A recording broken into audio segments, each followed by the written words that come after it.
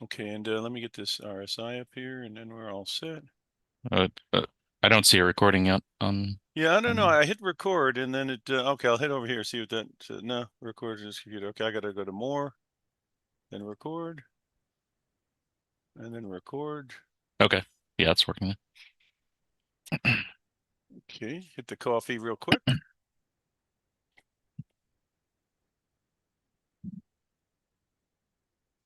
Mm.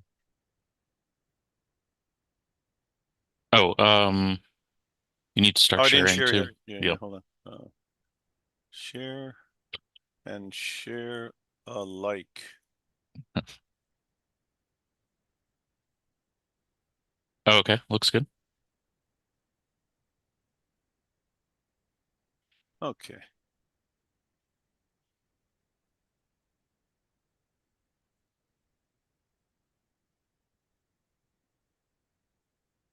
Might as well start with this, then switch over.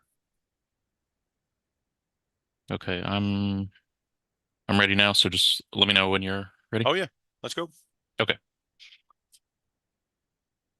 All right. I'm starting now.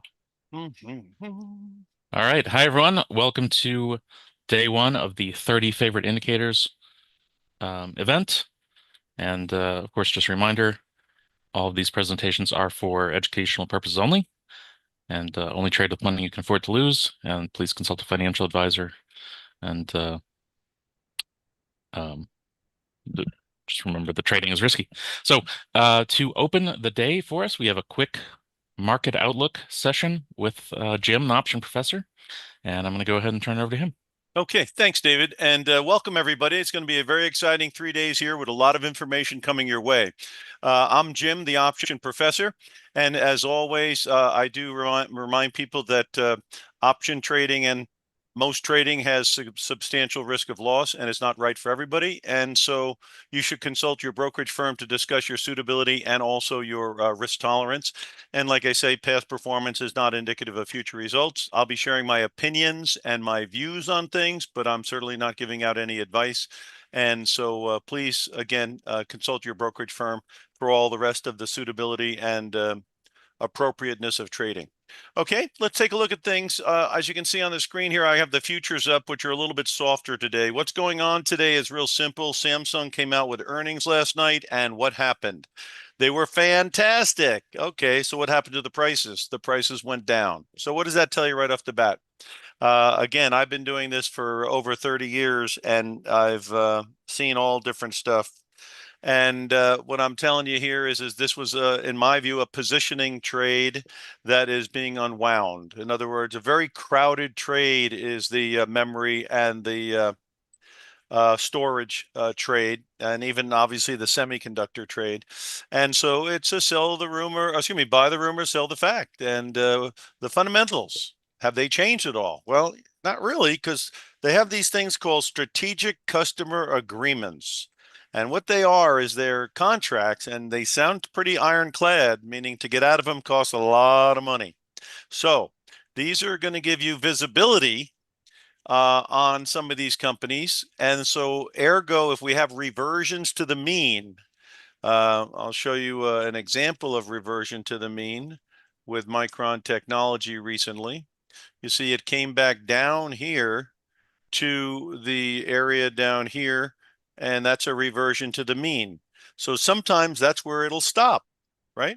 But the fundamentals of this company hasn't changed because they have got, now again, once this breaks, it could stay underneath the line there, or it could get right back above it. So this is a long-term, excuse me, this is a 36 moving average that is being penetrated today, as you can see, down to 900. Is there anything around 900 that might make it stop? Well, no, a little bit underneath here. Where's the red line here? Coming at 858. You got 858, and you have a gap at 858. Here's a gap right here, and the gap, the top of the gap here is at 780. Is there anything on 780? Well, there's the gap right there. So it could go down and fill that gap, but this is a classic case of reversion to the mean. So anywhere between this high gap area and this red line area. So if it goes down and fills that gap and then comes back above the red line, that would be very good. And that's 858. So again, right now, it's gone down there and it has broken this line here, but this line is rising. So sometimes that is a temporary drop. So it could be a situation where and you're seeing it right now bounce back, where you've got an unwind of an overcrowded trade. And that causes the reversion to the mean. But has anything changed? These guys still have profitability. There's been no evidence that it's gone away. They still have got a heavy, heavy demand for their stuff. HBMs, that's high band memory. Big, big market. Big, big market because it's all linked to the NVIDIA chips. And you know what? NVIDIA is coming out with a new chip called Vera Rubin. And you know, Vera Rubin takes even more memory than the others. So again, am I saying buy this thing here? No. What I am saying here is this is a correction, and I don't think it's a fundamental change. And obviously, we've already gone from down. Well, let's just see where it's done. It's already gone from down to it was at 980 on the bottom, right? And it's hold on here. Well, that's not giving me the updated. Again, I saw today it did hit as low as I saw it trade about 70 lower. It's only 60 lower. My point is I think we're having a reversion to the mean and we're not having the end of the cycle. And again, the contracts called strategic customer agreements is the whole thing that I'm talking about. Okay, so there you go with Samsung. What's happening next on Friday is SK Hynix, right? And that is a big Korean company, and they are the monster in memory as well. So those are the two stories hitting the memory cycle here today. And again, remember, when any market gets heavy positioning one way, it unwinds just as fast sometimes. You've heard a parabolic up can lead to parabolic down. Well, this is parabolic up, right? And this is parabolic down. And I'm not picking on Micron. I'm sure if I went over to SanDisk, it's the same deal. Parabolic up and then pull back. And where's SanDisk pulling back to here? It's going down towards 1600. So this is breaking down a little bit. See? It was supposed to hold this neighborhood here, and if it doesn't, that's a problem. The good news, well, mark my words on this. The good news is since they have these strategic customer agreements and the unwind is going on, when the selling stuff, don't forget, if everyone is selling, who do you think is buying? Market makers. And if market makers have to put their own checkbook up, like Citadel, you heard of them, right? And they are going to drop the bid. Because just think of yourself. Say you were the market maker, you have to put up your own money, and there is an avalanche of selling coming at you. Are you going to just try to give everybody the highest price possible and lose money yourself? Or are you going to try to drop the bid down to a price that you believe, once the volume subsides, which it will do at some point, that you'll be buying stuff at a big discount, and then when it springs back up, you'll make your money? That's kind of what I think is going on today. An overcrowded trade where everyone is selling and the only buying is happening from the market makers. And these are not the Good Samaritan. They are guys out there trying to make money, and they have to put up their own money. And to do that, they're going to give a price that they can sleep with. And apparently what they've determined is dropping the price 10% is where I can sleep. Because again, the volume after all of this selling may dry up. And when it dries up, that's where you get your bounce back. Okay, so that's a pretty clear understanding of what's going on here early this morning. Another thing that's happening this morning is having to do with NVIDIA. And let's take a look at NVIDIA. Okay, NVIDIA is another one here that's under some pressure, 192. But again, can you see it's not breaking here? So my feeling on NVIDIA is as long as it can stay above 187 and hold that level like it held it over here, I would think that NVIDIA may be able to bounce out of here. Why is NVIDIA getting sold off here today? Because DeepSeek has come out and said they have a new chip that they're going to come out with that is supposed to particularly go after the NVIDIA market, probably with something cheaper, probably with something not as good, but good enough. and basically they're focusing on inference, which is a very big thing because these companies need to show ROI at some point on all this AI spending.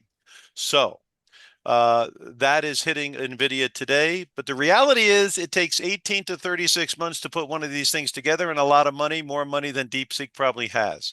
But the threat of it is enough to get people to dump NVIDIA today, at least initially. So again, as I look at NVIDIA, I go to my weekly graph, and I'm noticing it's holding on for dear life here. And again, you see the big number I'm looking at here is 191, right? But again, the other ones have broken. The memories have broken underneath their blue lines. So I don't know if this is going to happen or not, but I'd be watching 191 very closely. And then, of course, I told you here, I'd be watching 187 very closely, that neighborhood. That should be the neighborhood that the drop would stop, unless there's going to be a much more pronounced drop, and that would be down underneath 160. Now, like I say, if we're going to get a 15% or 20% correction in the S&P later this year, like guys like Tom Lee are talking about, then you're going to see possibly something down here in August, September, October, if that correction ever happens. Again, the seed is being laid for a correction because the market is very advanced and the news is definitely changing a little bit in that people are selling excess capacity like SpaceX, Meta, and maybe more. And the borrowing is through the roof. We saw it start with Google when Google came out and announced that what $80 billion loans, and then you've got other companies right behind them. So the debt, Oracle has negative free cash flow year over year. So it's definitely a changing environment. And again, it could sober up very easily because the risks are clearly how is the adoption going on? And then again, how much spending can go on? How much loans, how much debt can they throw at the market? And then, of course, you've got situations like the return on investment. Are they going to show margin expansion in the 493 stocks besides the Mag 7? And if they don't show margin expansion, that means they're not getting the ROI like they thought. So the news can change very quickly. Now, July has been an up month every year for the last 10 years on the S&P 500. Will it happen again this year? Who knows? But that's a hell of a history. And again, if it does have a huge month, then of course you could be looking at a situation where it'll be very extended. Could we go up to 7,600, 7,800 on a big run in July if things really get going? Because again, remember last earnings season, they're very cautious before we went into the numbers. We're getting a little cautious going into the numbers that start next week with JP Morgan on July 14. So again, we got the good setup for a surprise and a big run up because we're cautious going into the numbers. And obviously Samsung's trading is telling you that traders are getting cautious with the overcrowded positions. So again, it'll be a very interesting July. I'm very excited about it. And I think you guys should definitely keep very alert during this period because it's going to be quite interesting. There could be a mismatch between the earnings expectation and the actual ROI that's reported and the margin expansion. Okay, because that's going to have an effect on valuations. So that's the mismatch potential. Again, though, if they come out with the numbers, they could really get these things going quite a bit. All right, let me give you a rundown on what I'm seeing in the market right now. I'm going to start out with SPX because I like to use the cash rather than the futures. Okay, this hasn't updated yet, so I'll use the futures. Okay, so on the futures, you're down 19. What does it look like on the charts here? You're at 75, 74. So if I go out to my weekly graph, I can see I definitely do not want it underneath this red line. And that red line comes in at 74.41. So circle that number. You do not want it underneath that. If you get underneath that, it opens up the door for a more significant drop towards 7,000 or even 7,100. So be careful on that number there. Right there, 74.41. Let's go to the yearly. On the yearly, again, you don't want it underneath 7,500. These numbers are clustering. I call this a traffic jam. I call it weird. Why do I call it weird? Because these are three distinct different time frames, and they're much different time frames. So what are they doing at the same number? They don't belong at the same number. And that doesn't last because weird doesn't last. So let's just take a look here on this chart. Can you see they all got together here in February? Did it last? No, it tanked. Okay, so when they get together like this, something large happens, and it's either going to be 7,700 or up, or it's going to be break 7,500 or down. So that's why I would be very, very, very attentive right now. Again, it is still above all the averages, so you have to give it the benefit of the doubt. But one thing that is concerning right now is look how low the RSI is getting. It's down here at 55, right? If it breaks 50 and then 40, we will be down here at 7,000 or 7,100 in my view. Okay, so it better hold the 7,500 and definitely the 7441, or else we're going to have trouble. Now let's look at the VIX. On the VIX, you got 1587. That is a very low reading. As you can see, it's way down here. So on the 1-year graph, it's well underneath all the lines. It doesn't like getting above 20. You see how it's up above 20 and then right back underneath. Up above 20, then right back underneath. So 20 is a huge, huge area for it to remain under if the bull market is going to continue. And so far, so good. But it is a little bit oversold here. So let's look at some of the shorter term ones and see if we see something here. Now, where do we have the RSI over here? We have it at 30. Then what do we have it over here? We have it at 35. Then where do we have it here? 45. And when that divergence occurred, we had a spike in the VIX. Now we went over here and we came back down to 40, 40. And now we're at 37 and 40. Okay, let me tell you what the problem here on the VIX not breaking 40 very well on the RSI. My opinion, and of course, everything today is my opinion, is that when the VIX cannot get, or any market cannot break the 40 number very well, that means you're not going to get an acceleration to the downside, and that means you are looking at probably the low.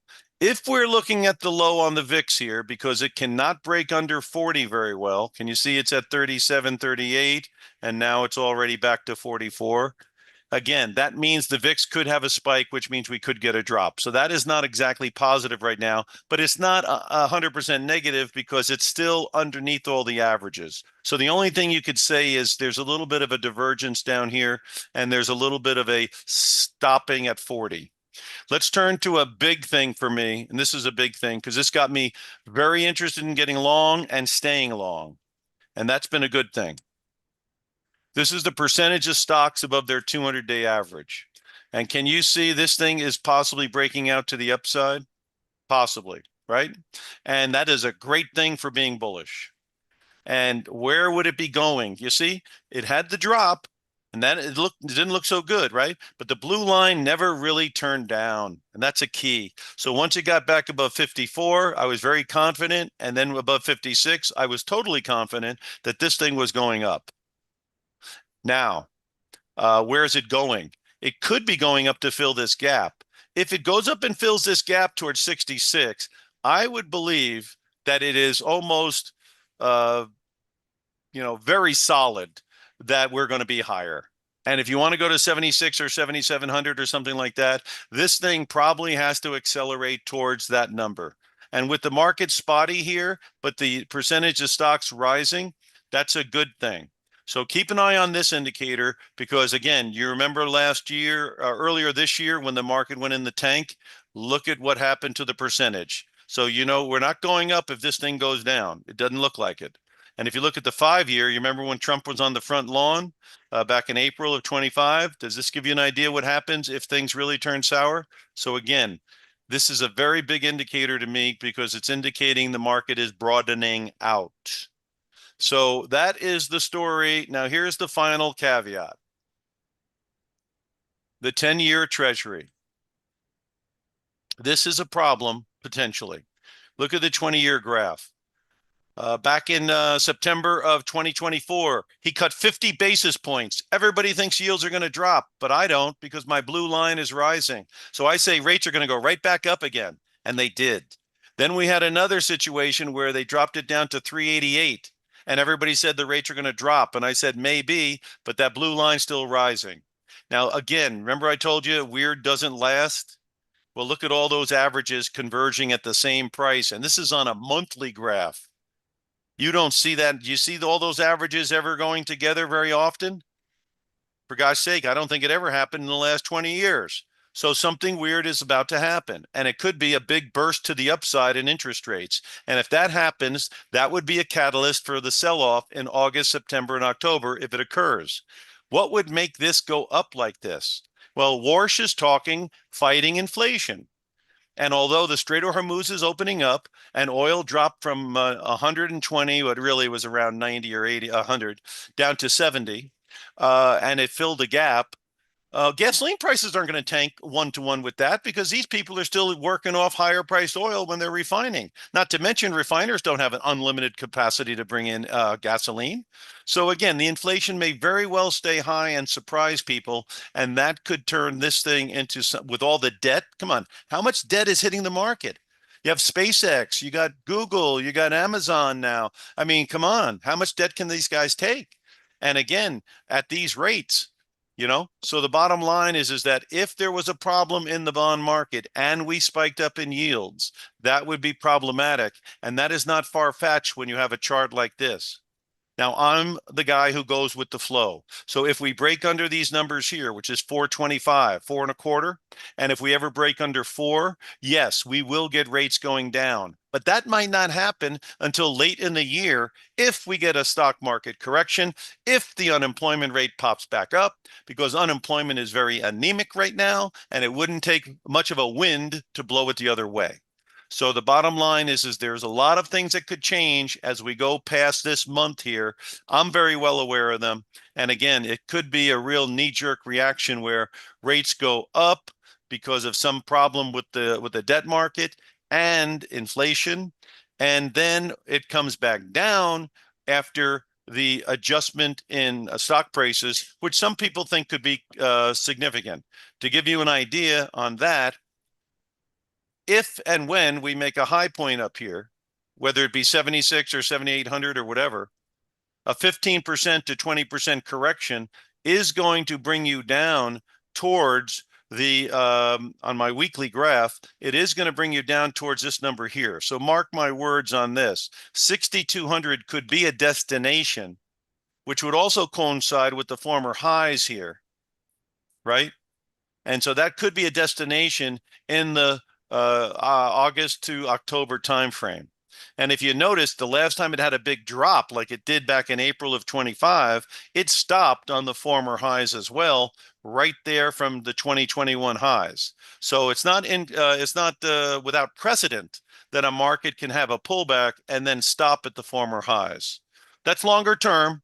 That's longer term, not tomorrow morning. But again, obviously, a lot of people are looking for that, and maybe it would happen earlier. But with the earnings right ahead, you would think it might not. So that's the story on stocks. Let me give you a couple of other things I'm looking at. Crude oil. This is a big story to me because, again, I told people up here that it could come down here and fill the gap. You see, that's the gap. And when it's up here and I say at some point it's going to revert to the mean, it just did it, guys. And this is really could be the trade of the week. So keep an eye on it. It has filled the gap down here at 60, well, let's call it 63 or so. Or excuse me, strike that. 66, right around there. And what was the low here? Around 67. So it's come down into the gap kind of thing. It's holding the purple and gold lines. And so if that in fact is going to happen, then these things could go back up. There you go. And I talked about this in the newsletter. If you don't get my alerts, I think you're making a big mistake because there's information that could be very helpful to you in these options alerts that I give. So again, very much find out how you can get them. But again, I thought that this thing coming down here to these highs here was interesting. If you look here, it's held, see the gold line, it penetrated now right back above it. So this could be very interesting. If this area here between 165 and 170 on Chevron holds, it could be very interesting for a throwback rally, maybe even fill that gap. If you're looking at other stocks as well in that sector, you could look at Exxon. Again, it's the same story pretty much. And look how it held on here. So it's getting above blue. If Exxon can close above blue here. And where is blue? 140. So close above 140 would be constructive for Exxon. And then you've got plenty of other ones. You've got the refiners. How are they doing? Valerio, okay, the refiners are not where you want to be. Just the ones I just mentioned seem to be doing better. I would imagine Fang's doing better. That's right on the line. I mean, if you're going to take a shot at something, 170 was the place to do it. And again, I've been talking about this because, again, the gap was what was going to get filled between 65 and 70 on crude, which it happened. And now, like I say, these oil stocks are also on big support. And so it's, in my view, this is a low risk time to get in because why? Because you'll dump it if it breaks the purple line. So again, this week or last week, let's see, in the last 5 days, yeah, you had the situation where you could buy it all day long here at 170, and then on your 30-minute graph, it started to turn up. So there's your buy signal. So this thing should already be on the books. But I think there could be more to follow. But again, be careful around this number, could pull back down. Pulls back down towards 174, 173, a better place to maybe enter. But I think the energy thing is a big thing to talk about, and I'm doing it. Let's talk about gold. Gold, it looks like it might break out to the upside as well. You see 4150 is a big number. So as long as it stays above 4150, it has some reason to possibly go up. The blue line is clearly turning up, and it's been a bullish ever since it turned up right down here. So you got the buy signals at 40.50. You should be 130 bucks to the good right now, and maybe adding to your position if it breaks 4,200. So that's not a bad situation in gold right now. And like I say, there's room to pop. There's some room to pop, but that is a downtrend, no doubt about it. Again, getting back above this number would be key to gold, and that number is around 45, 41. So gold's having a little bit of a pop. The other thing that was having a pop that I thought would have a pop is Bitcoin. Why did I think it was going to pop? Here's why. Because the RSI down here was 18. The RSI over here is 35. That tells me it's going to pop. So then I go to the 5-day graph, and I can see here, well, let's do the 1-month graph. Yeah. See, it was down here with the divergence. Once it turned up at 59 grand, there here, that was your buy zone. And obviously you got a nice big run, and now it's stalling out a little bit. If it can maintain above 63 grand, and if it gets above 64.5, it has more upside. If not, it's back in the soup for the old Bitcoin, because again, it has been in a downtrend now for quite a long time. And if you go back on the 5-year graph, well, let's go back to the 20-year graph. You can see it rolled over at about 100 grand. So this thing has been in a downtrend, but the fact that the blue is continuing to rise tells me that if it ever gets back above 75 grand, it could change. It could tell you the winter is over. So if you started closing above 75 grand, I would jump from skepticism, and this thing may be going to 30,000. So it has a full 80% drop from the high, which is a typical winter, and that's around 30 grand. And it might tell me that this time is a little bit different because of the ETFs, because of the regulation, because of the popularity and everything else that's gone on. So, but again, I'd need to say it get back above blue. On the 5-year graph, again, above 75,000, 76,000 would get these things possibly turning up as well. And then again, you can see here, getting above 68,000, we'll start getting these things going to turn around. But it takes time and price to move moving averages, not talk, not bologna sandwiches, not famous guys on TV who run companies. It has to do with price and time. That's why I suggest you focus on something like that, because time and price is not a debatable item. It's based on factual amount of time and a factual closing prices. So I find that interesting. So those are two markets there that I thought you might want to look at. And then the other area would be in the area of the Japanese yen. For those of you who do currency, let's take a look at the Japanese yen here. And let's look at the chart. Okay, this thing has gone down here. If you go to the 20-year graph, it puts in perspective. This thing has gone down from 2010, way up here, way down here. Is there any reason to believe that this thing could be bottoming? Well, 15 RSI here, 41 there, and when that divergence occurred, boom. Now over here, we're back at what? 38. Remember what I told you about 40, 38? If you can't bust through 40, okay, that means you're not going to be having an acceleration to the downside, and you might be looking at the lows. And that's exactly what I'm saying to keep an eye on with the yen. So then if you go to the short-term graph, let's go to the September contract. That might be where more of the action is. And maybe we can get a better read here. Let's see what the 5-day looks like. It's turning up. What about on the 1 month? Turning up a little bit. And how's the divergence going down here? You're at 24 and 16, and over here you're at 29. And now you're moving back up. So again, I'm saying there's a value possible down here. The whole planet is short the yen. If they ever covered it for whatever reason, that would be an order imbalance that would be very, very significant. So if you want to keep an eye on that, I don't think that's a terrible idea either. IBM has been a very good company that I've liked, and let me show you why. And this was on the alerts on May 17. Again, every Sunday I send out an alert and give you some different ideas. Check this out. We had a low down here with an RSI of 27. We made a lower low down here and the RSI is 37. Right off the bat, I know that it's running out of steam. When the red line turns up, I say to myself, could this thing have a run up out of this oversold deal? And I said, let's take a look at the 240 calls. We did a strangle at 240 and another strike price for about $296. Total price, total risk.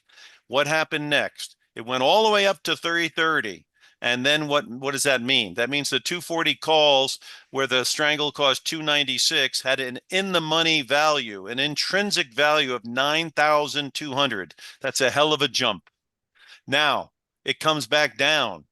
Where does it come down to? The mean. So once it started holding the 255, 260 area, you try it again.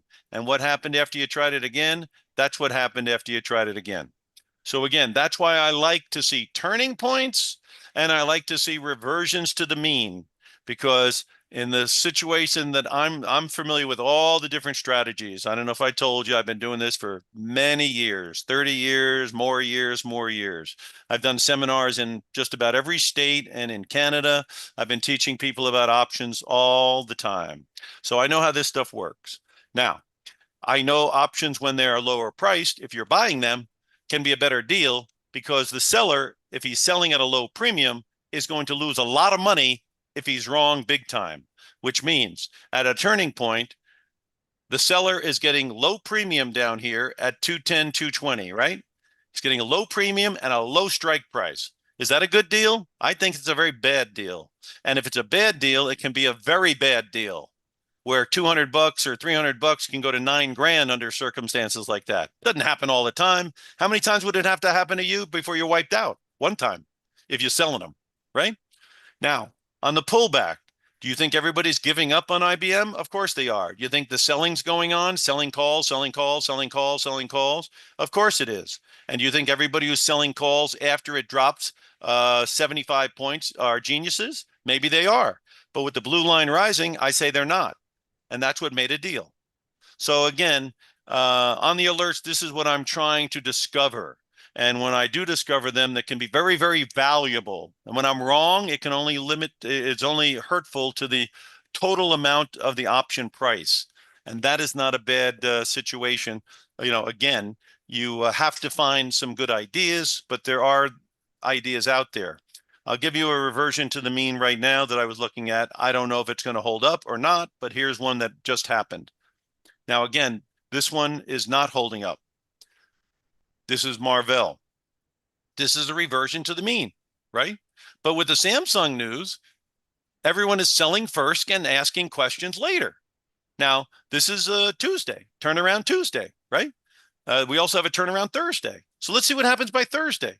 If by Thursday, because this thing is filling the gap, the gap's top is what? 208, right? So it is it 208?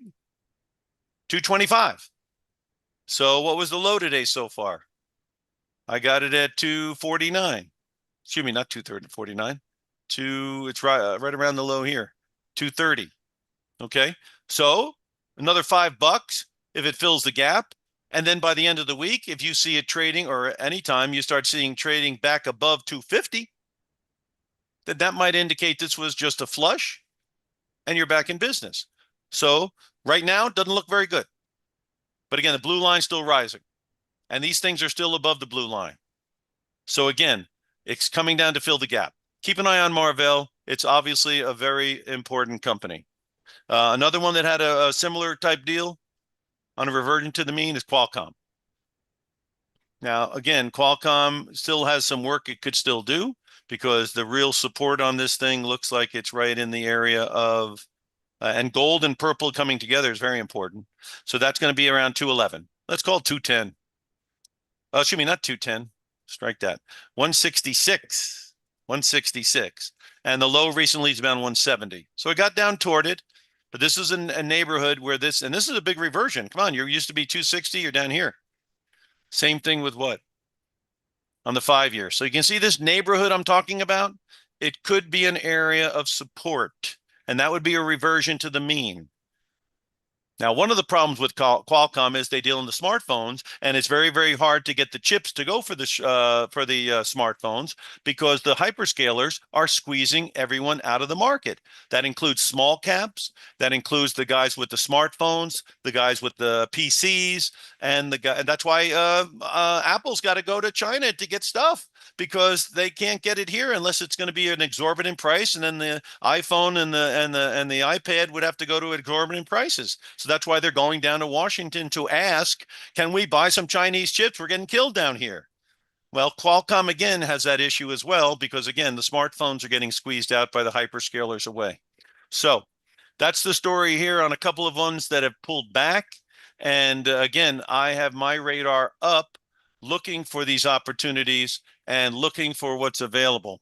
So again, I'm going to be with you every morning for the next 2 mornings, bringing you up to speed on things that are happening currently to warm you up so that when you hear these rest of these speakers give you different ideas on how to take advantage of what's going on out there, at least you've got a little bit of a warm up on what's happening right now. But I do invite you to learn more about what I can bring to the table for you. I know you guys are out there subscribing to this, that, and the other. I think adding the option professor options alerts would make a lot of sense. It's a very small amount of money for what you get. And again, it comes with coaching. So every subscriber gets my cell phone. And if you have a problem or a question, you want to talk to somebody who has informed knowledge, again, you can text me and go, hey, Jim, I got a question on that. Hey, Jim, Harry Jones gave me this idea. I wanted to run it by you as well. People do that with me all the time. So again, try to take advantage of that. David will put something up on the screen at some point. And my email address is optionprofessor@gmail.com. And that's OPTIONPROFESSOR @gmail.com. I was going to ask David if we have more time now or if it's a situation where I should hand the ball off to you. Yeah, let's end here and Okay. Sound yeah. And thank you everybody for being here. I'll be with you tomorrow morning and we'll get an update on how things today followed through or what they did. Thank you a lot. And David, I'll talk to you later. All right, sounds good. Thank you, Jim. So that was Jim, Option Professor of OptionProfessor.com, doing a quick market outlook intro for us today for the opening day of Synergy Traders number 64. This is our favorite indicators event. So I have uh, about 30 educators scheduled over the next 3 days, and they are going to teach you about their favorite trading indicators. So This event is brought to you by TradeOutloud.com and TimingResearch.com. And just a reminder, all of these sessions are for educational purposes only. Trading is not suitable for all people, and please consult a financial advisor and only trade with money you can afford to lose. All of these sessions are being recorded individually and will be available on TimingResearch.com as soon as I can get them processed. Also, I am live streaming the whole event to YouTube.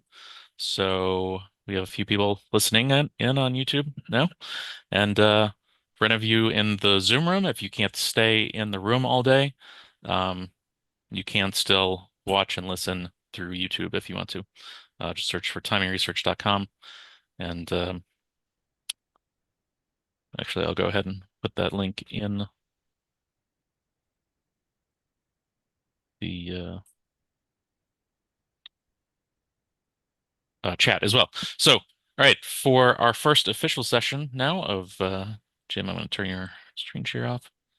Adrian Manns is going to open the day for us, and he was not able to be here live, but he recorded this session just last night exclusively for this event. So, all right. So this is our first session of the favorite indicators event. And then after Adrian's presentation here, Anka Metcalf will be up next.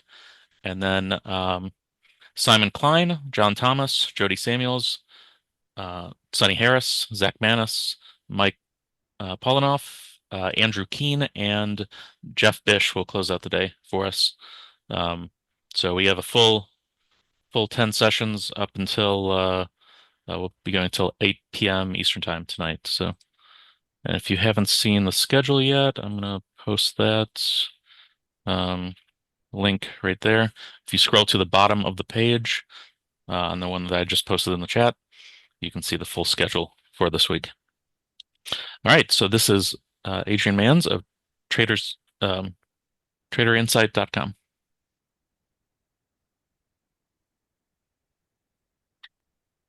Hi, everybody. I'm Adrian Manns from TraderInsight.com, and today I want to talk about one of the most important changes that I've seen in modern trading. Julie and I, my wife, trading partner, 30 years we've been trading together. We've been trading since graduate school, and the market is no longer just the buyers versus sellers that we saw when we started trading. So for a long time, for 100 years, the market was just the same thing, right? It was you're always trying to anticipate the other guy. Well, that old idea is still true at sort of the most basic level, but it's not specific enough for the markets that we're trading today. Today, price movement is shaped by machines, execution algorithms, market-making algorithms, dealer hedging, liquidity-seeking programs, AI-assisted institutional order routing, and options dealer-driven flows. So the opportunity is no longer trying to outthink the other guy. You're not going to outthink every algorithm. The opportunity is to recognize where machine-driven order flow is likely to appear and then use a clean, repeatable trading process to respond. So that's what we're going to cover today. The title of this presentation, How to Profit from AI and Algorithmic Order Flow Using 5-Minute Patterns, Bookmap, and Spot Gamma. Here's the plan for the hour. I'm going to start with the problem. Why the modern market is increasingly machine-driven. Then I'm going to show you my favorite indicator, which is really not one indicator at all. It's a 3-layer framework. So Spot Gamma gives us the map, Bookmap gives us the footprint, and the 5-minute chart gives us the trigger. Then I want to talk about why algorithms create repeatable patterns and how I use Spot Gamma before the open, how I use Bookmap in real time, and then how to turn all of that into 3 practical trade setups. At the end, I'll cover risk management, give you a checklist, and then I'll tell you how we work with these ideas every day at TraderInsight.com. Let's start with the core idea. The market is no longer just buyers versus sellers.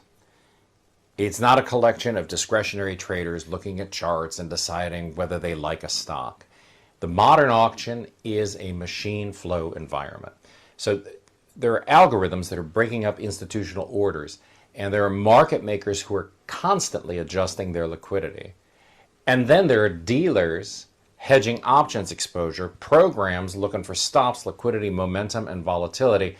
And that creates a totally different trading environment because it's not the traditional sense of just an auction market where it's us against the other guys, or it's us trying to figure out what Bernard Baruch said, the art of successful speculation is anticipating the anticipators. There's opportunity in what's happening now. It's just different. Because even though the systems are more complex than just human behavior, they still leave footprints. And the key line for today is really, we're not trying to outthink the machines. We're trying to see where they are likely to act and where other machines are likely to react. So what is shaping price today? First, execution algos. Large institutions don't usually buy or sell everything at once. Their orders are sliced and diced and worked into the market. Second, you've got market-making algos. They add liquidity, pull liquidity, widen spreads, tighten spreads, and reprice risk on a constant basis. The third factor is dealer hedging. Options positioning can force buying or selling in the underlying stock, ETF, or futures. Then you've got liquidity-seeking programs. These systems are looking for where the orders are. They're going to push into prior highs, prior lows, the volume-weighted average price, round numbers, or obvious stop areas. So where liquidity goes, the money flows, right? It's an old saying. Fifth, we've got AI-assisted institutional routing. So execution is becoming more adaptive. These systems are responding to volatility, spread, venue, volume, and market impact. And then sixth, we've got options-driven flows. And this is where tools like Spot Gamma become especially useful, because options positioning can help us anticipate where price might stall or pin or accelerate or reverse. So that gives us practical opportunity, right? We want to do three things. Number one, we want to anticipate. Where might machine-driven flows show up? Which levels matter more? Which levels are going to be the most important in terms of reacting when price gets there? Second, we want to confirm. When price reaches that area, you're watching for something to happen. What is the auction doing? So what's actually going on in the market? Is liquidity being defended? Is it being attacked? Is it pulled, absorbed, or swept, right? In bookmap terms, bookmap is really all about just auction terminology. Third, we're going to triggers. Once you have the level and the confirmation, do we have a 5-minute chart pattern? We trade on 5-minute charts. If you're trading something different, that's up to you. But on a 5-minute chart, do we have a pattern that gives us an actual trade? That's the process. We do it every day, all day. Anticipate, confirm, trigger. Not prediction, not guessing, not chasing. Just a very, very structured response. This is why my favorite indicator then is not a single line on a chart. It's a stack. Layer 1 for me is Spot Gamma, my map. Layer 2 is Bookmap, which is the footprint. And layer 3 is the 5-minute chart, which is the trigger. We've mentioned this before. Every layer answers a different question. Spot Gamma tells me where might dealer flow matter. Bookmap answers what's happening in the auction right now. And the 5-minute chart tells me, do I have a tradable pattern with an entry, stop, and a target? And when all three of these line up, this is where I get interested. Let's look at these in order here. So layer 1 is Spot Gamma. This is our map. Maybe I should have called Bookmap to map and come up with a different word for Spot Gamma, but I really, Spot Gamma gives me a map of what's going on. So if that confuses you, you can change the slang a little bit here. But before the market opens, I just want to know where the important options related levels are. I trade stocks, I don't trade options, but I want to know where the call walls are, where the put walls are.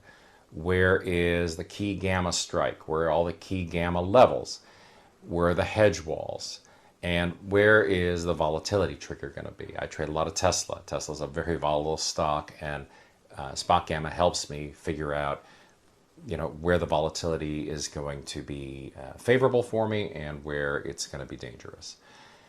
And then, we want to look at, are we in a positive gamma or a negative gamma environment? That's really a conversation for another webinar, what gamma is and what the Greeks are, but I assume some of you are going to see a bunch of option stuff in the webinar series, so this will help you make sense of it in terms of how a stock trader interprets it.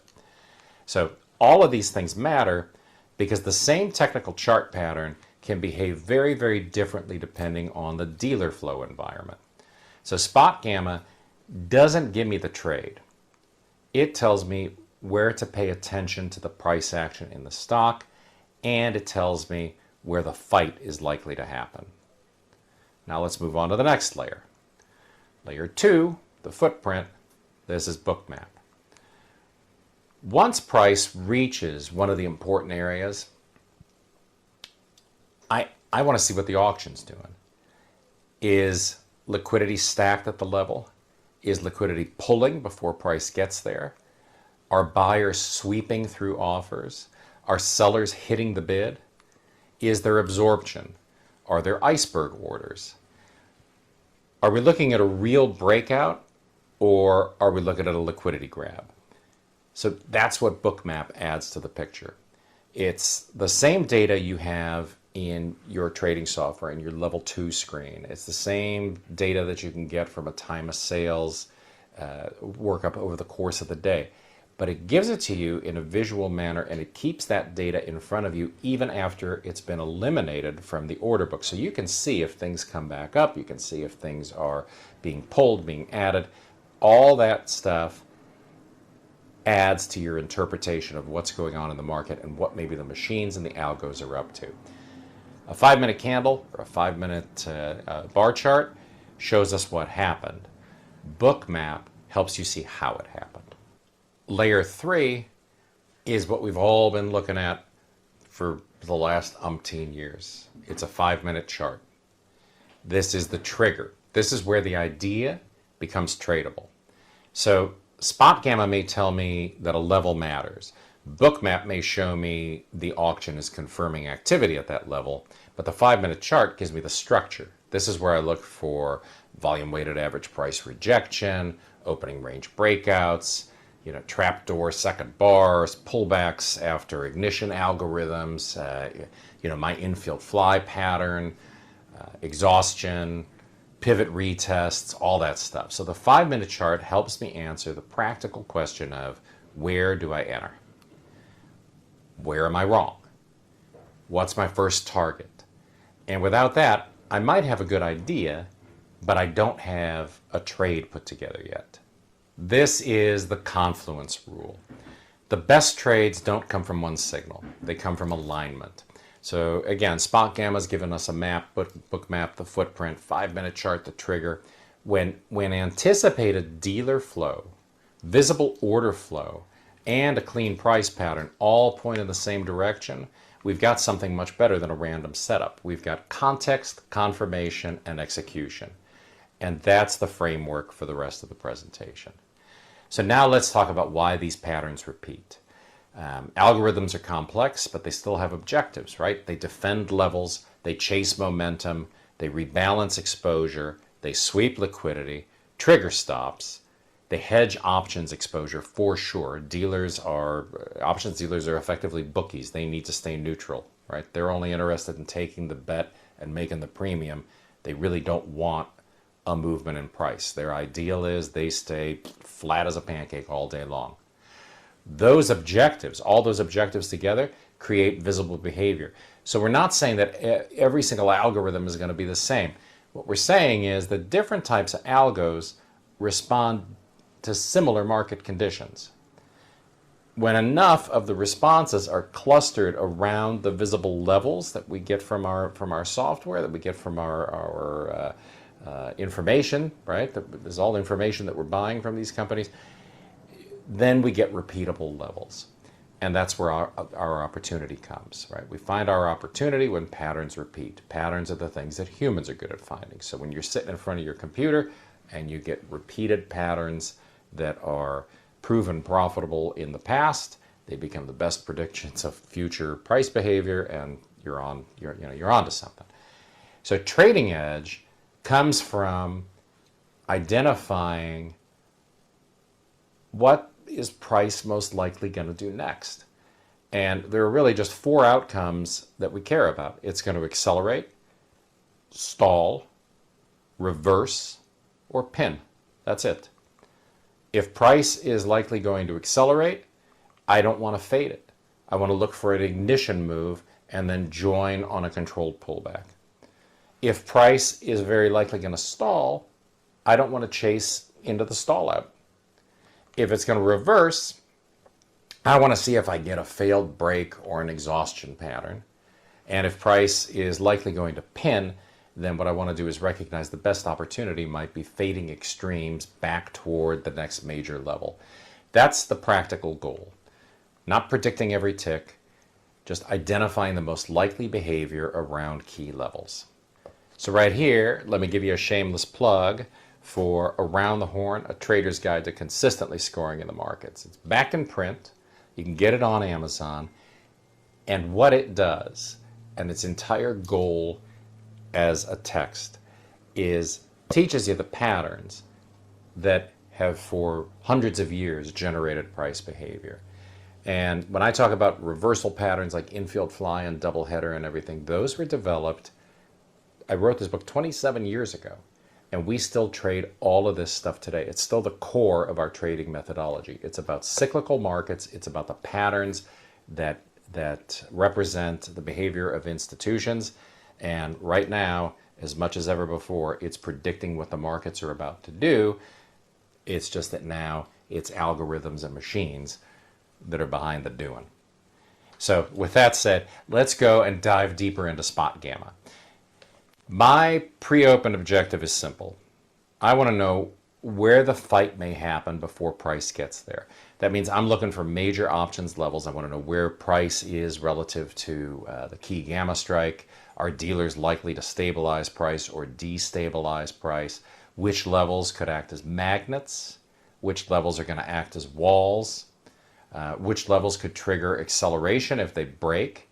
And then realize that those things are going to be especially important in the very volatile names that I trade, like Tesla, Apple, Nvidia, Micron, the triple Qs, the spiders. I think the triple Qs are about to become much, much more volatile because we're about to add SpaceX to the mix, and SpaceX with, there's going to be increased liquidity in SpaceX as it's coming out of options lockup. There's going to be secondary offerings in SpaceX, no doubt.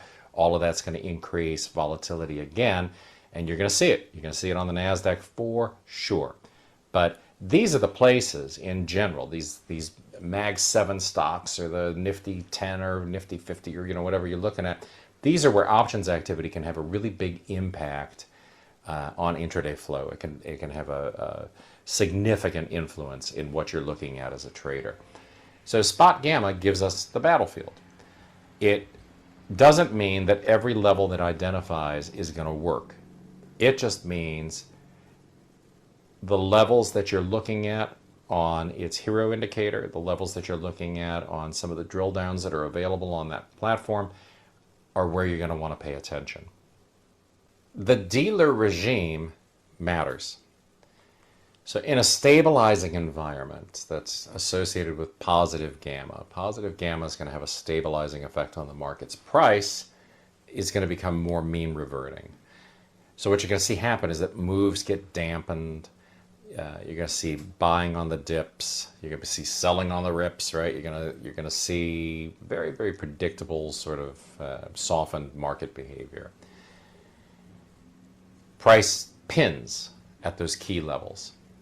In a destabilizing environment where you've got negative gamma, moves can widen, momentum can feed on itself, breaks will start to accelerate and volatility then expands. And that's why a normal technical level is not always normal. So the same chart may produce a pin in one environment and an ignition move in another. The difference is flow. So a dealer flow level can become one of four things. It can become a magnet where price gets pulled toward it. It can become a wall. Price reaches it, stalls out, or reverses. It can become a launch point. Price breaks it and accelerates. Those are often called ignition algorithms. Or it can become a trap. Price pokes through it, fails, and then snaps back. This is very important. The level is not the trade. The behavior at the level is what creates the trade. And that's why we need the next layer. We need Bookmap to confirm what's actually happening when price gets there. And again, this is not a sales seminar for any of these pieces of software. This is just the tools that I use and what currently amounts to my favorite indicators. So over the years, some of the tools have changed. Right now, these are the tools that are in my wheelhouse. Bookmap confirms the battle like in real time. So let's say spot gamma shows a major level. Now price is approaching that level and the questions become, is liquidity appearing at or near the level? Are buyers or sellers absorbing pressure? Is liquidity pulling before there's a breakout? Are aggressive orders sweeping the book? Is the move being confirmed? Is the move being exposed as a trap? Right? This is where Bookmap is very valuable. It shows whether the level is being defended, attacked, or abandoned, essentially. And those are three very, very different trading ideas. So let's just make it simple. If a level's defended, then we may see liquidity appear. You're going to see aggressive order flow being absorbed and price being rejected. That can set up a fade or a reversal. If a level's attacked, we may see sweeps, liquidity pulling, price accelerating through the area. And that can set up an ignition breakout.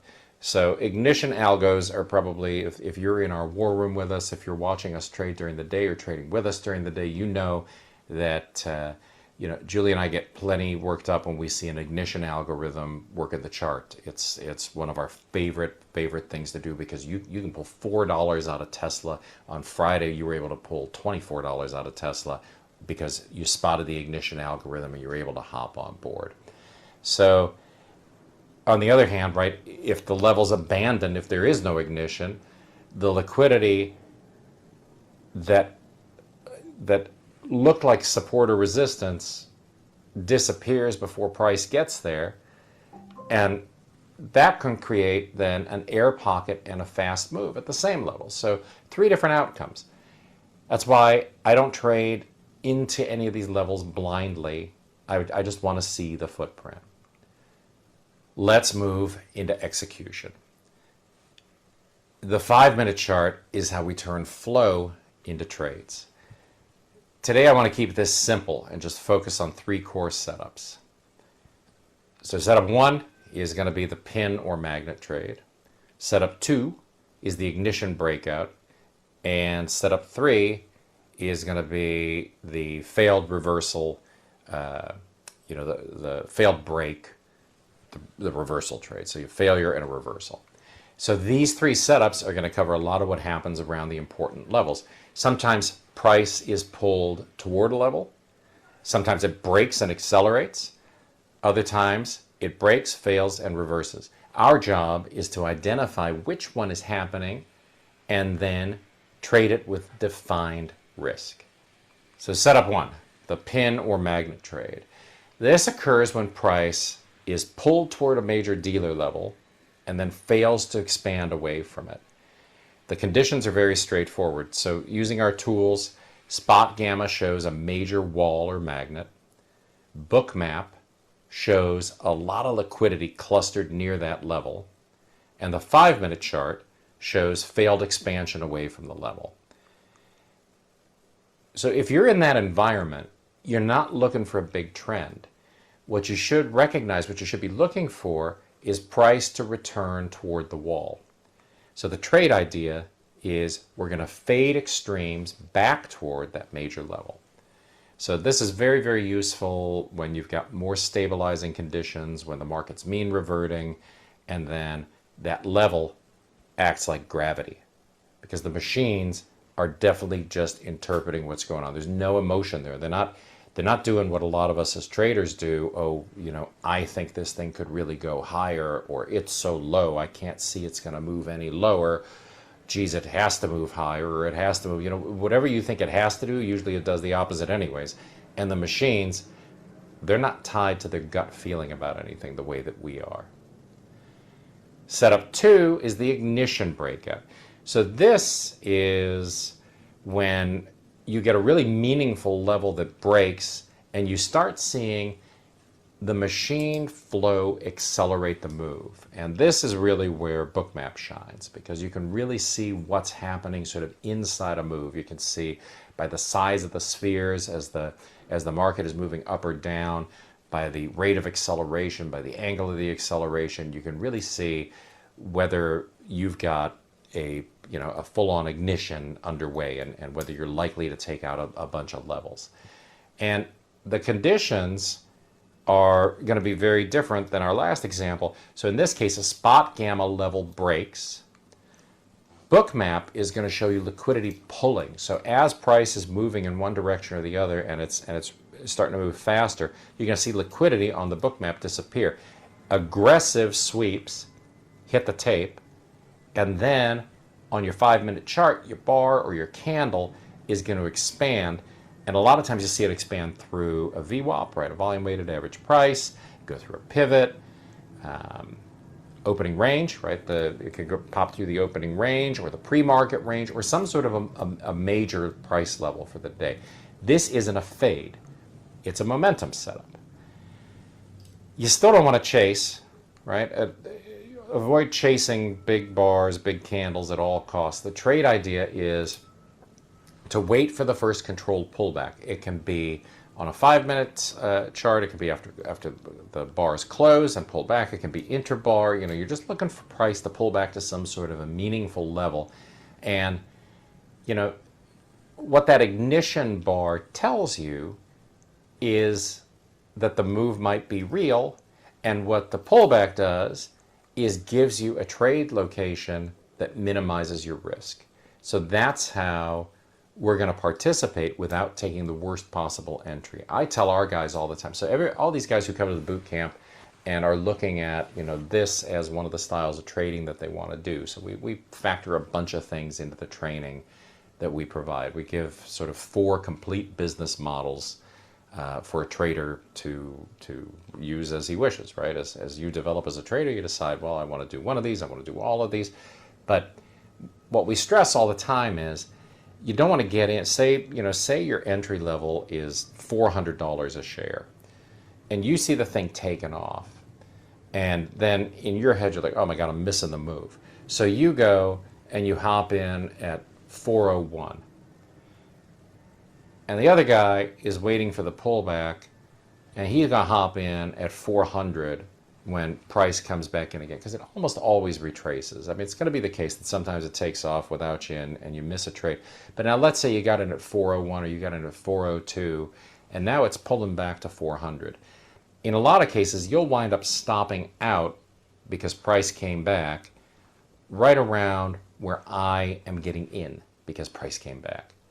The logic behind the trade was the same. We both thought it was going to the same place, but because you chased, you got in late, your stop was really right around my entry point, and then my entry point gets me up to the target, and the guy who's chasing is sitting there going, oh my God, it went without me, right? It starts damaging your psychology. There's a lot of things that go wrong when you start chasing entries. Now let's look at the next type of setup. Setup 3 is the failed break or reversal. And this happens when price breaks a visible level, but order flow doesn't confirm the move. So in this case, price pokes through a prior high, a prior low, the volume weighted average price, the floor trader pivots, the opening range, the pre-market range, or the gamma level.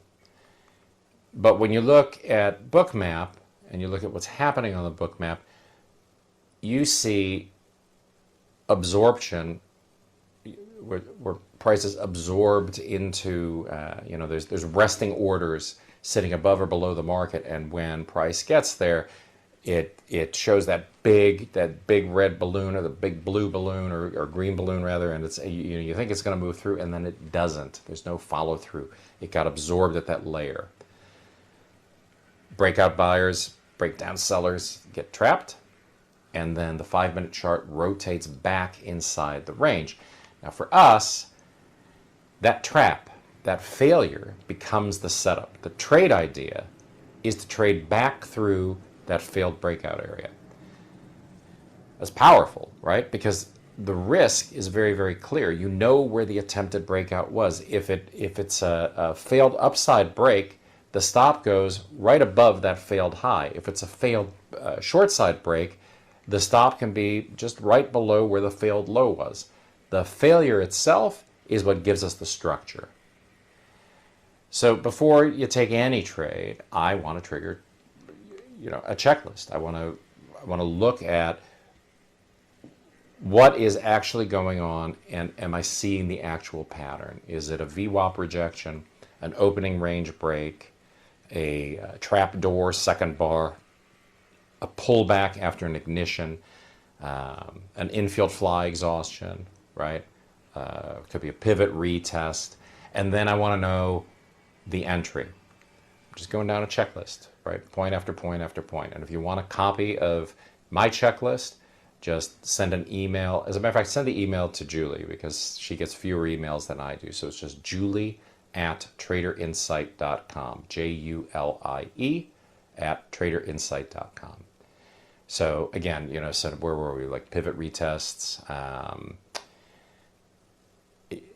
the entry. Where am I getting in? I want to know what's the invalidation price, right? Where am I wrong? Because it's okay to be wrong. I just don't want to stay wrong. What's my first target? Where, I'm just trying to think of everything that's on my checklist. Where should price reasonably go if the trade works? And then finally, does the reward justify the risk? And the checklist keeps us sort of in the same mindset as the machines. It keeps us from turning, let's say, good analysis into bad trading, because the analysis isn't enough. We still need a clean a plan. Our coffee mugs always said, play on the trade the plan. Now they say keep calm and trade on.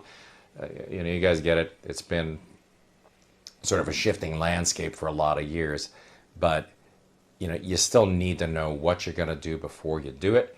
You need to have a clean trade. Okay, now let's talk about risk. The tools that we've looked at don't remove risk. They improve trade location, and that's great, but it's a very important distinction. So Spot Gamma can show us important levels. Bookmap can show you the real-time order flow. The 5-minute chart will show you, where your triggers are, where you're defining profit objectives, how your trade's actually going to execute, and you can actually manage your trade from the chart, if you're doing chart trading. But none of that guarantees you that the trade's going to work. So, we're not going to trade every level. We're confident of the setup so it's confidence and confluence, right? We want to see that overlap. We define where the invalid point is going to be before we get in. Where are we wrong? Where do we know if it was at this price level now, we would not be entering this trade? That's the point we want to get out. And then we want to use that 5-minute chart to place a stop. So we're not going to chase, right? No ignition candle or ignition bar chart, running, chasing the bulls and all this kind of stuff. We got to respect what's happening on the chart, and we have to respect the fact that if we missed it, we missed it. And we don't want to go and feel like we have to turn opportunity cost into real cost. Always be aware, on the checklist as well, is news, macro events, earnings, anything that's going to create a sudden volatility shift. because all of that factors into this notion of confluence. And all of that works hand in hand with the fact that your edge is not going to be prediction. Your edge is going to be structured response. So here's my, Adrian Mann's machine flow checklist. Before I take a trade around a major level, I want to ask, what are the key spot gamma levels? Is the market stabilizing or accelerating? Is bookmap showing defense, absorption, or abandonment? And is the 5-minute chart giving me a clean trigger? Where am I wrong? Is the reward worth the risk? And that's it. The checklist is simple, but it keeps the process grounded. We're not trading because something looks exciting. We're trading because the map, the footprint, and the trigger all aligned. And that's the whole point of trying to trade in this algo AI-driven environment. So let me take a minute to connect this to what we do at TraderInsight.com. This is exactly the kind of process we work on in our war room and in our income trading boot camp. This is something that gives us the ability to look at and profit from the markets in real time. So we're building a daily trading plan. We're identifying key levels. We watch the first hour. We look at the major stocks, the indices, the order flow environment, and the patterns that are actually setting up. And the goal is not random trade calling. The goal is to help traders develop a structured way of reading the market. Then our boot camp takes that deeper, right? That's where we work with 20 people. We're once a year, sometimes twice a year, but mostly it's been once a year. 20 people, and we work with them for years at a time. It's a very intensive program. It's something that really is focused on developing the human, not teaching you to follow me, but teaching you to be competent and understand how markets work and understand how to put together your own trading plan. And if I get hit by a bus, then it's not off to find another guru or something. It's you know how to take a deep look at the markets. We work on patterns, we work on execution, risk, trader development, decision making, right, and the discipline to apply all that stuff consistently. So with that in mind, let's take a quick look at the charts today and how some of this overlap played out, and then I will give you some resources that allow you to take a look at what it is that we're doing real time, and hopefully you'll pop in and take advantage of that. I'll give you 2 weeks to come and just look over our shoulder as we trade this stuff in real time, and you can join our alumni in the room and see what it's like to run a trading business when this is sort of the focus of how you run your operation. So let's look here at a real example of how these three things came together, the 3-layer framework. How did this all come together today? So I'm recording this on Monday, July 6th, and this is Tesla this morning. And we don't trade sort of all day on Mondays. We just trade the opens and sort of the activity around the open. But here it is this morning, Monday, July 6th. This is exactly the kind of market condition that we're talking about when we say we're not trying to outthink the machines. We're trying to see where they're likely to act. Before the open, so spot gamma gave us the map. The first thing that stood out was the key gamma strike right here at 400. That level mattered because it told us where dealer flow could become significant, where it could become important. And Tesla opened below that area. Initially, it broke lower, and we actually had a trade down there on the breakout of the opening range. That's a different story. But then it quickly reclaimed. And the reclaim was the first important clue as it got back up through that pre-market range. We also had a call wall up here at 420 and the hedge wall down at 390. So the battlefield was clearly defined. If Tesla could recover 400 and hold above it, the upside path toward that call wall becomes much more interesting. If it failed and rolled over, then the downside hedge, that was the risk, right? So the downside, the hedge wall here. That's the first layer. So spot gamma gives us a map. It told us where's the fight likely to happen. Now let's move over to the second layer, the book map, right? Our footprint. On the book map, what you see is that Tesla had liquidity bands sitting right above price. So there were clear areas where liquidity was resting, especially around 410, 415, 420, around those zones. Those orange and yellow bands were not random. So they show us where the market might respond as price moves higher. But the key wasn't simply that liquidity existed. The key was what happened as price approached it. So after the open, Tesla washes out quickly. Then it makes a sharp reversal. And as price starts to lift, we begin seeing aggressive buying showing up in these bubbles. So price wasn't just drifting higher. Buyers were taking liquidity. The move had urgency. This is the footprint of an ignition algo, of an ignition move. So you can also see that as Tesla pushes higher, the market, it did not repeatedly fail at any of these liquidity bands. Instead, price keeps absorbing into those areas, lifting up through them. It pauses briefly and then continues. And that tells us that the move was not just a weak bounce. The auction was accepting higher prices. So Bookmap confirmed that the level was not simply being defended by sellers, the upside was being attacked. So that's the second layer. Bookmap shows us the difference. It shows us that buyers are active and that liquidity is just being consumed. Then let's go to our 5-minute chart. This is where we generate our triggers.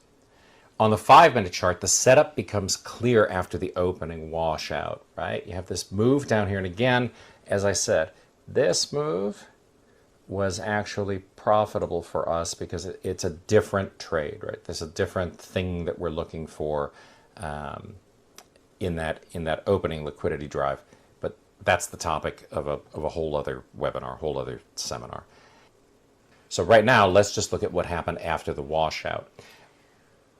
Tesla flushed lower, down towards the 390s. It finds buyers.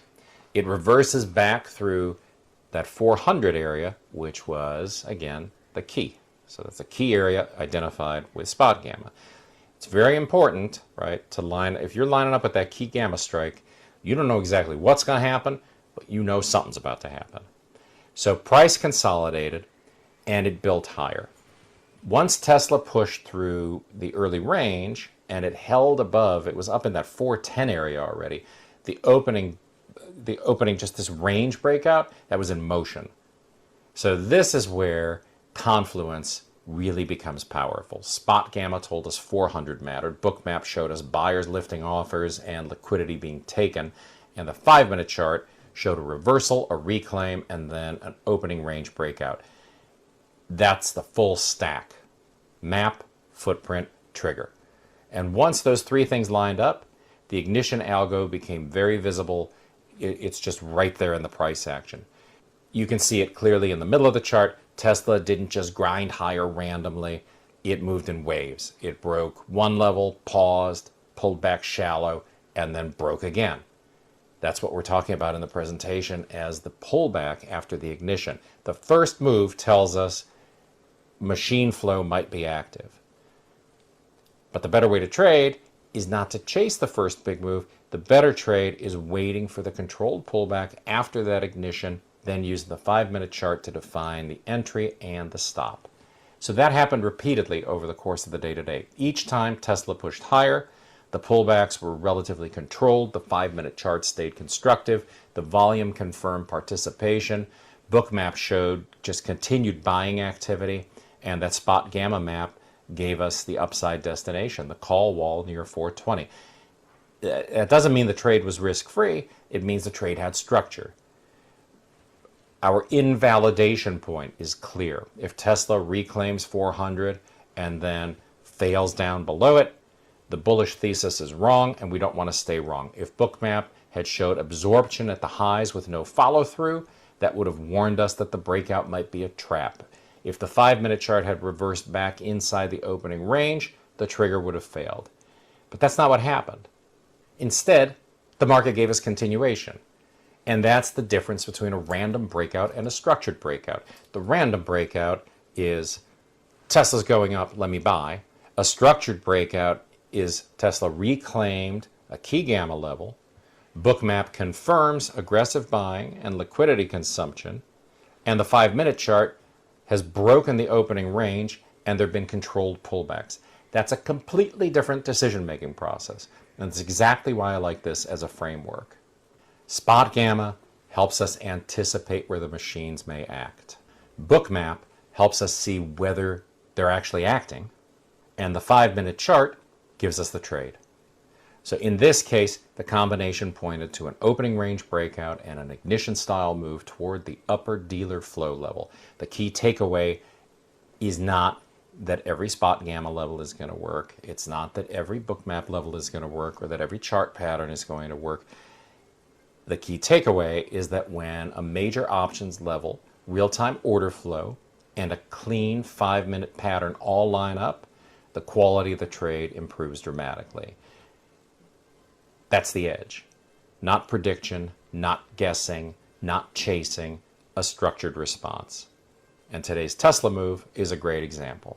The map pointed to the battlefield, the footprint confirmed the buying pressure, and the 5-minute chart gave us the trigger for the trade.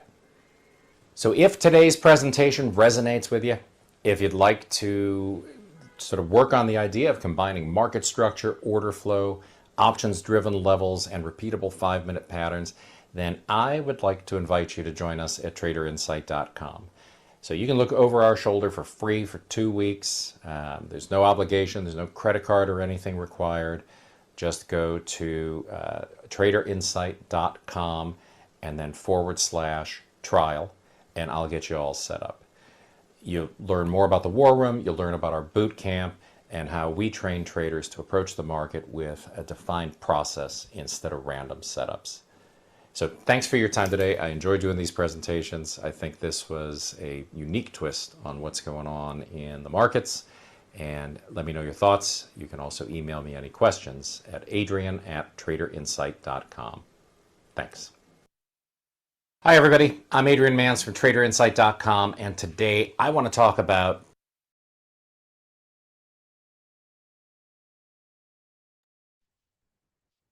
All right, that was Adrian Mans, and like he said in there, he recorded that last night exclusively for this event. So, so that was the first official session of this Synergy Traders Favorite Indicators event. So next up is Anka Metcalf. Anka, are you there? Hi, David. Hello, everybody. Yes, I am here. Just give me one quick second. I'm going to start sharing the screen. And just a reminder for everyone, I am recording each of the sessions individually, and those will be available on TimingResearch.com as soon as I can get them posted. We are also live streaming to YouTube, and I see there's several people watching on YouTube, so welcome to you. And also for everyone in the Zoom room, if you have to leave Zoom at any point during these 3 days, you can also watch or listen in on YouTube as well. And that also instantly archives the entire event. So if you want to look back before on something that's happened before I get the individual recordings posted, that's all on YouTube. So, all right, Anka, I see your presentation now. Looks good. Ready? Are you ready to start? Absolutely. Thank you. Oh, I'm just gonna want to tell you too. My dog is getting restless already, so I'm gonna run him around Don't worry about it. the neighborhood for about 20 minutes when you start here. So, Oh, I know how it is with pets. My husband just Oh. came from the yeah, from the how's your vet. cat doing? Yeah, our cat sprung a leg, so all right, ready. All right. All right. I am just double checking everything. Looks good. Okay, I am recording now. Good morning, everyone, and welcome to today's presentation, The Power of Timing and How to Master the Markets by just looking at time, not only price action. So a lot of you guys may be wondering what my favorite indicator is, and I'm here to share that one of my favorite indicators is time. I do use other indicators that I will share in this presentation, but timing is so important for me. So this is one of the most overlooked indicator, right? And if you ask a room full of traders, and I'm going to ask you here, guys, let me see the chat box. I want to see the chat box. Okay, so let me ask you guys, what is your favorite indicator? Please drop it in here in the chat box. And if I ask anybody or any trader that has been in trading for more than 5, 10, 15 years, 20 years, they're probably going to have the same answer. It's going to be moving averages. It's going to be RSIs, MACDs, VWAPs, Bollinger Bands, you name it. Well, here's this. My favorite indicator is none of those. It's actually time. And after more than 2 decades of trading, I've learned that the market doesn't just move because of price action and because of price itself. It moves because of time. Have you ever heard somebody say it was not the right time for the trigger? It was not the right timing. Very few traders do, but those traders know what they're talking about. So every trading day has a rhythm, right? The price goes up or down or only up. Institutions don't deploy capital randomly. Algorithms don't operate randomly. Liquidity enters the market in predictable windows, and those windows often create the best opportunities of the day. The market is like an orchestra. Price is the music, but time is the conductor. So understanding when the market is most likely to make a decision can give you an edge that no traditional indicator can provide. Because let's talk a little bit about indicators. Okay, what do they show us? What do they show? What do these indicators show us? They are lagging, first of all, and they show us the probability based on past price action, right? On past trading decisions. All right. So here we are going to be talking about timing, because indicators, everybody can do them. They're easy. You have them on the chart. They're available with every platform. But timing, this is something that none of the platforms have, and very few traders are aware of. So welcome, everybody. My name is Anka Metcalf, and I am the CEO and founder of TradeOutloud.com.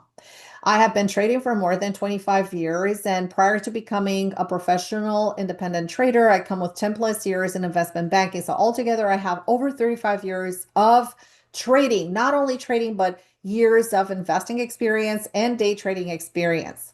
I specialize in high velocity moves, and these actually are trades that have the capability of running higher. These are only high-end trades that have a 75% record of working. So I am also the designer of an institutional proprietary trading system that is based on price support resistance, specific trigger times. Now, you're not going to hear this everywhere. This is literally proprietary to Trade Out Loud, specific price zones, and chart synchronicity or divergency. And when we started the day today, for those of you guys that are trading either stocks or futures, you notice that the market has opened in divergency. There was a lot of divergency. So before the opening bell, you saw that we had Russell and we had the Dow that were with relative strength. They carried relative strength, while the rest of the indices carried relative weakness, especially NASDAQ today. NASDAQ was one of the weakest index today, and it was followed by the mini S&P. So let's get back into timing. Major decision windows. There are several major decision windows. So throughout the years of observing thousands of trading sessions, I found that several times during the day consistently produce the most important turning points or trend continuations. That means, in translation, simple translations means setups.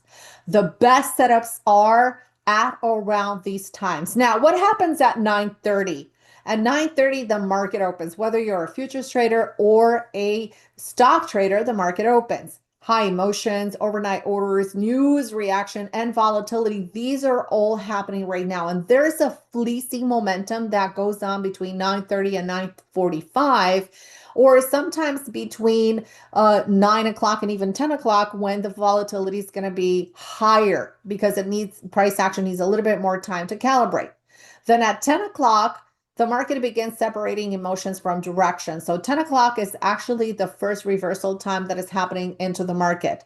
Literally the first reversal time that is happening in the market, or it could also signify a decision point. So what I mean by that is that if we get a pop into the market, like this from 9:30 to about 9:35 or 9:45 into this high, at around 9:45, we could be getting a shallow pullback. This shallow pullback, and if we're getting a shallow pullback, obviously this is in an uptrend, right? So if we're getting a shallow pullback, most likely that the next trigger point is going to be at 10 o'clock. So 10 o'clock, we're going to get a rotation or a breakout above this point, and the price action is definitely going to continue higher. But sometimes in a very crazy market, and I'm going to explain today's session as well, but sometimes in a crazy market, you're getting this chop at the open, right? And you have highs, you have lower lows, and you have a steeper lows, you have a steeper highs, and you have a lower highs right here. So it's basically a chop. This has a tendency, so in a volatile market, the price action has a tendency to create this chop, especially from 9:30 to 10:30, and sometimes even into 11 o'clock or even later. So when this happens, you have to wait until the market clears, right? So the market is going to set this channel, and sometimes it's going to have like beautiful ranges from top to bottom, top to bottom, top to bottom. And sometimes it's going to be definitely very choppy. Like I said before, it could be something like this. So all in all, you will have to wait for a clear breakout, and the clear breakout is going to be above the base. This is going to be where the bullish above action takes place, and this is when you're going to be looking for that breakout. And oftentimes this is going to come at 10 o'clock, or it's going to come at 10:30. Okay, 10 o'clock or 10:30. And of course, the breakdown, if that should happen, and of course, watch the trend, because in a trending market, these shorts are not going to work as great. But depending on the trend, if you're in an uptrend, look for bullish above action rather than a bearish below action, because the bearish below action is going to have very short legs into the into a market where we have very strong circumstances. Okay, so look at the trend, look for bullish above, and look for base breakouts and bullish trends. And especially if the price action is moving, for example, above a 10 EMA or a 20 SMA, or you have a nice equidistant channel between the moving averages, this is going to be more of a breakout than it's going to be for a breakout. And stop reading, for example, this is a pivot low, so I'm going to start shorting it. This is a pivot high, I'm going to start shorting it. Or this is a pivot low, I'm going to start buying it. Okay, these types of setups don't really work as well. Okay, so pay very close attention. And now I promise you guys that I will be sharing what the market actually did today. So, okay, let me clear this up. So the market today went straight down. Okay, so went straight down, especially NASDAQ went straight down. So you're getting this kind of momentum. We're going to take a look at chart in just a few seconds, but just want to show you the momentum. So we opened at 9:30, check, right? So the momentum was lower. At 10 o'clock, we didn't get any kind of reversal. And then at 10:30, we started to chop around, right? So there are two things that can happen here, especially in this market. From the technical standpoint, and I'm talking here in particular about the Dow, because this is something that I was watching today, and even NASDAQ, even S&P, so any index of that point, even Russell. So there are two things that can happen here. Number one, they're extended, so much extended to the downside that they need some sort of a pullback because they didn't have a pullback. So there are two cases. Number one, we could look for a short squeeze. A short squeeze is when you get a small pop. So these traders that were short here, they're going to cover their short. They're going to take some profits, right? And the price action is going to go up, right? Based on this. Now, depending on how steep or how shallow this pullback is, right here, you can capitalize on it. So this could be your first short squeeze, right? Short squeeze. Okay. Oops. Okay. Short squeeze. All right. The other thing that can happen here is that you're not going to see the short squeeze, but you could see actually the breakdown, right? So second is the breakdown.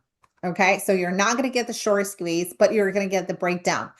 And number three, if you're looking at number three, this is going to be the third option. So that's why I said, like, the market is offering you tons of options. You could get a pivot high here. And this is in particular, you know, once you have, let's say this is a 10 EMA or a 21 SMA, and the price action from the short squeeze is, you know, launched right into this simple moving average or exponential moving average, whatever you're using. Okay. And here you're getting a reversal that is sending the price back down. This would be like an attempt for a short. Okay. So you could trade this in multiple ways. You could do the short squeeze. When you do the short squeeze, it's great to do it half size, especially in superpower trends, and especially like, for example, the Dow that is super strong, right? You don't know if the price action is really going to start moving, or in NASDAQ or what have you. Okay, so you're going to get half size here because you're going against the trend. So the odds are not really in your favor, even though the higher time frames are in your favor because they are stronger. And second of all, you get the breakdown here, right, under the base. And number three is you're waiting to short right into this 10 EMA. So the market offers you plenty of opportunities. Now, today in particular, this would be like 10:30. As I was heading into this session here with you guys, I was noticing that the price action started to base. So this was around 10:30 to 11 o'clock when I started presenting. Okay. Now, this is a very difficult time because around 11 o'clock, 11 o'clock usually is the timing where the morning traders are taking profits. This could potentially drive that short squeeze. But at the same time, if the price action is weak, the price action can linger around this area for a very long time and could become extra choppy. And that is because the volume is winding down. Okay, so this is the last decision point at 10:30, and we're going to look exactly to see what happened on charts after I came on the mic. And then we have the 11:30. Now, what happens at 11:30? If you guys are a futures trader, you guys know that the London session closes, right? So the morning actually often reaches exhaustions as volume begins to slow. And one of the reasons is, number one, the London session is exiting the field. And number two is that we're getting the doldrums. We're getting all these institutional traders that are taking their lunch breaks, right? And the volume thins out. Even algos don't react really well when the volume really thins out, right? And then we have 2:30. And that's why I said, if you're not getting setups by 10:30 or quarter to 11, less likely that you're going to have a setup for the morning, because the power hour is the focus. And we're going to talk a lot about the power hour right now, because the power hour is all about timing. And then you have the 2:30 when institutions come back from their lunch breaks and many afternoon trends begin to accelerate. So this is where you could see either a continuation lower or a breakout and a continuation higher. And then at 3:30, this is actually called like the second power hour of the day. This is positioning into close. So here I like to look at something that not a lot of traders look at, and I'm going to give you the scoop on it. So if we have like a huge down day, so let's say that today was like this, okay? This was today. Usually around 3:30, this is also called the ramp time. So what happens here is there's going to be some profit taking, especially the next day. We're going to have some news that is going to come out For example, tomorrow we have the FOMC meeting minutes that are going to come out at 2 o'clock. We don't have any significant data that is going to come out in the morning, but traders may feel hesitant, especially after the FOMC, especially ahead of the FOMC meeting minutes, and they may want to take some profits. So usually if they are going to take profits, they're going to be taking profits around between 3:30 and 3:45, and this is what you can expect in price. Usually some of the strongest rallies are happening between 3:30 and 4 o'clock. That's why it's called the second power hour of the day. So I just want you guys to remember that these timings and these levels at which the market reacts to in timing perspective are not magic times, and there are periods when liquidity and participation tends to increase, making price movements more meaningful. And I want to share with you guys, let's take a look at today's chart. For example, this is the Dow. This is the 15-minute. And as you can see here, the 15-minute had a continuous move to the downside. And what do you notice with the volume? Nothing much, right? Nothing much. So the volume is actually winding down. Why? Because it's already 11:20. So like I said, if you don't have a day trade that is being set up all the way into, and with the trend, with all the parameters in place, if it's not going to be setting up, by 11 o'clock, let's say latest, you're not going to get a trade in. So it's going to be very difficult for you guys to get a real high odds trade. Now, in today's morning session, I noticed that around 10 o'clock, and take a look, this is the 10 o'clock, this is reversal time. So this was the time I run a trading room, and this was the time when we were looking for a reversal. And the reversal was obviously above this candle high, above the 10 a.m. high. This is the 10:15. This is the 10 o'clock high. But basically the trigger was over 400. We actually had a trade called at 410 or 420. I can't remember exactly. I think it was 420, 453, 420. And the stop would be just below this future pivot that would be formed when the price action actually trades above the 410 to 420 level. But in the meantime, the 10 o'clock held the low. However, what happened all 15 minutes later is that we never got the trigger. So the price action wasn't able to get back into this top right here, into the 410 or 420 in order to trigger higher. And the reason for that, and I mentioned it in the room, I said it could be a rotation, or it could be like a stall or a fake out. And the reason for that is we had a lot of support from the overnight that was literally putting a lot of pressure on price action. Needless to say that the price action was still trading below the 10 exponential moving average. So as you can see, I'm using timing, but I'm also using a set of indicators like support, resistance, moving averages, and so on. Now, at this moment in time, around 10:30 is the next significant timing into the market. The market, what the market did was actually created a short, and this is what I call a bear sandwich, or this is a GBI. This is called a green bar ignored. So what happens is that it becomes bearish below 240, and I call this in the room and I said, guys, I'm not going to be taking it. Because I'm not really sure that it may still continue lower, because we do have support here, and oftentimes the price action tends to bounce at around whole number, and the whole number was into the 100.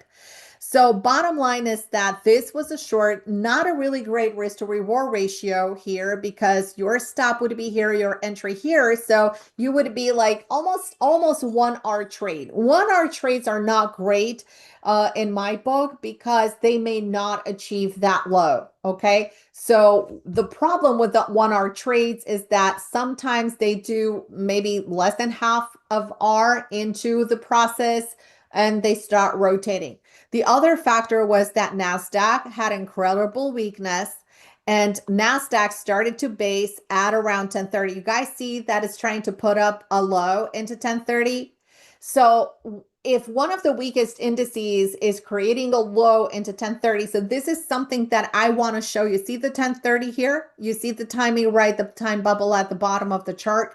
And now let's take a look at the slide here. And what I said, 10:30, one of the most important decisions, point through for the day. Breakouts often succeed or completely fail. So this is exactly what we need to look out here for. So bottom line is that we are still very pressured by the fact that the price action is still trading below the 10 EMA. And the fact is that from 10:30, let's take a look at the timing again, until 11:30, when we reach exhaustion, is very near. So we have 1 hour. So bottom line is that at 10:30, we got a little bit of a trigger higher for a short squeeze, but we never had a continuation. So this is the reason why I didn't want to take the Dow short, and the reason why I didn't want to take NASDAQ long. So sometimes it's better sitting on your hands and protecting your capital. I just closed a trade today in the Dow, a swing trade for 1,000 points. So why would I trade this market? Because if you put more trades, and so more trades doesn't necessarily mean that you're going to make more money. It just means that you're opening the door to risk. So therefore, you're going to lose more. So traders that trade more are actually the ones that are blowing up their accounts. Now, what happens for the afternoon? Remember, the setup for the afternoon is going to be around 2:30. So the price action may still linger here. And because I know that, I'm going to take a big, fat, juicy break. And if I want to trade the overnight, I already have the level here, the 210, in which the price action may be telling me that around 2:30 the volume is going to come in, and maybe, but that's going to be like here somewhere, right? So after 2 o'clock to 2:30. But I would say that the price action is going to remain sideways. The one thing that I do not like about the chart pattern is that the price action, the volume is going down, right? So the volume is leaving the building. So remember what I said here. So take a snapshot of this slide in case, if you're interested in trading successfully and trading, with timing being on your side and not taking crazy setups at random times throughout the day, because algos are not going to be reacting on random times. Algos are reacting on super strict times. And these are the times where you're going to see most of the algos react. So here's what I said at 11:30. The morning trade often reaches exhaustion as values begins to slow down. Many traders that had a trade, for example, throughout the morning and had a losing trade or had a set of losing trades are now going to play revenge. And if they see that little potential short squeeze in NASDAQ, oh, they're going to be the first ones that are going to get in. They're not going to be protecting their capital. So don't be those traders. Now, I want to show you another example from yesterday's trading session. This is the open. We had a big push to the upside. This is 9:45. If you go back on your platform, this is exactly the 9:45 high. You can see it's between 9 o'clock and 10 o'clock, actually closer to 10 o'clock. So this is the 9:45 high rotation. 9:45 is also a big inflection inflection timing into the market is a minor one. It's not as major as the ones that we have discussed, because there are a set of minor ones as well. We're not going to get into details here because we don't have the time, and I'm going to try to keep this as short as possible. But we had the pullback, and guess what? Look when we had the low come in. This is 10 o'clock. This is the 10 o'clock reversal based on which the trend continues. So going back to the slide right here, 10 o'clock to 10:30. So the market begins separating emotion from direction. Ta-da. So this is exactly what happened here. So traders that have a clear insight of what they have going on into the market, if they know technical analysis, they know that this would be buy point right here. And then at 10:30, this is the little consolidation that we had into the 10:30 and the super breakout that actually made the price action in the Dow go higher, because the Dow was actually had a super strong close in yesterday's session. All right, so timing plus trend equal probability. Okay, so remember this. This is so important because time by itself is enough. You need to have clues, you need to have patterns, you need to have the confirmation. So the trend by itself, again, it's not enough. So even if you identify the trend, I still see traders that are, very eager to get into trades. They don't have the patience, and patience comes from lack of education. It doesn't come from anything else. So if you know a trader that says, oh, I don't have patience, I'm just going to get in here, it means that that individual does not have the skill, the education, does not have any kind of clue what he's doing he or she is doing into the market. So the edge comes from when you combine the two, when you combine the timing, when you combine the trend, when you combine the confirmation, and when you are basically looking at the whole picture. So in an uptrend, I don't want to short every reversal window. Instead, I look for those times to produce pullbacks into support, giving me an opportunity to join the prevailing trend at a better price. So this is exactly what I did today. And we didn't have the reversal in place because I was stocking down. And in fast markets is always a great idea if you want to focus on just one index, because you're going to be overwhelmed. An index of choice or an index that has relative strength or relative weakness. For example, in my case, I tend to go by not a personal preference, because I do not have any kind of personal preference. I go with what's strongest or what is weakest into the market, because what is strong into the market has the capability to run faster higher, and what is weak has the capability of running lower faster. And obviously in a downtrend, I think the opposite way. Those same windows often produce relief rallies. Instead of chasing weakness, I wait patiently for the market to rally into resistance before looking for a high probability short, right? It's exactly what I explained to you guys on those three options that we have along with the timing. And the trend tells us what I want to do, and it tells and the timing is going to tell me when I want to do it. Okay, so it's not enough to say, oh, okay, it's in an uptrend, I'm going to buy the dips, right? No, I'm going to be looking at the proper timing when I need to buy these dips. So if you put a chart in front of me right now and say, okay, find me a trade, I'm going to say, even if the pattern is there, it's going to be a hard pass for me. So it's going to be a no because of the timing. It's 11:30 right now, so this is not the time to look for trades. And that simple combination has become one of my most valuable tools in trading. So every single trade I have taken within the last, I don't know, 20 years has been within the power hour. Some of the most explosive gains have been happening within the power hour. How many of you guys in here have had really great trades in the morning, and then in the afternoon, you gave everything back? Just type a 1 in the chat box. And if you type a 2 in the chat box, meaning that never happened to me, I don't believe you, because I was there. I was trading stocks when I first got into day trading.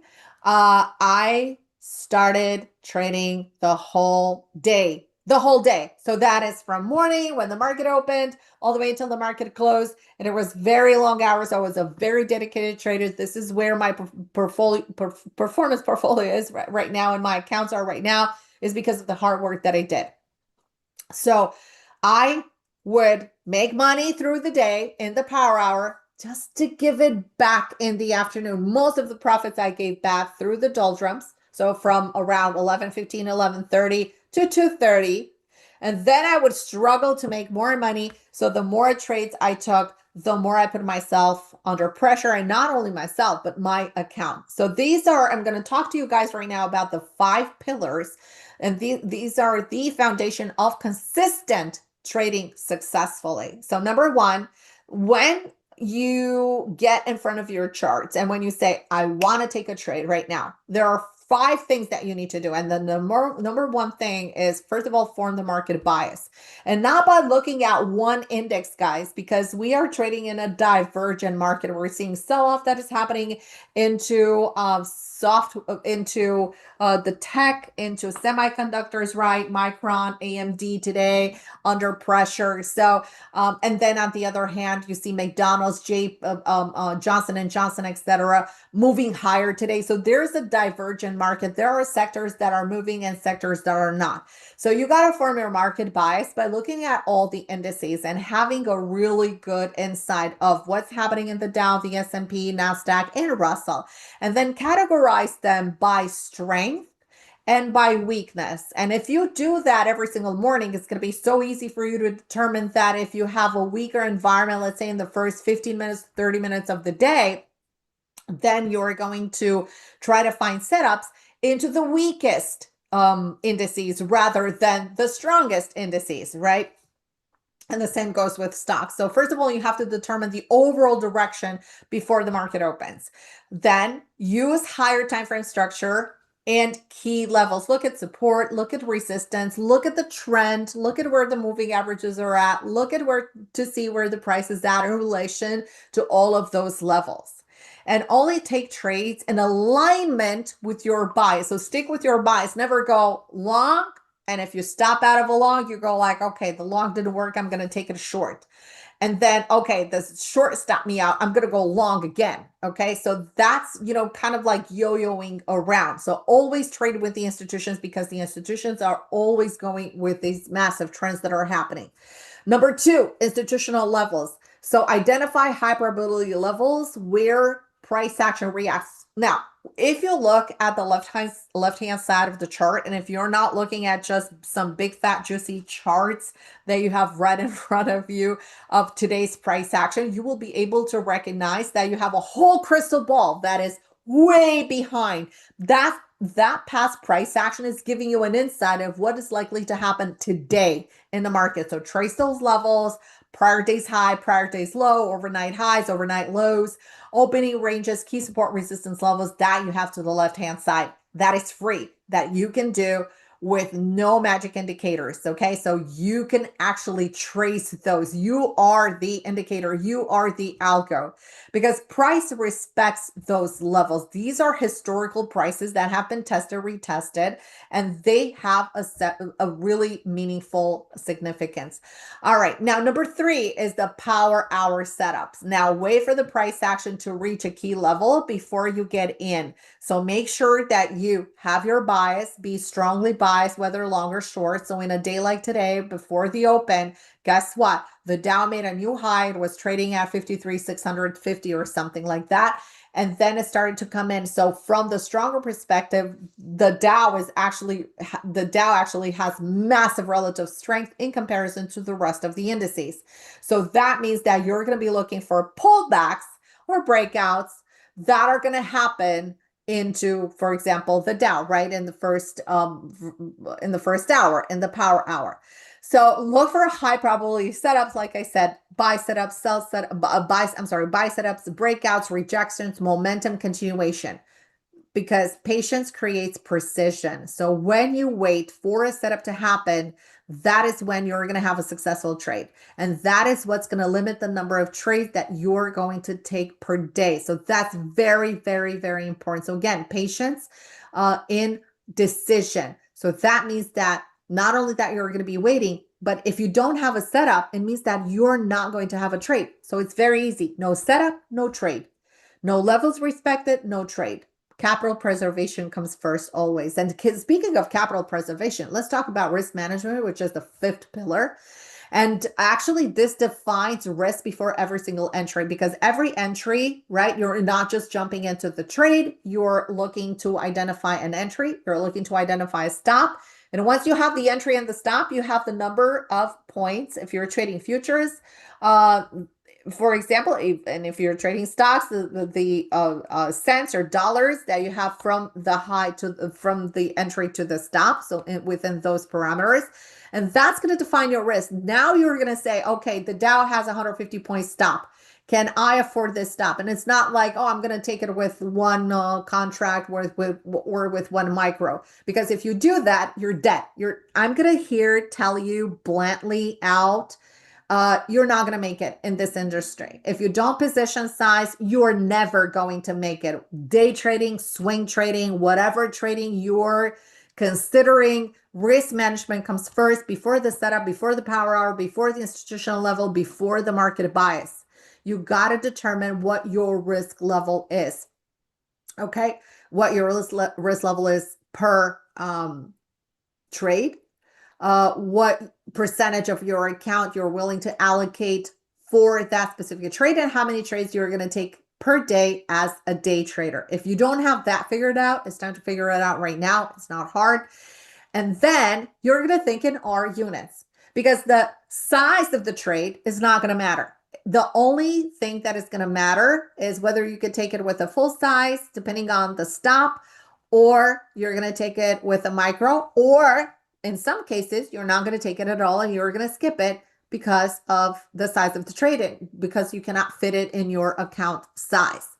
Now, traders that risk actually more than 3% on a trade are dead, especially in this market, especially in this volatile market. I, for example, have been trading with 1% in day trading for 20 years, and I'm not changing my 1%. And I was able to grow my account like substantially. Like I cannot even tell you how I have compounded my account.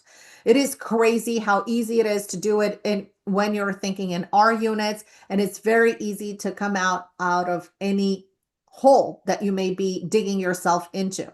Because when you have a loss, let's say you're going to lose 1 R, okay? You're going to lose 1 R, fine. The second trade, you're going to lose 1 R, fine. The third trade, you're going to lose 1 R, fine. Now, the fourth trade, you're going to take it again. And if the fourth trade achieves target 3 and continues maybe to target 4 or 5, okay, not only that you have recuperated the 3 losses, but you're already coming ahead. While a trader that, thinks that, oh, I could trade with 1 contract or 2 standard contracts, or I'm brave, I'm trading with 5 standard contracts every single trade. That trader is going to have a very hard time coming back from a loss, because one time and let's use the Dow for an example. One time he's going to have 50-point stop in the Dow. Sometimes he's going to have 200-point stop in the Dow. Sometimes he's going to have 180-point stop in the Dow. It is going to be really hard for him or her to come out and make that money back unless you think of R units. And then execution and discipline, follow your plan, take high probability trades only. So today I didn't have a high probability trade. Guess what? I did not trade. And should I remind you, I just closed a 1,000 point swing from last week. Crazy pants. So while everybody was, barbecuing, guess what? I was having a great time with family and friends, and my money was working for me, right, in the market, because Friday we had the day off, but the market was still open because the European session was still open, the Asian session was still open, and guess what? The Dow just made a new high. Okay, so my money was hard at work. Through the overnight and Sunday, I was sleeping like a baby, and guess what? When I woke up, oh, okay, awesome, target 2 achieved. I was so happy, right? Yesterday throughout the day, I didn't have to worry one bit.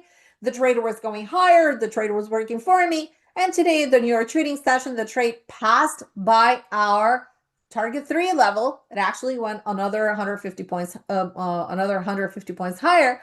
And guess what? I trailed it at last target because I saw the fleeciness that is happening in the market. And because I saw the divergence that is happening between the Dow and NASDAQ, I decided to close my trade at target 3. But you're going to have these trades, so you don't have to force trades. Let the market come to you. Don't force yourself into the market. Now, I'm going to give you some really great news, guys.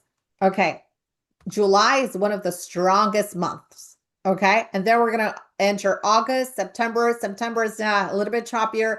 I truly think that September and October are 2 of the most difficult months to trade. But July is hot, baby, and we're just starting. So let me give you some facts. July has been positive in 13 out of the 15 years for the S&P 500 index, making it one of the strongest seasonal months. So I would say, let's go, team.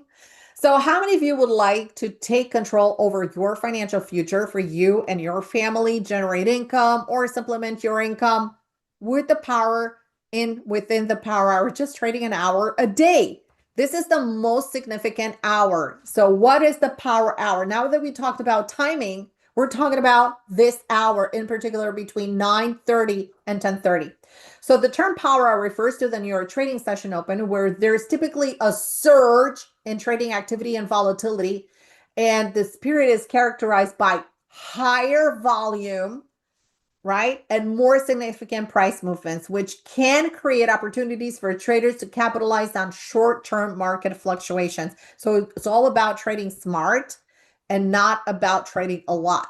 So here are the best trading times. Okay. So we've mentioned at the beginning some of the most meaningful times, but these are the best trigger times. Trigger. So when you should pull the trigger based on chart patterns and based on the setup, because timing is everything.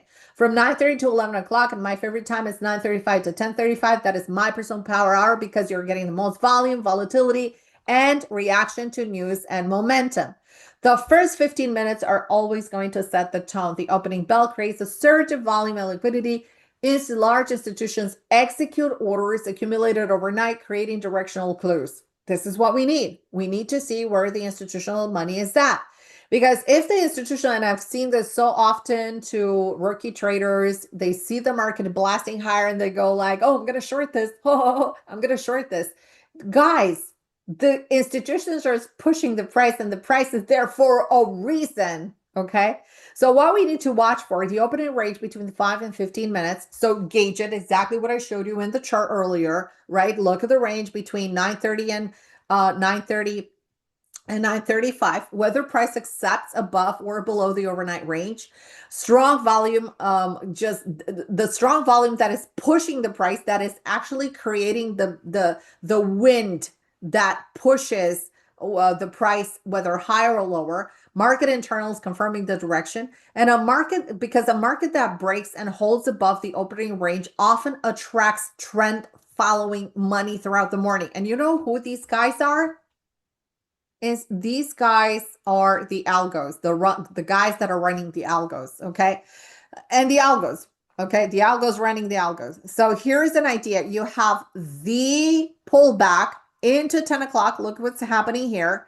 And then you have the reversal. So this is the entry right here. This becomes a stop, is within the trend. You have the low, higher low, and the third higher low already created here. This is the pop-up, and then you're getting the second consolidation. So in this case, your entry's here, and you're going to be adding here. You're not going to be exiting, but you're going to be adding and carrying the trade a little bit higher here. And this is the NASDAQ trade that we did into the trading room. Notice the pop-up volume here that is coinciding with very close to the 10:30 timing. Now, failed breakouts are often better than successful ones because many traders chase the breakouts. So for professional traders, watch for what? Failed breakouts, just like we're watching right now in the Dow, that pullback, that steep pullback, right? Because it was basically a failed continuation higher. So example, the SME, for example, SME breaks above yesterday's high, buyers rush in, price immediately falls back below the level, sellers take control. And this is exactly what happened in the S&P as well. These failed moves frequently produce some of the strongest intraday opportunities because of trap traders must exit. So you can imagine the pain these traders are feeling here, right? Traders that were long and say, oh my God, I'm going to hold on. And now they're like, oh my God, I got to exit, right? So these traders are feeling the heat and they just want to exit. Here is the high and the lower high. This is a short below. This is how it sets up. So in the morning, you can see that we had the base formed, right? You had the chop, you had the breakout, a little bit of a breakout, and then immediately you got the price action trading below support, forming a new support, bouncing, creating a lower high. You have the high and a lower high here, confirming the short below. Okay. So overnight inventory matters a lot because before the cash session opens, determine the market significantly above yesterday's high, like the Dow was? Is the market significantly below how NASDAQ was, or was it balanced? Balanced, I would say Russell was balanced, all right? And today we had a mix of everything. So that makes it so hard because you have a divergent market. So the indices were not moving in sync. So if the overnight traders are heavy long and the market cannot rally after the open, exactly what happened today in the Dow, okay, and Russell, liquidity can accelerate downwards. okay, and making it super hard for a continuation higher. Now, trade away from value. Markets spend most of their time balancing and less time trending. So the best power hour opportunities often occur when price one escapes in from a well-defined range, so a breakout. Number two, leaves a value area. Number three, attracts new participants. That is when volume increases. On a good setup, you're going to see that volume is coming along because you're not the only one to anticipate it and actually observe that there's a setup, a high probability setup, but the institutions are going to follow as well. So when markets are balanced, patience usually outperforms activity. Okay, so here's a chart of NASDAQ. You have the high, you have the resistance here, and the price action is pushing back into resistance and then pulling back, right? All right, so relative strength and relative weakness. I talked about this earlier. Compare the indices, all of them. So for example, if NASDAQ, for example, is making new highs while S&P lags, right? Technology leadership is likely driving the market. All right, so always have and always do the comparison between the symbols, the indices. I have here the Dow, NASDAQ, S&P, and Russell. They're all on the 5 minutes, so make sure that you use all the time, the same time frame. So don't compare a 5 minute to a 1 hour in NASDAQ and so on and so forth. So if you're watching the 5 minute or the 1 hour or the daily, make sure you have the same time frame all around. And then right after you observe this, look at the reaction, right? Because this is so important, and see how the price action is reacting. What is stronger? What is weaker? So volume is more important than actual indicators. So timing and volume, because this shows you market participation. So many traders overload charts with indicators. And often they cannot even see what the price action and where the price action is and what the formations are. So the first hour is often best traded using price action, volume, key support resistance, opening range, and previous day's levels. This is outside of the timing that I showed you, right? Because there's 9:30, there's 9:35, there's 9:45, there's 10 o'clock, 10:30, and then sayonara. Okay, so volume confirms whether institutions are participating or not. So notice here in NASDAQ, like we have the high and the lower high and short below. Look at how the volume is declining.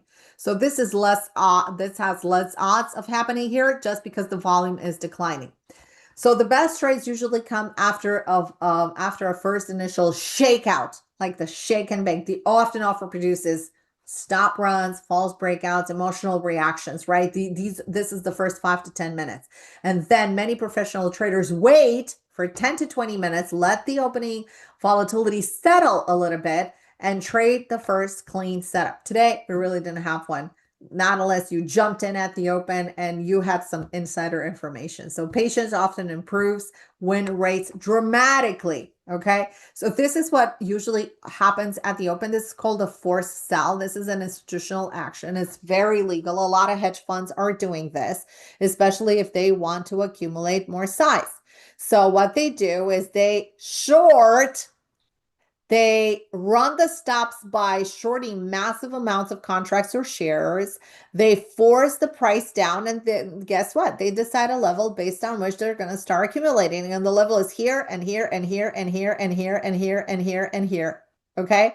While all the other traders are crying and scared to get back into the trade, this is how institutional traders are getting back in because of the forced sell action. Here's another example in the Dow, the forced sell action here, the overnight support. Here's the rug pull, institutional forced sell. Boom, they're running the stops, and then they're accumulated again because they have a target in mind and they start buying from that target. So location is everything. A mediocre setup at major sport can often outperform a perfect setup in the middle of nowhere, right? If there's a setup that is happening like on an extended moving average, so above an extended moving average, so extended from a moving average, or if it's happening, let's say in between pivot points or what have you, or in between support resistance, At some point in time, the price action is going to want to test support or resistance. Okay, so that's not really a great location. And if the timing is not right, you're going to be a victim of that. So key locations, prior days low or high, overnight high or low, weekly high or low, major moving averages like the 21 SMA, 10 EMA, 50 SMA, significant volume nodes. So institutions tend to defend these important levels. So take a look at this. We had a breakout. And by the way, we had a super wide range. And guess what we had here? Do you guys see it? Force sell. Bam. Okay, so it took it out. These are institutions just drooling over the possibility of running the price higher. Okay, this is a buy setup right here at 74.40. This is a swing buy. This is a daily chart right here off of the 10 EMA. And you can see how the 10 EMA is below the price, right? So this is bullish above again here because this is a mini breakout. The price breaks out and comes back to retest the breakout. A lot of times price does that, and then it extends higher. So the market often reveals its intent very quickly. So ask yourself this, are pullbacks shallow? Because if the pullback is shallow in an uptrend, watch for that setups. Watch for the next setup. Number two, are buyers defending the dips? Is the volume increasing on rallies? Because that's your objective, right? Even in a swing trade, because we talked here only about day trading. For example, if you're swing trading stocks, you don't want to get in on a pattern that is, failing volume wise and the volume is decreasing, because it means that the institutions are bye-bye, are at the window, right? So you want to look for a constant volume, at least within the last 3 to 4, 5, or 6 days. You want to see constant volume or volume increasing. Okay, so important. One great trade beats 5 average trades. So wait for those A+ setups. Remember the risk. It has to be the 1R, regardless of what you do. And only grow your size and grow your R, increase your R, only and only if your account literally grows at least 50%. Okay, take 1 or 2 quality opportunities, protect your capital aggressively. Here's a simple power hour checklist. Number 1, ask yourself this: what's the overnight bias? Is it sideways? Are we looking, the overall bias, let's say on the daily, is higher and on the hourly sideways? So that means that's going to be bullish above the base going into the New York trading session open. Where is yesterday's high low? Where is the opening range? What's the opening range? Who is stronger? Who has the upper hand? The buyers or the sellers? Is the volume confirming? Is the timing right? Am I trading at a key level? Is the reward at least 2 or 3 times the risk that I'm applying to the trade? What would invalidate the trade? These are all questions that everybody in here and all the traders on the planet need to have their trading plan. And if they don't respect this, they're not going to make it, because this is an algo-driven market and you need to be like a little algo. So the biggest edge in the power hour is not predicting the market, but it's recognizing where institutional participants are committed capital, and then align your trade with that flow, that movement, that velocity, while keeping risk small and predefined. Okay, so we do have a special offer for you guys. My time is running out here, and here's what you get when you're joining the trading room. We have been going strong. This is our 10th year. Oh, wow, time flies. Okay, this is our 10th year, and I never thought that I will have a trading room. I never wanted a trading room because, to be very honest, this is a full-time job. Even if it's only 2 hours a day, it's a full-time job. So I'm committed to being here. I can't be at the gym. I can't go golfing or swimming within these 2 hours. So I have to postpone everything, but I'm happy to do it. So you're going to get the pre-market game plan done at around before the market opens. You're going to get real-time trade executions and management. So basically what you're going to do is come into the trading room with an open mind. I'm going to explain to you exactly what's going on into the market.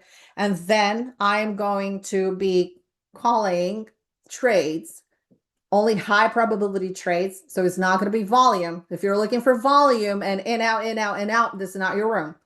But if you're looking to grow your portfolio, steady trading, you can look at our past performance. We have 10 years of trading records. They're on our website. So I have literally an excellent track record of growing the account and making money every single year after year after year. So you're going to get my trades because you're going to be taking my trades. It's a huge responsibility for me to call a trade. Okay. So I'm taking the trades. You're taking my trades. If you want, you can learn from them. Okay. And then I call the entry, the stop, and I call the targets. More so, I'm going to leave you hanging, guys. I'm going to be trailing it for you. So if it stops out, it stops out. But if it starts working, I'm going to tell you where to raise your stop, where to take partial profits, what I'm doing, if I'm taking partial profits or not, if you're trading a prop account, if you should or should not be taking partial profits and all that fun stuff. So I'm going to be doing all the work for you. You're going to get also in-depth coaching and skill drills. And Monday through Friday, we're here every single morning from 9 o'clock. The room opens at 9 o'clock. I come on the mic a little bit closer to 9:30. And you're going to get this pro level strategy structured in a system. So you're going to see that it's not going to be random. We're not going to be talking about the weather. We're not going to be talking about what I ate for dinner. We're going to do trading, just that. Okay. So very few traders know that if you need to reach consistency, you need to have one, great education and support system. And this is exactly what I am offering. So what kind of trader are you guys? Are you a welfare trader, not successful, eternal student, never committing? Or are you a millionaire mindset trader that is focused on successful trading? So a minimum investment in yourself can really start producing results. So don't procrastinate. Procrastination is the assassination of the motivation that will not stop you from reaching your destination. This is our year-to-date performance. It's 30 R's because we've been talking about R's. So if 30 R, so for example, if you risked 1,000, the results here are by risking $5,000 on a trade. So let's say 30, it's more than 30 hours because you can see here we have an open trade in ES and we just closed this trade in, we're at 2 hours. So this is like 33 hours right now. It's close to 35 hours, but let's say 33 hours. And if you trade this with $1,000 per trade, that is $33,000 already in your account. This is with $5,000 risk per trade. So results are not random and it's about hard work and passion. Traders fail because they require thousands of hours spent in the market and thousands of charts analyzed. So you get a feel of how the market trades and how the market works. It's the only way. You need to put your hard-earned effort into it and stay at it and stay at it and stay at it. No AI, no mentor can help you if you don't put the effort into trading. So stop with the excuses, or I'm busy, I'm gonna do it later. I will start next Monday. I'll start next month. I'll do it when I have more time. I will do it when the market starts moving higher. I'm going to do it after this pullback. I'm going to do it after the geopolitical tensions are solved. There's always an excuse. Your success isn't optional. It's engineered. You have to do it. So the futures trading room is for you. If you want to succeed, if you want to stop losing money, have a good system, a tested system, I would say. If you're all stressed out, if you need guidance, this is for you. So we have a special offer for you guys. We have 25% off the first month with the coupon code July25. I'm going to give you the link in just a second. And the offer is going to end at midnight. This is the page that is, okay, let's see. This is gonna, okay, I'm going to post it right here, guys. All right, this is a special page for the special coupon. Don't forget the coupon code is July25. And that's going to take you 25% off the first month. And then it's going to be $299 per month. It's really that's a really cheap way to learn how to trade. So thanks so much, everybody, for participating. And David, thank you.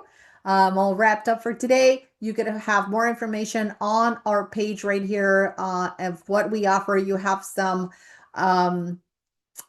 students, and we also have some members in the room that have posted their testimonial with their approval. We have them over here. So like I said, we have two options. The first option is $299, and you're going to get with July 25. And by the way, the July 25 also applies for the yearly. Okay, so I would not walk, I would run. Okay, because we don't really offer discounts. It's just like, Hermes back. You're never going to see it on sale. I know what I offer my students. So thanks so much, David. Thanks, everybody. I will see you guys in the trading room and in our classes soon. Bye, everybody. All right. Thanks. Thank you, Anka. Thanks, David. All right. Yeah, thank you to Anka of tradeoutloud.com. So check out her link there. And just a reminder, if anyone missed this earlier, I am recording each presentation individually. Those will be available on TimingResearch.com as soon as I can get them processed.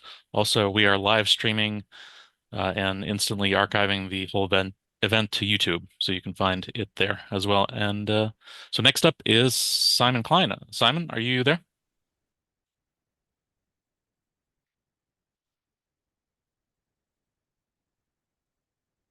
Hey, Simon, if you can hear me, it looks like you're still muted.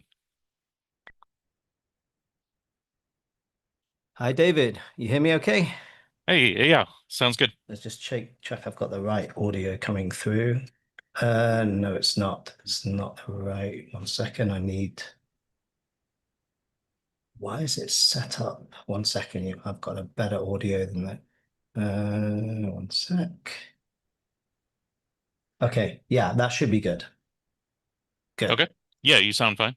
Yeah. Lots of options. Yeah. Just make sure I come through the right mic and the sound quality is good. Oh, yeah. Yeah. Yeah, you sound good. So you should be able to share your screen and get set up. Okay. Let me just get this. Let's get the right one. Let's see. That is. Let me just close this down. Right, you can see my screen. Yes, looks good. I should have got that. Okay, can I see comments? Yeah, you should see the chat window. Okay, chat window. I just put test in there. You should be able to see. Yeah, test. So I can type to everyone or? Yeah. Okay, got that. Okay, we're good. All right. Are you ready to start now? Yeah, pretty much. I would have finished by the top of the hour or a few minutes before, something like that. Yeah, just a minute or so before. That's good. Okay, perfect, David. All right. I am going to start my recording, and then you can start your presentation. So I am recording again now. Okay, hi everyone, and welcome to the indicator behind every indicator. A quick disclaimer before we begin, and before we look at the charts, let me ask you something. How many of you knew what you were supposed to do, but still exited early, hesitated, or second-guessed the trade? If information alone solved trading, most people on this call would already be profitable. So today is about understanding why that gap exists and how professionals close it. So here's our agenda. We're going to ask the question, why indicators often create confusion. I'm going to go over the indicator behind every indicator, how professionals read price structure first, supply, demand, and trend context. And then we're going to go into the live market. We'll have a look at a few examples from today. And I'll share with you how to take it further if this resonates with you. So today's indicator question, since it's all about indicators, can an indicator tell you where you are in the market? So usually, as you can see here, an indicator may tell you an entry, but it doesn't give you trend context, for example, or tell you where supply and demand are. Most traders only answer the first questions. Professionals answer all three of them.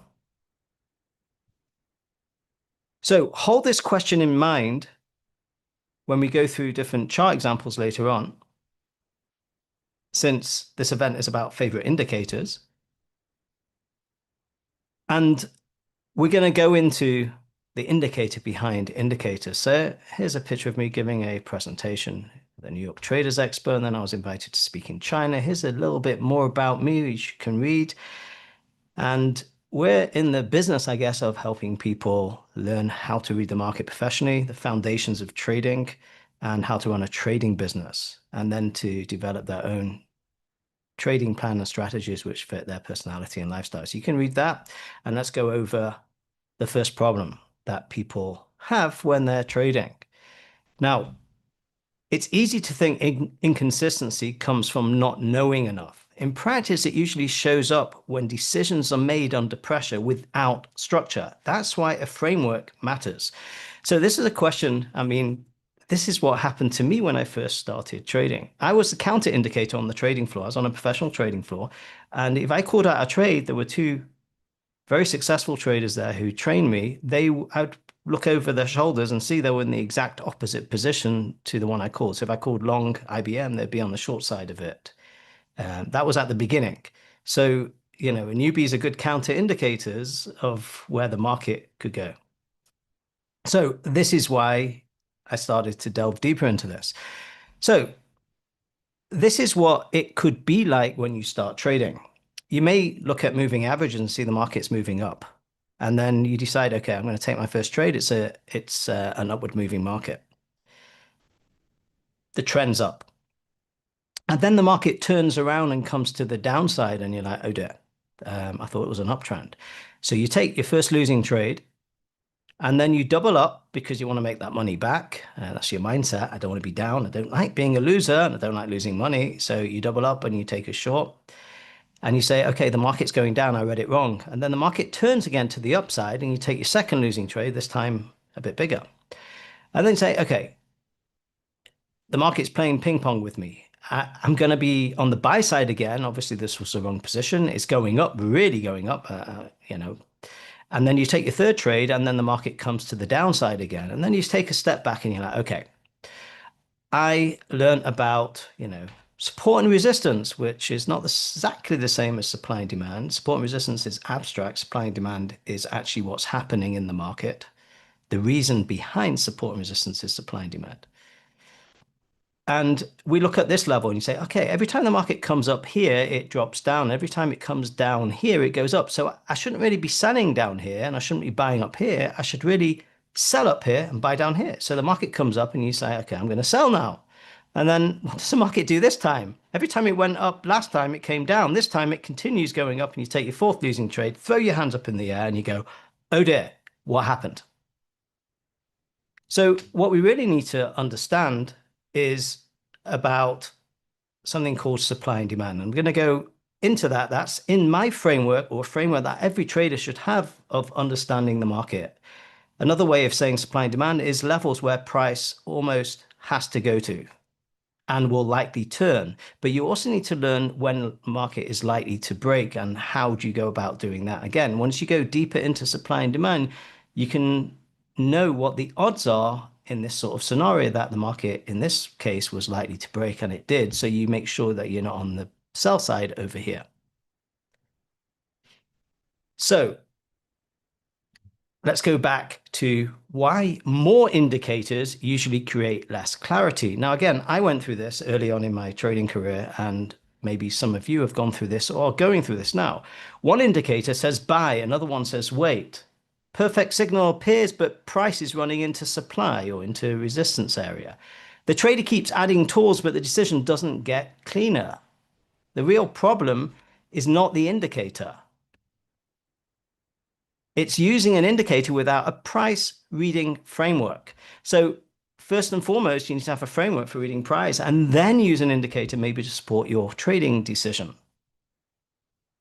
So the problem is not that indicators are bad. The problem is traders use them as decision makers instead of reading context first. So let's go over a framework now. So most traders aren't trading the market. They're trading interpretations, indicators, patterns, opinions. Professionals strip away and focus on one thing, where real buying and selling must occur. And this is why it's so important. When I was taught to trade at the beginning, I didn't even use charts. We were looking at the level 2, the open book of the specialist. I was trading in a New York Stock Exchange. And we were following what the specialist was doing and looking at the time in sales is when there's a transaction between, it tells you the time and the number of shares. And that's it. And you ask, well, was it a buy or a sell? Well, every transaction's a buy and a sell. If someone bought 100 shares, someone must have sold 100 shares. So you see that going off. And then you see price going up and down, and then you see orders on the level 2 or the open book of the specialist. And then you can start to, what we were taught to do is to read what was going on. And sometimes you see a print, which is an actual transaction go off go off. And then it went off at a higher price or inside the bid offer spreads, as in the specialist may have executed at a higher price. So these were things that we were taught. But the problem was when the New York Stock Exchange specialist system became computerized, the main thing that happened was disruption. The system that I was taught no longer worked. So it was back to the drawing board, and ultimately the trading floor I worked on closed down, and I went to work somewhere else. So this is why it's very, very important to learn a methodology that stands the test of time, that will never change as technology changes. And this is something that I'm going to share with you now as a framework that every trader really needs to know as a foundation for understanding price action and price structure in any market if you're using Japanese candlesticks, which you could say is an indicator. It's an indicator of price movement on whatever particular time frame you're on. It shows the open, low, high, and close for that time period. So the only things that you really need to read a chart is pivot analysis, which is a way that we look at trend. Again, we're not using moving averages. Nothing here is based on any indicators apart from the Japanese candlesticks. Then we need to understand supply and demand. How do we know where those levels are? You see over here, where the price is going to move from and to, and when it's likely to break those levels. Price direction tells you which direction is price currently moving in. Is it going up or down? That's the only thing that's interesting. Is price going up or down? And we can look at any chart within seconds and say what that is. Is it up? Is it down? Okay, from a price direction perspective, there's no such thing as sideways. It's up or down. If it's up, it remains up until it goes down. It's binaries, up or down. And then we look at multiple time frames, which gives us a bigger picture view, the bigger picture, and we can zoom in and zoom out, basically. And the key to this is what comes over here. Once you have that framework, the charts will teach you all you need to know once you have that framework for reading them. You don't need anyone else. You can start to watch the charts using that framework to learn, let the markets teach you how they move. And you'll see as you start to apply this, that it works. It's not whether it works or not. It has to work because this is how the markets work. And if you get those levels right through, I mean, for me, initially, it was a lot of trial and error. I put a level on here and then the price went through. And I asked myself a question, why did the price go through this level this time and didn't go through the other time? These look like two. So you start going deeper and deeper. After doing this for over 20 years, you start to learn something. Your brain, which is the ultimate human intelligence, not artificial intelligence, can look and recognize patterns. So we start to recognize patterns that happen again and again. And then we understand using this framework, the reasoning behind why the market's doing what it's doing. So we can always explain every market in terms of these three things on multiple time frames. Pivot analysis, supply demand analysis, price direction analysis on multiple time frames. So here's the key. Every indicator is a derivative of price. So before asking what is the indicator saying, because very many people are very much saying, give me an indicator, let's put a number of indicators together. Ask what is price telling me first before you even look at any indicator. And if you've got so many indicators on the chart that you can't even see price, then there's a problem. And I was there at one point in my trading career where there were so many indicators on the chart, you couldn't even see the chart. So indicators, again, are useful, but they are calculated from price. If a trader can't read price, the indicator becomes a crutch. It doesn't help you, it hinders you. So let's go back to basics. This is a hammer and a shooting star. Let me ask you this question. Let's focus on the candlestick on the right. Is this candlestick bullish or bearish?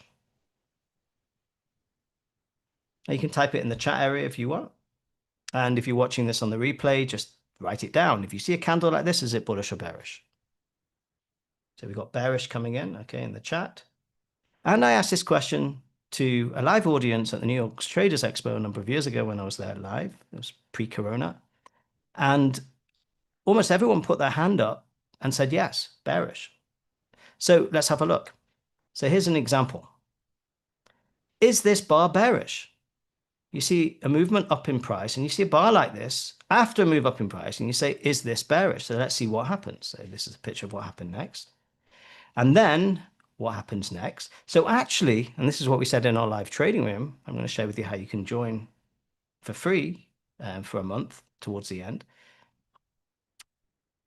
This bar is actually bullish in this context. Now, why is that? Well, most people, when they see this bar, they think price is going down because they get taught this is a bearish bar. But actually, in this context, this is a bullish bar. Now, why is that? Now, let's go through our framework. And again, you've only got 3 questions to ask. What is the trend? Where am I in terms of supply and demand? And what is the current price direction? So let's ask those 2 questions. In terms of trend, the first question, got a higher low over here and a higher high. So I'm moving up. The trend is moving to the upside. So that's 1 point to the buy side. Now let's look at supply and demand. This bar pierced through, this is that level, pierced through the level. It broke the barrier. There's no more supply here. It's gone. It wouldn't have been able to trade higher in price if there's still sell orders sitting there. Impossible. The last sell order's gone and price traded through. So if the momentum and the price movement is to the upside, where's the next level? Here. So the next pullback happened here. This went sideways and then it moved up to the next level. So from a supply and demand perspective, the market is going up and broke through a level. So it will move to the next level usually. Sometimes it retraces back and pulls back, but pulls back to go higher. Now, from a price direction perspective, the price direction is up from down here and it's still up over here. So we've got the 3 questions and we're only looking at one time frame here. We can either go up to a bigger time frame and see where we are on the bigger picture so we can get even more accurate. So what do we see from this? The beauty of asking 3 questions is there's always a majority and the majority rules. So in terms of trend, we're going to the upside. In terms of supply and demand, we're going to the upside. And in terms of price direction, we're going to the upside. So what are you doing when you see this bar in this case? You're not selling. You may not want to buy. I mean, it's probably a good idea to buy and continue moving with the current move to the upside, but you definitely don't want to be on the sell side. That's a certain. Okay, everyone getting that?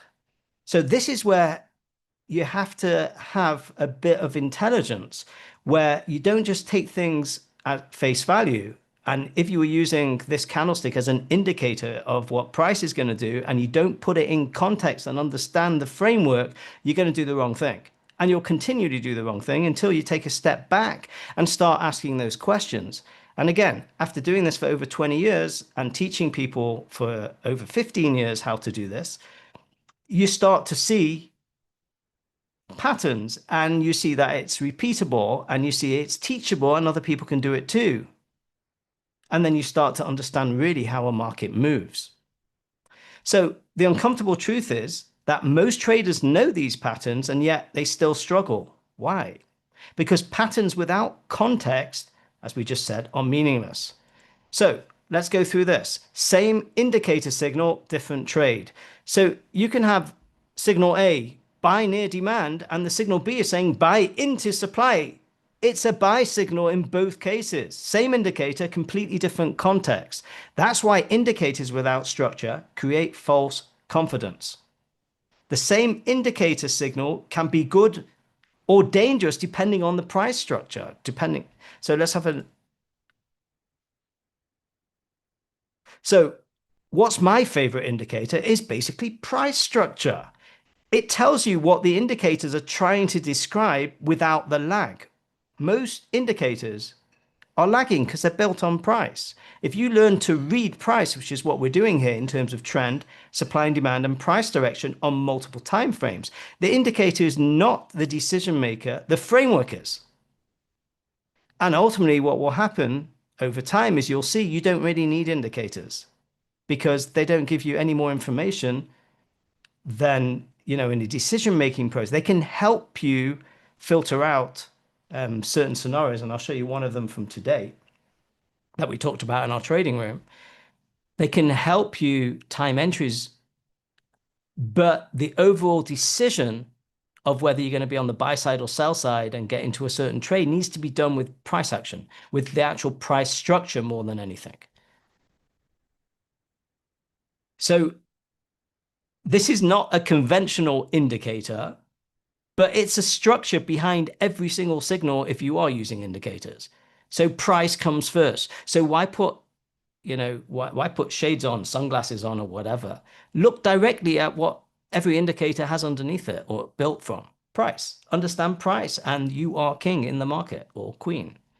So let's go through supply and demand and why that is so important. And again, these are principles of how markets work. They will never change because just like there's a principle of gravity, it's a rule.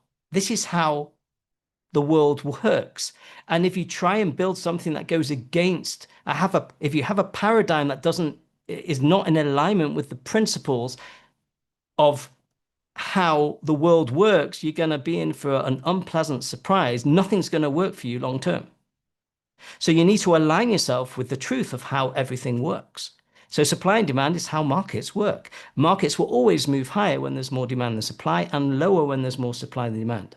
It doesn't matter if you're using AI or not. Makes no difference.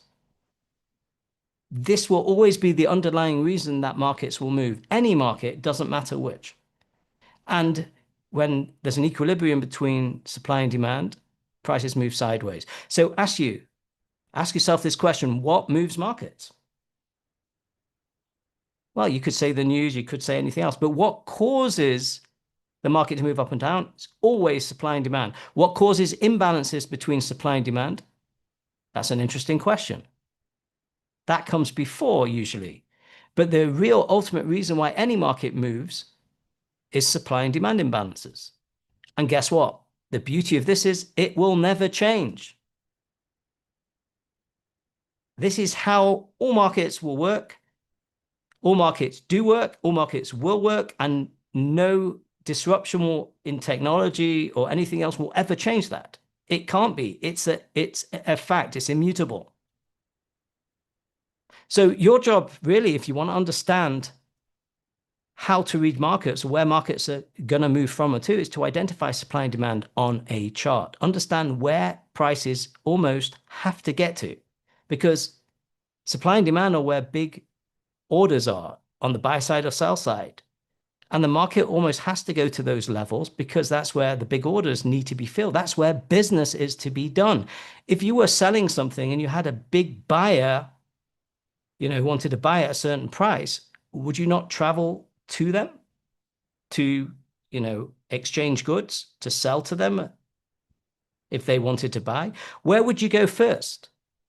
Would you service the small business, or you want to go where the big businesses is to be done? So that's why prices almost have to move. That's the markets. The charts are just a reflection of where big businesses to be done. So what is supply and demand? So how do we see this in the chart? This is a very simplified version, but we're looking for areas in the chart where markets turn. And remember, they're zones. They're not exact prices. They're areas where buy orders are sitting, institutional buy orders primarily, or big buy orders.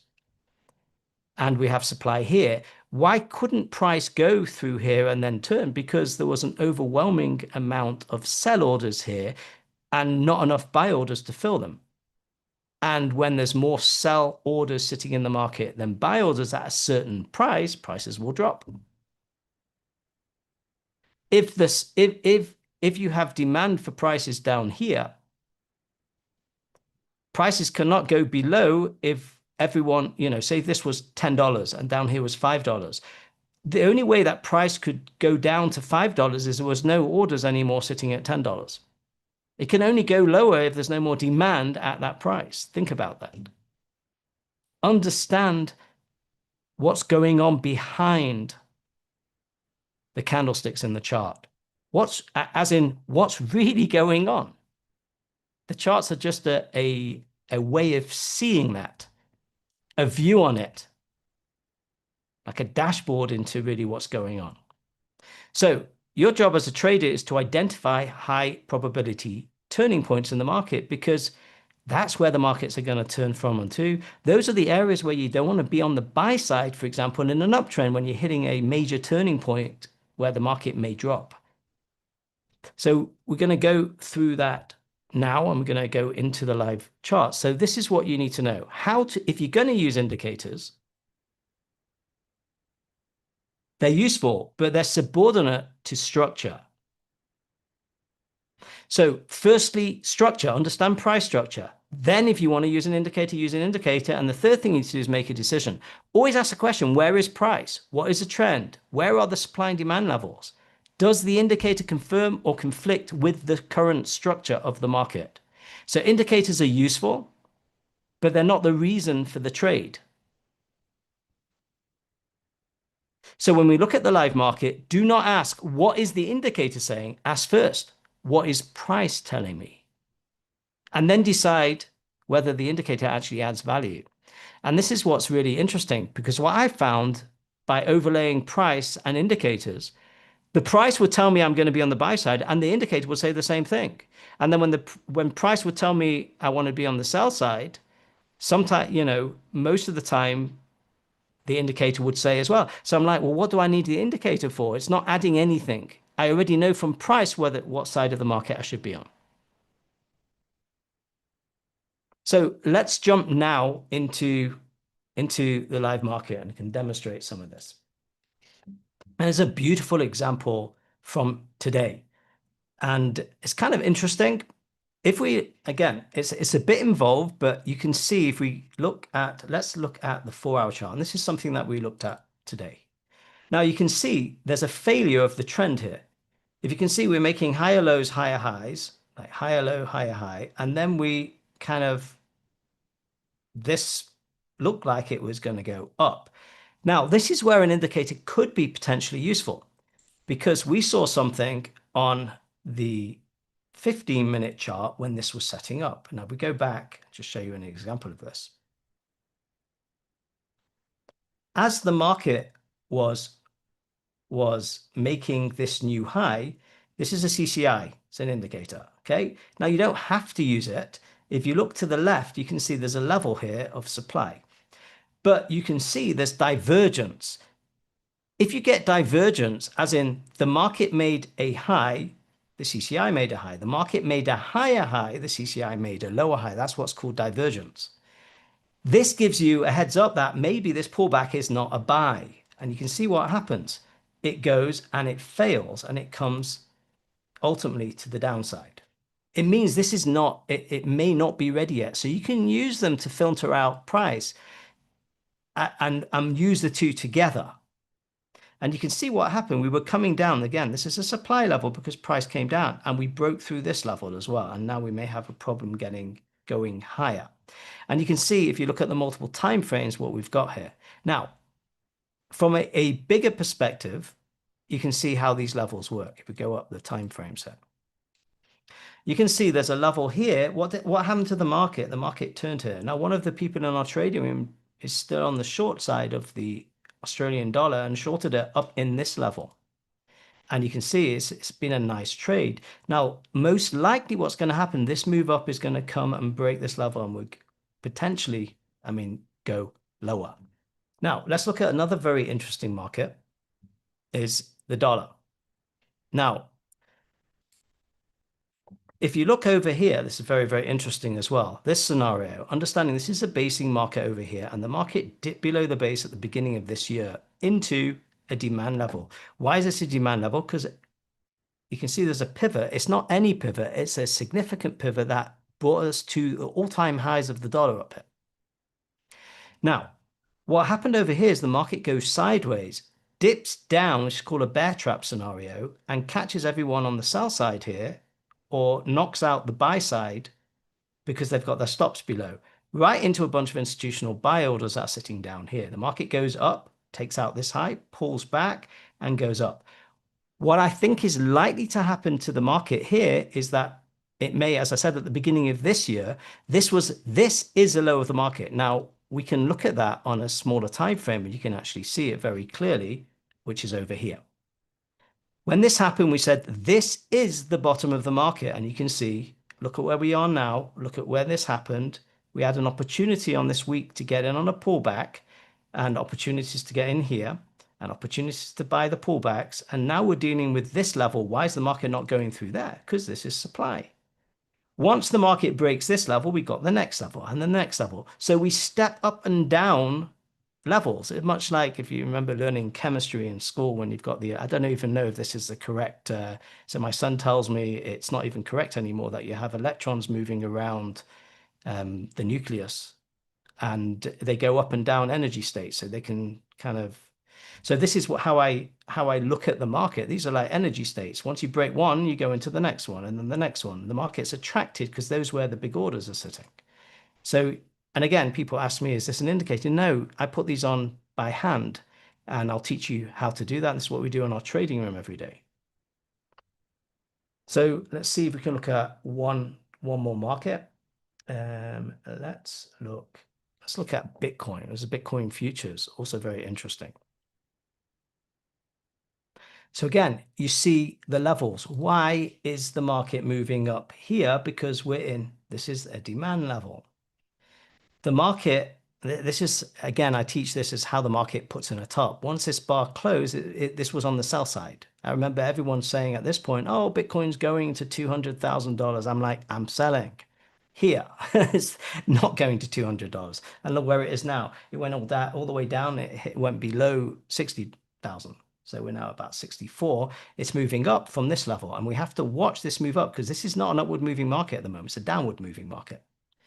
And in downward moving markets, when you hit demand levels, you usually go up and then turn and go lower. That's what trending down means. Every move up takes us to a new low. So we move up and then we move lower. In upward moving markets, we pull back, we go down, and then we go higher. That's what trend means. So you can see what's happening here. So watch Bitcoin. This is on the weekly chart. We have a level of supply over here. If the market goes above this level, likely we're going to the next level. And if we break above this, likely we're going to the next level. Just like we did on the way down. We broke this level, we come back, and then we go down to the next level. We got close here, and then we hit it over here. When you break a level, you most of the time come close back to it and then go down to the next level. Pull back, and this is the gap area here, which we pull back into. And that is how the market moves. And if you understand this, you can use indicators together with this. So I work with a trader who could identify supply perfectly, but still couldn't hold trades. The issue wasn't knowledge, it was decision-making under uncertainty. Once we gave him this trend framework, that removed the ambiguity and his behavior changed almost immediately. Now, look at the way the trend works here. Once you know how to read it.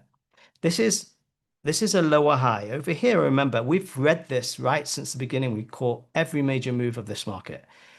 This is moving down. Once the trend change, this is a downward move. Once we have a move this bar over here, we're no longer in a downtrend. It's also what I call a reversal bar. And then we start making higher highs and higher lows. So you can see, then we go sideways. To go up in a sideways market, usually we break down and come back. And to go down in a sideways, if you want to go down in an upward moving market, watch this. You push up and go down. I call that think opposite. I have a whole file that I kept for years of pictures of this. It's almost like the market does the opposite action of what it's going to do next to pull people in the opposite direction. So here you think it's going down and then it says, no, I'm not. It's a bit like playing hide and seek when you run one way and go, no, I'm not. When you're not looking, you quickly turn and change direction. If you remember playing that when you were a kid. So this is the market saying, yes, I'm going to take out the highs and I'm going higher, and everyone buys the breakout and the market goes, and then you know, we've trapped everyone on the buy side up here and we're going down. And this kicks off a big move to the downside. And you can see this is the end of the up move over here.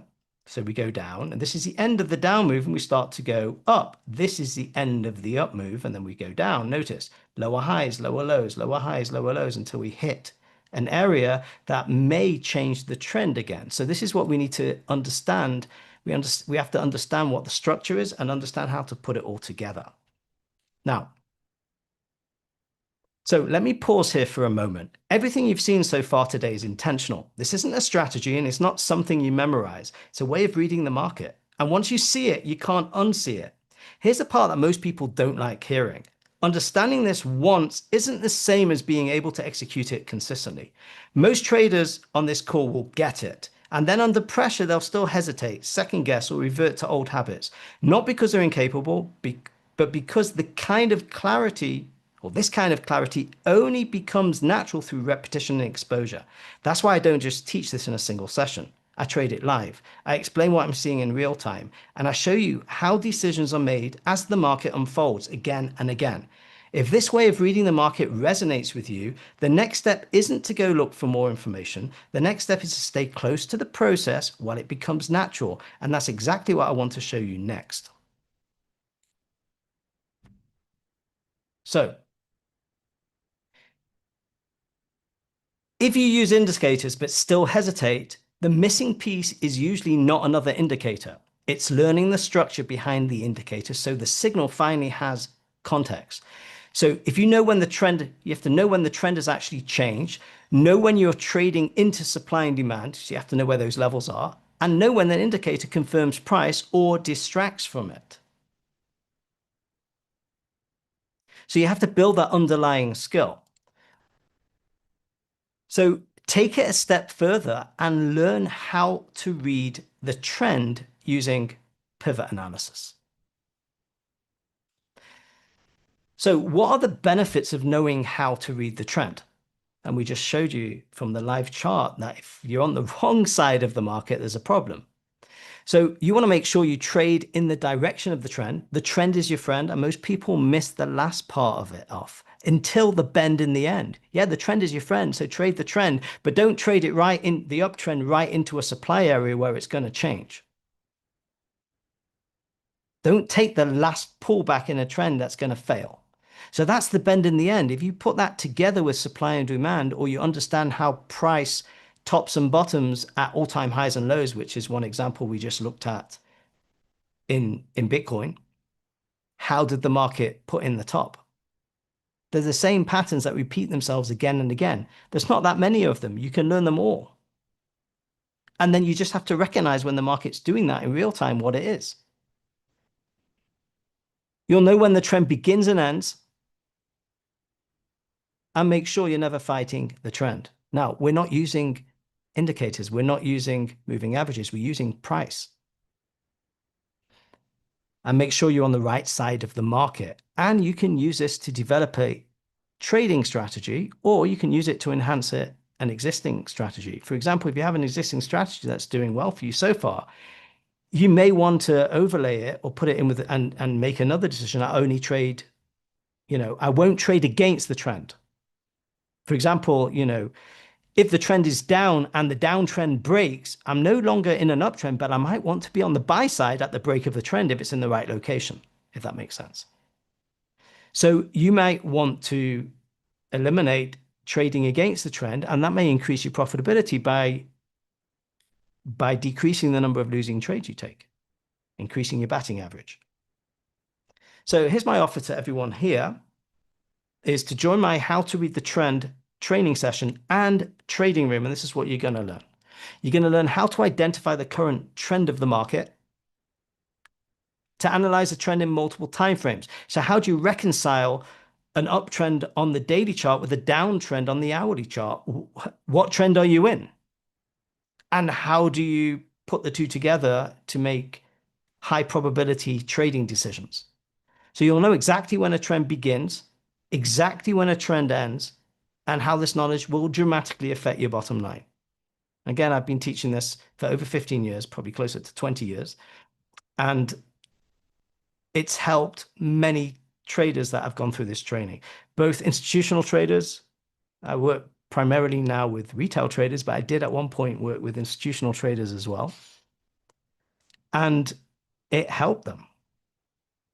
And you'll also be able to watch us analyze and trade the markets in real time. Again, learning it by yourself is one thing, but seeing it in the live market on a day-to-day basis so that you can see what you learn put into practice and then doing it yourself, that's how you learn something. It's a skill. You need to actually practice it. You need to make mistakes. You need to learn from the mistakes. You need to go through and iterate and correct and learn through that. But you can start at a much higher level. You'd have to make the mistakes that I made at the beginning. So here's what we have. Simon, this is phenomenal. I've been trading, studying for 3 years. Sadly, it's been the wrong process. I've wasted tons of money, time, and effort. I've actively deleted all those programs, indicators, and now completely focus on what I've learned from your program. It's the only real way to trade, and it makes complete sense. Tom, I wanted to say, I think what you teach in How to Read the Trend training course is brilliant. Before that, I picked up bits and pieces from different traders, but it was never joined up. Your course brought it all together in a very structured and algorithmic way. No guessing needed. The facts jump off the chart. Matt, the trading room is very helpful in understanding how to go through the process. I've been trading for 11 years. I've not seen anything like what you do. Love how simple it is. I mainly trade options with trades that last for 30 to 60 days. I've been looking for something that I could use to day trade for 2 years now. I want to round out what I'm doing with another source of profits. I've not been able to find anything I could execute consistently. I'm just paper trading with your system, and I've been doing it for a couple of weeks now, and I've had far better results than anything I've ever tried. This isn't about learning more. It's about seeing the same information differently, consistently, under pressure. The fastest way to do that is exposure, watching the process applied live repeatedly.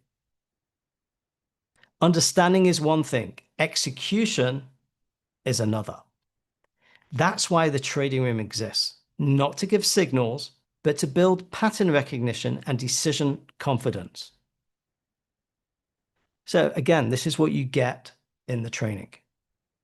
It's about an hour and a half long. The usual price is $497. It's on demand. You can watch it as many times as you want. And we had some of our traders that actually are very, very successful now that watched that training 50 times, 50 times. And then went to the market, practiced, go back over it again, went back, and again, iterative until they really got it in a deep way. Again, that's not for everyone. Some people watch it 1 or 2 times. You can watch it again. You can get some experience and then go through the training again. You'll understand things as you go through. The training's the same, but you change. So you'll hear things that you never heard the first time. You'll see things that you never saw the first time or the second time as you evolve into the trader that you need to become. You get personal access to me. You can follow up with emails, and once you've gone through the session, you can ask me any questions. Plus, you also get 1 month access to the live trading room, and that's a subscription. It's $497 a month. It's been the same price since we started doing it over 10 years ago. And you get access to our online trading community, which is via our Discord server. And again, that's 24/7. You can join with other traders, trade with other traders if you wish, have a trading buddy. Again, it's entirely up to you how you use that. And this is what our trading community looks like. So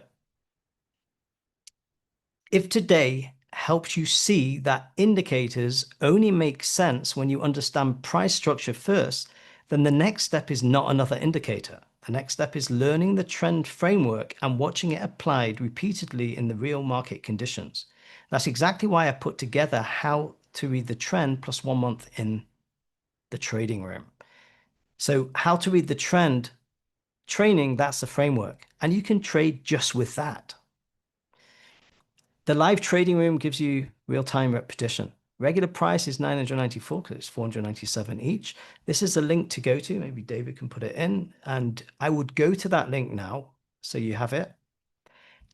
If indicators have given you signals but not confidence, this is the missing foundation. My focus on trading is to bridge the gap between where you are now and where you want to get to. If you jump straight into strategies without having a foundation of reading the market, it's a bit like building a beautiful building without putting foundations down first. It might look nice aesthetically, but it's not going to stand the test of time. You need to build what you need, your framework on solid foundations. You need that framework. That framework is your foundation. And everything in life, every subject in life has foundations. I believe that these are the foundations you need to learn, no matter how you trade as a trader. It's a good idea to understand how to read price and understand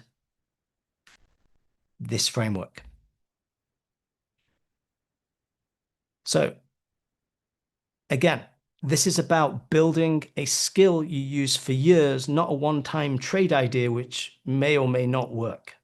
So the regular price again is $994. Deadline again is 2 days from now or 2 days from when you're watching it. You're going to receive $497 off. So the investment is $497 basically, half the price. So let me show you what it looks like. So if you click on the link, it'll bring you to this page. And again, you can go to my website here. Once you sign in, you can get to the members area via that. And then you basically click buy now here or here. You can read a bit more about it if you wish. And that brings you to the checkout. It's over there, wrong order. You fill out all your details. You don't need a PayPal account. You can put in any email and it gives you an option to pay with credit card. You've got a choice to pay with PayPal account or credit card. You can pick credit card if you wish. Just point out that this is a monthly subscription. You can cancel anytime, even immediately. And, but you don't have to make that decision straight away. Come in for a month, learn how to read the trend. Come in for a month. You'll also learn in the live trading room supply and demand and price direction because we use that every single day. And you'll see the process we go through, which is the same process we go through on a weekly basis and on a daily basis. We go through the same process every single day. The markets are different, but the process is the same. And you'll learn that process and you'll be able to apply that yourself to your own trading. It keeps you structured. If you're always changing the process every day and the markets are changing, there's nothing to anchor you. So you need to have an anchor. You need to go through the same process every day, have a plan, and then trade your plan. So you fill out all these details. You'll get access to the membership area, which you can get to. You'll get emailed your login credentials. You can get to it via here. And it's this one. So you basically, how to read the trend is in this membership site, and the trading room is in this membership site. And this is what it looks like inside. You can go and click into here. It's a separate membership site for the trading room, which is here. You can join our Discord server by clicking up here. We have a weekly preparation session. Again, that's a separate subscription, but it's included in the trading room. So there's people that are subscribed to this by itself. If you want to just have the weekly, and again, we keep a run of 2 weeks. So if you go in here, you'll see the session from Sunday. We have the session on Sunday. You can join live if you're part of the live trading room. And then we have the one from the previous week. So you can see from a week to week how things play out, what we said, how we analyze, what the levels, and then you'll see how the market played out. Did we get it right? And then you look over here. And according to our trading room members and everything here, we're right about 90% of the time. So 9 out of 10 times we're spot on with the before the market does what it does. We know the levels where the market's likely to go about 90% of the time. So you'll learn how to start doing that. Again, at the beginning, you won't have that level. But if you see this put into practice on a day-to-day basis, then you'll start to be able to learn it and apply it yourself. And we have our daily trading session here. If you can't make it live, you can come here, and this is where you actually get access to this. So you can see the schedule, and then you can see this is how you actually come into the live trading room. So that's basically that. So if this way of reading the market resonates, don't sit with it. Understanding without reinforcement fades quickly. The people who get results are the ones who stay close to the process while it becomes natural. So again, this is a link. And what I'm going to do now is open up. We've got time now for some questions. And again, if you're watching the replay and you want to ask me a question, you can email me, simon@tradesmartforex.com. I'll answer all my emails. And this is, again, the link to join. So again, feel free to type into the chat area if you have any questions that you'd like to address now. So I'm looking now. So anyone have any questions?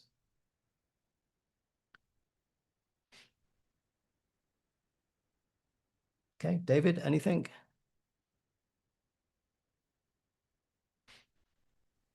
I'm not seeing any questions. Yeah. No. So what I'll do at this point, again, if you have questions and you're watching, feel free to ask.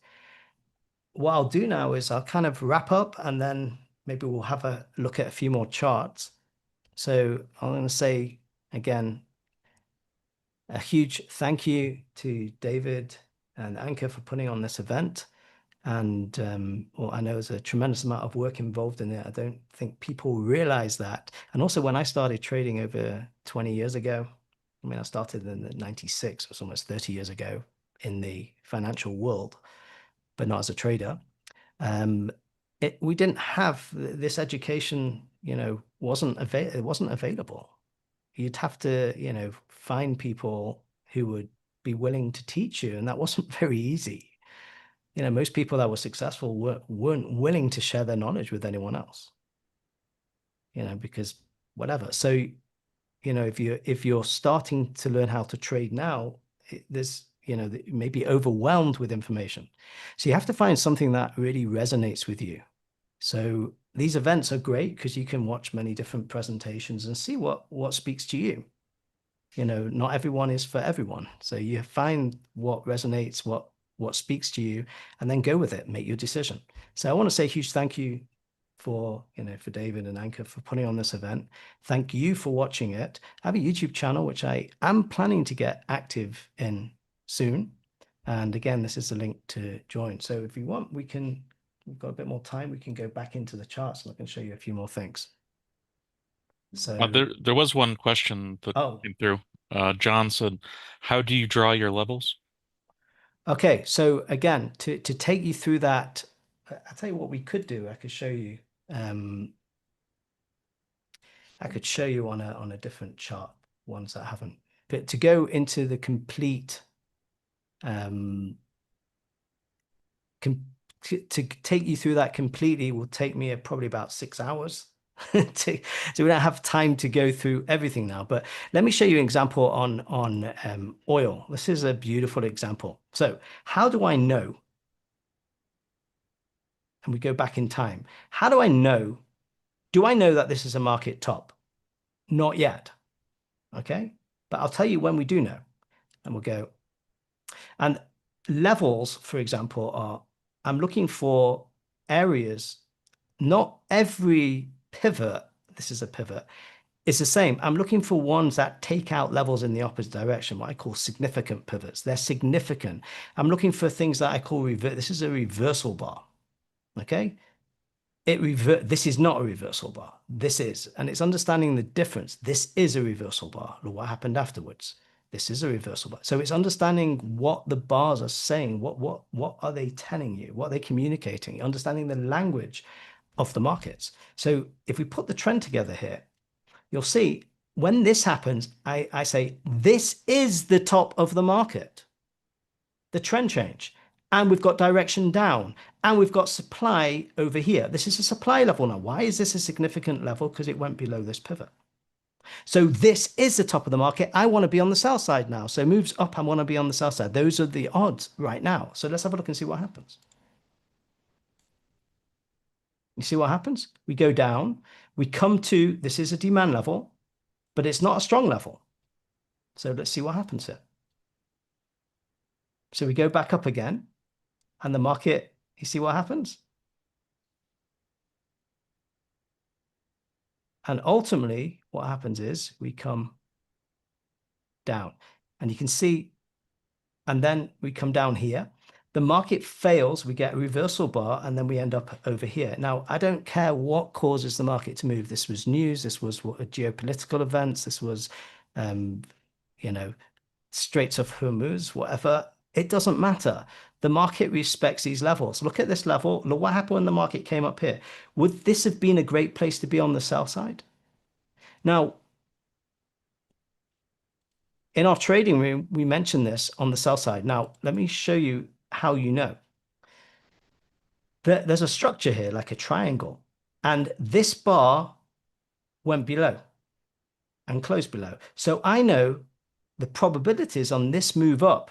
This is a supply level, by the way. This goes all the way down here. I've moved it up and moved this here, this beforehand. This would have been drawn from the top here down to there.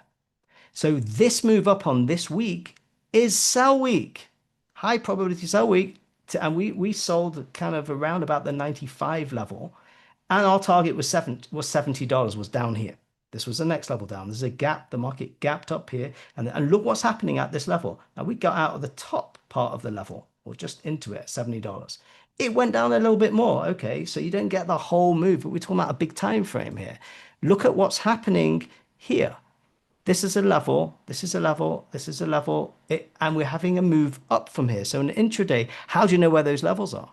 Well, this is where major turns happened in the market, like here, for example. And you can do it on any time frame, on any chart. It makes no difference. I'll give you another example. Let's look at, here's one, and this is very similar to SpaceX. Everyone likes SpaceX. So when this came out, we saw, and I'll show you this. It's not enough data here, but we saw this. This is a reversal bar. So when you see this, you're not on the buy side anymore. You're on the sell side. So this is going down, and this is where the trend changed. We're no longer down anymore. But if you look at this bar, you understand what this bar is. This is a reversal bar. Most often than not, this is also demand because this, and you got 3 bars up that went above this pivot. So this is a significant level. But what happened afterwards, understanding how to read price, we get a big bar down. This reverses these 2 days of buying, basically. So I know probabilistically that the next move up is not likely to take out the high of this bar. And you can see this is what happened. But it may still hold here because this is where, but now we've gone below this pivot. There's a pivot here. We're no longer up anymore. So at most, we've got a lower high and lower low. We're downward motion. So we could potentially take out the low. So it's putting everything together across multiple timeframes. We did this when Bitcoin futures started trading, when there wasn't any data. We basically looked at the charts. If we go back in time, so I'll show you that. And you basically read what's going on. So if we had this, I mean, we had the move down. And how do you know it stopped moving down? Well, when you get the move up. So if you get the move up, isn't this the best place to get back in on the buy side when it comes back down to where it moved up from? Down here. And we have people in the room that got in around the 3,000 mark. Then we have this pullback. People got in here. If I remember, it was around the 10 to 13,000 mark. And took this move. And then there was this move up. This tried to come down here, but failed and went to news highs. And once this happened here, I know this is the top. It's not going up anymore. We're going to have a move down, probably similar to this move, measure move, down. And then we stop here, but we're not quite, we came back to this level, yeah? So to go up again, we have to wait for the trend to change, which happened on this bar. And then you're buying the pullback. And then you go up. Buy the pullback, up, buy the pullback. Look at this one. We had people that came in here around the 25,000 mark. And then look where it went from there, all the way up. And then we had this. It took out the highs. And to go up, we go down and back. And now, it's a bit like a trampoline. You go up. And this was the structure I was telling you at the top. If you break out to new highs and come back into the base, you're going to reverse most of the time. It's not 100%. It's probably closer to 90 and probably more than 90% of the time. When you're at all-time highs and you do this. And again, I teach that. I have free webinars that I teach that market tops and bottoms, how to know where the market's topped and bottom. And this is how you start to draw the levels. This is the top of the market. And this is a demand level because we had a major move from here. Look, the move went all the way up here. So it could potentially do that again. We've come down already once here, but in a downward moving market, we're still in a downward moving market. So this is how it all kind of comes together. If you want to learn more, come and join the trading room. We go through this every single day. We look at the markets, and you'll see the markets do most of the time go to those levels, and we read as it's playing out, which is what you need to learn to do. We're not guessing anything. We're reading the market, just like you would read road conditions if you were driving. Anyway, that's it for today's session. Hope you guys enjoyed it, learned something that will give you at least something to think about. If you're coming to join, I look forward to welcoming you tomorrow in our live trading room. Go through the training, come into the live trading room, and you'll learn day after day. You'll start to pick it up and apply it yourself. That's the key. Learn from your mistakes and repeat. Have a process and go through that process until you get it and start to see results for yourself. Stage 1, learn how to read the market. And then you can start trading it with confidence. Okay. Thanks, David. Thanks, everyone. All right. Thanks, Simon. All right. Yeah, be sure to hit Simon's link there in the chat and check that out. And next up is John Thomas. John, are you there? I am here. I turned your video off when you logged in, but you can turn it back on if you want to. No, definitely keep the video off. It's 90 degrees here in London, and I have my shirt off. Okay. You should be able to share your screen. Yep. Let's see. Screen share. There it is. Oh, well, your video came back on. There. Okay, can you see anything? Yes. See. Slideshow. Play from start. Okay, how does that look? Yeah, looks good. How are you handling the heat there in the Midwest? It's not fun. But we have good air conditioning here, so hopefully it carries out, or hopefully it keeps up. It got up to 110 degrees in France, Oh, and wow. 1,000 people died Oh, well. Yeah, from that's heat terrible. exposure. It's gotten as high as just under 100 here, I think, in Louisville. And the only air conditioning they have is an open window. Yeah. That does not So sound the world is getting hotter, that's for sure. No. All right. Are you ready to start? I am ready to go. All right. I'm just double checking my setup here, and I think we're good. All right. So I'm going to start my recording again, and then you can start your presentation. So I am Yeah, let recording. me get the chat box up. Oh, yeah. Okay. In Yeah, do you case see that? anybody wants to ask. Yeah, I can't get at it now. Can you put a chat box up for me? Do you see the Zoom menu?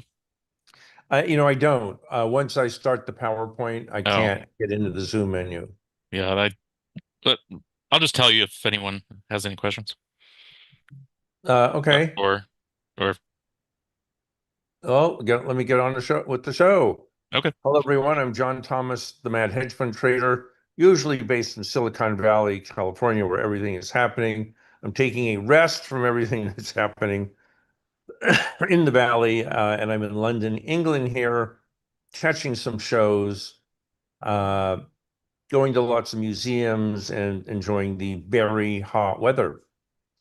So anyway, the great rotation is back. That's the big news on the market. Of course, it's easier for me to watch the market here in England than it is in California. Here, the market opens at 2:30 in the afternoon and closes at 9 at night, which gives me a whole half day free every day. In California, The market opens at 6:30 in the morning and closes at 1:30. So I have the afternoons free every day. Anyway, great rotation is back. So take out your pen and paper to take notes or start typing into your smartphone. What I'm about to tell you will blow you away and change your life. Or I'm in the early retirement business, your early retirement. Learn what to do, when to do it, and why. And this is me with the Spitfire. I fly here every summer. Turns out there's only a few people who can fly Spitfires in the world. I'm one of them. And every summer I volunteer to run in their engines after rebuilds. The planes aren't designated as safe until they have 50 hours on new engines. And I'm one of those. So not to worry if the engine fails. England is basically a giant landing field anyway. So you're always over home base. So how would you like to become a successful investor? Trade for a living full time, pay for educations, cover medical bills, finance great vacations, pay off mortgages, not just for you, but for your entire family. You become an independent trader that succeeds. You get to do things other people don't do, such as take the owner's suite on the Queen Mary from New York to England, which I did just last week. I always take the Queen Mary to get over here. It makes it easier to adjust to the time change. And when I get to London, I take the Orient Express down to Venice to get some real Italian food. Of course, it's even hotter down there. And it's easy to island hop in Venice in a helicopter. Beats the hell out of paying for those expensive gondolas, which are always ripping you off. They're like $100 a ride now, and that's for a short ride. And you get to pick up any weird, expensive hobbies that you like, no matter how expensive they are. In this particular case, I fly vintage airplanes. I've flown over 50 pre-World War II aircraft, and this is me flying my 1932 Tiger Moth. So again, more on airplanes later. You also get to buy the latest hot car, and this is one of the very first Model X's off the assembly line in 2018 in Silicon Valley. So, of course, this is the return that gets all these nice goodies, 62.83% trailing one-year return. Notice that we don't have pullbacks. We had this one brief one, which only lasted a day when the tariffs were announced and then undone the following week. It's basically up, sideways, up, sideways. So if that works for you, listen on. And of course, we're just lucky for the past year. 49.69% is our average annualized return for 20 years versus the 29.77% for the S&P 500. This is us in blue. This is the SPY. We're performing at roughly double the rate of the S&P 500. So why listen to John Thomas? Well, I have 55 years of experience in the global financial markets, 10 years as the economist correspondent in Tokyo, Japan, and later the White House, 10 years running the international equity division at Morgan Stanley, Marine Corps combat pilot in Desert Storm, 10 years running the first international dedicated hedge fund, 5 years fracking for natural gas in Texas, and now 20 years publishing the Diary of a Mad Hedge Fund Trader. I am one of a handful of founders of the modern hedge fund industry who is still working. I am also registered with the U.S. Securities and Exchange Commission, registered as a commodities trading advisor, or CTA, with the U.S. Commodities Futures Trading Commission, registered as an investment advisor with the state of California. I passed my Series 7 securities test, my Series 63 securities test. Basically, I'm licensed up the wazoo. And we don't take any commissions or kickbacks in making this presentation or selling order flow or email addresses. For us, the big payoff is renewals from happy customers and testimonials. So the trading opportunity of a lifetime is at hand. The Iran war has disintegrated into a slow burn, freeing up global oil supplies, but hitting tankers with missiles every day. Yesterday, it was a Saudi tanker. Before that, it was a Qatari LNG tanker. Before that, it was a container ship. As a result, stock markets are getting yet another new stimulus. Yes, bring those stimuli out. Oil plunged by $50 a barrel in weeks, injecting 450 billion into the US economy and 1.8 trillion into the global economy. It's all enough to keep the bull market running for another 3 to 6 months. But the leadership has changed out of semiconductors into value stocks. What is a value stock, you may ask? You probably all forgot because this has been semiconductors only since the beginning of the year. Let me, John Thomas, the Mad Hedge Fund Trader, teach you how to make money in every market condition, up, down, or sideways. So the oil crash will accelerate the great rotation. People are going to move out of tech into non-tech, out of growth into value, out of domestic into international, out of no yield into high yield, out of the US dollar into foreign currencies, out of paper assets into hard ones like gold, out of digital assets into real world assets. And the Bitcoin price tells you all you need to know there. This could go on for the rest of the decade. So what do these four names have in common? Stanford University is actually, yeah, four names. Stanford University, Crocker Bank, the Huntington Hotel in San Francisco, the Mark Hopkins Hotel in San Francisco, and this, of course, is Huntington's house down in Los Angeles, which I used to visit a lot when I was a kid. These were the big four who sold the shovels to the miners during the 1849 California gold rush, becoming billionaires of their day. Hint, you want to be the guy selling the shovels to the gold miners. They're the ones who make all the money. Yeah, that is an 1849 picture, which obviously has been digitally enhanced. The gold rush of 2026 is on. 1 trillion is pouring into artificial intelligence this year and another 1 trillion next year. The greatest capital spend in history is funneling into just a handful of companies. It will be a winner take all with a few companies succeeding. Big tech is building 7 AIs when we really only need 1 or 2. Watch out below. The big play in AI isn't buying the winners, but selling short the losers, of which there will be many. Get in on the early stage of the right companies, and you will increase your wealth 100-fold, as we have already done with several companies that we got into early.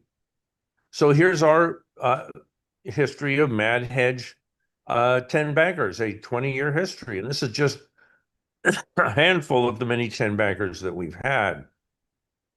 We got into Zoom right after the IPO. And of course, I play my usual game in waiting for the fluff to come out of the IPO, stock sells off 30%, go in, and then you ride the upside.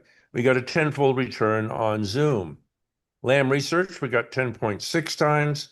Semiconductor manufacturing company.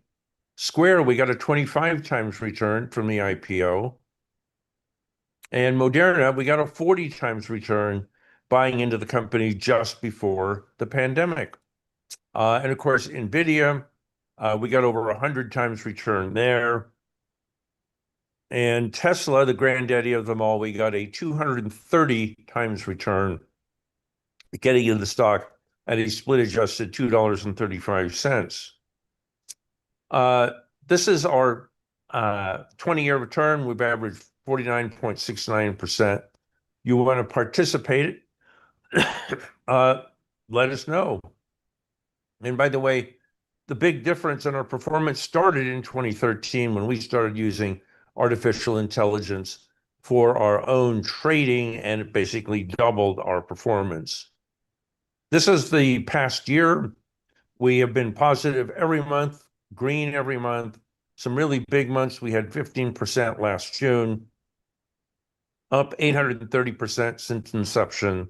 It has been a gangbusters performance. But don't believe me. Listen to one of my happy customers. Hey, go for it. Hi, my name's Wilson, and I've been with the Mad Hedge Fund Trader and John Thomas since 2019.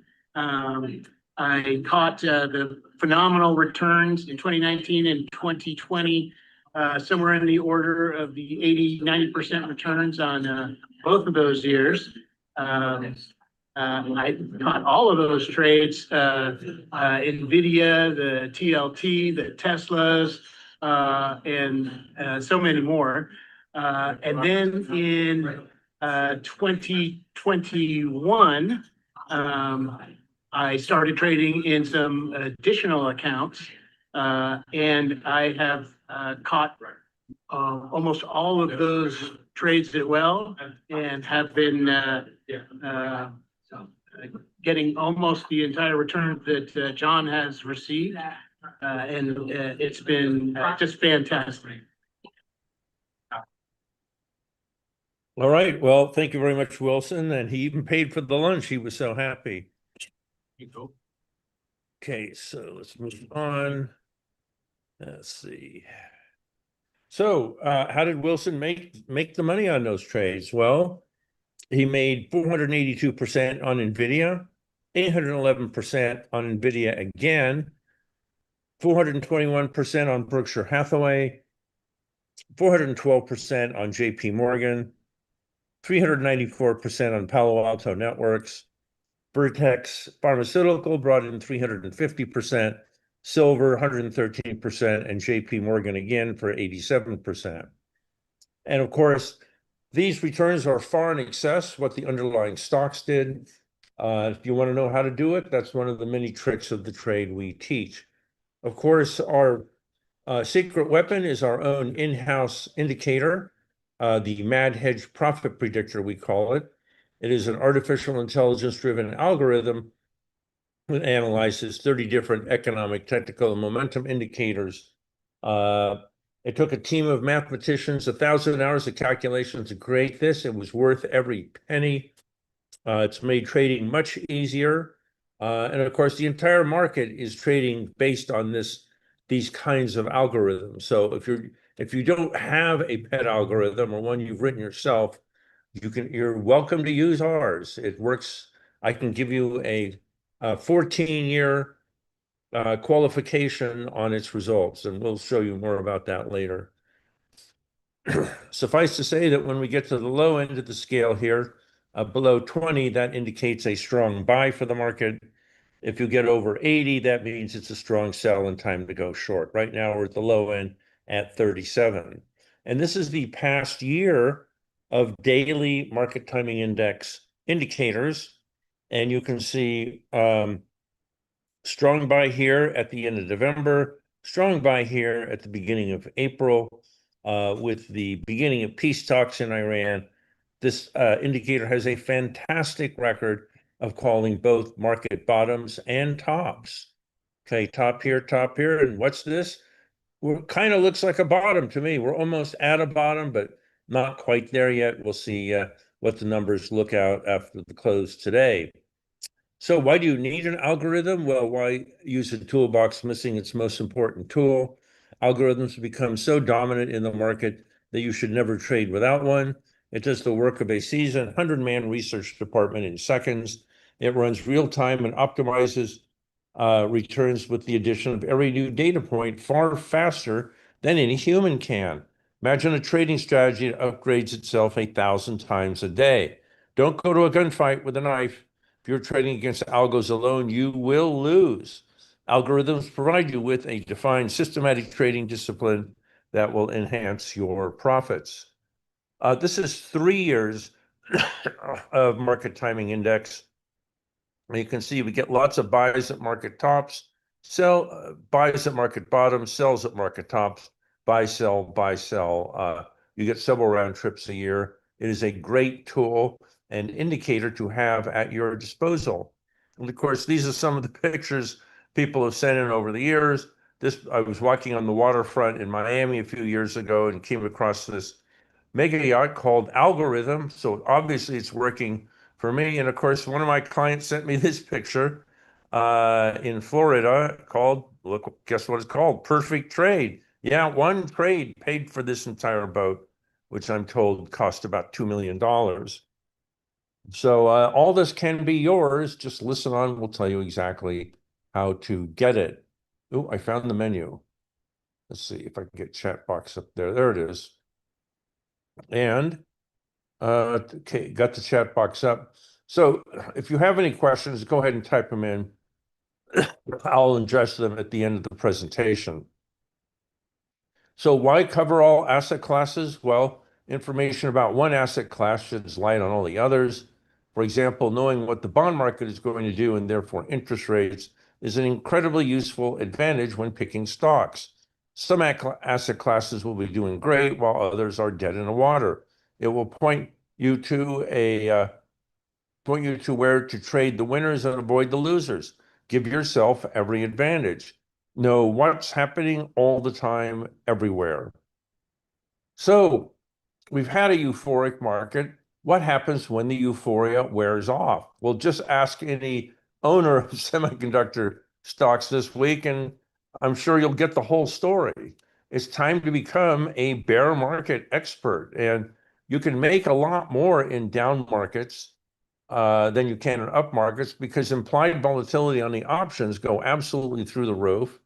For example, I'm trading Micron Technology today, and the implied volatility on the options is 118%. Just by comparison, the implied volatility in S&P 500 options is only 14%. So yeah, those are one of many advantages you can pick up along the way. You can buy the SDS to protect on the downside. And just to show you how this works, market peaked with the, well, let's go back to the beginning of the year in the run up to the war. And you had a move in the SDS, which is a 2x short S&P 500 ETF, which trades like water, from 65 all the way up to 80. What happened when the war ended? Well, we went from 80 all the way down to 55. So you can play this both sides. You can buy it when markets are falling. You can sell it short when markets are recovering, but there are many more ways to do that. So SDS is your play for downside protection. Just buy the SDS. You get double the, for every dollar of SDS you buy, you get $2 worth of downside protection on your portfolio. And if 2x isn't enough, how about 3x? That is the ultra pro short S&P 500, the SPXU. And you can see that in the run up to the war, we went from 45 all the way up to 65, and then down from 65 all the way down to 30. So dropped by half on the peace talks.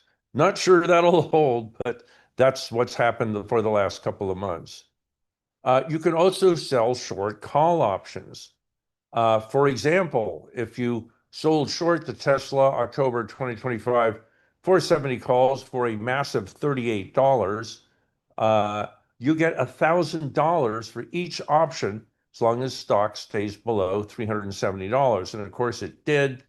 Implied volatility there of 60% was the cream on the cake. And we tend to focus our trading around highest implied volatility options like Tesla, Micron Technology, SpaceX, and so on.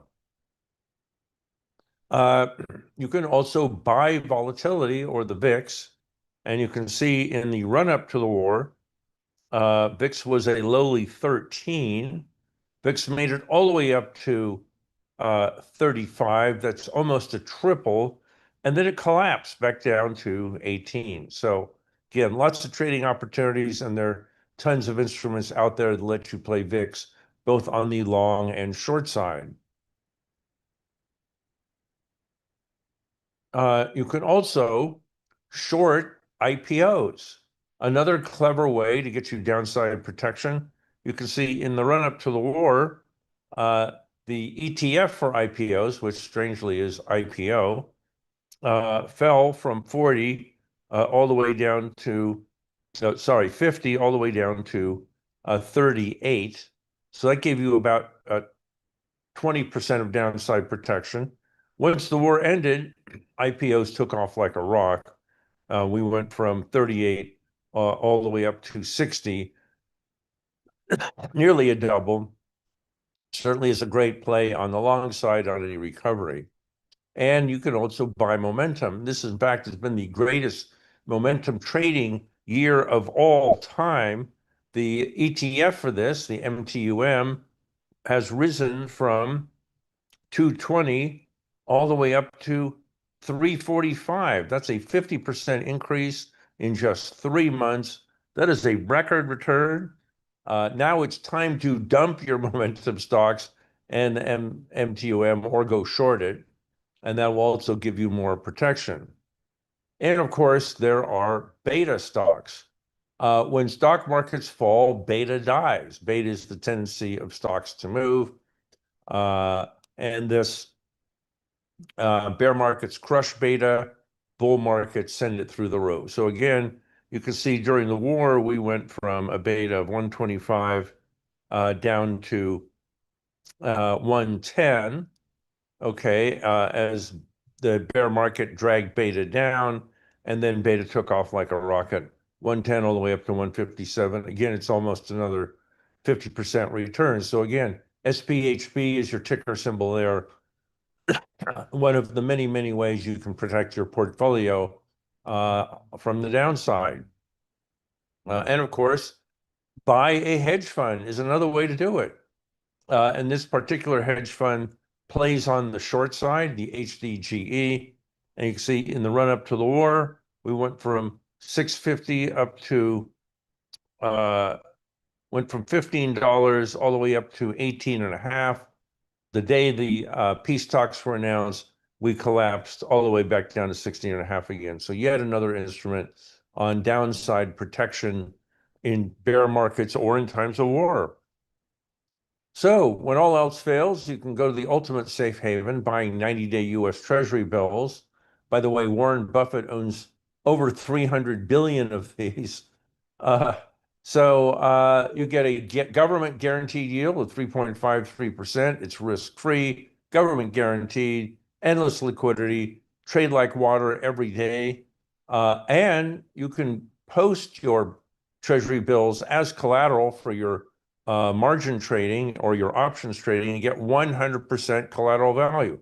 So this is what almost all hedge funds do, is they keep all their cash in Treasury bills all the time and then trade on margin against that collateral. And the difference in cost right now is about 1%. Allows you to lock in a guaranteed income. They can be sold at any time of the day to earn full interest payable up until that day. It'll survive any bear market. Ask your broker how to buy them. Brokers don't really want you buying these things because there's no commission for them. So let's talk about the stock market. A lot of things have changed in the last couple of weeks. After a brutal 30% sell-off, semiconductors are searching for a bottom. Big banks have started a big rally on the M&A boom, soaring stock market, and the prospects of falling interest rates next year. Magnificent Seven are also recovering from a 2-year bottom. Insurance companies and REITs are bouncing off falling rate hopes also. Biotech is rallying hard after being stuck at the bottom for years. Software stocks like Microsoft also trying to bottom after a horrific year and spending all year in the penalty box. Energy stocks went from hero to goat in mere weeks on the $50 oil crash. On the other hand, airlines, cruise lines, and trucking companies are all going to new highs, fueled by suddenly cheap oil. So this is the buy right now group. You want to pour into Brazil. They have a pro-business election that has been finished, falling interest rates, appreciating currency, and Brazil is replacing the US as a major food exporter to China, which suddenly doesn't want to buy our food anymore. Even if they promise to do so in these so-called trade deals, nothing actually happens. And you want to buy emerging markets, which seem to be able to survive everything. That is a way of playing on the economic growth in China. We're currently growing at 1%. China is growing at 5%. Which one do you want to own? It also gives you a great hedge against a collapsing US dollar. Our target there is $90 against the current 66. And when we do get those panics, and believe me, we have many more panics ahead of us this year. They're only just getting started. You want to take a hard look at halo stocks, which have hardly moved for the last 5 years. What are halo stocks? Well, they are high asset, low obsolescent companies. Can't be replaced by AI. If the market suddenly figures out your company can be replaced by AI, it can drop 80% in a heartbeat, as many of them already have. They are immune to AI shocks, hitting the low asset, high obsolescent or LAHO stocks, which are, for example, software companies, which is why they've done so terrible. You know, software companies basically have no assets except for their patents and licenses, and their assets go out the door every day or down the elevator. Halo has massively outperformed LAHO in recent months, and these are typical companies in the Halo area. One big one is JP Morgan. It is the quality value bank in the US, a great deregulation play, hugely overcapitalized, moving into online banking and closing their expensive branch networks to cut costs. They are also making a lot of money on mergers and acquisitions. Citigroup, another play in this area, going from being the worst bank in the market to the best, has a big impact on your share price. Goldman Sachs earned $100 million on the SpaceX IPO in fees. So their stock is looking really good. And same with Morgan Stanley, also earned $100 million on the SpaceX deal and has a huge asset managed division that is growing like crazy. BlackRock is a double win. Rising market brings rising fees, and they also benefit hugely on deregulation.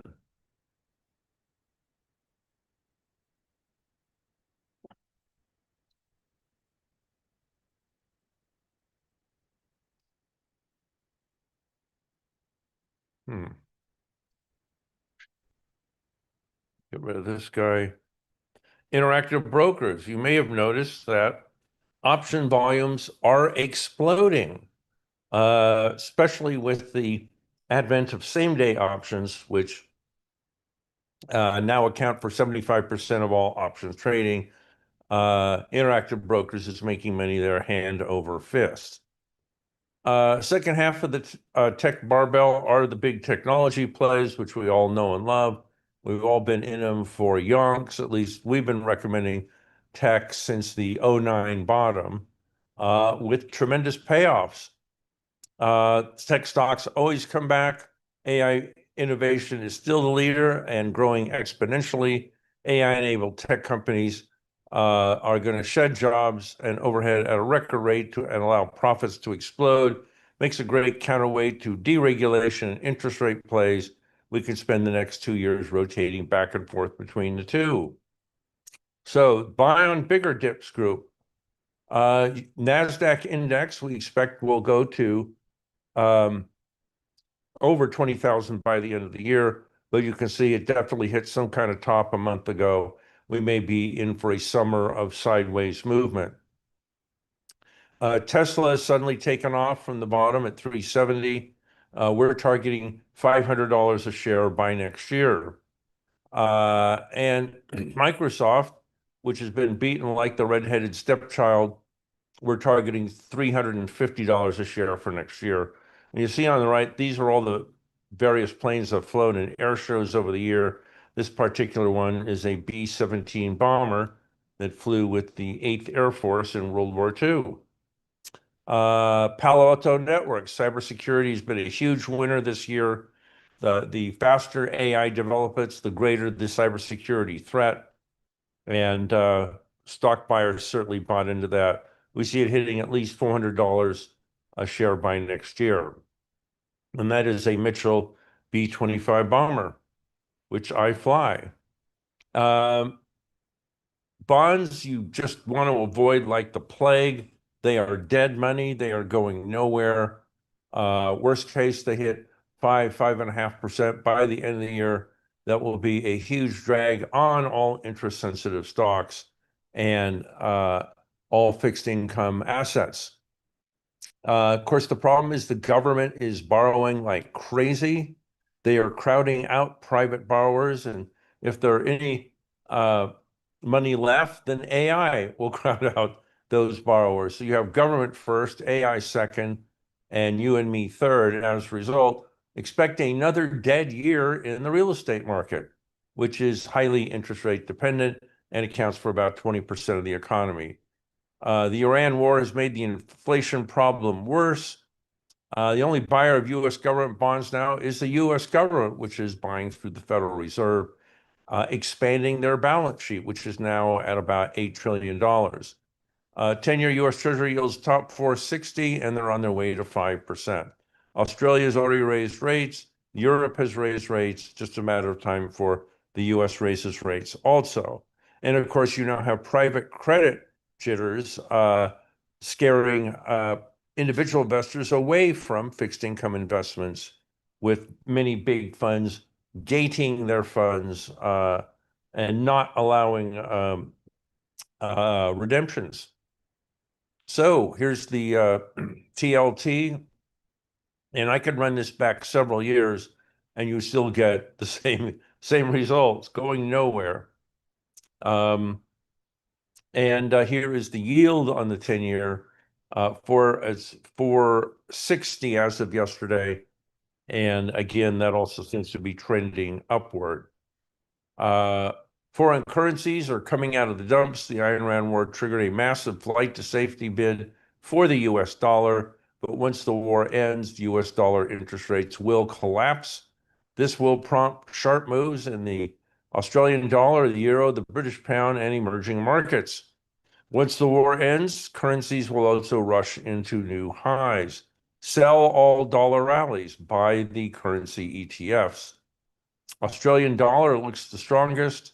It's on a solid uptrend, and so is the euro, and so is the British pound.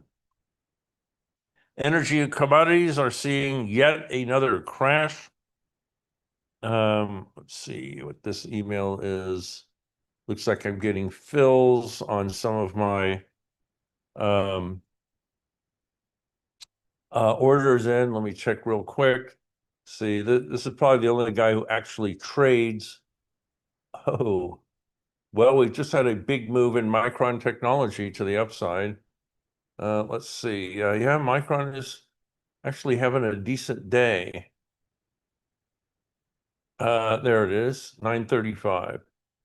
Okay, and SPYs are still underwater, and SpaceX recovering from a $10 sell-off. Okay, so energy, 60-day ceasefire has returned the Straits of Hormuz back to 1/3 of its pre-war capacity. Ships are having to pay the equivalent of $2 million in Bitcoin to get their ships out of there. Once out, they're probably never coming back unless they're in the ghost fleet. The world is still running down reserves, just at a slower rate. What saved us all was extreme conservation measures in China that avoided a global recession. $50 oil price crash saved the day. However, energy markets are open to further disruption at any time without warning. Notice that oil is up $3 today on the latest attack on commercial ships. Peace talks in Iran going absolutely nowhere because Iranians have no incentive to do anything since they are getting more oil out now than anybody and making the money. So here's oil. We think we've close to a bottom. We're looking for some kind of rally on the next geopolitical shock. And by the way, we were massive oil traders for the first quarter of this year, trading all of these ranges here, selling every rally, buying every dip, buy, sell, buy, sell, buy, sell. We had a great year as an oil trader. And if you do want to play energy, which does have a good long-term future, you want to go into uranium. And this has already had 2 doubles since we recommended it. But the U.S. is to build 80 new nuclear power plants to power AI data centers, and China's building 120. Comico is the largest maker of yellow cake or uranium fuel for nuclear power plants. So this has a great buy once the markets start to recover. Precious metals, we all played the gold trade last year, which abruptly ended in January. After hitting extreme highs, the biggest sell-off in market history hit the precious metals. Sell-off came with Kevin Warsh's nomination as Fed governor and fears that he may raise interest rates to fight inflation. Precious metals hate yield competition from rising interest rates, and the bond market is telling us that rates are going up. So gold is a de facto interest rate trade. Enormous amounts of over leverage in the space have been wiped out. Bull market is not dead, it's just resting. Eventually we see gold going to 10,000 an ounce. Gold may look expensive, but everything else is worse. Expect gold to consolidate around current levels, possibly for months, then take a run at new highs. So buy the big precious metals on dips, and we have a lot of them. So here's the GLD ETF. See, it's at a low for the year. The GDX, the miners ETF, also at a low for the year. Barrick Gold, the world's largest gold miner, low for the year. Same with Newmont Mining, the iShares Silver Trust, all are in buy and dips scenarios. Here is the Silver Miners Trust and Wheaton Precious Metals, the leveraged royalty play, down to 110 from 155. That was a great trade. We bought this in the low 30s on the way up. So the harsh truth is you really need my help. The majority of individual traders lose money. They lack the correct trading and discipline to succeed. Most brokerage research suffers from grievous conflicts of interest. Wall Street is all about moving money from the uneducated to the educated. The easy solution to the problem is to get educated yourself. Fidelity did a 20-year study and learned that their top performing investors were dead people. Why did dead people do so well? They never sell. You need a real pro to guide you through the market maze. The market is not monolithic, and 95% of it can be completely ignored. There are a few great sectors out there and a lot of awful ones. You get a 10 times return on the great ones, but get wiped out by the losers. Let a 55-year veteran steer you to safe waters. Let me sit next to you and guide your hand on every winning trade. Richard made millions of dollars religiously following my trade alerts. He now spends his retirement restoring vintage aircraft and flying them on the California coast, and occasionally I get to fly them.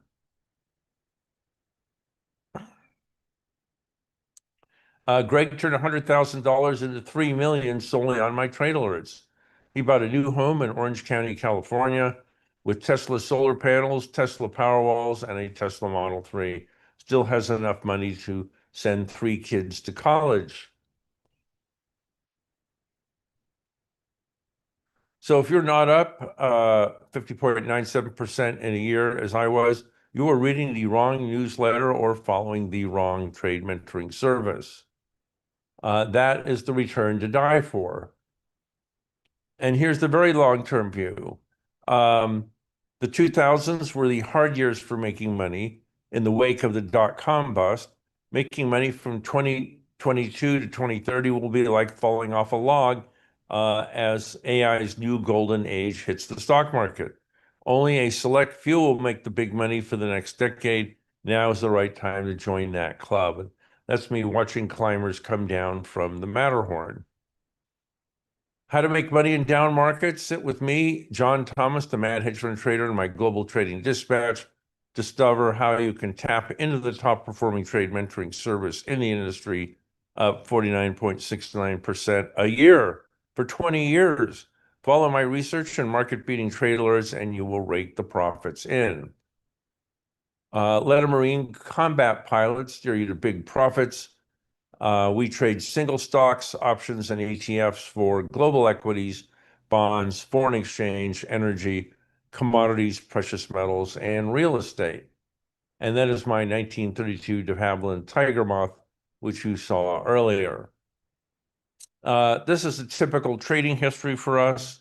You can see we bought the S&P 500, made a 16.3% profit, sold short treasuries for 8.6%, bought the Russell for 14.8%, bought Amazon, bought Apple, stopped out of Biogen for a 21% loss.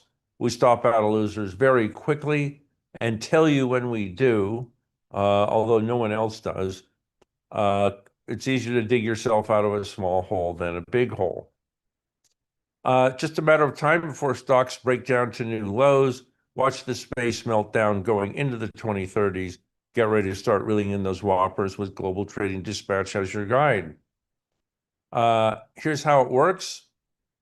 Our algorithm predicted that NVIDIA was about to take off like a rocket. So what did we do? We sent you a trade alert, which looks like this. It says buy NVIDIA, $48 or best. It's an opening trade. There's the trade date, portfolio weighting of 10%. Number of shares you needed to buy for $10,000 is 210 shares. What did NVIDIA do? It went up 45% in 22 trading days. Did we just pat ourselves on the back? No, we sent out another trade alert saying sell. Sell NVIDIA at $69.50 or best. It's a closing trade. And on this trade, we made $4,515 on a $10,000 investment in just 22 days. So with my MadHedge Global Trading Dispatch service, you get instant trade alerts sent out at market sweet spots, about 200 a year, and all the reasons to execute them. You get live biweekly strategy webinars with an interactive Q&A highlighting the next trading opportunities. You get special reports on urgent investment topics, invitations to strategy luncheons around the world. I just had one in London, England, and I'm having another one in Amsterdam next week. Get new trading ideas on a daily basis. I'll even give you the name of a surfing camp in North Africa. Warning, it's a lot harder than it looks. This is the one-stop shop. It's for individuals who want to understand what is happening with their retirement funds. It's for people who want to learn how to trade for a living, get the financial education of a lifetime. It's for smaller institutions and financial advisors who can't afford an in-house research department. Get in before the next melt-up begins. With this service, you get our global market comments in your inbox every morning, giving you the big 50,000-foot view on the markets and what to buy and sell. You also get MadHedge hot tips, the 5 most important things that happened today and what to do about them. This is what I'm not going to charge you for this service. I'm not going to charge you $100,000. That's what I charge my big hedge fund clients, and they're happy to pay because I make them millions of dollars. And I'm not going to charge you $3,500. That's the full price of what I'm offering you on my website.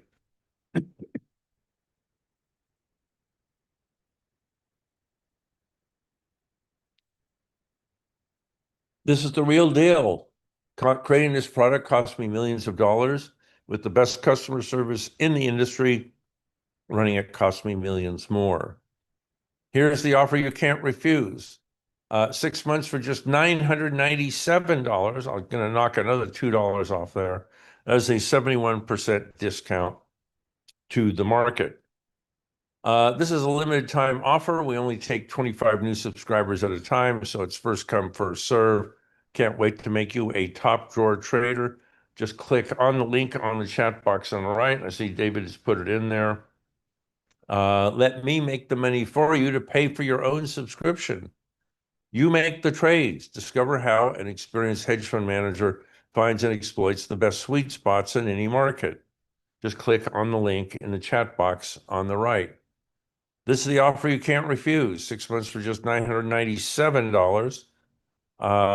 Let me show you how to make the money to pay for your own subscription. Buy now and you will instantly receive a trade alert with an extremely high probability of success that you can execute immediately and make some of the most serious money in your life. Don't leave good money on the table. 90% of these trades make money immediately. And just to give you a tease, this is the chart of the trade alert I'm about to send you. You have to go through 1,000 charts to find one this good. What I'm not going to tell you now is this a buy or a sell? Sign up now and you'll receive my free video course, Options Trading for Beginners, a 12-chapter course about everything you ever want to know about options, written for the basic beginner. So if you're going to work with me for the next 6 months, best to find out who I am. My family origins are very humble. Growing up as the oldest of 7 children on a remote farm in Southern California, I lived the all-American childhood, playing Little League Baseball and becoming an Eagle Scout. Just to give you an idea of how old I am, this is the kitchen from the house that I grew up in. Yeah, things have changed a little bit since then. There wasn't much to do in California in the old days but hunting, so I picked up a job as a paper boy for the Los Angeles Herald-Examiner. There I found the stock pages, bought IBM at 20 and sold it at 30, and suddenly found a far better way to make money than delivering newspapers on a bicycle. By the time I was 16, I earned enough money to fly to Europe. By the age of 17, I had visited more than 50 countries and spoke 4 languages. At UCLA, I majored in math and DNA research, which landed me a job at the nuclear test site in Nevada. Their yield didn't mean interest paid, but millions of Russians killed. I didn't see a future in that, so the government sent me to Southeast Asia for a few years of intelligence missions where I learned to fly and jump out of perfectly good airplanes. There I advised the militaries of America's Asian allies. As the war wound down, I became a foreign correspondent for The Economist magazine in London. When they learned I had a math degree, they switched me over to covering the Asian economy and the stock market. And all I got for 10 years of government service was this box of medals from Desert Storm, which I trot out once a year on Veterans Day. As a foreign correspondent, I covered China during the Cultural Revolution, was the first American reporter to visit North Korea since the Korean War, and covered the rest of the continent all the way to India. I figured out very quickly you didn't have to be that smart to make money in the stock market, so I got into the industry, joining Morgan Stanley. After 10 years there, I started my own hedge fund. And yes, that's my original ID card from Morgan Stanley. You can see the years have not been kind. I rapidly became the top performing hedge fund manager of the 1990s, eventually bringing in a 1,000% return in a decade. Then the money really started to pour in. It's an understatement to say that when your income goes from the thousands to the tens of millions, really has a big impact on your lifestyle. You get to buy the latest hot car, fly your own private plane around Europe, go marlin fishing in Mexico, and collect vintage Rolls Royces, another hobby of mine. I now spend my days pursuing my first love, finding winning trade alerts, but I now do it from my 3 mansions in San Francisco, Lake Tahoe, and Zermatt, Switzerland, which I am on the way to visit shortly. And I've quit turning millionaires into billionaires.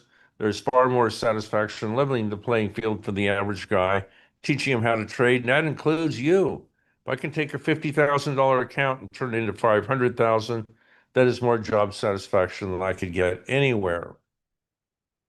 I travel the world ferreting out the best trades, making my second trip to the Middle East. During the war, I flew to Dubai, only to be greeted by 50 drone hits a day, one of which nearly took my right foot off.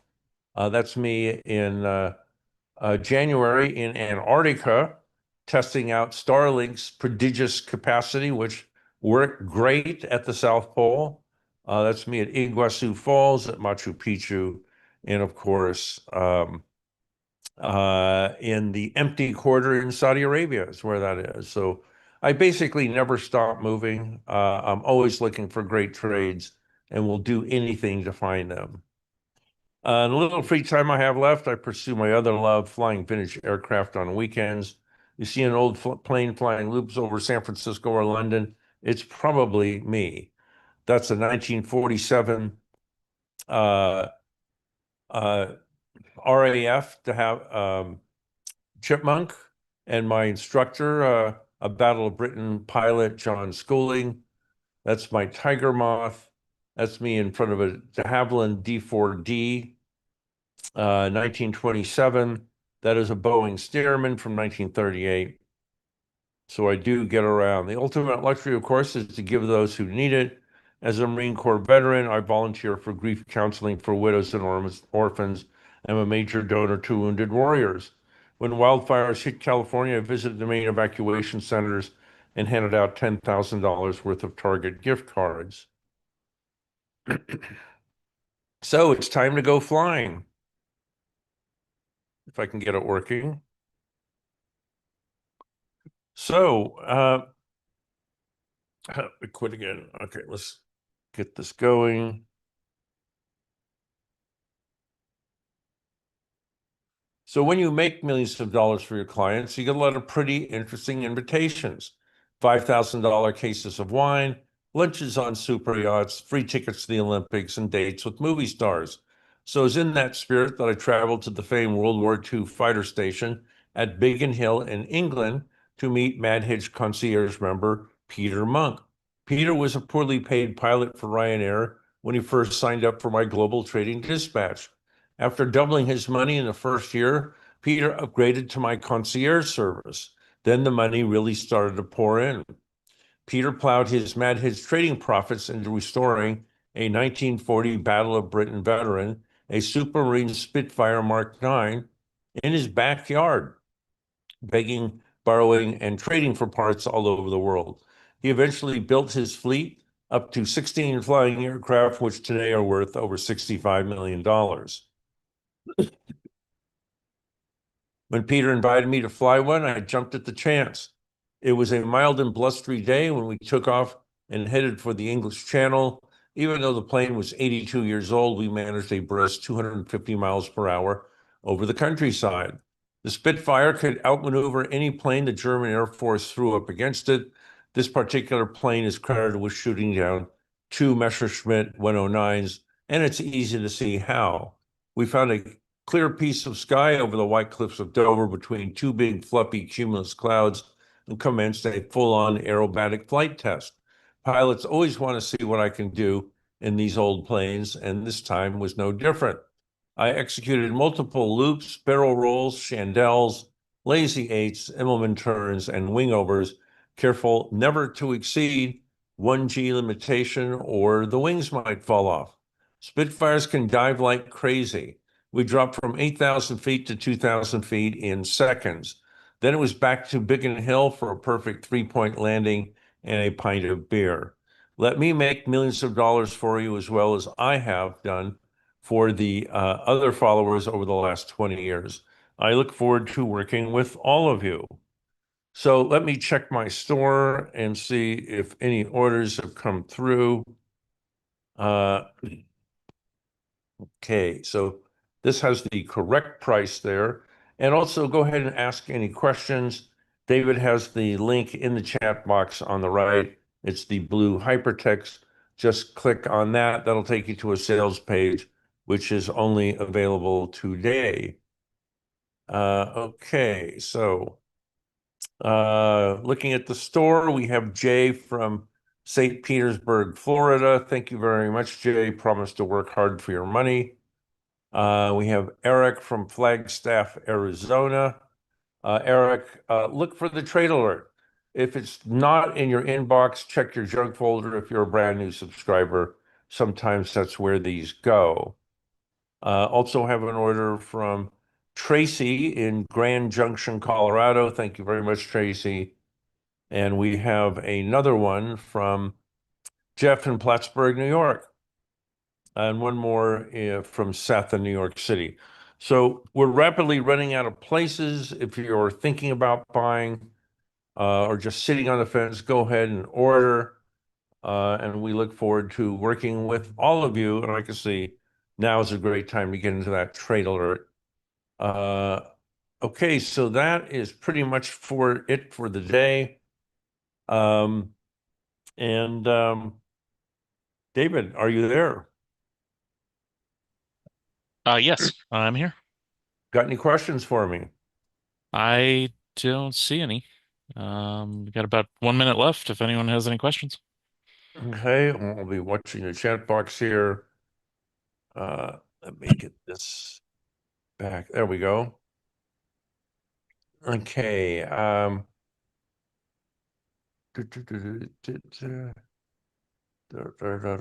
Okay. Well, that is pretty much it. No more questions. Orders are still coming in. David, thanks for inviting me for this wonderful event, and look forward to the next one. Yeah. In the Thank you meantime, for you being can find me somewhere in Europe or the Middle East. here. Okay. Sounds good.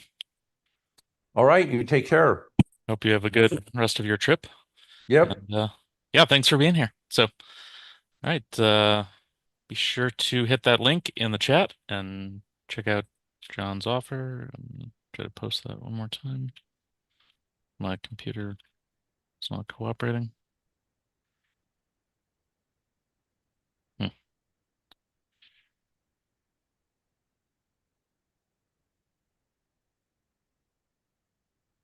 Okay, there we go. All right, hit that link and check out John's offer.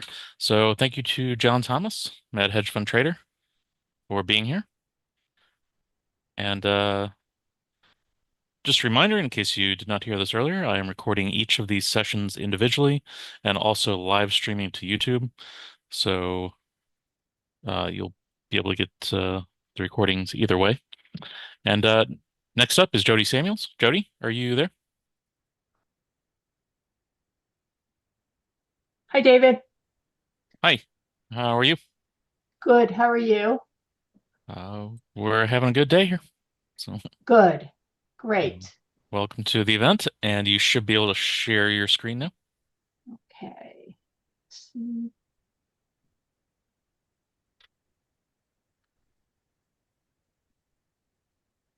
How's that? It's loading, and yeah, it looks good. Looks good. Okay. And I got a couple more things that I have to fix on my side. Okay. Let's see. Everything looks good. Okay.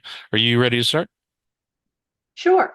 All right. I'm going to start my recording again, and then you can start your presentation. So I am recording again now.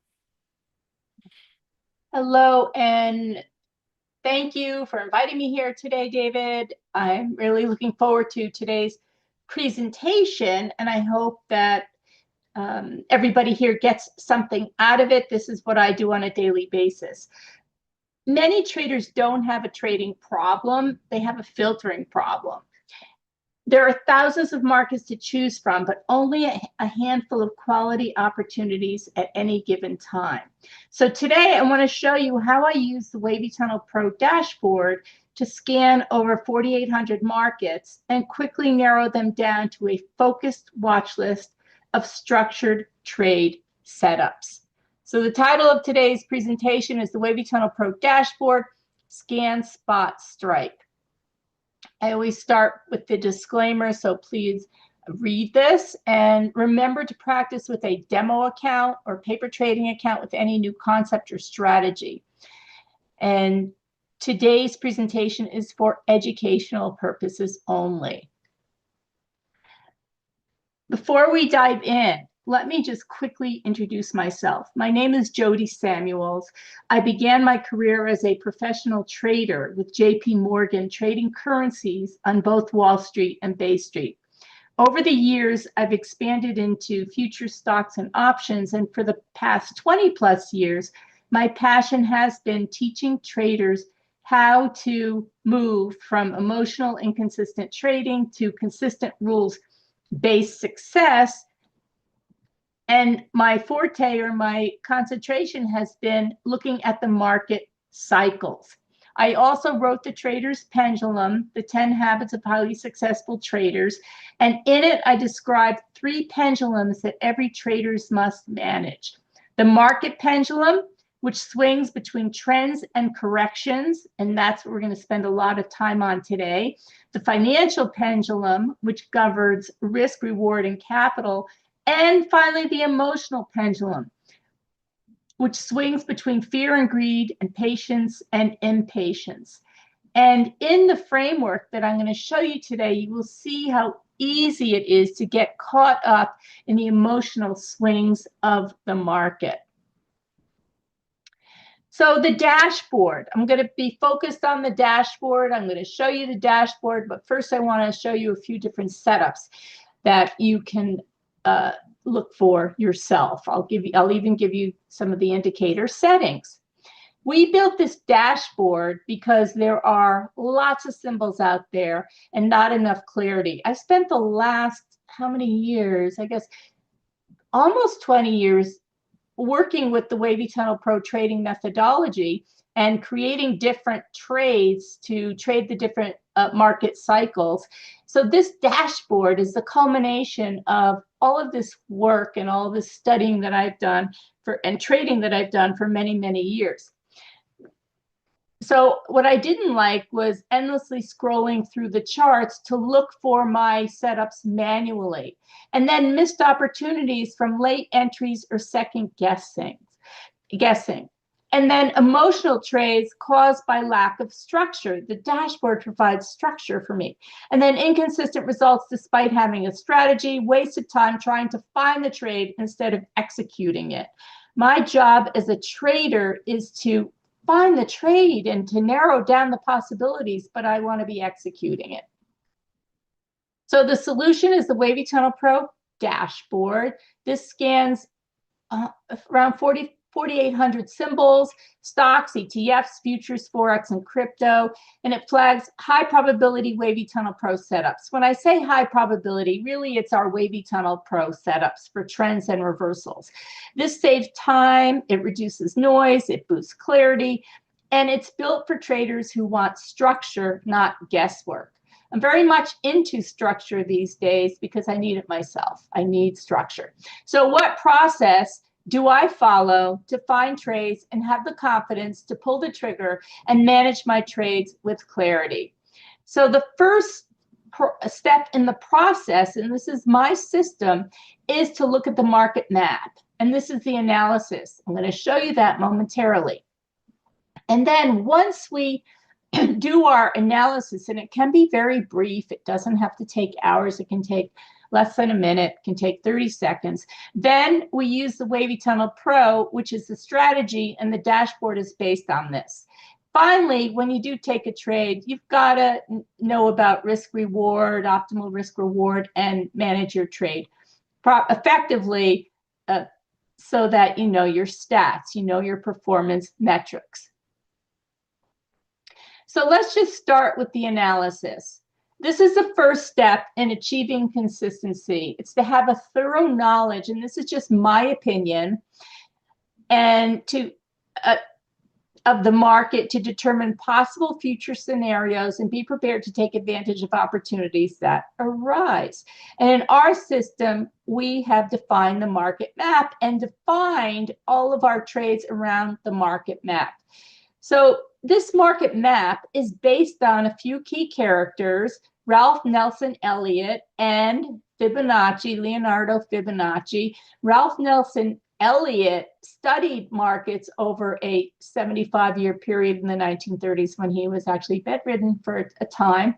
And he discovered that stock markets traded in repetitive cycles, and that these cycles or waves reflected the emotions of investors. So studying the market cycles applies to any market today. Elliott Wave has taken on new meaning based on his original work. And then Fibonacci, you're all familiar with Fibonacci, and all of the Fibonacci retracement and extension and expansion ratios stem from the Fibonacci sequence of numbers, which is down here. And this is the complete market cycle, which I have renamed the market map. where you have the trend on the left, and then this is a zigzag correction, a three-wave correction on the right. And these patterns show up in the markets and on any time frame in any market, and it's all based on Fibonacci, and it's all tied to collective human behavior. This is where emotions kick in up here. This is where emotions kick in down here. Up here, people are frantically buying. Down here, they're bailing.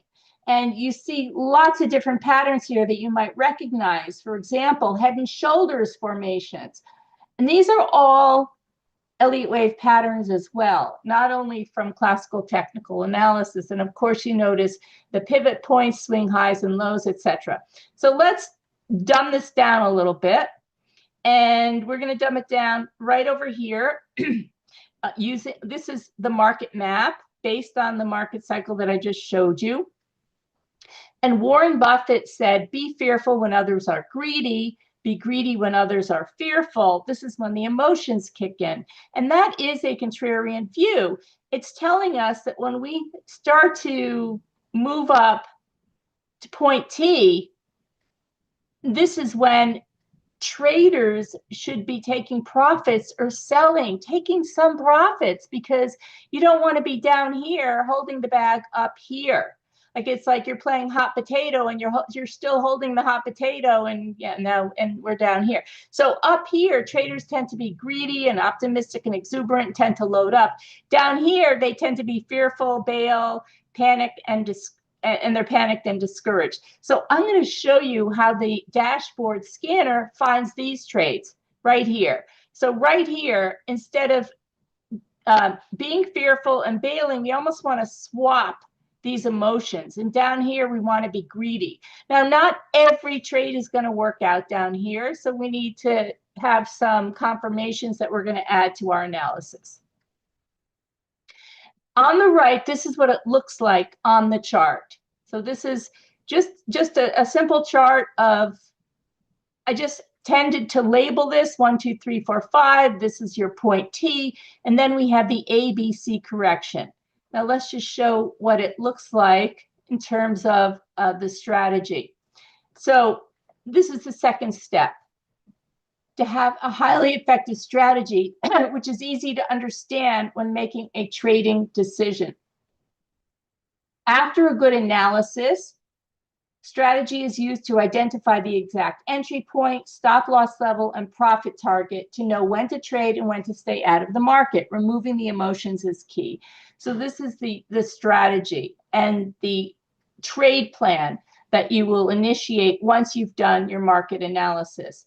But let's go back to the chart. This is a chart from the dashboard. It looks very pretty, and you see all of these diamonds and circles. But let's just go through the moving averages, because the moving averages inform the Wavy Tunnel Pro core setups.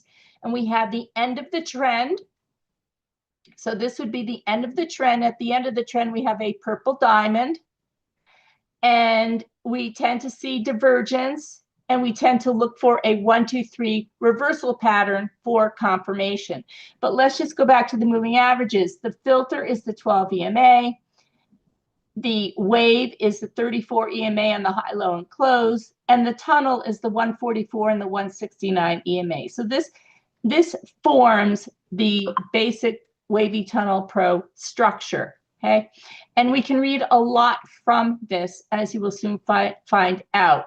And this mimics the 8-wave market cycle, which we discussed already, where you have point 0 leading up to point T, and then you have the 3-wave correction down to the end of a C wave, and this is right here. So these are the trades that we're going to be looking for. So let's look at the left here. At the end of the trend, we have divergence, so that would be up here, and I use the awesome oscillator. I'll show you lots of examples. And then the trend continuation includes breakout trades or pullback trades.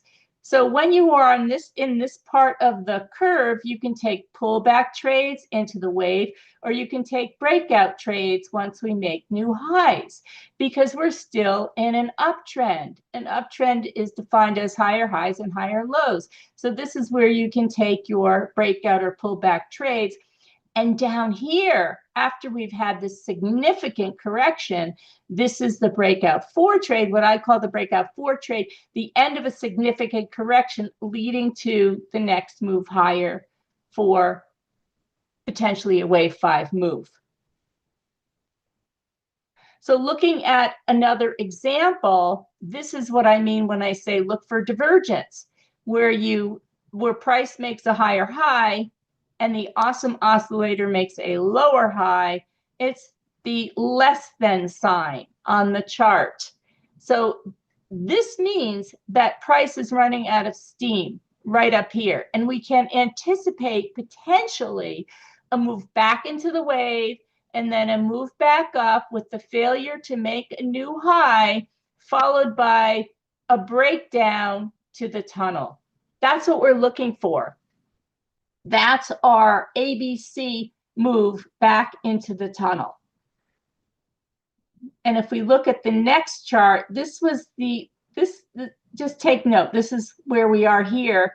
And then let's fast forward it to today. I took this screenshot last night. This is where were here when we saw this gray diamond. And this is not a straight move up. We moved up, we made a new high, and then we came back down to the tunnel, giving another opportunity for buying. And then this is where we are today. So we significantly took out these highs, and the wave has started to separate from the tunnel again. But the initial trade was down here. And then if you continue to follow this and you continue to follow it on the dashboard, this trade would have come up twice on the dashboard before this massive rally. Let's look at Apple. This is and on the next slide, I'll show what happened subsequent to this. So we have divergence with the awesome oscillator. When we have divergence, we are looking for a significant correction.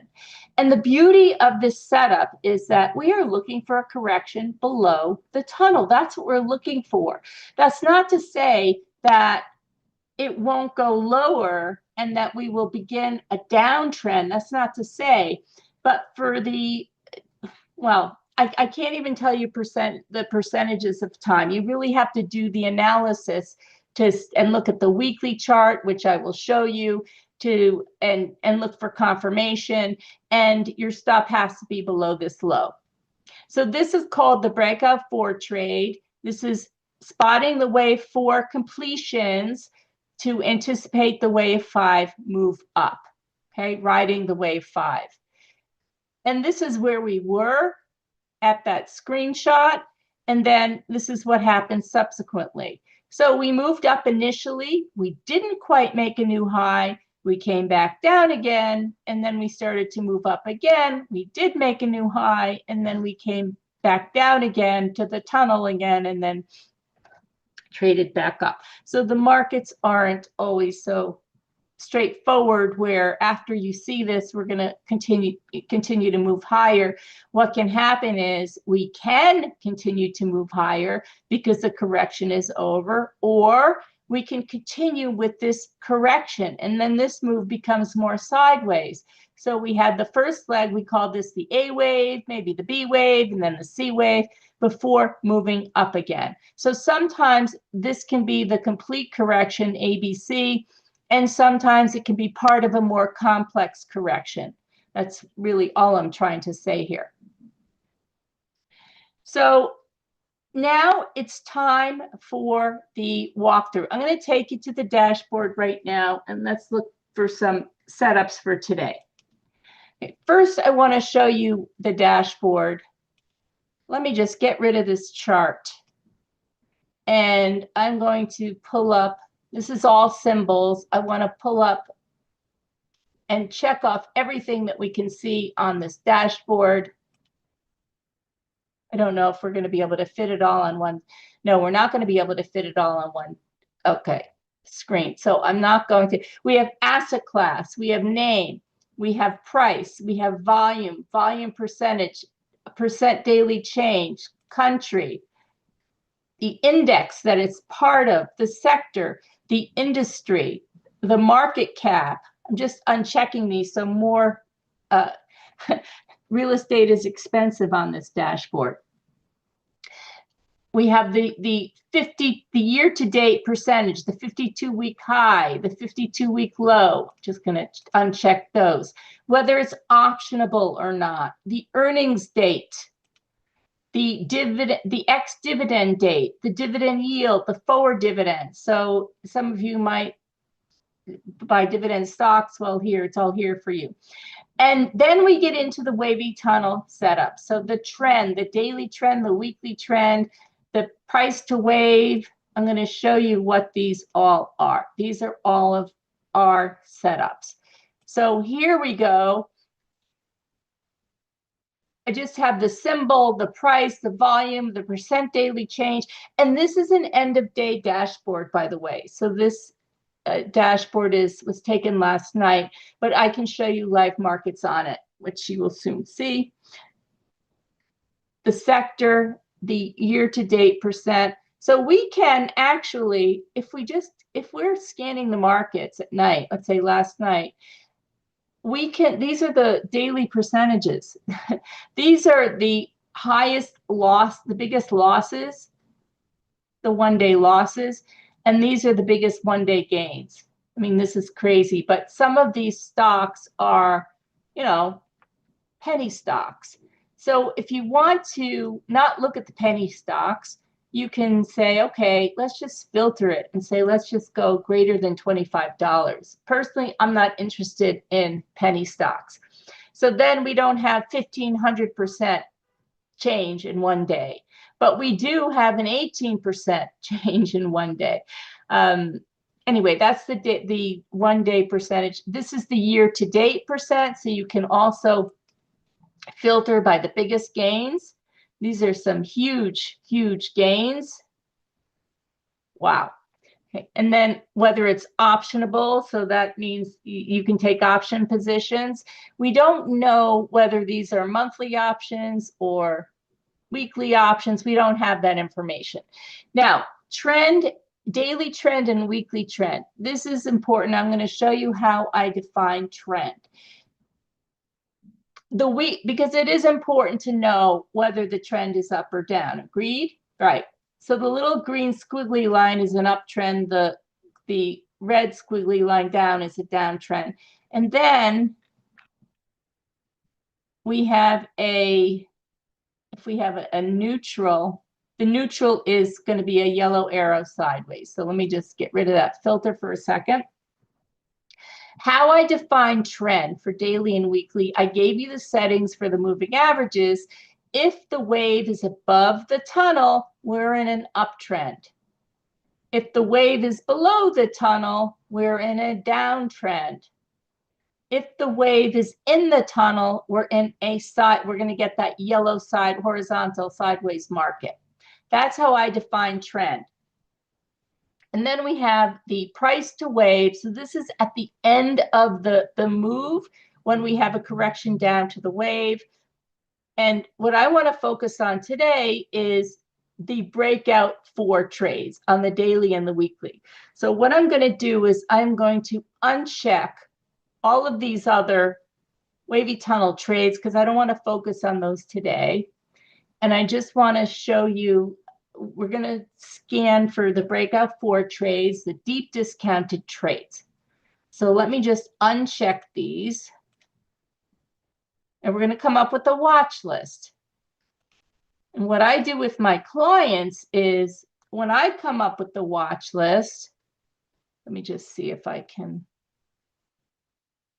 Okay, let's see if. Okay.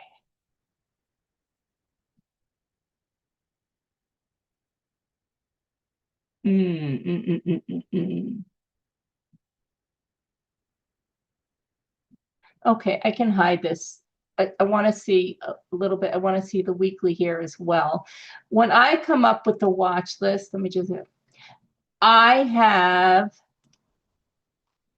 share it with my clients, with my students. So these are all of the watch lists that I've created over the last, well, since June 2nd, I believe, June 1st. Okay. So I just started to do this.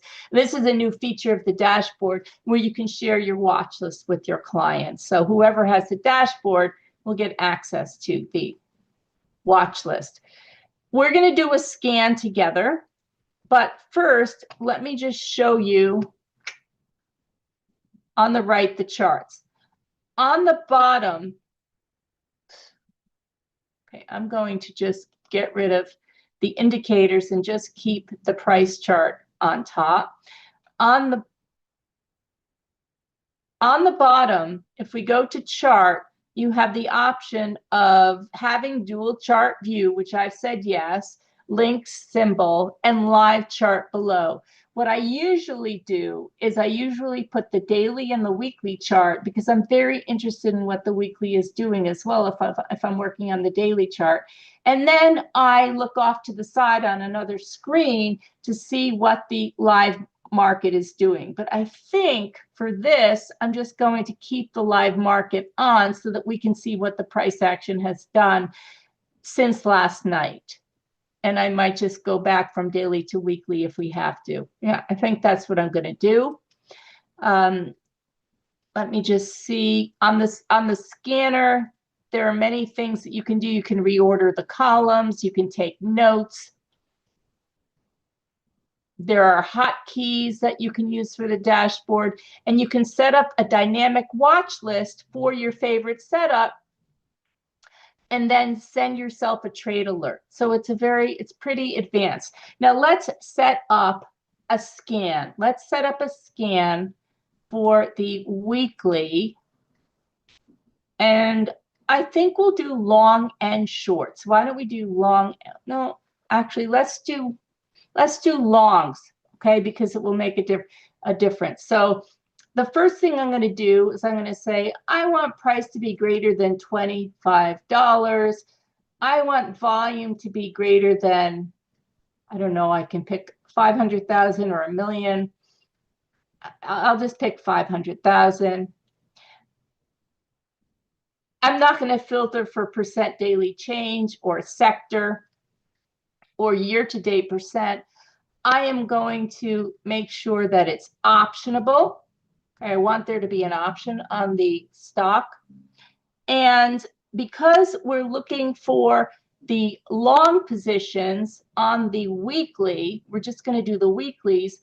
I want the weekly trend to be up or neutral. Okay, it can be neutral.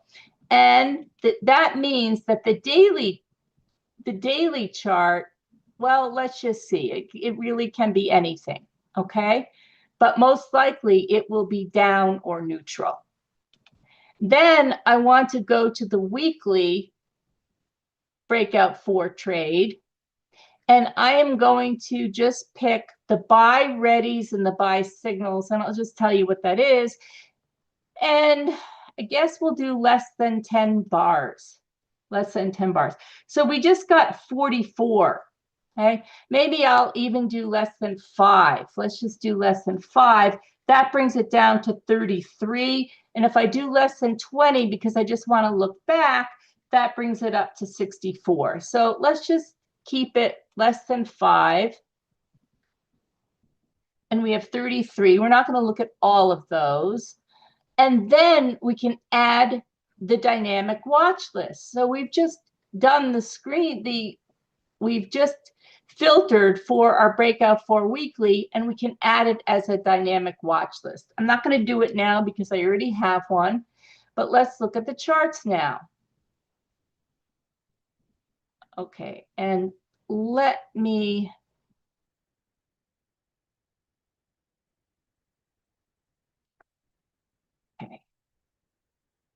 yeah, let's look at the charts now. Let me just get rid of the breakout for daily, so we can just move the chart over, or let's get rid of something else. Now that we've scanned for optionable, let's just remove optionable. Okay, that's better because we know that it's optionable.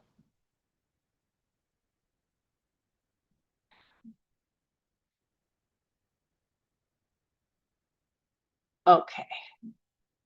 Now we're going to put up the weekly on top.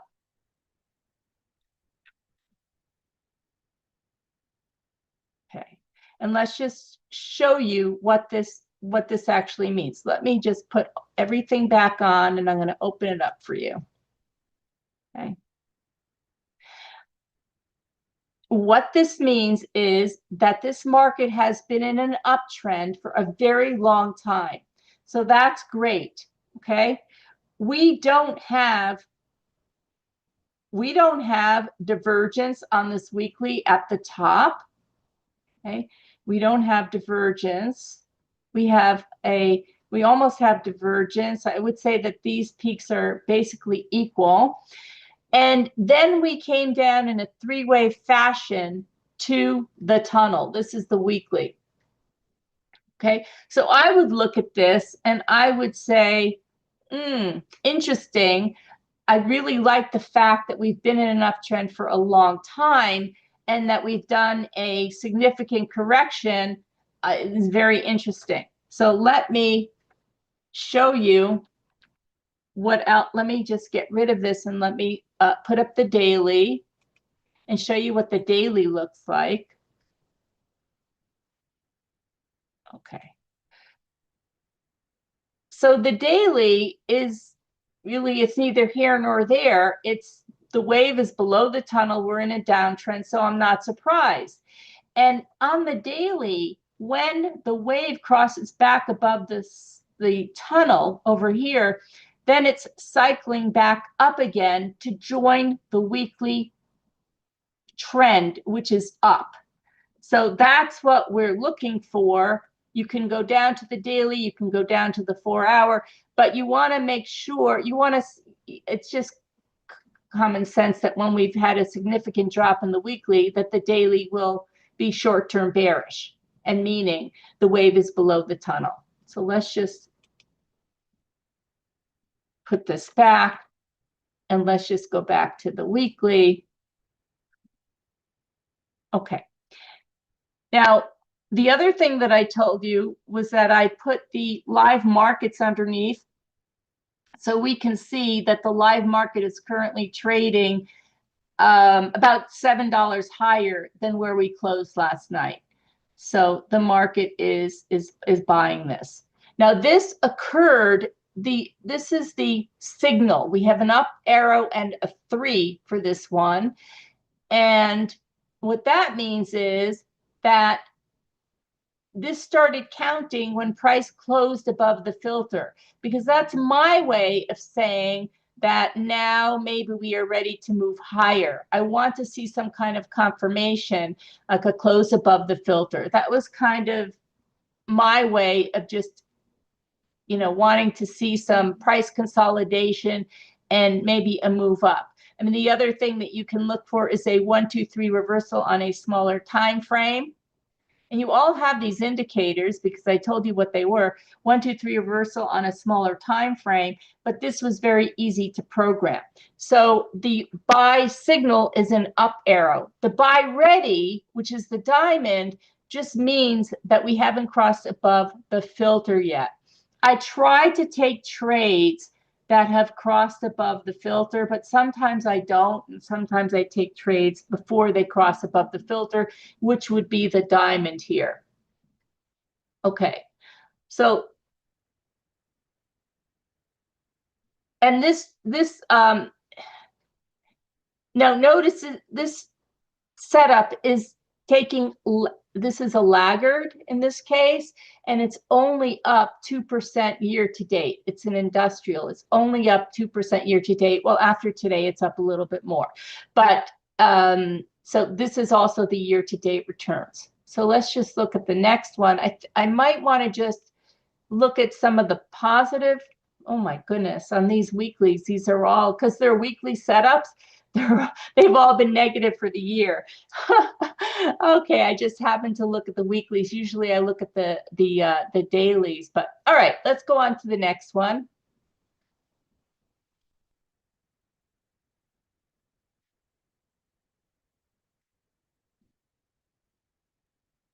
Okay, this is kind of choppy, but we did get the signal here, and the market is up a little bit. So I'm just gonna flip through to see and to show you what it means when it's a diamond and when we haven't confirmed yet. This is it. See, we're trading sideways. We haven't closed above the filter. We have not closed above the filter. Okay, so if we stay here and we don't start to make new highs, and then the wave starts to go down below the tunnel, it means that we're probably going to make new lows. Okay, so I like to see some quick action. Sometimes we don't get it, and then if we sit here sideways long enough, that's a consolidation pattern, and we can make a new low.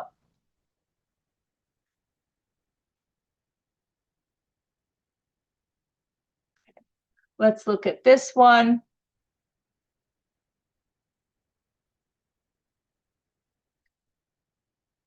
Okay. I'm going to open this up. And when I look at this, when I see that this is on the weekly chart, when I see that the wave is just about to cross down below the tunnel, I'm no longer interested. Like when it starts to cross down, like over here, I'm no longer interested in participating.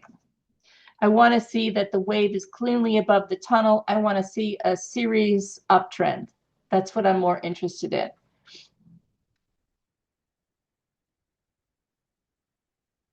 Okay, this is MasterCard. So with MasterCard, I'm going to open this up.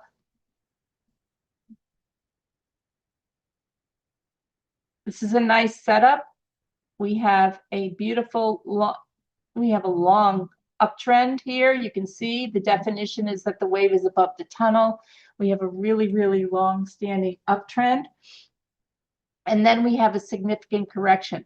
Now, what's great is if you are, let's just say that you're long over here, and then we have a peak, and maybe we have awesome oscillator divergence. What this setup allows you to do, it allows you not to get stuck in the position, and to know that once we have a move down below the wave, and then we have a pullback and we fail to make a new high, and then we start to come down, once we take out these lows, my price target will always be the tunnel, actually below the tunnel. It will always be below the tunnel. Sometimes we don't get there, but I want to be out of my trade if we see this kind of a price action.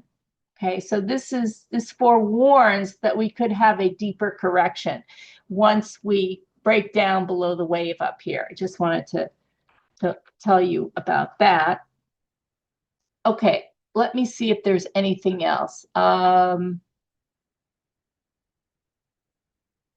Yeah, so here's McDonald's.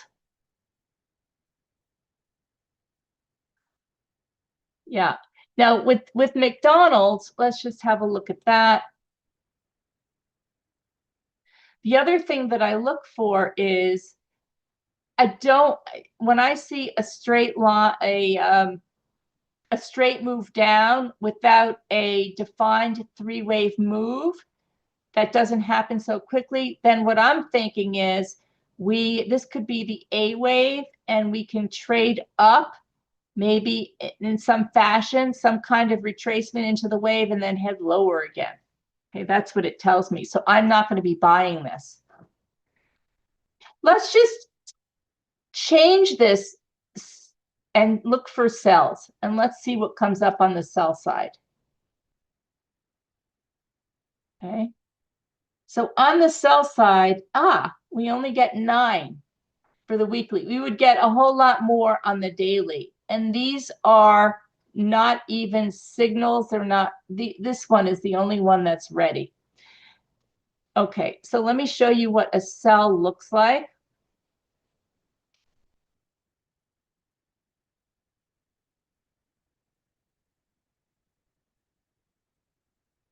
Okay.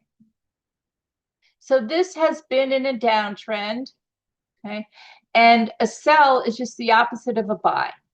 We form a bottom, and we do have divergence here, and then we move up in 3 waves, and then we start to head down again. So this came up as a short, and it came up as a short for a signal once we closed below the filter. So it came up as a ready all the way up here. Okay, and we've since dropped substantially. So that's the shorts. Now let's look at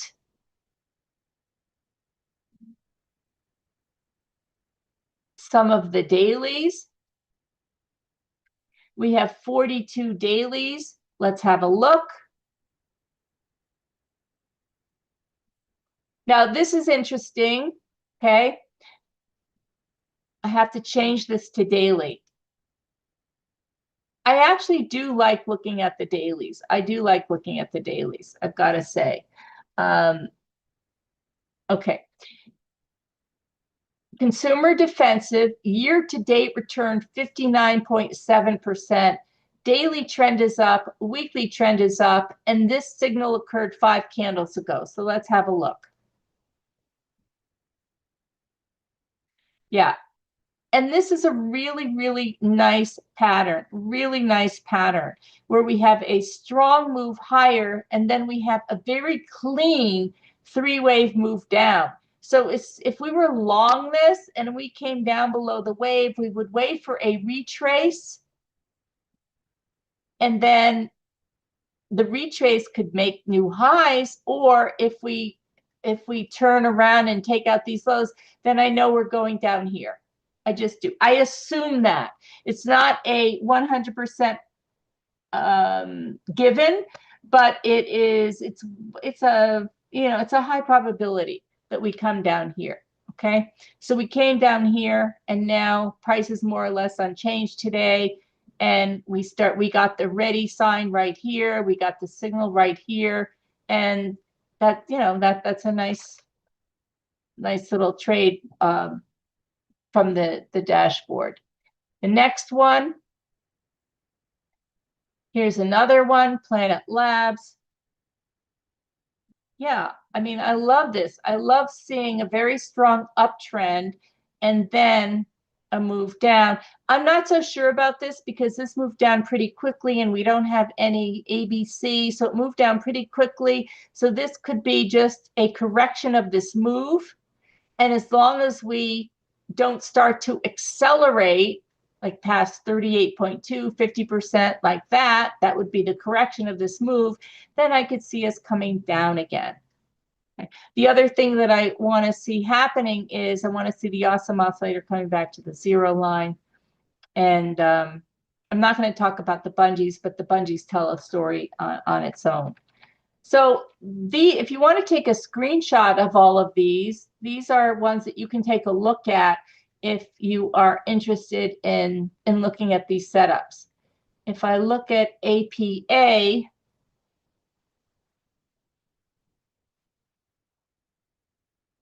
okay, this was one that I was interested in, and I did take a position on this one.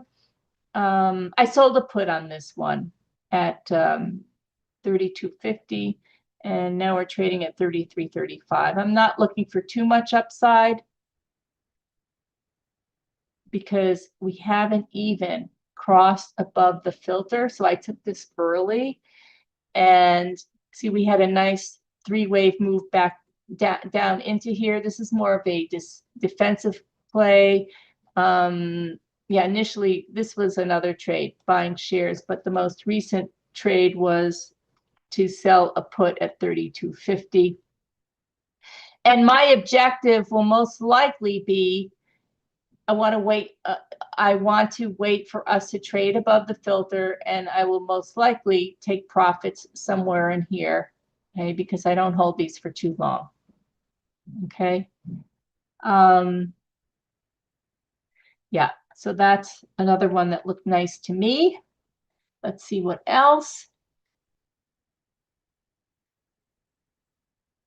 Now, notice that a lot of these are energy companies, right? Now, speaking about the sectors and looking at energy companies, I mean, the energy has been lagging. That's why you're going to find a lot of these trades in certain sectors. So you want to be careful about that. You don't want to take too many trades in the same sector. You want to kind of diversify. But the other thing that you want to do, and that we can do here, is we can look at the S&P 500 sectors. So I'm just going to remove the filter here. And then we get all of these sectors. So I'm going to just filter by highest yield to lowest yield, and we can see which sectors are outperforming. And the energy sector, I'll just click on that since we were talking about that. It's up 18.81%. Okay, but notice, this is the daily, how the energy sector ETF itself has the exact same pattern as some of the other, well, the APA that we just looked at. Okay, this is breakout 4 trade. So they're all kind of following this pattern, like any trades that set up in the energy sector as a breakout 4. Well, you can, this is XLE. So again, with the XLE, I would want to see us closing above the filter. I mean, this is, yeah. I don't know if this is going to hold or trade lower. I just don't know, okay? And what I would like to do is look at the weekly. And what I like about the weekly is that we are comfortable holding at the wave. But let me tell you, and this is a 3-wave move down, so we could potentially hold here the daily tunnel, the weekly wave. We have to start to trade higher. But if we do break down below the wave, then we're probably going down to the tunnel on the weekly. And what will happen on the daily is the wave will cross down below the tunnel on the daily. So that's what will happen. So we are sort of hanging out here with bated breath. What are we going to do? Are we going to hold and move higher? Or are we going to break down? And we can see that right on the weekly and the daily. And that I don't know. So I'm just, yeah. That's why if I do take positions in energy, because they are showing beautiful setups, I want to make sure I take my profits. Now I will show you something else, XLK. Let's look at XLK. No, it wasn't XLK that I wanted to look at. XLF, the financials. Look at this.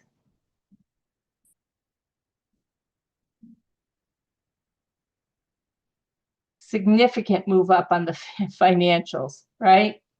Yeah. Okay, let's look at XLK, and let's just, this shows you where we are in different parts of the market cycle on all of these ETFs. So with this daily chart, XLK, this is the same setup, right? Right over here. This happened in March. This gave the buy for the next leg up. This is exactly the setup that we're looking for. Only now are we seeing that in energy. But if you follow all of the sectors, you will see that most of these sectors have these patterns. Let's see. Okay, no, we don't have it in here. This is real estate. This is sideways, and I define a sideways market when the wave is in the tunnel and it's chop around the tunnel, and this was clearly chop around the tunnel until recently. So, but it's sideways. Not going to look at that. Let's see if there's anything else that I can look at. XLP. be, okay, let's just have a look.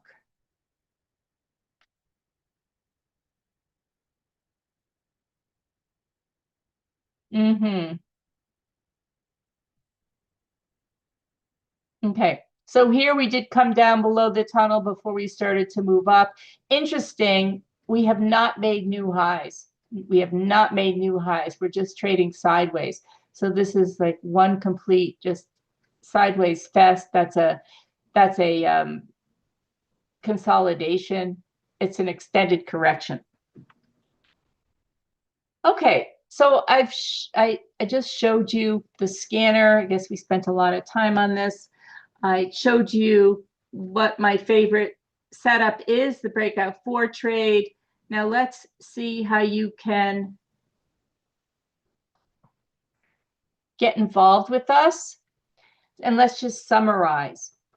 So by now you're very familiar with the chart that I showed you here, this chart. And this is on wealth chart, so it looks a little bit different. Okay, this is on the futures markets. So the dashboard scanner has futures markets, but it's only end of day. So I use this setup on my NinjaTrader. I trade futures on NinjaTrader, and this is on wealth chart. So we do have our indicators on the other platforms as well. But let's just talk about trading in action, identify entry, trigger, and re-entries. So end of trend and trend trades, that's what we discussed today. One is the purple arrow, the end of the swing move. That's one, the end of the swing move. The purple arrow was here until we made a new high, and then this turns to gray. It just goes down to, you know, one layer. These are stacked earlier, okay? One layer beneath. So they're stacked, purple, gray, yellow, red, blue. And then the number 2 are the breakout 4 trades that we talked about today, where the gray arrow kicks off the trend, the new trend. This is what happens. We have a significant correction, and this happens in the futures markets as well on a daily basis, on every different time frame. I personally like to look at the 15-minute chart in the futures market, and when I see this, or when I see, I mean, these are buys, but if we're in a downtrend, I would look for sells. And this is your breakout 4 trade. This is your breakout 4 trade. Okay. When we are trading along the wave, these are your trend trades. These are your breakout 3 trades, what we call the wave 3 trades. But today we just focused on these deep discounted markets. Now, how can you take advantage of the breakout 4? So this is the bullish structure playbook. Well, if you're trading stocks and you have a pure directional bias long the stock, you can buy the stock, especially if it's a low stock price and if it doesn't have options on it. You can also buy a call. You can also do a bull call debit spread. You can do a bull put credit spread, and you could do a cash secured put. So you could sell a put. So this is for income. So these are all ways that you can express your bullish view, and the opposite for bearish view. The Wavy Tunnel Pro defines the wave. Trader defines the business model. How do you want to express your view? Growth, income, or ownership, all inside the same structure. The structure meaning the breakout 4 structure in this case on the dashboard. So you've seen the dashboard in action. We did a live walkthrough. There are advanced features that I didn't show you, built-in note-taking and journaling. I showed you that how you can set up a custom dynamic watch list with your filters. You can scan for your favorite Wavy Tunnel Pro setups. You get a complete trading workflow tool. It's not just a scanner in this dashboard. So if you're ready to trade smarter with the Wavy Tunnel Pro dashboard and get access to full feature scanner across 4,800 symbols, real-time alerts to catch setups without screen fatigue, so meaning you're not looking at the screen all day long, you have your scanner and then you analyze the trades with an integrated tool for note-taking, optionality filtering, and dynamic watch lists. You will then join us. You will also have access to the private Discord community. And like I said, I am posting my own watch list. So all I have to do is click a button and then it goes onto your dashboard. And I've been meeting with the group weekly, analyzing the markets and coming up with trades. So as a dashboard member, you'll get full access to the Wavy Tunnel Pro dashboard scanner. You'll get also a whole bunch of education on the Wavy Tunnel Pro setups. You'll get ready to use setup guides and trade templates and insider sessions with me and the development team from time to time so that you can add to, if you have requests, if you have symbols that you want to see on the dashboard, you can certainly submit them and we'll get them on for you. You can have a voice in shaping the future features as well. And hopefully you'll stop missing trades and you'll help shape the future of this tool. We're not done yet. We're making some really exciting changes currently. And you'll finally trade with the confidence and the structure that you've been looking for. Hopefully the structure is the most important thing for me. So this isn't magic. It's just market structure mastery. It's not a black box system. I basically told you the system. You'll understand it for the breakout 4 trade. You'll understand every setup you take with structure, hopefully confidence and discipline based on real-time chart context. We don't rely on hype. We rely on time-tested market principles, but no system is perfect. No trade is guaranteed. And you need to leave stop losses. Like I said, with the breakout 4, sometimes the trade will not stop there and will turn into a completely bearish trade. And you have to be aware of that. We teach discipline, rule-based setup so you can trade with clarity and not emotion. And it's not a buy and hope system. You're going to know what you're trading, why you're trading it, and how to manage it. And you will be going to wavytunnelpro.com/dashboard. That's where you will get access to the dashboard. Let me just see if there are any questions.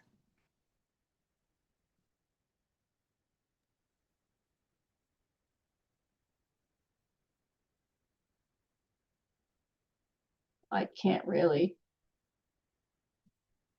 Okay. So I see that David has posted this link. That's great. You'll have quick access to a subset of symbols. There are no restrictions on the number of symbols. You can set up your own watch list. You can export your watch list. And there are 3 types of watch lists. The regular watch list, where symbols are fully controlled by the user. So you can see all of the symbols and you could just go through and filter on whatever you want to filter. The dynamic watch list, where you define the scan criteria and the watch list will change daily. That's why it's called dynamic. And then my weekly watch list, which I will be sharing with you. Since it's an end of day, you're going to receive email notifications 2 hours after the close when you've asked to be shown what your new dynamic watch list that you've set up when it changes, when new symbols appear on the watch list. Okay. And the pricing for this, the annual pricing is $797. It's discounted for you. And the monthly pricing is $79 a month. So you might want to try it out for a month if you're not already using the dashboard. I'm sure you're going to like it. And that's the pricing. So you can scan the QR code or visit wavytunnelpro.com/dashboard. I want to thank you for being here live. Clarity, confidence, consistency. That's the Wavy Tunnel Pro dashboard. Thank you so much. And if there are any questions, I am happy to answer them.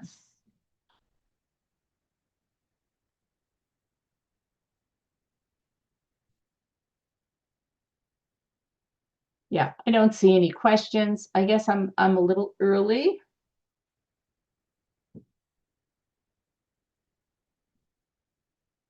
David, I am done. All right. Thanks, Jody. Thank you. Great presentation. Thank you for being here. I'll put your site in there and your link one more time. So everyone check that out. And thanks, Jody.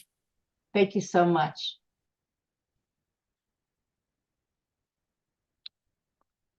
All right. So next up is Sunny Harris. Sunny, are you there? All right. And while Sunny's getting set up, just a reminder, I am recording each of the presentations individually, and I will get those processed and posted as soon as we are done today.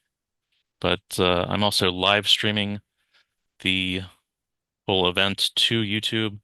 So basically, you can watch live on YouTube, or if you missed anything, the full day is instantly archived to YouTube as well in that section. So, all right, Sunny, are you there? I am. Can you hear me? Yeah, sounds good. All right, fantastic.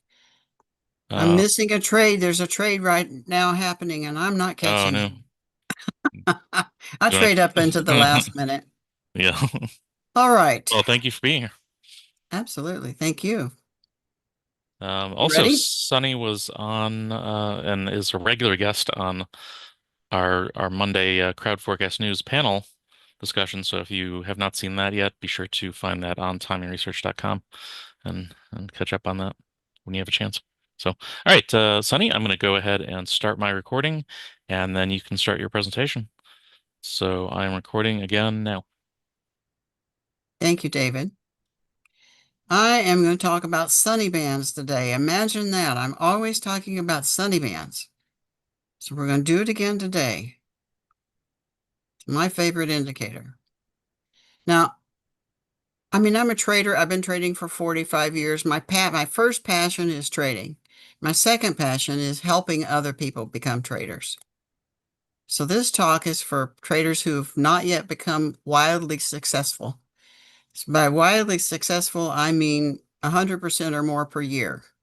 Right now in my live trading room, we are up 180% for the year, and we're, just over 6 months in. 2024, we were up 482%, so I'm shooting for that again. This talk is also for people who haven't traded much and want to learn how to trade. So don't be afraid if you're not a trader yet. Get in touch with me. You see my number down here at the bottom of the screen? 760-908-3070. I'm serious. You can call me anytime. Talk is also for folks who want to improve their trading results. There are people who give me a call all the time and say, I've dug myself a hole. Can you get me out of it?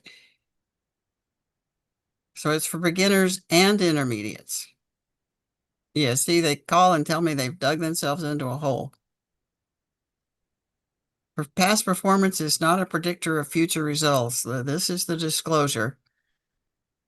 Never, and this is the most important line in this whole thing, never risk more than you can afford to lose. Never risk more than you can afford to lose. And if you want to, I'm going to post these slides to my website, moneymentor.com. And you can see the full slide set there and the disclosures. If you just click on this link in the presentation, the full disclosures there. I'm going to enter this trade. Excuse me. Sell. Order filled. There we go. See if I can trade and present at the same time. So this talk is for educational purposes only. Here's the full disclaimer. And I get a lot of people who have started their trading and investing portfolios by picking stocks or using options. I trade the same 15 stocks all the time, and I don't trade options. Most people don't know how to pick the right stocks. I like Jody's idea of using ETFs. So I'm going to use some of my proprietary indicators for this talk. I'm going to teach you how I use Sunny Bands to trade futures, stocks, and crypto for my own account. I do everything I'm going to tell you about, I do myself on my own account. These indicators were created because I needed them. So they're for my own trading, and I make them available to you and you can have a free trial. If you want a free trial, just text me at that number I gave you. Text me free trial, and I'll get you set up with a free trial of Sunny Bands. I've been trading for over 45 years now. I remember when I first started trading, people said, well, you need a 3-year track record. And I'm like, 3 years? I can't wait 3 years. And now it's been 45. So I trade futures, stocks, and crypto. I don't trade options. I found out quickly how to lose money trading options, and so I gave it up. I'm going to tell you a little bit about myself first, but first I'm going to show you my trading screen. This is what I have up in my live trading room every morning at 7:30 a.m. Pacific time. I open my live trading room from 7:30 to 8:30.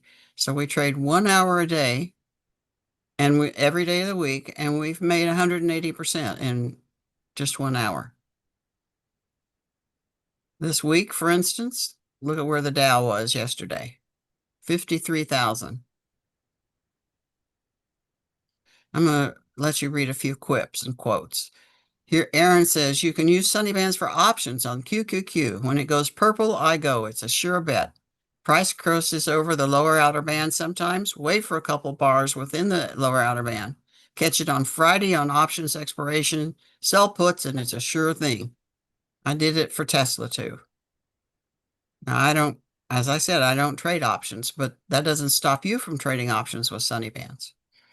Don says, nice bands. This morning I did a couple of quick MES buys and sells. Then I bought into an upward moving ES, which was signaled by the dynamic moving average, and I followed it to the top Sunny Band. I closed, sold short at the top, followed it to the bottom, and a $4,000 account, which is what he had moved into his futures account, returned about $2,000. It doesn't get any better than that.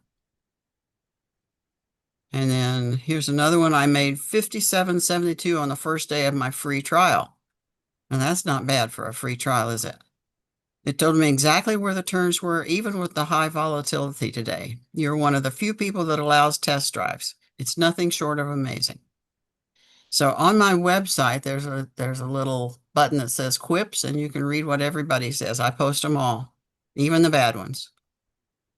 So I've been a professional trader since 1981, through the 41% crash of 1987, the 38% crash of 2000, the 52% crash of 07 to 08, as well as the 38% COVID crash and the next one. Who knows when it'll come? Some people are predicting September, October, which would be typical. We typically have down moves in October, but we shall see. I do trade stocks long-term, but in my day trading and in the trading room, I trade the S&P 500 futures contract, ES, on 5-minute and 15-minute charts. And I've been using it for 45 years. I do have long-term stock holdings, and to me, long-term, when you're trading a 5-minute chart, a week looks like long-term. And I trade a little bit of cryptocurrencies. So today I'm going to show you how I trade short and long-term charts using Sunny Bands and my dynamic moving average, DMA. I'm going to call it the DMA. And I do it systematically. I'm going to show you the Sunny Bands rules in a little bit. There's a document on my website called Sunny Bands Rules, and it tells you exactly what I do. I've been named #1 trader twice with 365% and 178% using Sunny Bands and my DMA. And I'll show you that. And here's my trading company, Rourke International. You can see I'm right at the top of that list. So far, as I said, we're up 180% in the live trading room. I call it TAWS, Trade Along with Sunny.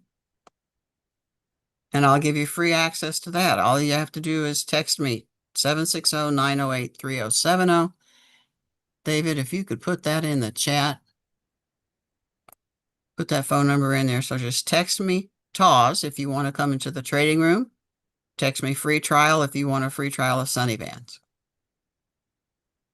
And it's real trading with real money. It's not a fake account. It's my money. And I do it every day. And again, 7:30 a.m. to 8:30 a.m. Pacific time. In 2024, we made 482% in the live trading room. In 2025, we made 138%. And in 2026, we're up 180 so far with 6 months left to go. And the first 6 weeks of this year, I was out with spinal surgery. So we missed 6 weeks and we're still up 180%.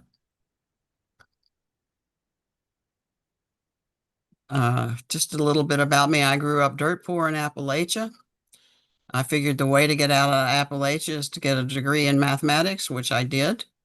And I got 3 of them. And then after I retired, which I'll tell you about in a minute, I went back to school and got an AA in photography.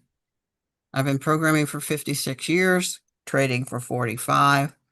I was a systems programmer for Lockheed Missiles and Space up in Sunnyvale, California for 4 years before I started my own company with a couple of guys, and it was called ISCO, which was the world's leader in computer graphics software. And one of the things we did is Harvard graphics. Let me close this trade real quick. Okay, closed it. Filled. Closed it for a profit. I retired when I was 30. I sold my stock in ISCO and retired. I figure how much money can you spend, right? And I started out, I didn't know anything about the economy. I didn't know anything about stocks or about trading or any of that.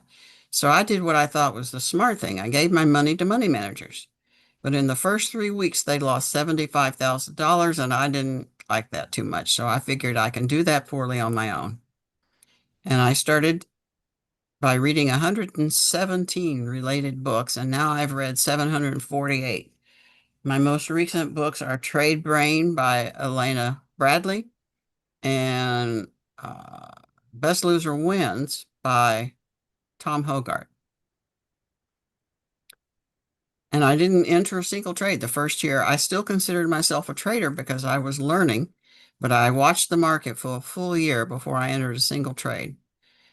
Back when paper was still being used and we didn't have the web yet, I produced a magazine called Trader's Catalog and Resource Guide for 8 years.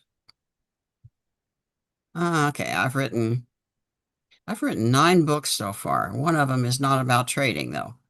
So I wrote Trading 101, Trading 102, Electronic Day Trading 101, Getting Started in Trading, TradeStation Made Easy, Easy Language 9.x with Murray Ruggiero, who's no longer with us. And then in 2023 with Sam Tennis, I wrote the 2-volume Definitive Guide to TradeStation's Easy Language and OOEL Programming, which is 1,300 pages. And I've written articles for all the major magazines. You can see them here. I still publish for Trader's World almost every time. And here are the covers of my books, so you can see them real quick. TradeStation Made Easy, Using Easy Language 9.x. And this is the one that's not about trading. My friend Linda Blair wanted to write a book about becoming vegan. She's vegan. So I wrote the book for her. She told me stories and I wrote the book. And here's the 2-volume set that I wrote with Sam Tennis. Sam Tennis is also no longer with us. He died shortly after we finished these books. I'm going to show you how to make a 6-figure income. If you have a goal, you can reach it. If you don't have a goal, you probably won't reach it. So if you want to make $120,000 a year, if you divide that by 12 months, it's $10,000 a month. But now that seems like a pretty lofty goal still. $10,000 a month is a lot of money. So let's divide that down. There's 20 trading days in a month, so that's $500 a day. Now that seems a lot more possible. But it's just 5 trades at $100 each. So you can do that. 120 a year is very lofty. $100 trades, 5 of them a day seems certainly doable. And if you trade one contract of the S&P, there's usually between $1,000 and $3,500 potential in the S&P if you can go long and short, both just one contract. Here's a typical E-mini day. Long, short, long, short, long, short, long. Made $16,750. That was last week. Now let's get a little loftier here. Let's look at making $1 million a year. How do you do that? Well, $1 million divided by 12 months is $83,000 a month. Now that's steep. Anybody can see that one's steep. But if you divide that by 20 days, you get $4,000 a day. Now, is that possible? Yeah, if you make 5 trades at $833 each, trading one contract, you make $1 million a year. Or $641 an hour. Now, that's a pretty good hourly wage. The easy way to achieve that, now this is trading one contract. The easy way to achieve that is to trade more contracts than one. And again, there's usually between $1,000 and $3,500 per day potential in the S&P with just one contract. In my live trading room, we have averaged this year $501 an hour. So that's $715,000 per year amortized. Live trading, real money. Take a look at that for a second.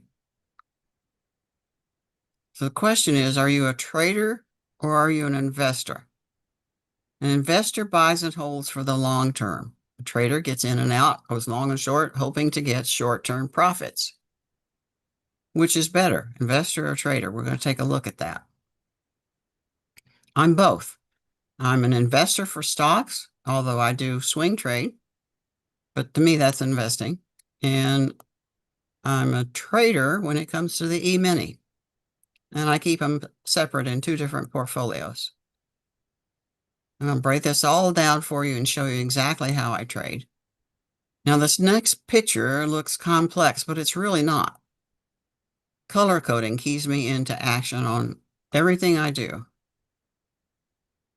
When you come to my live trading room, Trade Along with Sunny, this is the screen we're going to be watching. I showed it to you a few minutes ago. The yellow background chart is a 5-minute chart. The green background chart is a 15-minute chart. And I make that true. Every 5-minute chart is yellow. Every 15-minute chart is green. That way I can key into those colors and see what I see without having to think. You see sunny bands on this 5-minute chart right through here. This is sunny bands.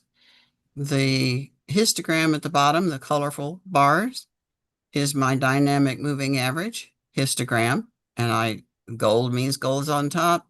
Purple means purple's on top. So again, everything's color coded. We're going to look at my dynamic moving average for a second here. Oh, there's my moneymentor.com and my phone number. I got it on the bottom of some of these slides and didn't quite get through all of them. So the gold line is on top all the way through this period, all the way through here, telling me I want to be long. And then the purple goes on top, telling me I want to be short. And then the gold line goes back on top again, telling me I want to be long. Now that looks pretty easy. Gold line on the top all through all of this. So this was long on a Dow daily chart. And then I add sunny bands to it, which is the green lines and the blue line that form a channel around the dynamic moving average. So you can see these are 1.2 and 2.0 average true ranges away from the dynamic moving average. And there's the dynamic moving average histogram again at the bottom. When are they going to be uploaded onto the YouTube site? I don't know. That's David doing that. If you want to see these slides, go to moneymentor.com and they'll be under appearances. And I'll download that later this afternoon. Let's look at buy and hold versus trading. If you're an investor, you're going to buy back here. See, it says buy, hold, hold, hold, hold. If you're an investor, you have to sit through this and still holding. So an investor is stuck with the downturns in the market. Trading, however, looks like this. Buy, hold, buy, sell, buy, sell, buy, sell, buy, sell, buy, sell. And we go short up here and we get out right there. So that's a trading. If you have any questions, I like to answer the questions as they come. So just put them in there and I'll take a look at them and give you an answer if I have one. Yesterday's E-mini on a 5-minute chart looks like this. Now, I told you I color key everything. Look at we have green and magenta bars on this part of the chart, red and blue here, and green and magenta again. So what's that? Well, I use red and blue candles for the day session. Blue because Sunny Bands is green and I'll get confused. So I use red and blue candles for the day session. And then I have an indicator that automatically colors the after hours session green and magenta. So at a glance here, I've got color coding going on again. At a glance, I can see what session we're in without having to go down here to the bottom and read the small print. Then I've got an indicator called PHW. It stands for potential hourly wage. PHW, potential hourly wage. And it answers the question, can you make more by trading than by working for an hourly wage? When I first started trading, I wanted to know, is this thing going to make me money? Am I going to be able to make money doing this? And can I make more than I can make by working in McDonald's? So if you're a losing trader, you're not making an hourly wage that's worth having. So you want your hourly wage to be big enough. And I told you in my trading room, our average hourly wage is $501. And the dots that are shown on PHW are the ideal turning points. Now we can't be perfect. Nobody's going to catch all of those yellow dots. So I take 60% of the ideal, and that's my goal, 60%. Because I can leave 20% on the table going in and 20% on the table going out and still be profitable. Here are the yellow dots. You see how they're at pretty much at the perfect turning points. Turning, turning, turning, turning. Yellow dots. That's PHW, potential hourly wage. If you buy and hold the Dow Jones, everybody knows the Dow. So I was asked yesterday in Crowd Forecast News, well, why do you look at the Dow? Nobody trades the Dow. And that's true. But everybody knows what the Dow is. When I say the Dow's at 54,000, you know what that means. When I say the Dow lost 300 points today, or in case of today, it's 196 points so far, you know what that means. Whereas if I say the ES is at 7,000, you don't know what that means. Most people don't anyway. So I look at the Dow. So if you buy at the beginning of the chart and sell at the end, that's buy and hold. That's 2,778 points. But if we trade, instead of buy and hold, if we trade long and short, trading the highs and lows with PHW, now again, that means 60% of the ideal. It's not those yellow dots. It's 60% of what you could make if you caught all the yellow dots. So it's 60% of the ideal. On the same chart is 80,000 points, $80,000. Trading long and short. Now that's quite a difference. I'd much rather have that. So how do you know? How do you know that in 1982, if you buy Apple and hold it until present, 44 years, that's the thing to do? Well, I look at my Sunny Bands indicator and my DMA histogram and the PHW indicator, those three together, and that's how I know what to do. Tells me when to buy and when to sell. Here, let's look at Ethereum. Buy and hold Ethereum, you lose $584. And that's what that chart looks like. So I've got the PHW prints the buy and hold minus $584. It prints the ideal. It prints PHW, which is 15,000 on this one. It says there are 28 trades possible. And it gives me the date span from July 2024 to now. And you see the yellow dots, and you can see over on the left-hand chart, we buy here, and it goes down to there.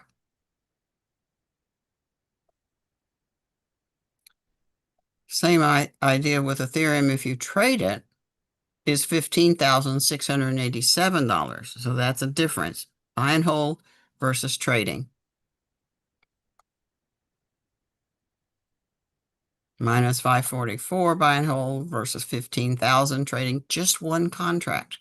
Just one. Now I trade 12 contracts at a time in the live trading room because we've worked up from trading 1 to 12 using my compounding scheme. I call it Ultimate F, and I'll explain that later if I have time. But that's on a daily chart. Imagine what you could do on an intraday chart. These things, Sunny bands and the dynamic moving average, work on any symbol and any time frame. Here's Apple. You can see the yellow dots. You can see sunny bands. And there's Apple as of yesterday. Now, the way I trade sunny bands, I'm going to get to this much later, but when it hits the bottom lower outer band, this is what I call the lower outer band, and turns blue, I go long. It goes up here and hits this upper outer band, I go short. Hits the lower outer band, I go long. Hits the upper outer band, I go short. So you see, you just go back and forth between the bands. Here's soybeans, same idea, soybeans. Buy and hold was $97. Ideal is 20,000. PHW is 12,000. It's a big difference between $97 and 12,000. And that's in 20 trades.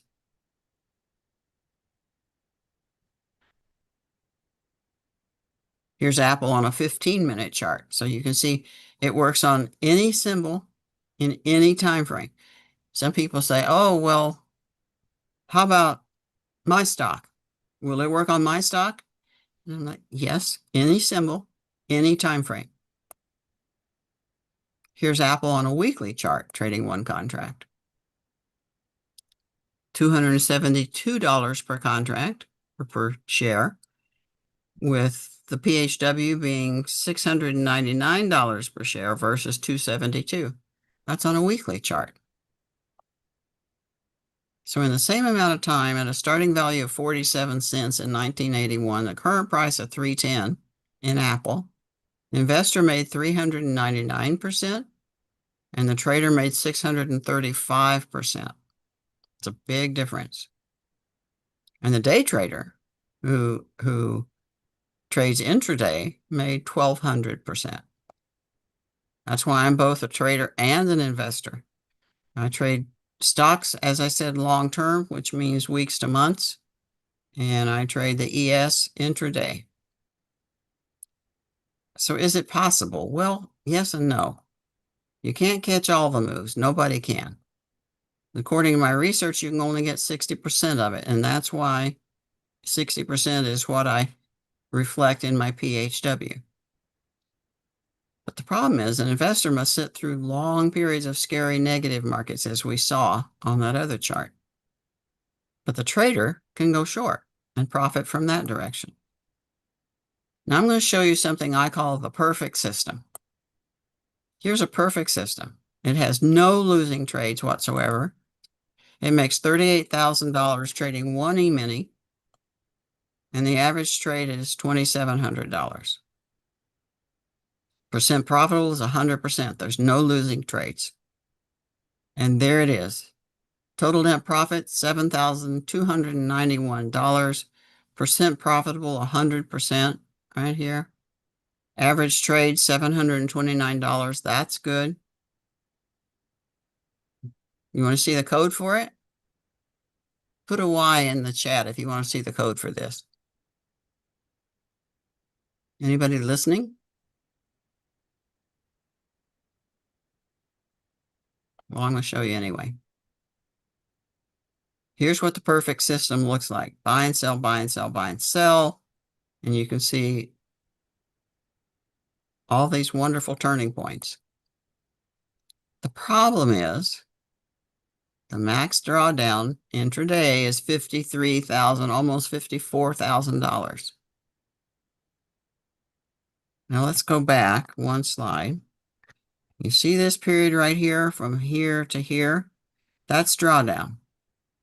And while this system is 100% profitable, it has to sit through that long period of drawdown. So let's go look at the code. This is easy language for anybody that has TradeStation. Inputs, buy day and set buy target. So we want to buy on a certain day of the week. Is one Sunday or Monday? I think it's Monday. So if the day of the month, this is a function in TradeStation, it says day of month of date, which is today's date. So if the day of the month is equal to the buy day, which in this case is 1, so that's Monday. And it says if condition 1, then buy, next bar at the market. So if it's Monday, buy. And then we look for open position profit greater than or equal to our buy target and a bar cinch entries greater than 1. So we don't want to say sell on the day we enter. Then sell. Next bar at market. And that's it. Let me leave that up there for a minute. And again, it'll be in the presentation that I put on my website, TimingResearch.com. So let's take a look at the Dow. And again, the reason I do this is because everybody is familiar with it. It's reported daily on the news, and we all relate to the numbers. When they say the Dow's down 300 points, we know what that means. In the last few weeks, though, it's recovered to new all-time highs. And in fact, this past week, we've gained over 1,000 points. Dow's now at an all-time high of 52,900. This was yesterday when I made this presentation. Today, it's at 53,000. Now, in April, I predicted on my Substack that it would be at 54,000 by the end of the year. And in April, it was at 49,000. So we're getting closer. 53,000 is pretty close to 54,000. If we look at the Dow on a weekly basis, this is what it looks like. And you can see we're just charging on forward here. Here it is on a daily chart. You can see sunny bands and the dynamic moving average on a daily chart. And here it is on a 15-minute chart. So again, sunny bands works on any symbol, any time frame. Here it is on the Dow futures contract, the YM. So if you want to trade the Dow, you can trade the YM, which is the futures contract. This is, oh, can't tell. I think this is a daily chart. So let's look at the standard moving averages on the Dow. They're quoted in Barron's, Investors Business Dailies, and the Wall Street Journal. You see the 20-day, the 50-day, and the 200-day all the time. I use the 21-day, the 55-day, and the 200-day moving averages. So here's the 20, 50, and 200. That's what that looks like. And here's the 21, 55, and 200. And that's what that looks like.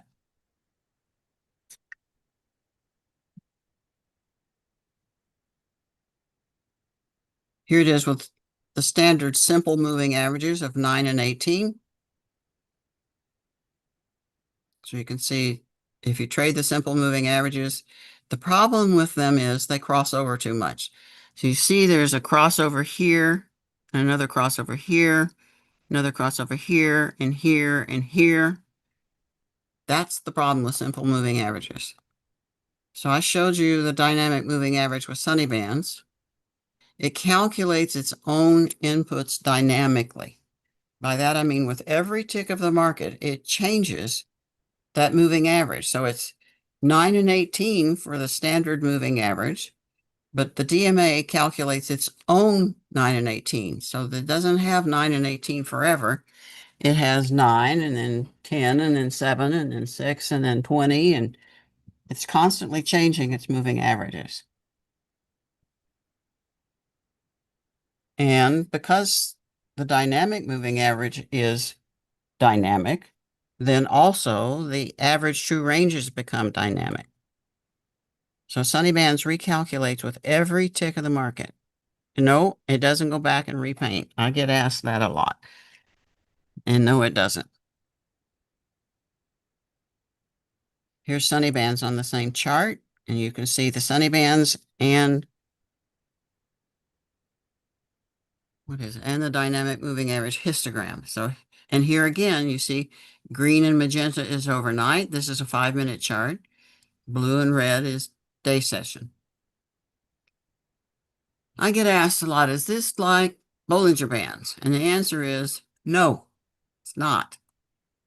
Bollinger Bands uses a simple moving average, whereas I use my dynamic moving average, which self-adjusts. And they use standard deviation bands instead of average true ranges. Standard deviation is a statistical value that tells you where the market should go. ATRs tell you where the market is going. And SMA, simple moving averages, produce the worst whipsaw. So I just don't like the whipsaw. So I worked for 18 months solid to come up with something that would avoid the whipsaw. This next chart shows Bollinger Bands and Sunny Bands together. The blue and red are the Bollinger Bands. And you can see that the Sunny Bands accurately shows you all of the turning points, whereas Bollinger Bands gets way out of the way sometimes, way out of the way. And, you know, you go up here on the Sunny Band, this tells you to go short here. And on Bollinger Bands, I don't know what it tells you. It tells you it's spread. So you look at the Bollinger Band spread and you expect a big move to come. This is how I personally trade. First things I've put on my chart are what I call attractors. That includes support and resistance and trend lines and moving averages, anything that the market tends to be attracted to, I call an attractor. Other people can call that reversion to the mean. But if you don't have a mean, what are you reverting to? I have to ask that question. Reversion to the mean standardly means that you're going to a moving average. That's the mean. So I coined the attractor term to describe all kinds of support and resistance. The next thing I put on my chart is the Sunny Bands indicator. Again, it's based on my dynamic moving average, which is the gold and purple lines in the center of the bands. We're going to look at the rules. This is a document that's on my website, Sunny Bands Rules, under Downloads. We've got level 1, level 2, and level 3. There's only 3 rules. 1, 2, 3. And here we're going to go for a white background real quick. This is the PDF. These are the rules I use in my own trading. And you can see I put this on the website in 2022. I'm still using the same exact rules. But for educational purposes only, though, please remember that. So level 1, I enter long. And if you go to ChatGPT and ask for the Sunny Bands rules, they give you these same rules. I enter long when red candles have been moving downward. So before this appears, right here, there's a bunch of red candles coming down to the lower outer band, LOB, lower outer band. And then they turn blue and move back inside the lower outer band. And if price confirms, and by that I mean if you expect to be going long, you want price to be moving up. That's a confirmation. I don't like to buy in a down market, and I don't like to sell in an up market. I don't like to try to catch a falling knife. Likewise, I enter short when blue candles have been moving upward. So here we have blue candles moving up, and they touch the upper outer band and turn red, again, if price confirms. If it's moving down, then I'm willing to go short. And that calls that out just beautifully. Level 2. If the DMA, dynamic moving average, is flat, so you can see the purple and gold lines here, and they're moving sideways, they're flat. So if the angle is visually sideways or flat, I don't expect price to move very far beyond the midline. And the midline is this skinny black line in between them. It's the average of the gold and the purple lines. So I don't expect it to move much beyond that. In fact, the flat DMA often is a barrier to further movement. And you can see here, we've got red candles coming down, blue candles going up, but the DMA is flat, so it stalls. Stalls right here at the DMA and goes back down again. That's what almost always happens. It gets stuck. Let's see here. Level 3 rules. If this is speaking of trends, if gold is on top, I stay long until the DMA is penetrated. So you can see back here, we've got a buy signal, a flat DMA, a bounce off the lower inner band, and then we go up, up, up, up, up, and gold's on top this entire time. Up, up, up, and right here, it penetrates the DMA and I'm out. So I was long from back here at the bottom band all the way to this DMA. That's level 3 rules, trending. And the same is true for going short. Now, I don't short stocks. I short the futures, but I do not short the stocks. Instead, what I do is I buy and I hold, and I wait for a sell signal. So if I get a sell signal on the sunny bands, then I get out and take profits. So the next chart tells me which stocks are above the 2155 and 200-day moving averages, and whether my DMA is bullish or bearish, and what the potential profit is. This is radar screen on TradeStation. And you see this is the NASDAQ 100. I can only show you the first, I don't know, 20 or so. But you can see the last net change, net percent change, high and low volume. Here's what buy and hold would be. BH stands for buy and hold. So here are the buy and hold prices. And this is my DMA for radar screen. The ideal profit, what's the MEU or MELI? MELI. So the buy and hold's $1,000. The ideal is $56,000. And the PHW, again, remember that's 60% of the ideal, is $34,000. 69 trades.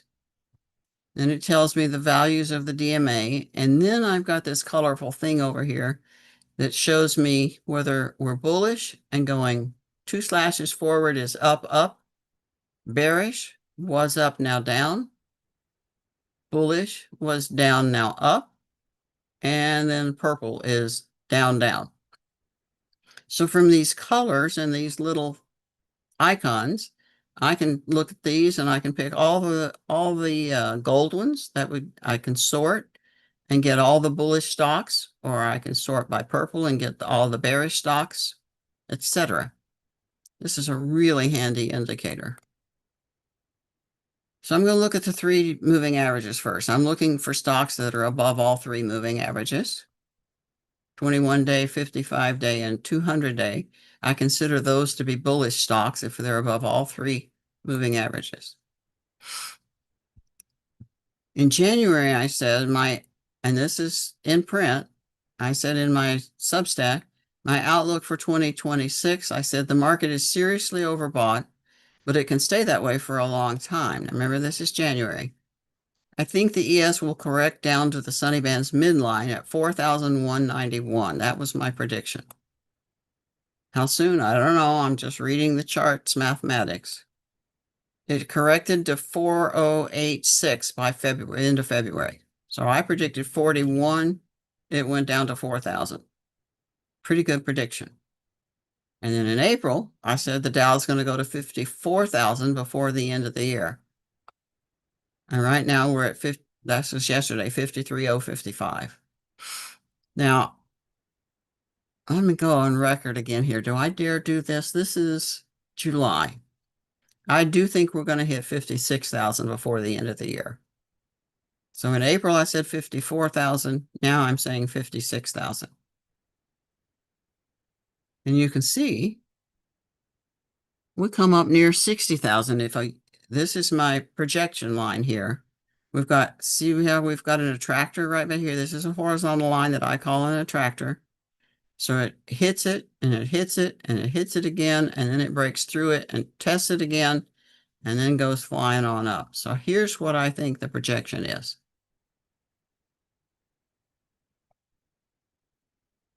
And that's all there is to it. I look at the attractors, I study the dynamic moving average histogram, and the sunny bands. That's really all I do. I trade the E-mini on 5-minute and 15-minute charts. Don't forget to let me know if you wanted to come to the TAWS, trade along with Sunny. Text me, TAWS, and I'll set you up with the link to come to my live trading room for 1 hour every morning. And I usually trade 3 to 5 times a day, so there's some action going on. With equities, I buy and hold for weeks to months to years. There's my YouTube channel, which I'm going to be changing this header up here and make it prettier. But my motto is education is not expensive. Lack of education is. There's my phone number again and my website. There's Money Mentor. This is the new Money Mentor. There's my logo up at the top. And my products. I've programmed all these for my own use and my own trading. I don't program things to sell to you. I program things that I use, and then if you want to buy them, that's a good deal. And I show you exactly how I use them. I don't keep any secrets. I don't make it difficult. I go through those 3 rules with you over and over and over till you get it. With each trial and with each purchase, you get 2 hours of time with me. I normally charge $535 an hour. You can get 2 hours for free just by getting Sunny Bands. And I don't hold anything back. A lot of people will kind of wave their hands and say, this is what I do, and I do this and some of that. But I don't hold anything back. I tell you exactly what I'm doing and why. And I do train you to use them for free. I'm always available by phone or email. You can get in touch with me at that number that we posted, 760-908-3070. And I work from 7 a.m. to 7 p.m. every day, Saturdays and Sundays included. So please get in contact with me. I do have discounts available if you buy several things at once. So when you click on this, you can see the bundles discounts that are available. And there's free stuff on Money Mentor. I've got a 4-day strategy trading forum, free for members. Membership is free. You just go to membership, join up, and then you can download the 4-day, this is slides, 4-day strategy trading forum, 4 hours, 4-day technical analysis forum, 4 hours, and a 5-day easy language forum, which I do charge for. It's $79.95 for 5 hours. And you can learn easy language from start to finish very, very easily with this little 5-day program. And they're all available on MoneyMentor.com. I do offer education and consulting, easy language programming services. If you can't do it or don't want to, I'll be happy to do it for you. I offer mentoring services. And on my website, I have a complete bookstore. I do offer distance learning, and the indicators I use myself in my own trading. And daily live trading room, just let me know. And I publish a Substack every Sunday night.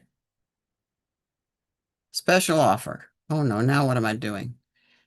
Bundle offers, you can get up to 30% off if you get one of the bundle offers. I don't normally discount things, but if you want 30% off, buy several things together. And again, if you want a 7-day free trial, just email me at sunny@moneymentor.com or give me a call, 760-908-3070. Don't text me Sunny Bands, text me free trial. I'll know what you mean. And the slides will be posted if you sign up for membership at membership.html. They're going to be on the membership page. Actually, they're probably also going to be on the appearances page. So go to moneymentor.com and click on membership, and then you can get to the appearances. I'm finished like Jody, a little bit early here. I'm wondering if anybody has any questions. Anybody have any questions? Just post them in the chat. And there's no such thing as a stupid question. So ask anything you want. Usually people ask me, does it work on my chart? And again, the answer is yes, it works on any symbol, any time frame.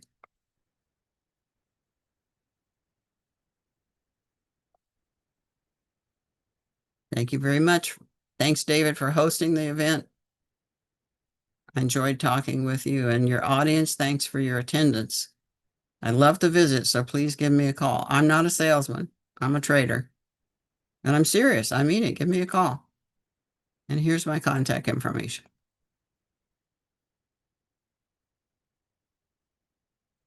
All right, David. If there's no questions, Oh, I'm all done. Oh, what yeah. determines the pivot point yellow points?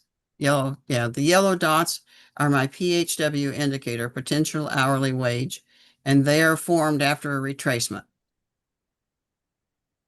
So it's the retracement that determines the pivot points. Good question. Anybody else?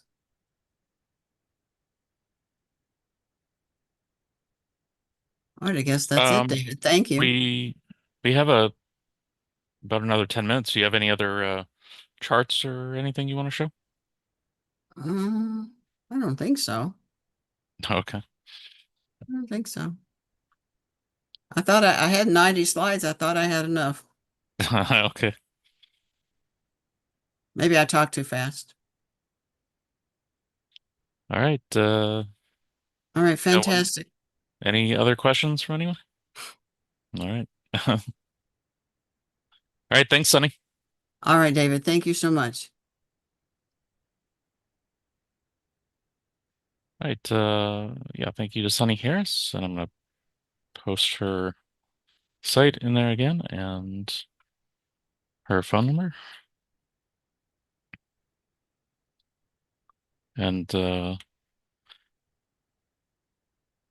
yeah, just a reminder in case you didn't hear this earlier, I am live streaming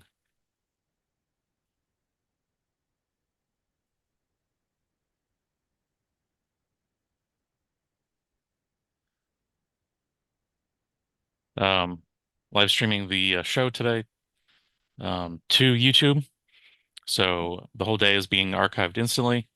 You can go back and watch any part of it whenever you want, and then each individual presentation will have its own post also. Yeah. Later, as Look soon at as the new tools on Zoom. They've got cute new tools. I didn't see these yet. Oh yeah, that's in Zoom. Yeah, I haven't played around with that much either.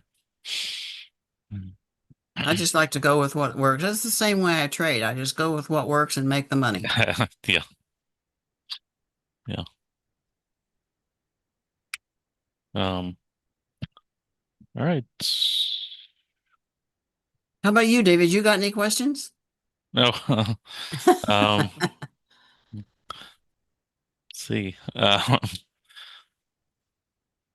did step away to take my dog for a quick a walk walk. when you so that's why I didn't post your phone number as soon as right when you That's said. okay. That's quite all right. He was My dog goes for a walk really fast. She weighs 2.5 pounds. Oh, She yeah. takes little bitty steps. I think we're gonna get more rain tonight, so I wanted to get him out one more time. Well, we have a fire here. It's Oh, 3 really? miles away. The sky is just covered with soot. Oh, wow. That doesn't sound fun. All right, so Who's next, David? Zach Manis of Elliott Wave Trader is up next.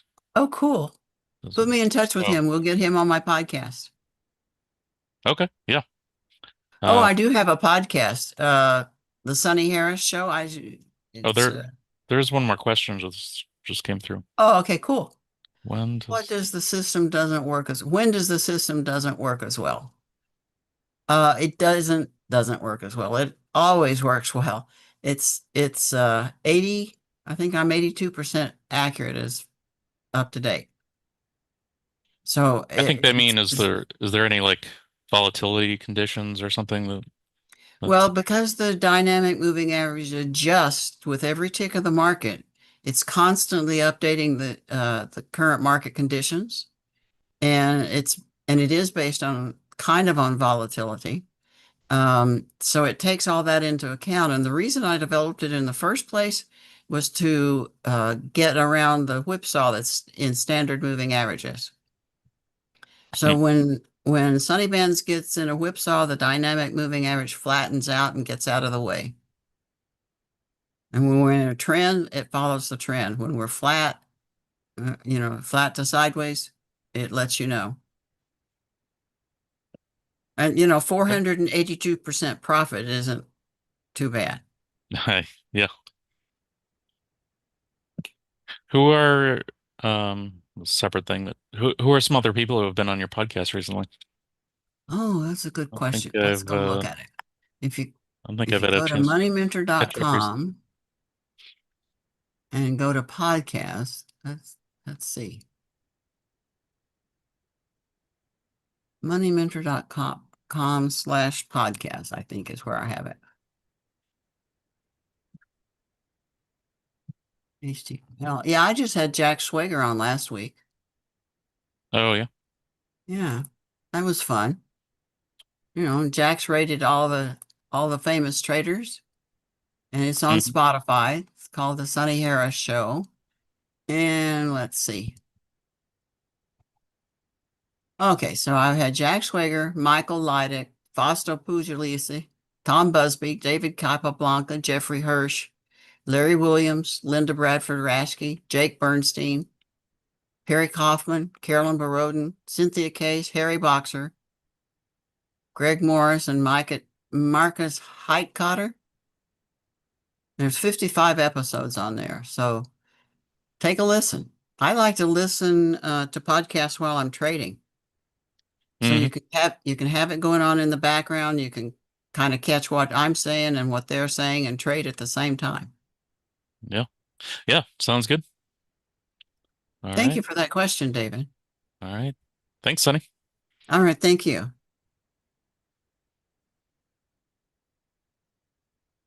All right. Yeah, be sure to check out Sonny's site.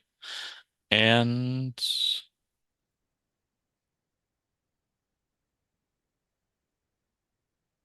Oh, here's another question. okay. Were you Yeah. able to backtest all the way to 1970 using the system? I started using it I didn't invent it until 1984. So yes, I did backtest it all the way to the 70s, and it works great. I mean, it's been working great for, what is it now? 39 years, 40 years, something like that. I spent 18 hours a day, 7 days a week for 18 months in research and development. Just me, using my degrees in mathematics and programming to create this thing. So it was pretty intense. And then I tested it all the way back and forward and in sample and out of sample and ran it through the ringer there. And it works. Still working because it's dynamic. It's self-adjusting. Mhm. All right. Sounds good. Thanks, Sonny. Thank you. All right. Zach, are you there? I'm here, David. Oh, okay. Let's see. I'm gonna turn off Sonny's screen share, and Zach, you should be able to share your screen and get set up now. Sounds good.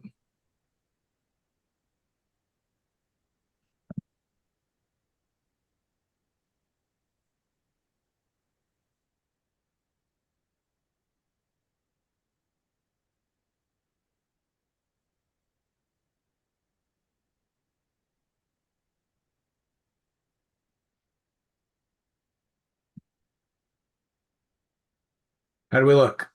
All right. Looks good. Yeah. All right. Are you ready to start? I can be if you'd like me to. If you don't want to wait till 4. we can go now. Yeah, we can go ahead and get started if that's good for you. So I'm going to start my recording again in just a second, and then you can start your presentation. So I'm recording again now. Okay. Just trying to figure out which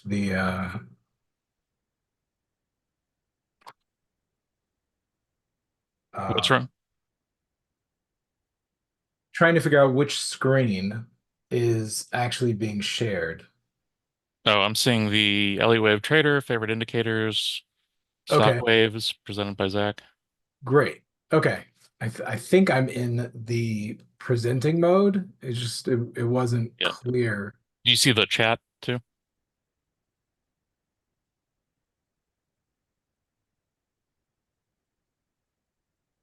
Nope. I think I have too many I just posted test in the chat soon. If you find okay. the Zoom Yeah, you can menu. see that now. Okay, great. Okay. So usually there's a um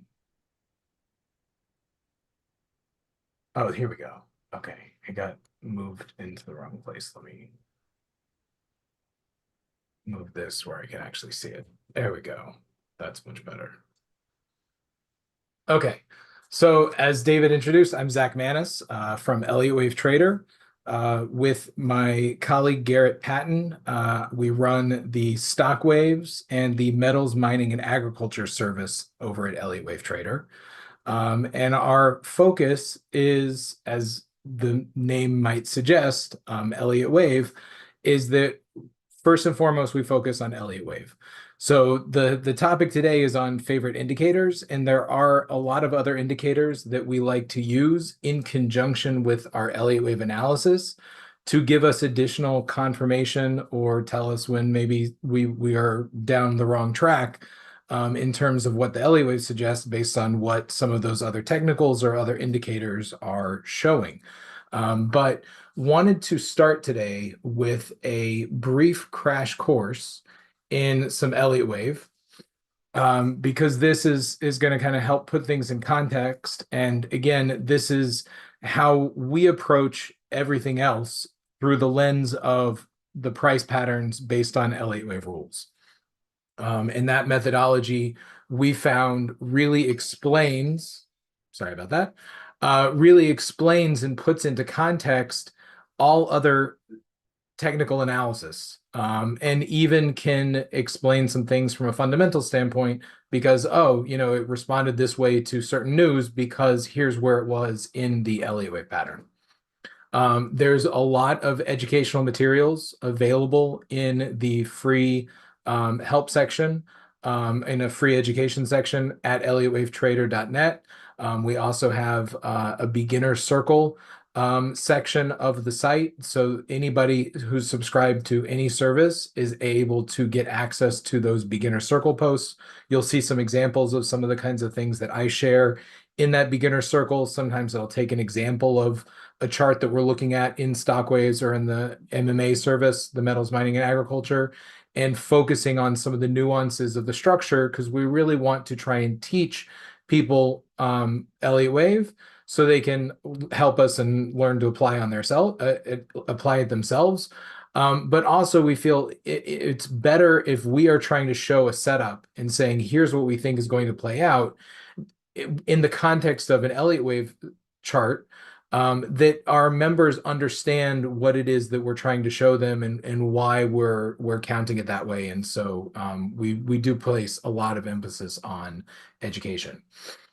So there are two main components of an Elliott Wave pattern. There is the motive wave part, the part of the pattern that advances price structure in some direction. And then there's the corrective wave. And it is really very easy that motive waves are 5-wave moves that advance price, and corrective waves are 3-wave moves. So usually those are labeled as 1 through 5 and then an ABC structure. There's some nuance there of when those use a little bit different labeling. The other important thing to note is that Elliott Wave is fractal in nature. So I'm going to grab my laser pointer here and show you that on this larger 5-wave move structure, 5 waves up, and then an ABC retrace is the same shape that you see displayed at a smaller degree. So inside this wave 1, you'd see a similar 1, 2, 3, 4, 5 waves up, and then you can see the ABC there. And so the structure at a smaller degree becomes a segment in the same structure at a larger degree. And so through that, there's a fractal nature of it that repeats. And so that's why you tend to see a lot of structures that in the market that repeat over time. And sometimes you'll see something like maybe something that looks like an inverse head and shoulders. We might get to that. But you can see from an Elliott wave standpoint where maybe this structure here looks like an inverse head and shoulders at some point, like the 1-2 start inside this wave 5, along with the A and the B wave inside the wave 4. And sometimes that plays out and you get the move to the upside. And other times there are parts of what might look like an inverse head and shoulders is actually the A wave and the B wave and the 1-2 start to a C wave down, and why that fails. And so if you were only looking for something like an inverse head and shoulders, you might not understand why it's going to fail in other places and why it's going to be successful, whereas Elliott wave might give you that better context. Next, we can further divide the motive wave structures into 2 main categories. That is the impulse, which is a more trending, aggressively bullish move, and the same patterns work in reverse as well as patterns to the downside. But for the most part, markets are trending to the upside. So we talk about things in layman's terms as far as moving up. So those are a strong trending move where you have very little or no overlap inside the structure. And you have clear subwaves that separate out as 5-wave moves inside the waves 1 and 3 and 5 as well. Then you have diagonal structures, and those usually or can have overlap where wave 4 overlaps with wave 1. But the main determining factor that separates a diagonal from an impulse is that all of the subwaves are actually 3-wave moves, ABC moves, instead of being 5 waves up in wave 1 and 5 waves in waves 3 and 5 waves in wave 5. All of those are ABCs. So there's a lot more written about diagonals. Some people love them, some people hate them, but understanding them is very crucial to being able to trade effectively around them. Another thing that I wanted to briefly introduce before we get on to talking about some of the indicators is the major advancement that I think our founding member, Avi Gilbert, brought to the world of Elliott wave analysis. And that was his understanding of what he called Fibonacci pinball. And this is a formula for understanding the behavior vis-a-vis Fibonacci extensions of the subwave structure inside the wave 3, and then the subsequent 4th and 5th as well. So once you have your wave 1, which is that 5 waves up and 3 waves down that we can label larger wave 1 and wave 2, then you can take the measure of wave 1 and then extend that as the Fibonacci extension off of the low for wave 2. And Fibonacci pinball says that this wave 1, the subwave inside wave 3, is going to fall somewhere between or in the region of the 382 fib, the 0.50 fib, or the 0.618 fib. And then after a normal consolidation based on the Fibonacci's ratio for that wave 2, you're going to get extension in the wave 3 either to the 100% or the 1236 fib extension, then normal guidelines for wave 4, and then your 5th of wave 3 is going to extend either to the 1382 or the 1618. Then again, normal guidelines for the wave 4, one of which is that sometimes it retraces back to the 100% fib, and then a 5-wave move up to either the 1764 or the 200% fib extension. This occurs with such frequency that we can really set our clocks by it. And we can know that when we have what looks like 5 waves up and 3 waves down, and then a move that either doesn't get to the 382 to the 618, and it only stops maybe here at the 236 or shy of that, or if it goes further as getting 5 waves up and gets to the 764, either of those, we either know if it's too shallow then we're probably dealing with a C wave and not a third. If it goes too far, then even though this looked like 5 waves up, we might be dealing with a diagonal structure where we're getting an A, B, C for the wave 3, and it's not going to go to the 138 or the 1618. It's only going to hit the 100% or the 1236. So very easily, and we know that this subwave, wave 1, is going to be a 5-wave move if we're dealing with the third wave of an impulse. So we can usually see, based on the very first movement off the low, if that is looking like impulsive structure and if it's on pace to fill out the rest of a 5-wave move up into that targeted region. So that gives us a lot of ability to look for smaller degree confirmation along as we watch the larger structure develop in a larger degree count. I like to include this chart. It's available in the free section. This is kind of an example of the subwave structure, as well as showing kind of how the different degree nomenclature works with an Elliott wave. And then we can even look at that smaller degree and go down to the minute and minuet and even the micro count, but shows a larger degree structure. I use this on the EW, which is Edwards Science, like biotech company or something, but years ago, before it had price history up above the $50 region. So I just like that it was a cool EW chart.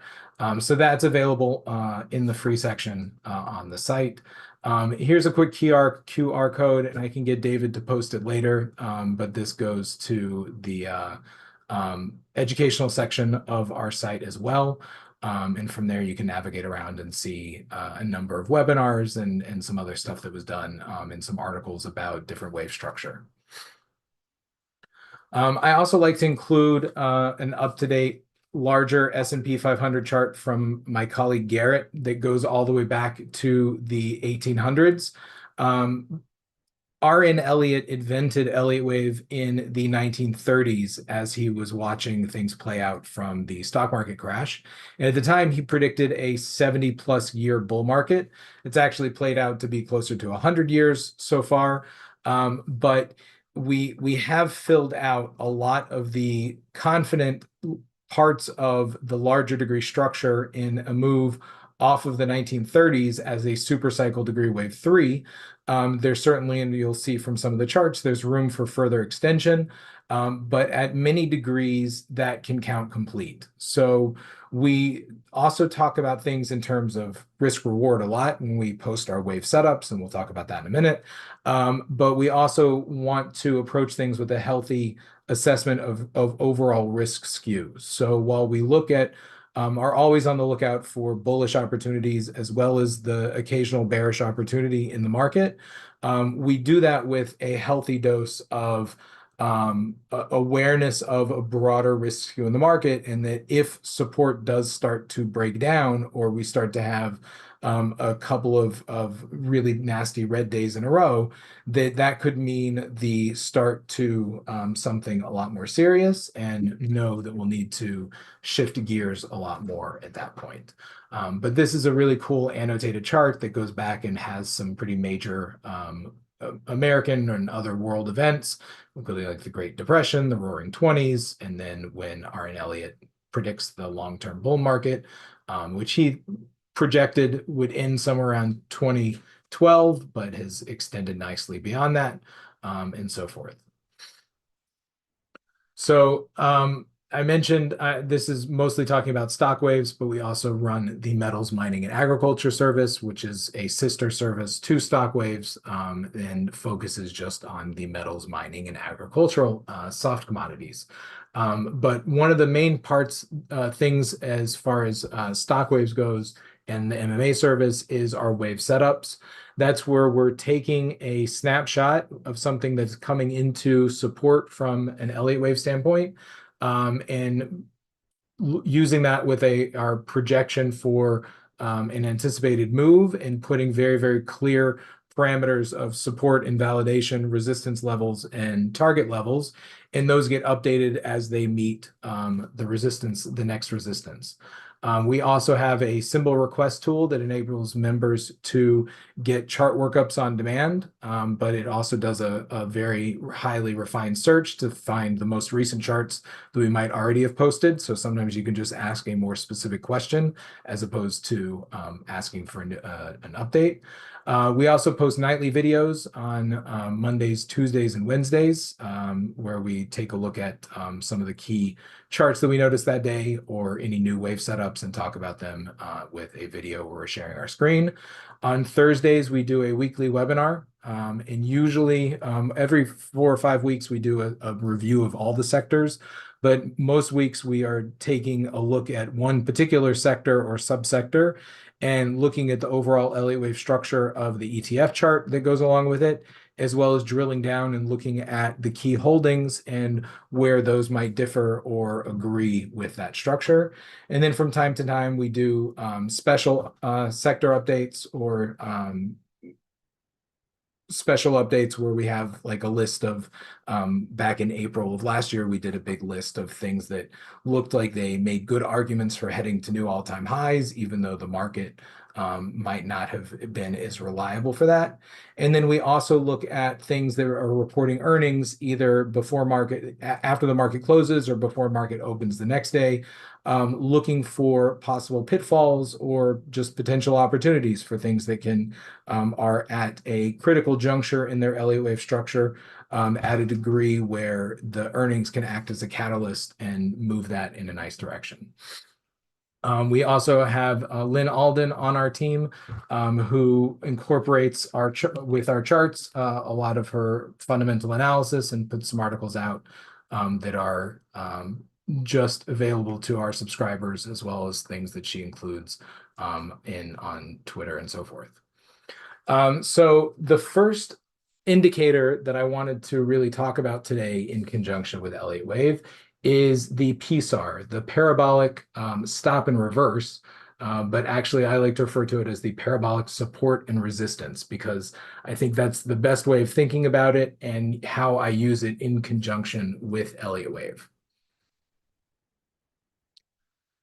So the PSAR was developed by J. Wells Wilder Jr. I base it usually on larger time frames, but you can have it set up where it applies the same the formula to whatever bar or candle you're using. And it does work at smaller degrees also. I have other indicators that I prefer to use at smaller degrees. But it gives you a confirmation of a trend change. Usually, and one of the other things that I've noticed is that when you do get that change of dots going from top dots above to bottom dots below, that shows that you might have shifted to an uptrend. That when you get that flip, usually at either at least a 4-hour or larger degree, those are not going to be single dot events. Very, very rare. So usually it's going to, even if that might have been the end of the initial move up, it's going to be a while before it breaks that low. So maybe it's going to come back and retest after it does that, and then maybe continue, or maybe it does retest and then it ultimately fails. But you're going to have a couple of intervals before you get a change there. So the settings that I use, I know sometimes people ask about that. The initial AF value is 0.02, the max AF value is 0.2, and then the step value also of 0.02. So some examples of where posted about this before, looking for an extension higher. This was from all the way back in January 2023 in the ES futures. But we had a nice consolidation as a B wave in what at the time we're only looking for just a larger B wave move higher. But while we didn't have the cleanest structure off of that December low, once we started to flip over those daily bottom dots, that was a good indication that we were starting to change and reverse the trend from this consolidation, and we're on our way to at least a bullish move that had the potential to develop a little bit more at the smaller degree as a 1-2. So then looking back on that, oh,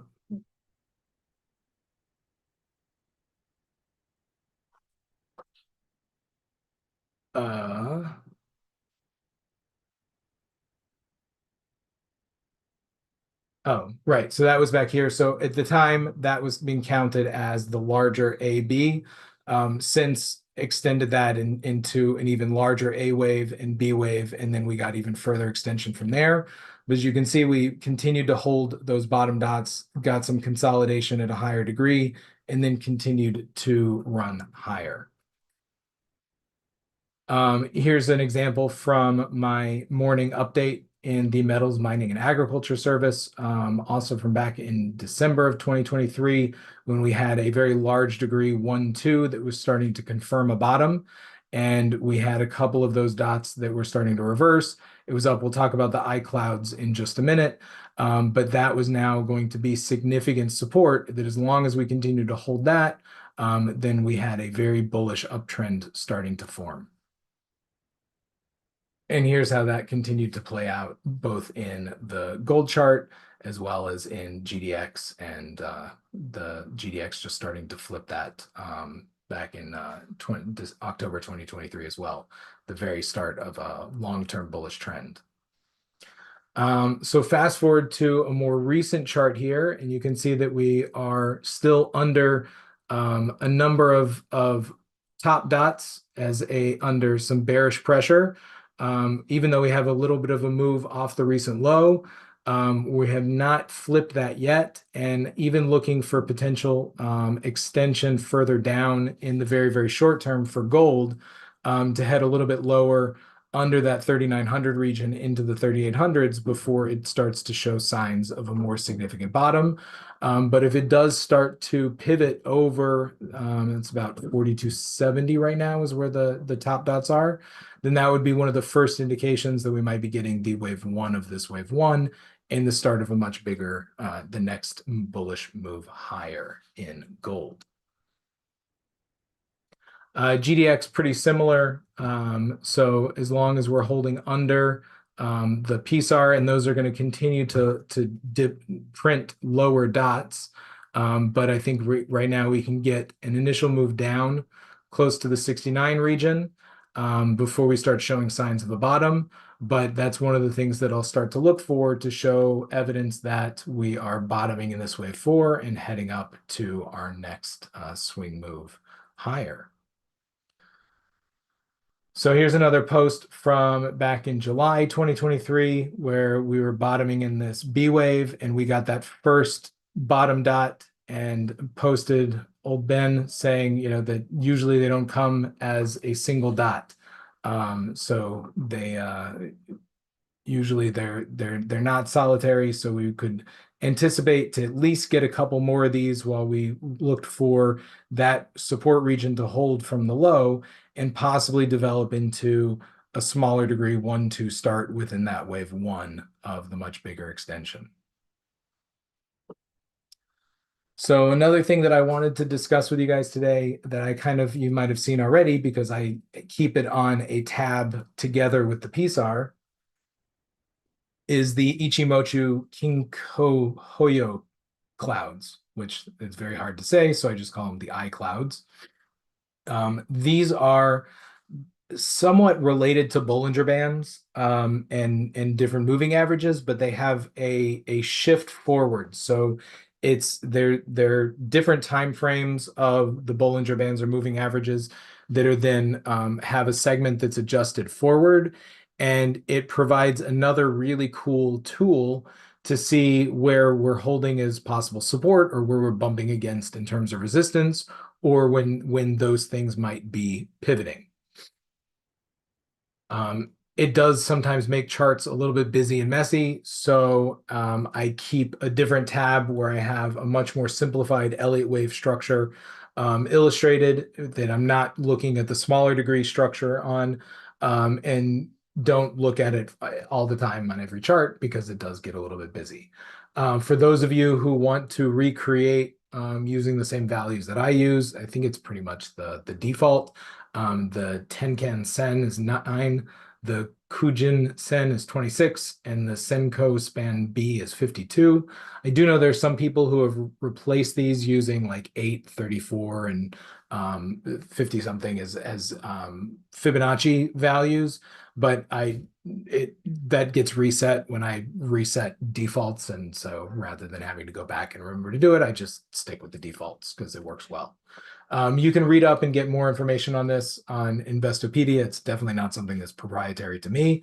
Again, it's an additional tool that gives me further confirmation of support and resistance and trend change in conjunction with the PSAR and in conjunction with Elliott Wave. So a couple examples that I already had in PowerPoint. This is from back in March 2021, again using ES. So had a small degree consolidation inside the third of a third of an even larger third of an even larger third inside of ES. And while it was a little bit deeper than ideal, so I added this yellow wave 4 saying that because of the size of that consolidation, it might have already been a 1 degree larger. It did hold the clouds, and we're not getting even cloud turning red or anything here.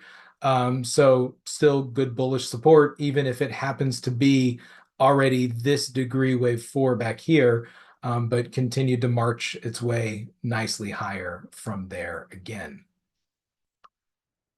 And that was from back here in March. And again, you can see that we did end up after counting that as that larger degree wave 4 after all, but it did continue to hold well above those green clouds very, very nicely until it got to the consolidation at that next larger degree 4th wave. Another thing that I wanted to highlight here, I think it might actually do an animation. Oh yeah, so that was back there in March. And then there we did get that degree 4th wave. And then now we finally broke through the clouds at the larger degree wave 4.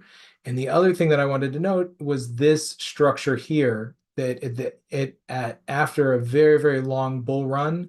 So maybe, if you were just following the trend, then you can say, okay, well, as soon as I see another consolidation that looks similar to these in terms of magnitude, then it's just going to hit the clouds and then turn up again from there.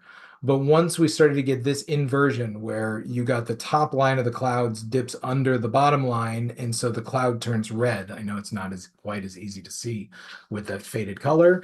That's sometimes a very, very good warning sign that you're in the last segment, at least in terms of a larger degree swing, and that the next move is going to spend some time under the clouds, breaking that support. And of course, we did back in 2022. We broke strongly under the clouds. We're getting a lot of confirmation from bearish PSAR at the time as well, and got a pretty significant drop down, and then continued to treat that now that we were under it. Now it works as resistance. Then we briefly got over it, but it was still largely red in a larger degree B wave bounce, and then again drop down and spend some time under that. So here's an example from gold back in April of 2025, where we had the potential for a larger degree wave 3 top in a diagonal structure. It's since morphed into more of an impulse. We'll talk about that in a minute. But one of the things that I use the clouds for, at least on those larger degree counts, is saying, okay, we know that if we know where this wave 4 would want to hold support, we know that wave 4 is going to be an ABC move, and we know that this A wave is likely going to be an ABC itself. So we can say we can use the clouds as a possible spot to see where that initial support is for the small degree A wave inside the A wave, and how that bounce may play out as the B wave or turn into something more than a B wave. And of course, we saw that was back here. We saw that we did get that 4th wave move down, and then held support and didn't actually break through the clouds, developed 5 waves up, and then continued to hold cloud support as a 1-2 start to a more extended move that I said morphed this from being a C wave top to the parentheses wave 3 back here into an even more extended fifth of C, fifth of the third in an impulsive structure. So now we've been spending a lot of time below the clouds as this larger fourth wave, and we have the red clouds here that are going to be pretty key resistance that we're going to need to get through to start to show signs of this larger degree fifth wave that we're looking for start. And again, as we mentioned on that other chart, can still get lower here into the 3800s before we even try to get a reversal from there.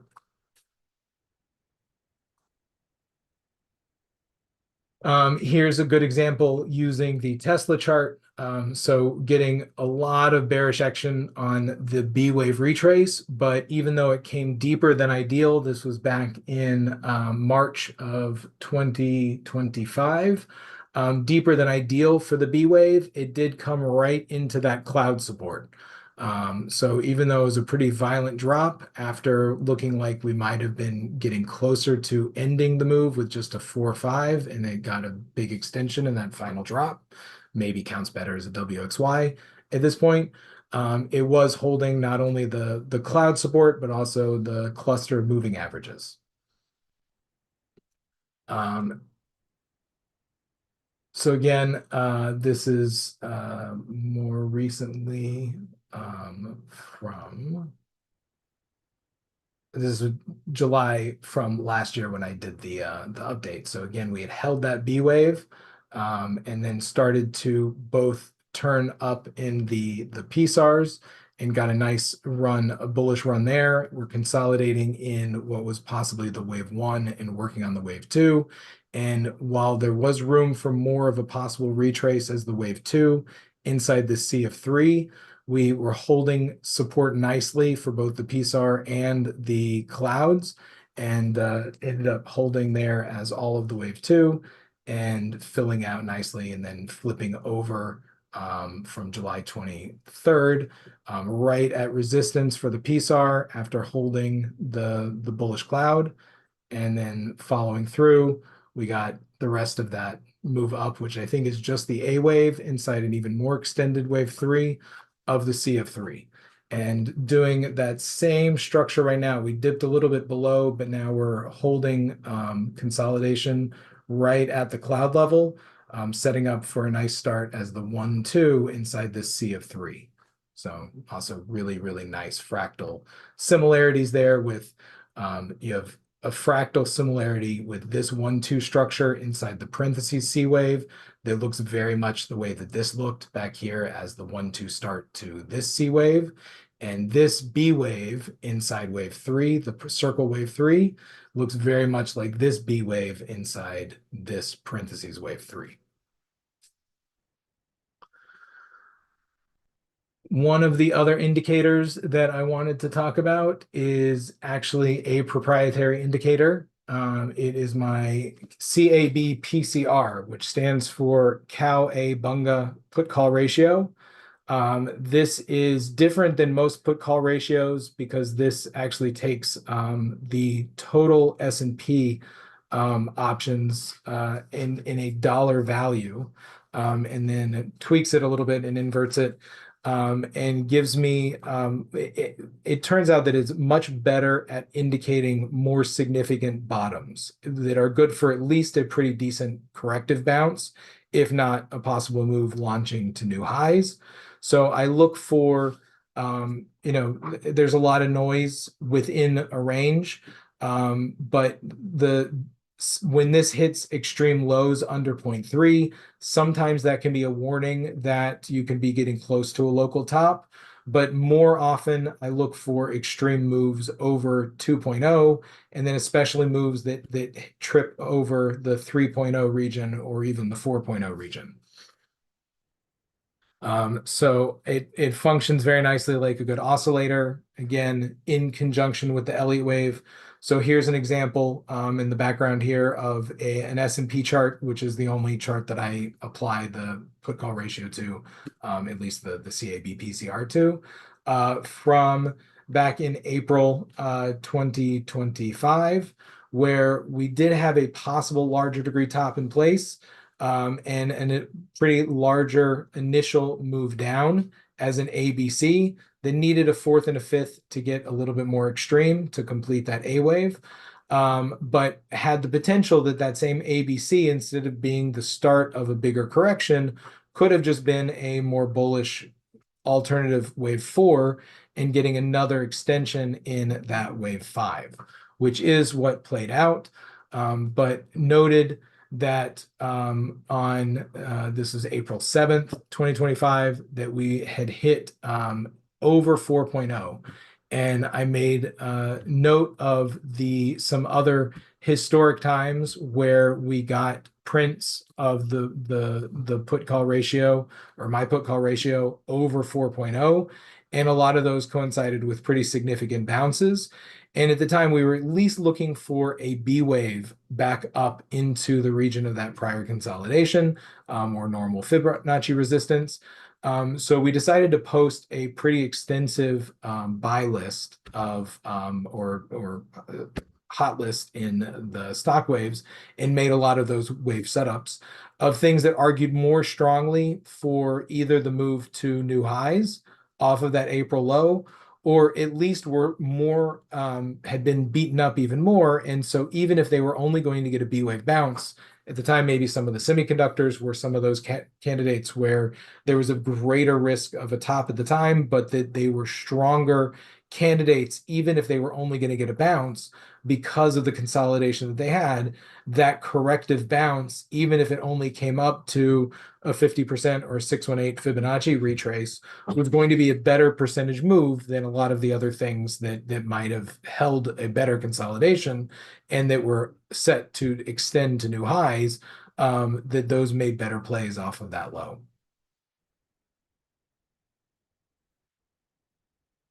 This is another example going back to that I had shared at the time when we hit that 4.37. So this was looking back at September 2022, that I had linked to this as an example in the previous post from the website, where at the time we were potentially only looking for a B wave bounce as the more bearish alternative, and had really gotten deeper than ideal for this to still have been the start to a wave 5.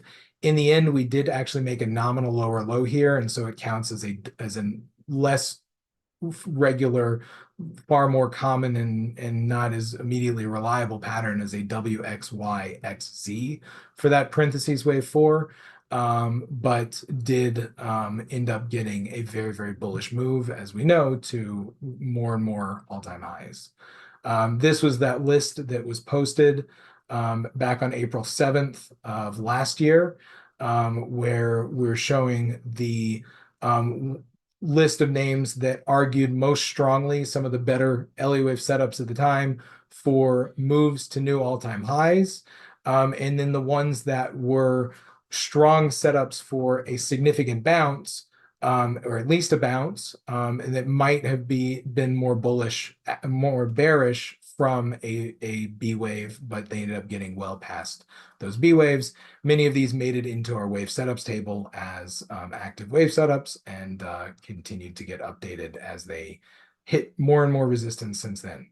So here was that move that could have still counted as a B wave, but really got past reliable resistance in June, July of 2025, but allowed for consolidation and then even further extension as the A wave and the B wave inside that more extended bullish move, but again holding that put call ratio oscillator support level.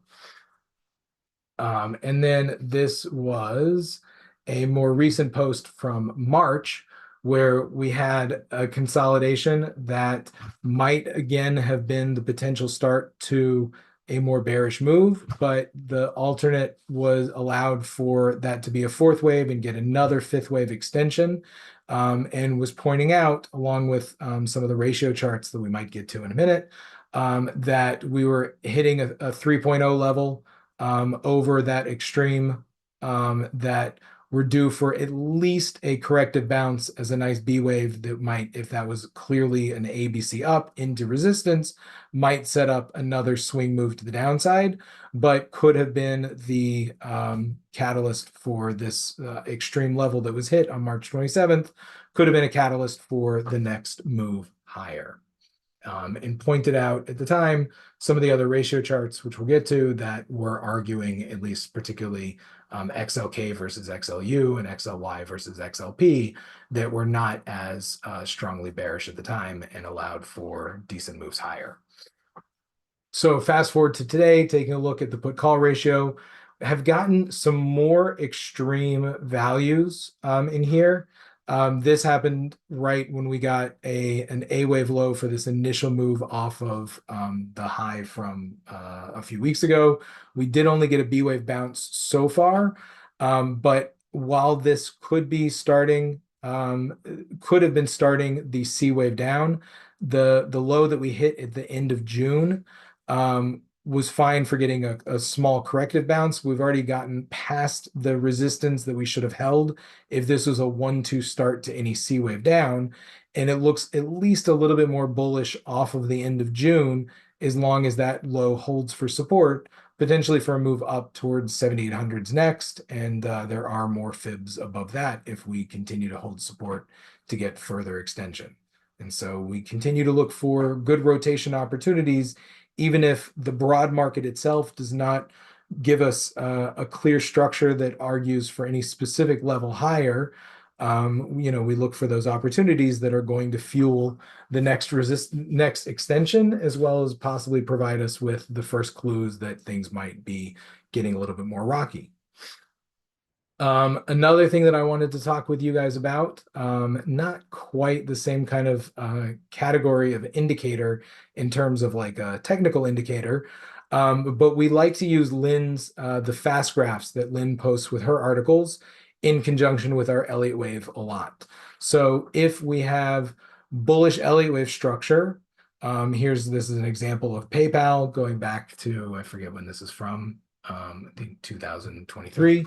But we have bullish structure, at least for higher in a possible corrective bounce, with good Elliott wave structure. So looking for maybe a small degree consolidation as a wave 2, but then to fill out the rest of this larger C wave up and maybe a larger B wave bounce. So Lynn's graph shows that this is down here in the green. So it's a little bit undervalued and is at least worthwhile to consider, even if it has slowing growth. There's something, as she pointed out, and is not the most reliable or best fundamental case longer term. In the short term, it certainly fits with our bullish case as far as being temporarily undervalued. So here's some other examples. CPA, Copa was something we've been pretty bullish on, along with a couple of other airlines. Mainly just Copa and United and Delta have been the only ones that we've really been fans of. But the Jets ETF has been following along nicely. So this showing pretty nicely undervalued and fit with the structure that we were showing. And Walmart, we have not, it's gotten further extension to the upside, but its Elliott wave count shows completed very, very large degree structure in multiple large degrees. So it's something that we've been very disinterested in for quite a while. Hasn't been a clear short setup because it hasn't really broken any real support. But one of the Lynn's graphs also shows that it is very, very overvalued and not at all something that's desirable for us to really be focusing our energies on. Here's another good example from back in April.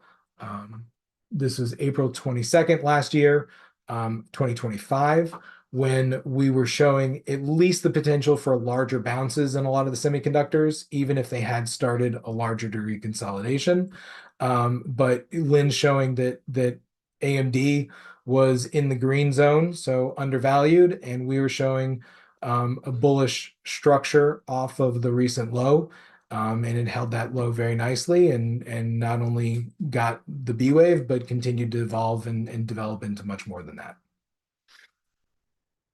I mentioned at the smaller degree, different than the PSAR indicator that I use for when I trade futures or I'm looking at smaller degree structure, particularly with maybe with Tesla or with gold and silver charts and ES.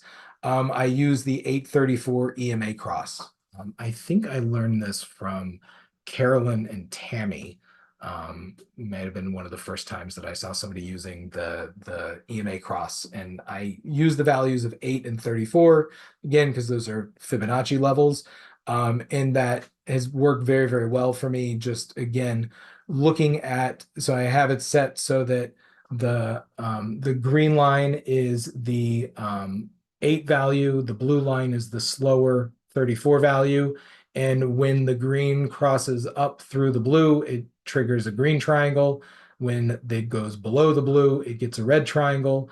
And I use that in conjunction. This happens to be a Tesla chart from last year at the smaller degree. So we're looking here at the micro level. We have a possible 5-wave move up start for a microwave 1 inside a C wave in the start of the more bullish move off that July low, and have corrective retrace into the fib support zone. But right now we still have this red triangle. So on the 30-minute, I'm going to be looking for that to get deeper into the zone or start to show signs of flipping along with smaller degree structure to show signs of a trend change that way using that 834. So this is the same chart, but now zoomed in at a 3-minute level. So the 834 is now based on the 3-minute chart. So again, showing for room for the bounce as a 4th wave and then lower into that fib zone, but starting to pivot over that region and get confirmation from an 834 cross might have been the first indication that we're not getting a 5th wave down after that, and that this might have been all of that move.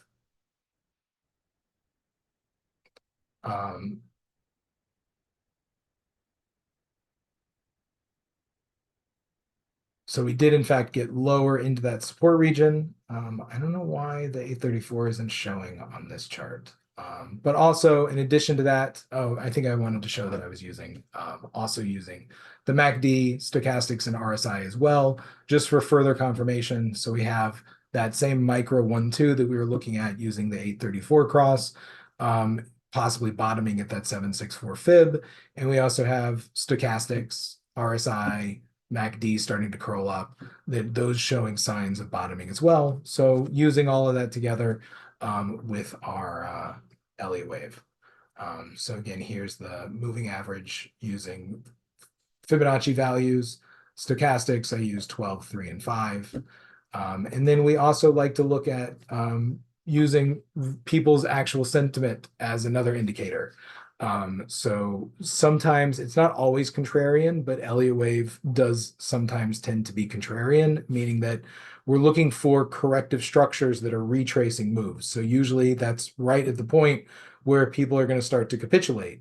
So when you look on the internet and look at X or Twitter, or whatever you want to call it, or Yahoo Finance or other things like that, you'll start to see people getting much more bearish right at the time when or vocally bearish at the time when there's a bottom. And so we look for people arguing with us online or being very emotional as other confirmation. It's not nearly as exact of a science, but if I post something that's bullish on XYZ stock, not actually XYZ, but whatever, just random stock, if I happen to post that on Twitter and I get a bunch of people hating on it, that, oh, this is terrible, whatever, then I'll know that maybe we are getting very close to that turn. Real quick, and then I'll leave some room for questions. I mentioned before that I also do a lot with ratio charts. And again, it's not really any kind of traditional indicator, But these can function similar to different oscillators that are more specific to the instruments that you're looking at. And I've been experimenting with applying Elliott waves. So the caveat here is I really, most of the time, I don't think that a ratio chart should be treated as a long-term trending chart. So I might apply a similar Elliott wave structure, but I might not necessarily be looking for it to follow through and extend the same way that the underlying instruments might be set up to extend. But one of the ones that I've been paying a lot of attention to lately is the GDX to gold ratio. So shorter term, looking for some further weakness in the GDX to gold ratio. And we mentioned that gold could potentially count for all of its fourth wave, but GDX really strongly looks like it should be getting more of a C wave down in the fifth of this C of its equivalent wave 4. So looking for that to fill out. So temporary weakness, more weakness, relative speaking, of GDX relative to gold, but this should be bottoming in a fourth wave. And I do think that on the next run, not only do I think that based on the gold to silver ratio, that gold should outperform silver, I think based on the GDX to gold ratio, GDX should outperform gold. And even though I'm very, very bullish gold from the 3,800 region up into the 6,000s, I think GDX has even stronger potential. Another ratio that you might have seen if you follow me on Twitter or that I post a lot is the XLE RSP chart. It's really important to also note that ratio charts are a measure of relative strength between the two instruments that you're comparing. They do not give you a clear indication of any specific directional move for either instrument. Both instruments can move in the same direction and you can get a change up or down in the ratio. It's a relative strength measure, so they could both be moving down and just one moves down a lot worse than the other and the ratio could still go up. So I'm still looking for more of a consolidation shorter term in energy stocks. But overall, Garrett and I are very, very bullish energy into the coming years, and at least certainly relative to the rest of the market. So maybe this is that RSP, the equal weight index, gets beaten up a little bit more so than any further consolidation in XLE or XOP. But we have some really good movement off of the end of last year, holding a corrective retrace now to a higher low there. Another ratio that I've started to focus a lot on is the semiconductor, the ratio relative to the Qs. So this is basically highlighting how overheated the semiconductors might have gotten. And Lynn mentioned this in her recent deep dive, that it doesn't necessarily mean that the bubble is bursting for AI or for semiconductors in general, but that they might have gotten a little bit overheated and due for some consolidation, at least relative to the broad market, or at least to the broad NASDAQ. And then the last chart that I have for you guys today is the XLY XLP. This is the consumer discretionary versus staples. Staples are often viewed as kind of a defensive name, at least initially at the start of larger consolidations. Sometimes they perform better when things that are overheated start to drop, or some of those discretionary names maybe start to drop. Some of those staples hold out and get a little bit further extension. But this chart doesn't suggest that we are there yet where XLP is going to start to outperform consumer discretionary XLY. This looks like as long as we're holding the support region in the 130s, that there's still at least a little bit of gas left in the tank, possibly heading out into the end of this year or maybe even into the start of 2027. For further extension, and maybe in the broad market, but at least in the relative strength of discretionaries relative to staples. All right. I think I got through that with enough time to leave you guys with some questions.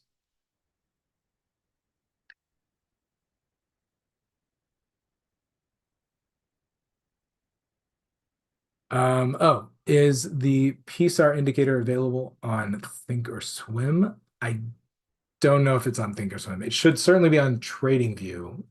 It's very, very certainly in MotiveWave, but not sure if Thinkorswim has that. I imagine they might, but just gonna have to search for it.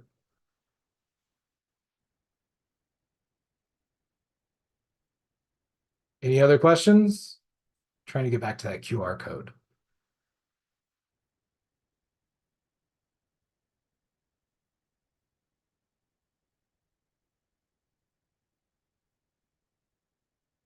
There we go. Nope, nothing. Let me give you guys a couple of links. I'll put that in the chat. Here's a this is actually a presentation that I did going into a little bit more detail in some of the ratio charts. This is a link to the Stockwaves landing page. And of course, the QR code will take you to that education section.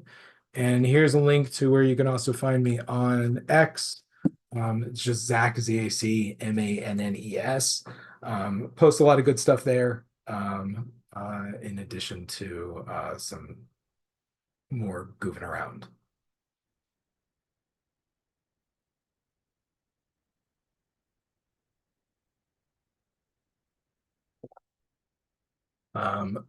Sarah asks, are Stockwave stocks and gold miner service recommended using all the indicators you mentioned or purely using LA wave analysis? So I mean, I post about them. Everything is structured from presenting the LA wave. Our wave setups and things like that are, we don't, I mean, we might mention some of the other indicators and you might see some of them on charts that I post. But the focus of the service is not in talking about all those indicators. They're just other tools that we use to see further confirmation of our LA wave analysis.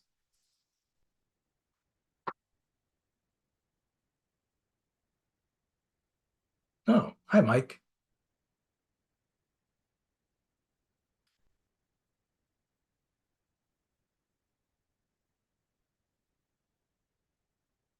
I think maybe David's walking his dog again. Oh, no, I'm here.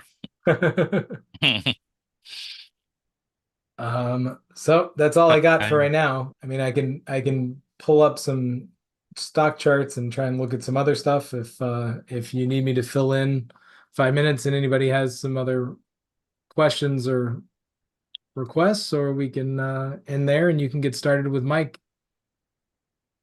Yeah, whichever you want to do. If you have a couple more things you want to show us. I don't have any Great. slides queued up. I can try and shift it over to a MotiveWave chart window.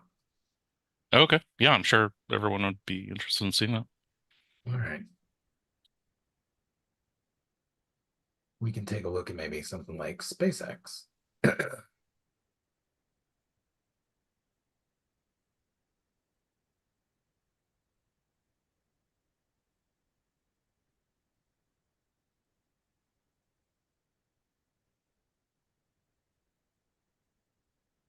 So also not an indicator, but I've written a couple of articles in conjunction with Avi Gilbert, where I observed that not only, I mean, a lot of people have observed that a lot of times IPOs tend to lose value in the first 12 to 18 months.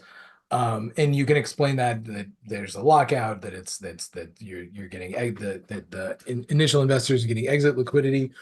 But I noticed a pattern that also similar regularity to Avi's Fibonacci pinball that I called the CAB PIPO pattern, or the Cowabunga post IPO. And So here's an example of that on SpaceX. One of the things that I noticed is that after sometimes an initial move higher, that very frequently an IPO name will retrace up to 50% or more from where it started trading on the exchange. So SpaceX really started trading at the 150, 149 level when it came on the exchange. So it really should move this blue line up.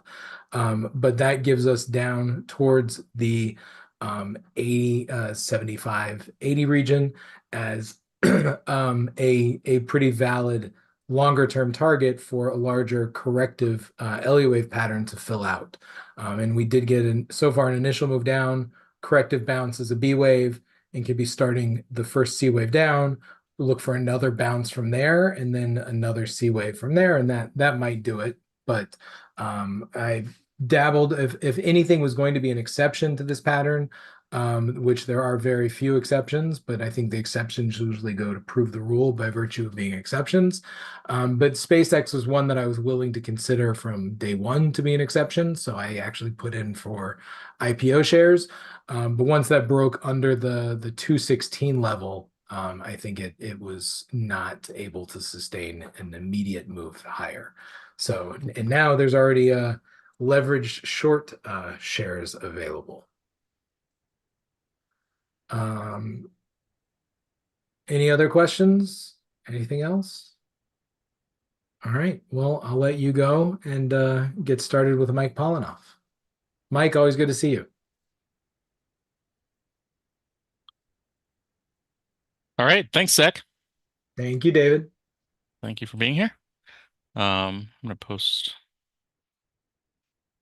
that link of yours again and your site. All right. All right. So we have 3 more live presentations to go tonight. And Mike Polinoff is up next. Mike, are you there?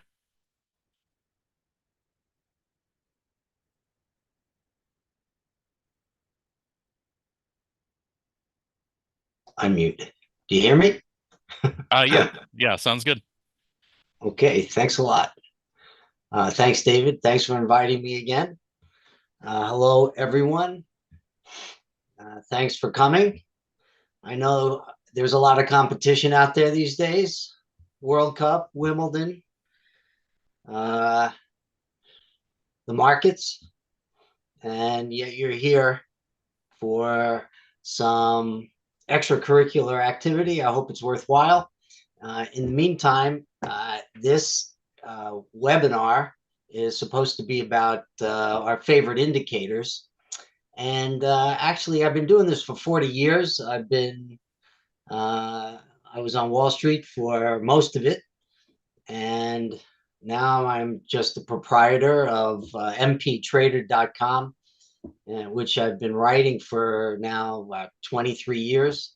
I'm the content provider and a founder, a partner and founder in MP Trader.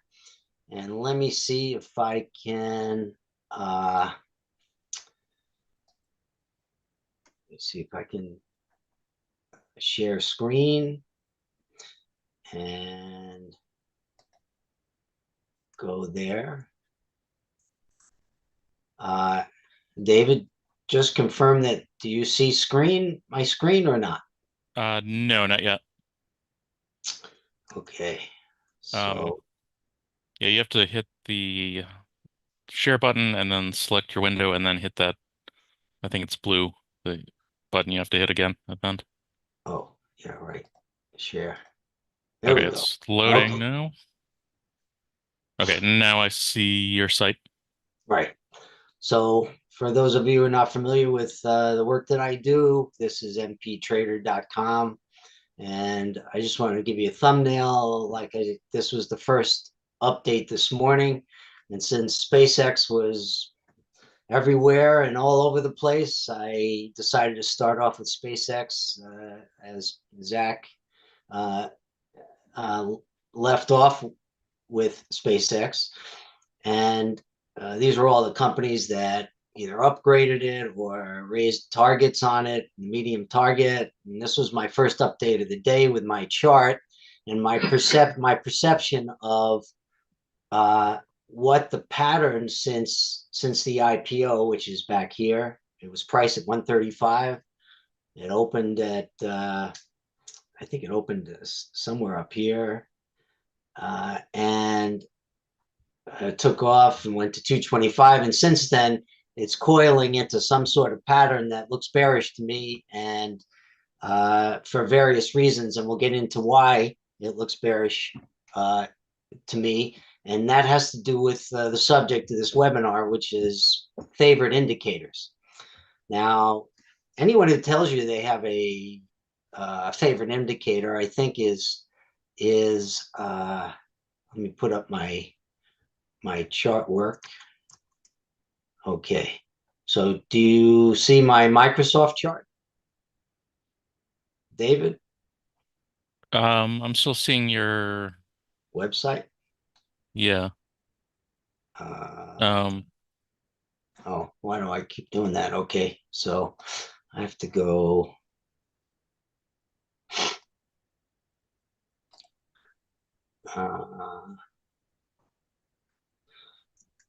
Let's see.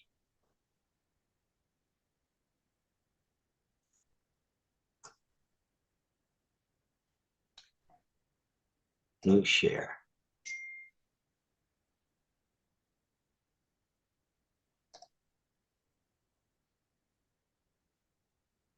Straight. So now, do you see the Microsoft chart? Yeah. Okay, good. Okay, so what I was about to say was, or is, that anybody tells you he or she has a favorite indicator, I think really is doing you a disservice, because over 40 years, I've logged a lot of charts. If there were awards given for hours spent looking at a subject, then I consider myself an expert in chart patterns. Now, chart patterns are one thing. Indicators help you discern what the chart pattern is trying to tell you. And in my case, I don't have a favorite. I have a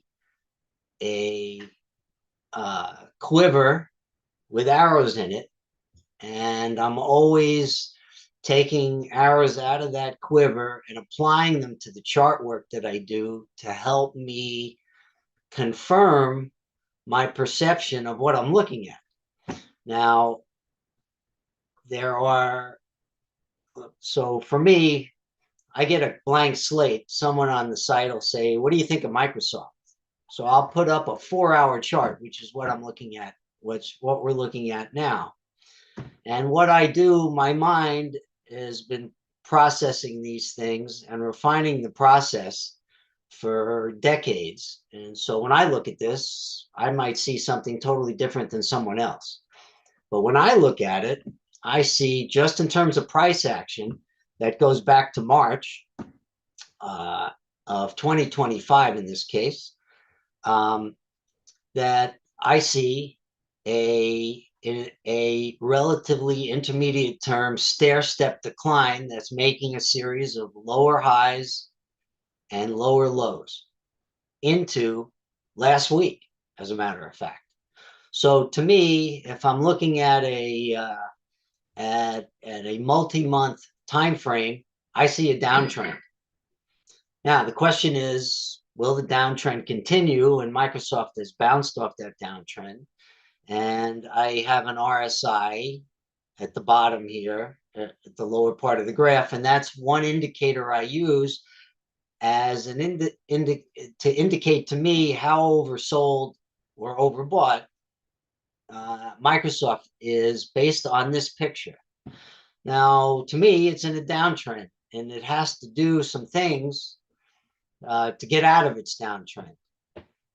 The indicator itself is telling me it's oversold down here after declining from 466, for instance, to 350 or right thereabouts. Now, the interesting part about Microsoft, and I'm using TradeStation platform here. The interesting thing about Microsoft is when it came down last week, it marginally took out the prior low in March, but it trapped the bears. So anyone who thought it was going further down looked at this oversold in the RSI, 4-hour RSI, and took a gamble that it was going to continue, and it didn't. So for Microsoft, this is our first indication that the stair-step decline may be interrupted for a recovery rally. And this indicator, the 4-hour RSI, helped discern that. Now, if we go over to, now I've got Microsoft charts all over the place, but I'm using a blank one. And let me go to a daily chart. And this is the daily chart. And I'll go to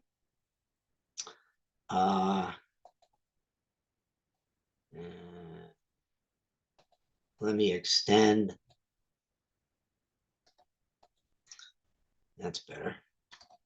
Let me extend this. Instead of 2 years, I'll put in 10 years. Okay. So this is a 10-year chart.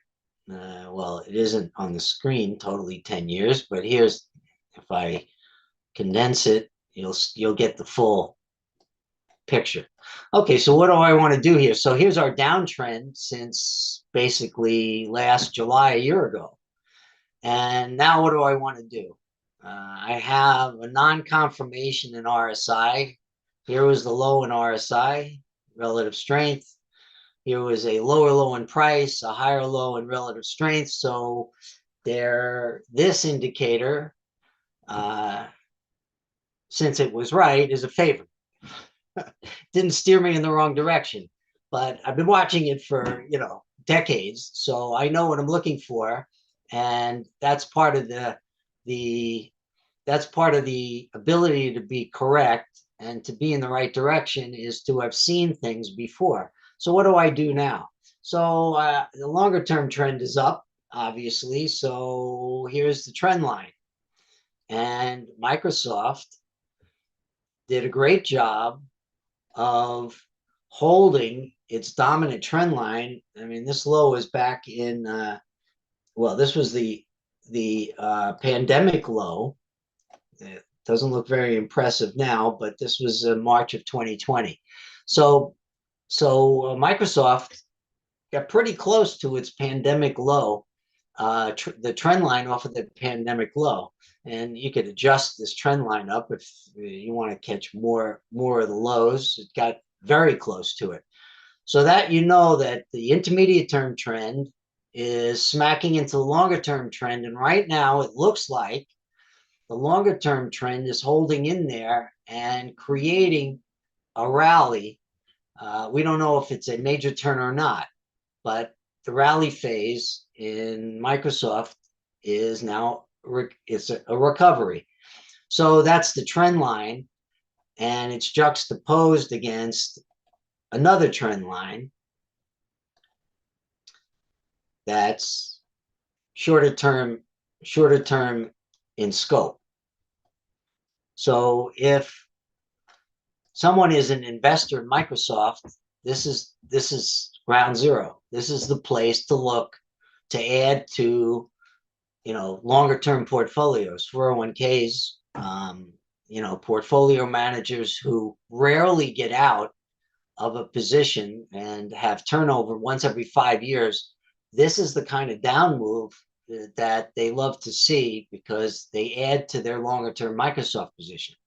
Okay, so now we have two trends. We have trend lines that are showing us what the big picture looks like, and we have a relative strength on a daily chart basis going back 6 years. So now what do I do? Now I say, okay, I want to put a moving average on this. And what moving average do I want? Well, in my particular case, I'm a fan of the 20-day MA, simple or exponential. Doesn't much matter because they basically serve the same purpose in terms of the interpretation of where you are and what you want to do about it. Okay, so here is the 20-day MA. Sorry, that's a 200-day MA in Microsoft. So actually, I'm going to change that to a 20-day. Yeah, a 20-day MA. And here's the 20-day MA. And I'll make it thicker. And now I'm gonna change the color because I'm now gonna put up the 200-day. I'll make this red. All right, now I'm gonna go back in there and put up a 200-day. This was a 200-day. So this is what we have. We have the red average is a 20-day and the blue average is a 200-day. And this is instructive. To me, there are many, many, many setups, technical setups that just love the 20-day MA. Now, the 20-day MA, that is the directional 20-day MA. Now, you notice the 20-day MA is a trend follower, but it's also a trend discipline. It's a disciplined trend follower. That is to say, when you're in a directional move in the 20-day, it's amazing sometimes how tight a fit it is. Remember, this is a daily chart. Look at the tight fit that the April 2025 rally, every time it pulled back to the 20-day and bounced. And for most of the action on the way down after that rally, the 20-day kept you in a directional view of Microsoft on the downside. So now, after Microsoft has bounced, it has now closed 2 or 3 sessions above the declining, sloping, downsloping 20-day MA. Now, the direction of the MA and the nominal value of the MA are 2 different things to consider. Direction of the MA is where the momentum is. The close above or below the MA tells you if the trend is fighting or if it has the ability to fight. That is, the counter trend rally looks like it has the power to digest these gains and let the 20-day MA flatten out, in which case you can use the 20-day MA as a launch point in here, pulling back to it, turning up from it. And then it can go up to the next level and test what would be the 200-day in many cases. Now, the 20-day MA also happens to be, in case you are not familiar with bands and standard deviations, we'll use the Bollinger Bands since they're simple to overlay. So the Bollinger Bands, the midpoint of the Bollinger Bands is the 20-day MA. So that is, here's the lower Bollinger Band, here's the upper Bollinger Band. And the midpoint between the bands is the 20-day, and each of the envelopes is 1 standard deviation above the 20-day MA. So the 20-day MA is an important feature in more than just analyzing itself or helping you analyze the direction of the trend. It can be helpful in terms of the bands. Now, what I do often is the 1% deviation or a standard deviation from the midpoint. To me, I don't know, it's a canned version. Now, maybe I don't have a study handy that says that X amount of the time Microsoft stays within a 1% standard deviation on either side of the 20-day MA. I happen to like bands for extremes, so I'll change this to a 3 deviation, and you'll find that 98% of the time a stock or a commodity or an index stays within 3%, the 3% move of the midpoint, the median. But when it gets to the 3% standard deviation up or down, like for instance, MU, if I put up a 3 standard deviation from a 200-day moving average, you will see that this is a Bollinger Band version, 20-day versus 1% in either direction. 3% is really an extreme, and we would see that MU got to a 3% deviation from its 200-day moving average, which would mean this is the 200-day moving average right here. So imagine 3 standard deviations from here on the upside, which was one indicator that was useful in telling me that up here somewhere, Microsoft was in nosebleed territory, and for that reason, buyer beware, long position holder beware as well. Okay, so we've gone over 20-day MA, which I find very useful. Okay, so here's our 20-day MA, which I find very useful now in terms of Micron. It's trading well below the 20-day MA now. So we have, and the daily RSI or relative strength is only at 43, making new lows. Leads me to believe that Micron isn't finished on the downside and it has more to go, and it's left some gaps in here on the way. So it has some, it has some work to do. And if it wants to fill the gaps, it's going down into the 750, 800 area. Okay, so those are some indicators, none of which is a favorite. They're just arrows or tools in the toolbox to help me figure out what's going on, and if I'm a buyer of something, how dangerous it is, what my risk profile is. And if I'm a seller or a short position taker, what my managed risk would be based on these particular indicators. Okay, so everything is a checks and balance system.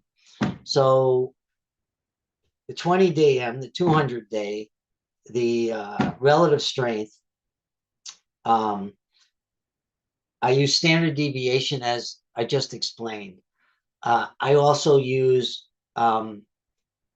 average VWAP, or I should say anchored VWAP, which isn't on this system, unfortunately, but VWAP is instructional, and the anchored VWAP is a system. Let's see if I can,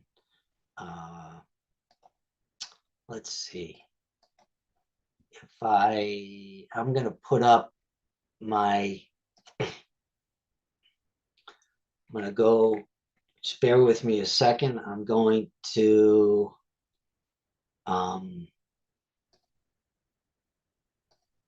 stock charts, and let me show you something else while I'm at it.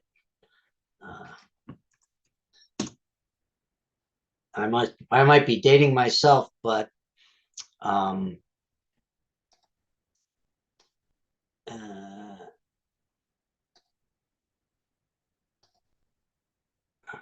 hopefully you see the point and figure chart of Micron from my stock charts program. Okay, so this there's a major breakdown in in Micron on a point and figure basis. Now, I don't see too many people using point and figures anymore, but it is a useful directional tool, just like any other tool, as an indicator to tell you what your risk is. And that's really what, whether you're successful or not, is all a matter of managed risk.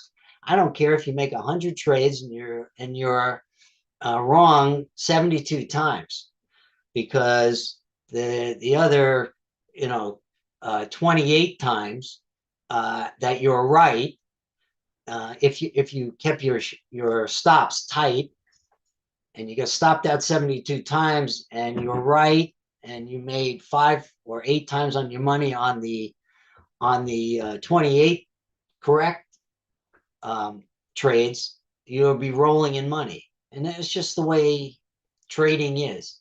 You just have to protect against losses. And it's easier said than done. I understand that, because we're all emotional animals, and you want to lower the stop on a long position, give yourself more room.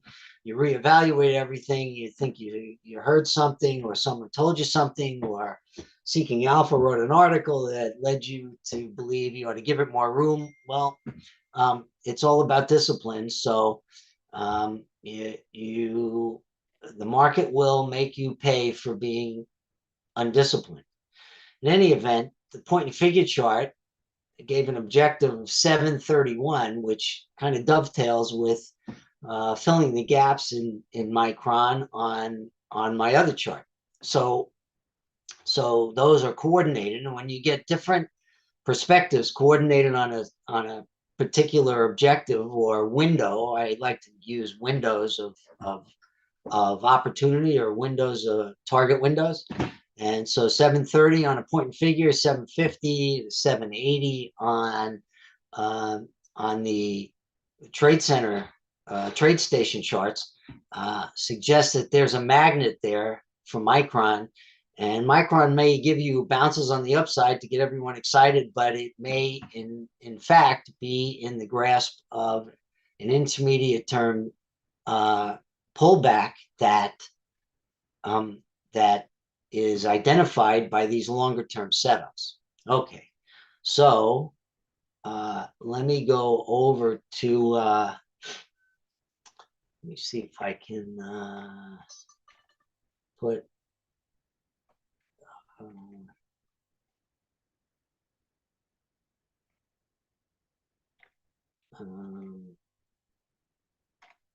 well, I'll just use this. So if I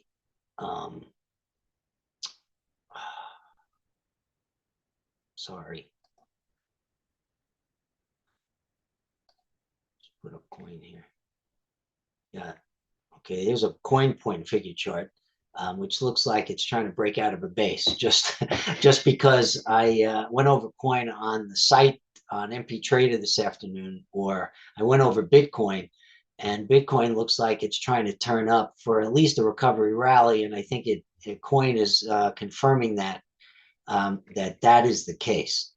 All right. Anyway, I'm not going to spend the time putting up the anchored VWAP. Let me see here. Can I do that? Let me see.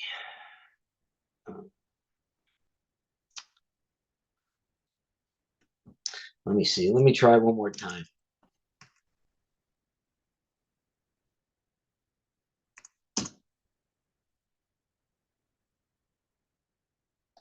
Okay. Let me see if I can get it on yet another system.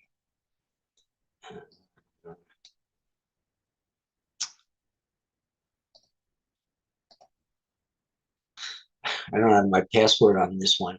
All right. Try it anyway. All right. So let's go back. Let me go back to my MU chart. And we'll continue with our indicators. Okay, so let me change pages and show you what a not. So every chart I use, when I have a blank slate, it's a laboratory, and for me, it's a diary type of laboratory, and I'll show you what I mean by diary in a second. Okay, so what you see on the screen now is SanDisk, and SanDisk also, like Microsoft, I'm sorry, like Micron, similar memory chip makers, is in the grasp of a major correction. This major correction looks to me like it is nearing a place where 1400 to 1500, just below where it hit today, which is in that zone, is about 50% of this entire up move. Now, it doesn't have to stop there, but it looks like it's getting oversold enough.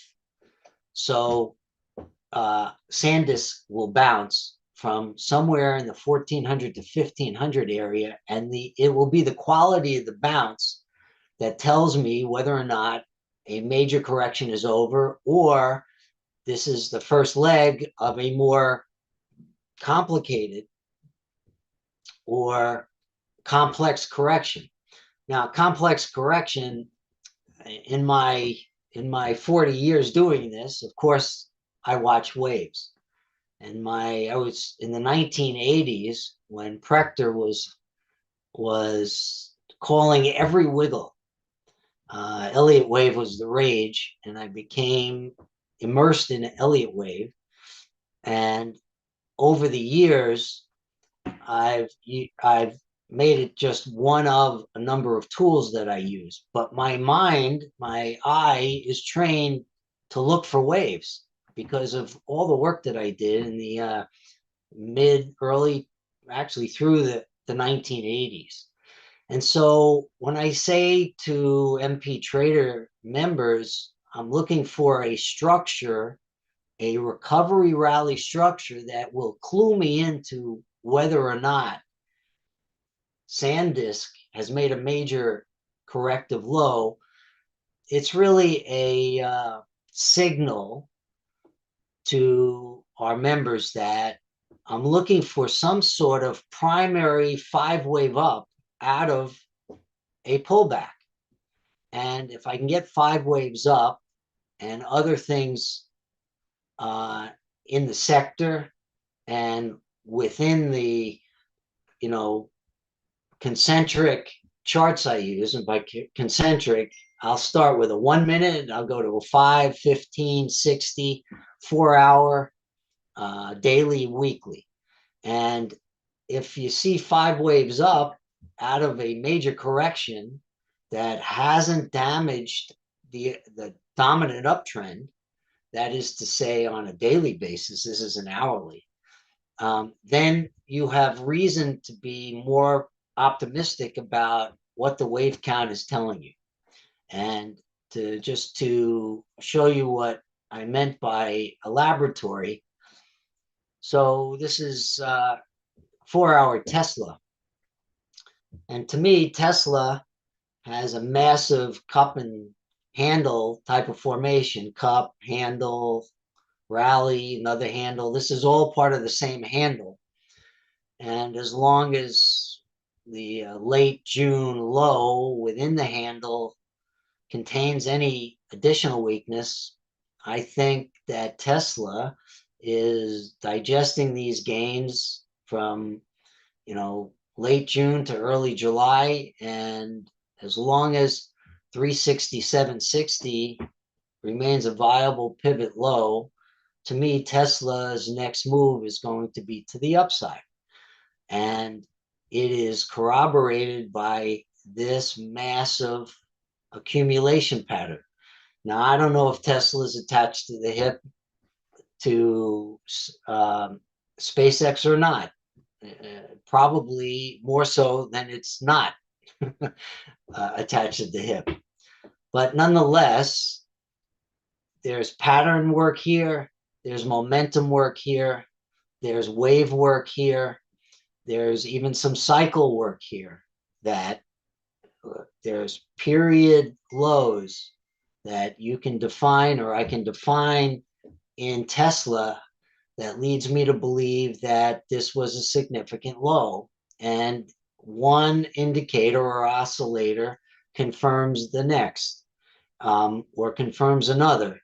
And when you have a confluence of moving averages, oscillators, waves, cycles, all confirming what your perception is of where Tesla is in its trend, then you have more confidence to be in a position and stay there through various wiggles that would otherwise force you out of the position just because you have an uncertain outlook. Now, of course, we're in a period in Trump world where there's intervention in the markets all the time. I mean, news-related intervention. Today was a case in point. And let me go over here. So this is a 1 minute E-mini S&P chart. And this was today. Right here is when there was a one-liner crossing the news tape that in retaliation for the Iranian attack on I think it was an Indian ship in the Strait of Hormuz, the United States says that's unacceptable, and they will threaten to retaliate. Well, the market didn't like that, and you had a let's see, 75.65. You had a 40-point move in no time, basically, and everything came down. Now, that's a 1 minute chart. Well, that fits right in here on my hourly chart, which shows a completely different picture. And to me, it's pattern first, and then you overlay your diagnosis on the pattern. Well, this pattern's a convoluted mess, and some people think it's a bull flag at the top of this massive up move from April, and it'll fly out of here on the upside. What's also been floating around is a diamond formation, which I've drawn with white boundary lines here, and if it breaks above the top of the diamond, it could fly. On the other hand, diamonds are usually tops, in which case, if tonight is a rough night, we start in the ES or the E-mini starts to come down into here, into the 74.80 area, then we have a completely different set of circumstances, technically, in my estimation, to deal with. But right now, even after the threat of retaliation, that all fit right in here, right in this little place amongst this massive chart pattern. So whatever's going on in the E-mini that is trying to force prices down is not making much of an impact, at least not yet. And that's not to say that it won't. I just noticed. And so what I do on these charts is I don't erase them until the patterns themselves devolve. Okay, but right now this one's still evolving, this big whatever it is, bull flag or diamond formation, it's still evolving. Now let's go to another view, which is this. This is the daily E-mini September S&P chart. So here's either the bull flag or the diamond. We don't know which. And the market this is live. This is telling us what it is right now. But here's the 20-day MA. And that's my quote unquote favorite trending tool. Now, it hasn't been trending since back here at the end of the we're at the high or the all-time high. It's relatively flat, but it's starting to turn up. And in the last 3 sessions, the E-mini had a chance, or actually did, bounce off of or near support at the 20-day. And the 20-day held, and the E-mini is trading above the 20-day. But the interesting part about this is the 50-day is now tracking with the 20-day, and which makes this support level around 7,500 extremely important. If you get a close below the 20-day and the 50-day, well, you have reason to be either excited about a short position or a put position, or nervous about a long position, because then the diamond starts to take more of a risk factor as an outcome. And the lower boundary of the diamond based on today was actually closer to 7,400. So I'm going to change that. So every day I painfully update these charts because they help me, and visually they help our members at MP Trader, because they get to see what I see, and they get to read my interpretation of the chart, and they can come to their own conclusion by themselves as well. But this is a big picture, and there you have it. And frankly, until it takes out the 20-day, I can't get all excited about reversing directional polarity on the S&P. So, of course, here's the 200-day, and it's a long way from the 200-day, but it was a lot longer. The differential between the 200-day and the price structure was a lot wider here than it is now. So all of this sideways action is enabling the 200-day to creep higher and to get closer to the price structure, which it will have to do before the market takes off. So we're in for some more backing and filling, I think, but not damaging technical action. Okay, so let me minimize this and show you a couple of other things. This chart right here is a chart that shows the bearish or bullish engulfing candles. That is to say, every one of these days was either a bearish or a bullish engulfing candle. And right now we're working on a bearish engulfing candle, and that will have to be corrected. But this is just another indicator that gives you a sense as to what the risk is of being long up here. And here is my 2-hour chart of the cash VIX. Now VIX has been very, very subdued, and Zero Hedge had an article, I guess yesterday or the day before, that the price of protection, put protection, is like as low as it's ever been. Yet there's no demand for puts. So when you twist that around, you say, okay, well, what does that mean in English? It means that as somebody said, I don't know if it was in the Zero Hedge article or not, someone had said that it's like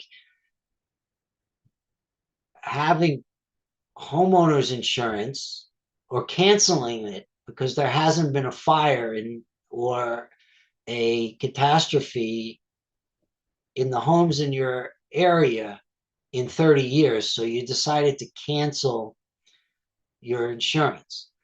And that's basically with this picture, to cancel insurance is with household participation in the equity markets like the highest in history. And the president touting the progress, the upside progress of the Dow, and how everyone's 401k is doing great. And there's more and more sentiment, bullish sentiment going into or about the stock market. So strange things happen when the sentiment is so lopsided, even if the fear and greed index is telling us we're slightly in fear. So I don't know how to meld those together. I do know that every time the VIX gets down here, it seems to want to do the opposite and go up. So a 16, 15 VIX, probably not the best time to go out and load up the truck with equities. It's just a suspicion based on what's happened every time the VIX has gotten down into the 15, 16 area. Okay. So let's go over a couple of other charts that have indicators on them that I've overlaid on, so you can get a sense as to, this is a chart of CRISPR in the healthcare sector. And CRISPR, this chart is a daily chart, and the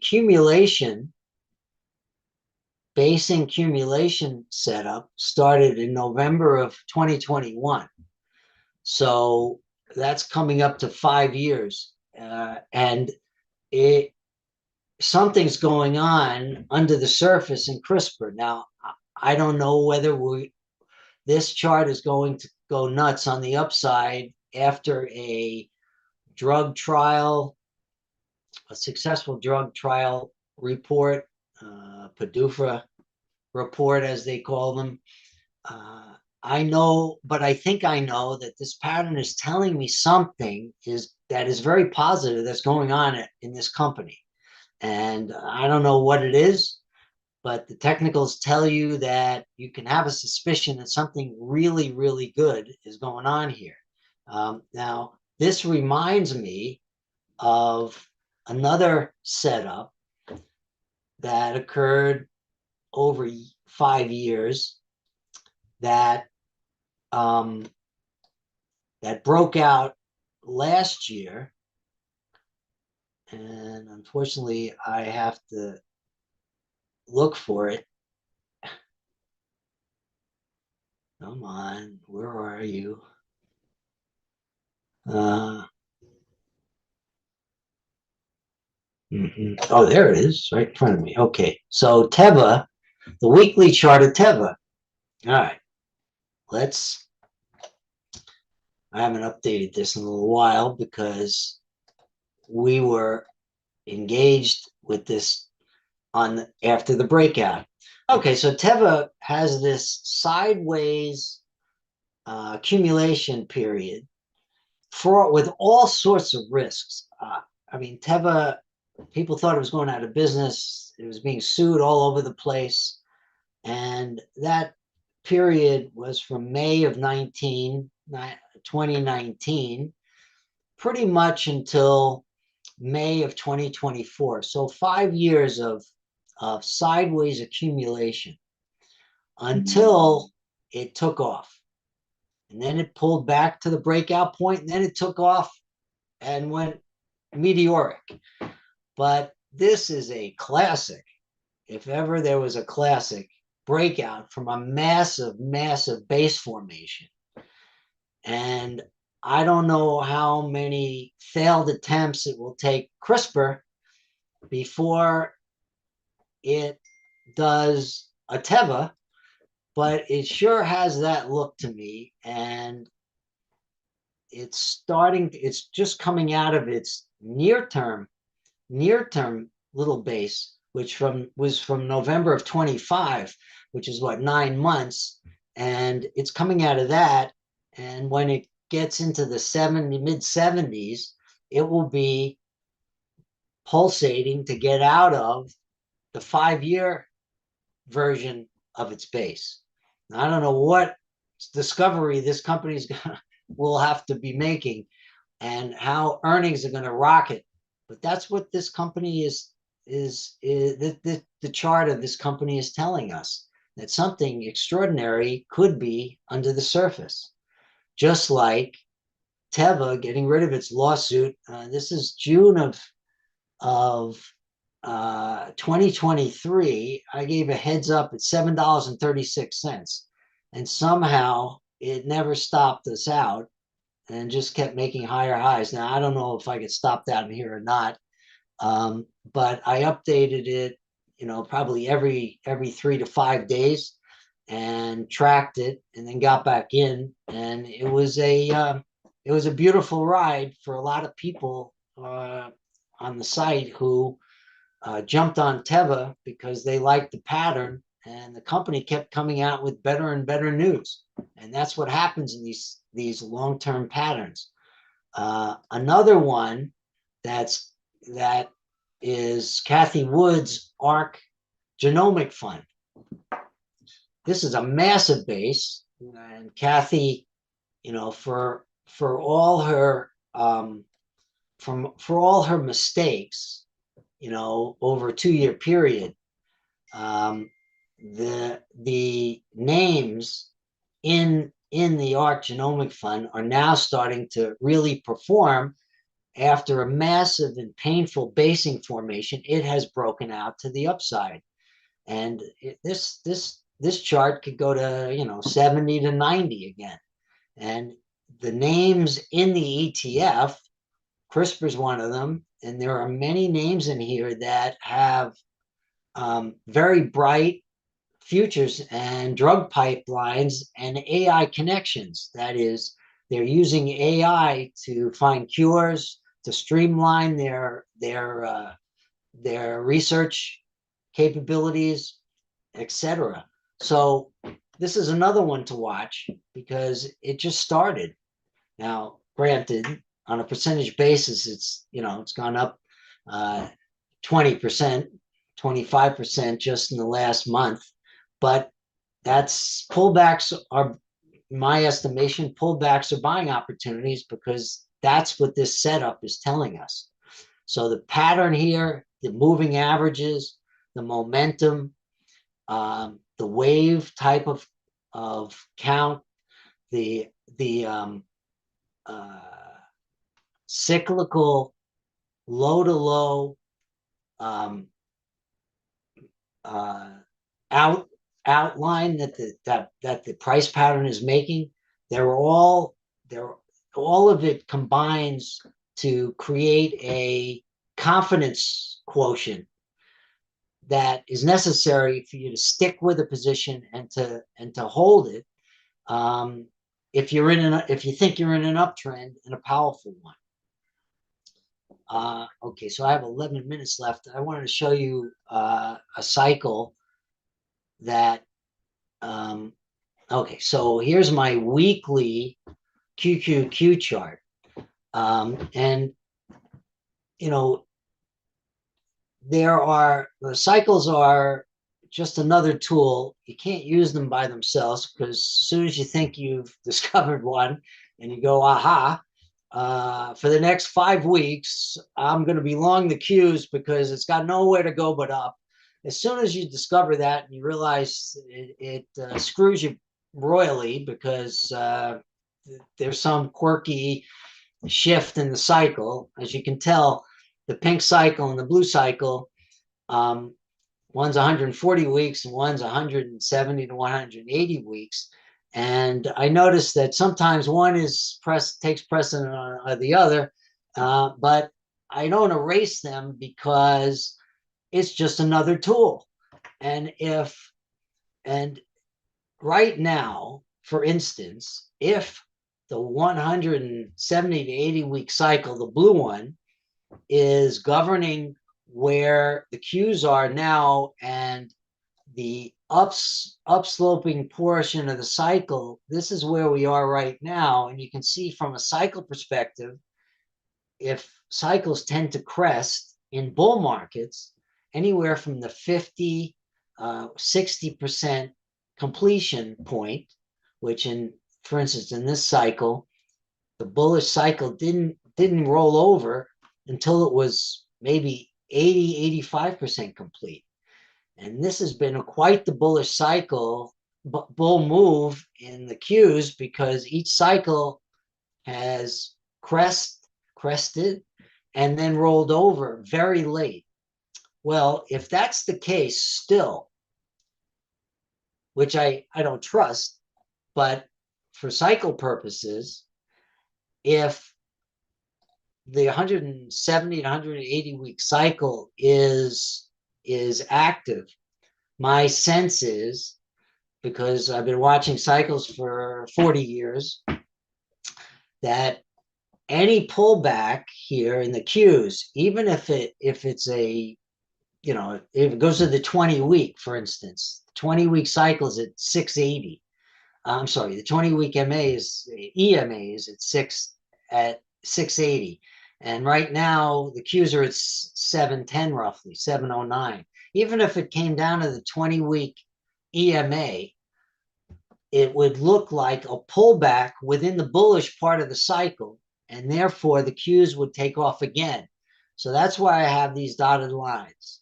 I think the Qs can do some damage, but then I think the Qs make new highs, and then they roll over. The Qs roll over for a much more, much deeper, more damaging type of pullback later in the cycle. So that's another tool in the toolbox. And on the way down, if you see, if I see 5 waves that I can work with, that's an indicator. If I see 3 waves, that's a pullback counter trend. That's something else that helps me work with it. Where it is in conjunction with the 8, with my case here, the 8 and the 20-week EMAs, where it is in the trend, how far back it pulls back, Fibonacci's, what the momentum is doing, and what relative strength is doing. They're all part of the same kind of quiver where there are arrows, and you just keep pulling them out, you keep firing them at the chart, and it gives you a sense of how to function within whatever chart, whatever story that is underlying the pattern that has created this price action. And that's another thing that I stumbled on just now that I wanted to also mention, is that you need a story for all of these things. Teva had a story. CRISPR might have a story. The chart is telling us it probably does have a story. Micron has a story. And is that story still a positive one? Do they have revenues out to wherever, 2030? Does Tesla have what it takes? Is the robot or robotic part of Tesla, and what seems to be a rejuvenation in demand for EVs? If oil prices go back up, did I put oil up here? No, I don't think I have time. I only have 6 minutes, but well, why not? I'll try. Let me go into the oil. And so we do all this stuff on the site, and people, the members ask me to look at things and to put up my chart findings. Someone asked me to do Exxon today and the XLV, because he's a longer term participant in these two markets, or the stock and the ETF. And let's see if this loads within another 30 seconds. I'll show you what my perception is, or what I said today in Exxon and in crude oil. Now, crude oil, there are 2 stories that seem to be dominating. One is that, of course, oil's come down to under 70. At least it was under 70 until today. And the other, and of course, that's bullish for the economy. and for inflationary perceptions or disinflationary perceptions. The Exxon side of it is that Exxon, at the same time, it had a correction, which you'll see in a second, and it came down to its 200-day moving average, which the angle of ascent of the 200-day is like 60%. Hey, Mike, all Yeah. we're seeing right now is like some kind of error message. It says open workspaces, cancel. Really? It's So over has the that top. been for a while? I just noticed it a few seconds ago. Oh, man. I Oh, you're got a normal sharing. chart Yeah, up I a few just minutes see ago. it. So it says my sharing screen has been paused. So what do you suggest? New share? Let's see. Let's see if well, new share.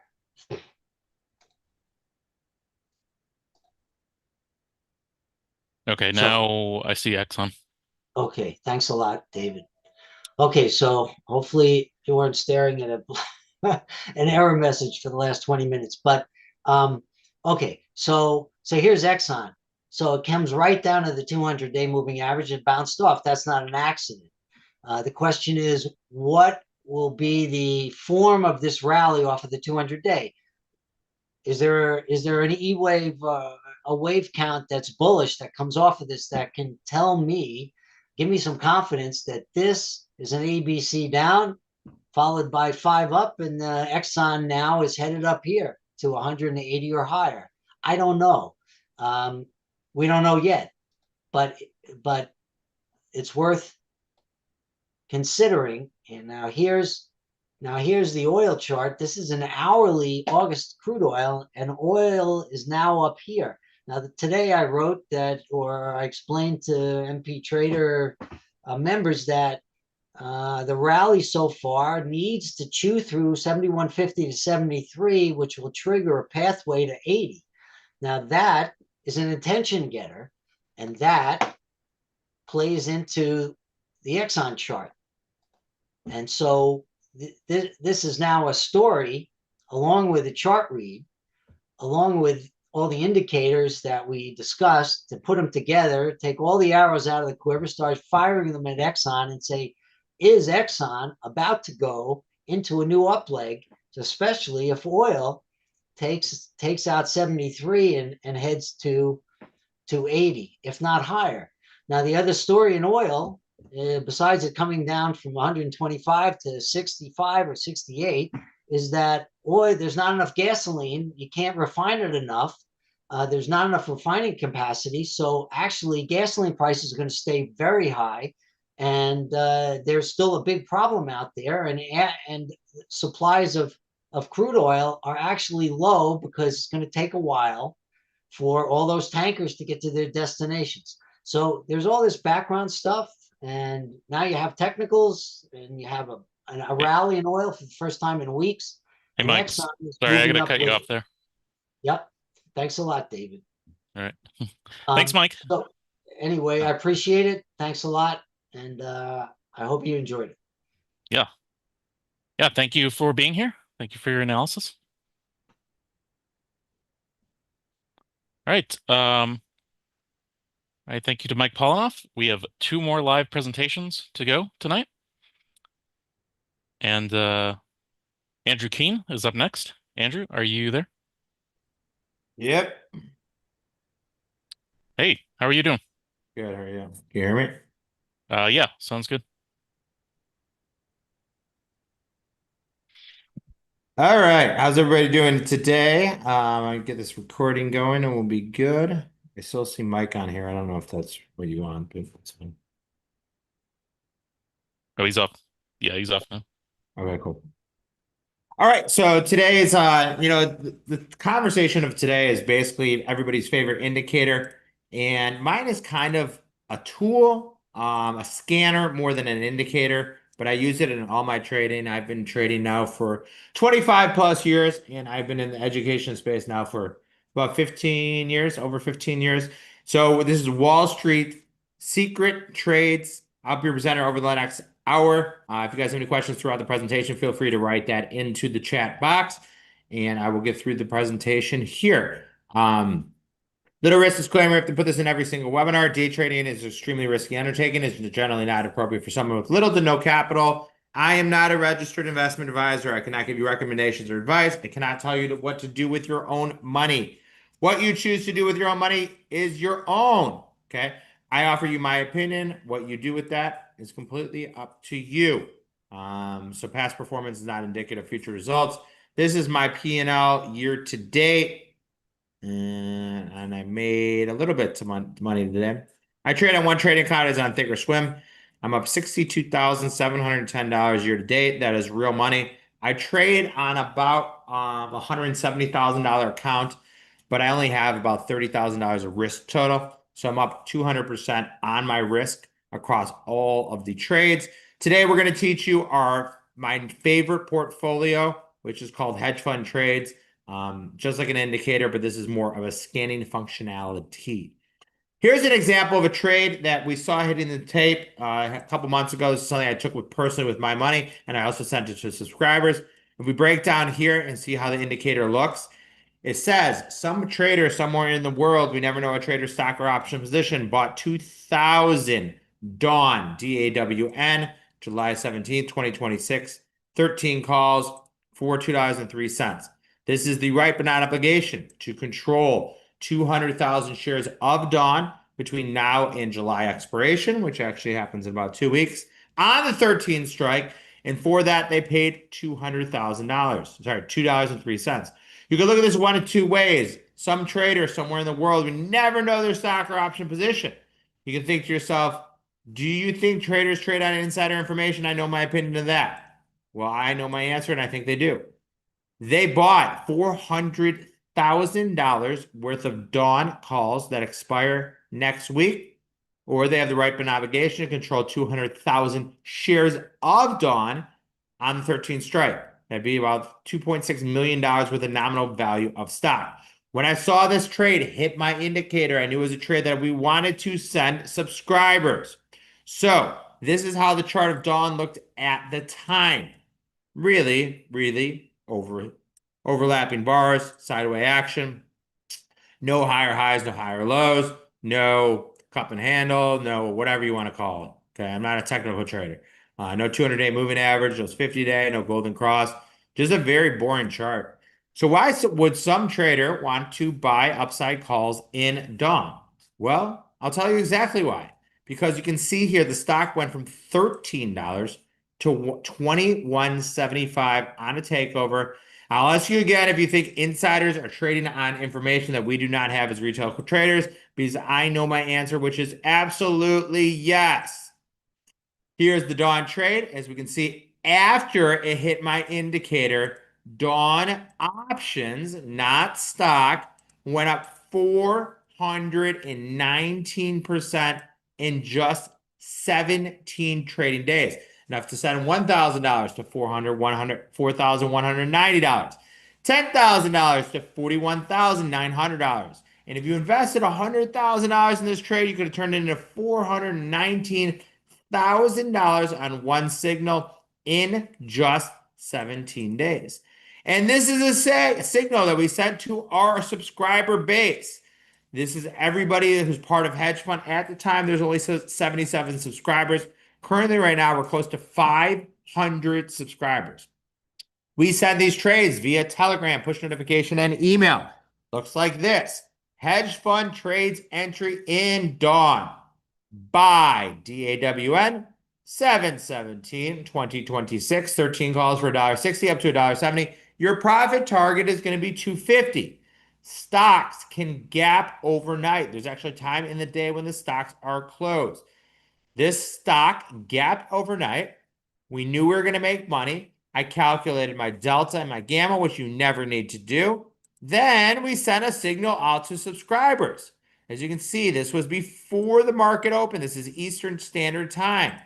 40 people saw this, and then 40 people saw that. At 9:14 a.m., we sent hedge fund trade update.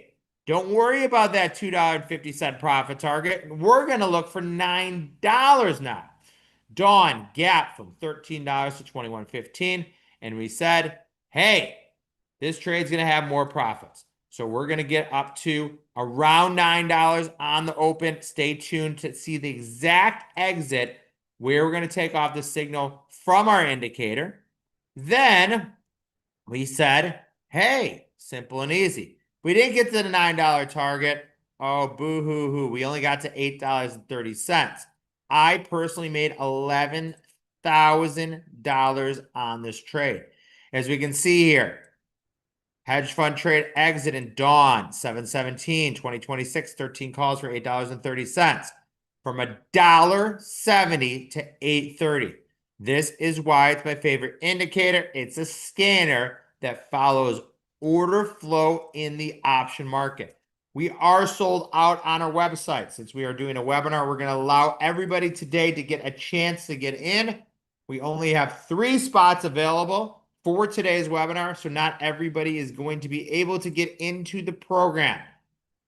Then here's me on TV. I used to be on TV a lot more. This was on Bloomberg on 59th and Lexington. I co-hosted the show, CNBC, CNBC, CNBC. This was CNBC, and this was CBOE on WCIU.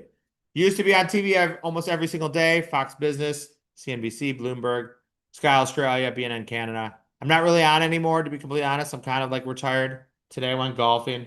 I golfed 9 holes. Trying to get better at golfing. I've already kind of mastered the trading thing, so now I'm trying to get better at golfing. So this is me. This is who I am. I've also written 6 books on trading. The first book, Keen on the Market, How to Trade to Win Using Unusual Option Activity, Volatility, and Earnings, published by the #1 publisher in the world. The New Wave of Trading, The Future of Trading Stocks, Options, and Futures. How to Make Millions Trading Stocks and Options just like me. And how to master to trade like a hedge fund manager. And that is about me, but it's not about me today. It's about you. How this presentation, how my favorite indicator can potentially make you money today, starting tomorrow. Currently, I've invested nearly $1 million building the infrastructure that delivers these trades to retail traders. We sell proprietary-based scanners, which is my indicators, to retail traders throughout the course of the 15 years I've been running my business. I've personally written checks to the CBOE as a licensing fee close to $1 million total. Sounds like a lot, but it's only about if it's like $5K a month for 15 years, it's about $1 million, I suppose. Here's a picture of me on the floor of the Chicago Board Options Exchange. Here's me, a young buff little kid. There's CNBC on. This was my backer, Craig Luce. And that's me on the floor. So you say to yourself, AK, this sounds great. I want to know everything about your indicator. How can I make more money? Because the reason you are here today is to make more money. You know, as Jim Cramer says, I'm not saving the manatees. We're here to make more money. You didn't show up to a webinar not to make money. And I promise you, if you don't purchase the program, which we have 3 spots available at the end of the presentation, you will never have a chance to make more money in life. I am not guaranteeing results. I'm not guaranteeing past performance, not indicative of future results. But if you don't invest in yourself, you don't invest in the presentation today, you'll never have a chance to make more money. Then you're just going to keep going to these free webinars over and over and over again. Wow, guess what I learned on a free webinar? But I didn't want to spend money in my education. Okay, makes no sense. You have to be willing to invest in your education. Simple and easy. So I'm going to ask you a question. Do you think traders are trading on insider information? I know my answer. If you want, you can put it in the chat box. My answer is a big yes. I can't put anything in the chat box. All right, everybody. There we go. My answer is yes. If you think insiders aren't trading on insider information, you can put something in the chat box. My answer is yes. I do believe traders are trading on insider information. There's been examples. Martha Stewart went to prison for day trading, selling ImClone. Mark Cuban was trying to make an example for insider trading. He got found innocent. He spent more legal fees than his actual fine was. Okay. Leon Cooperman, another person. Phil Mickelson, all were trading on insider information. If that order in DAW, I'm not saying it was, if it was a insider trading on public information, I cannot get in trouble at all. because once it hit my proprietary base indicator, it becomes a public order, okay? That's what's so great about this. So most traders are trading against smart money. I do not use any technical analysis. If you trade options, I'm your guy. If you don't trade options, I'm probably not your guy. There's better people out there to teach you Forex, futures, stock. I don't trade any of that. All I trade is one way. I've been trading for 25 years and I've made millions trading it. It's following order flow in the option market. It's simple, it's easy, it's concrete. Okay.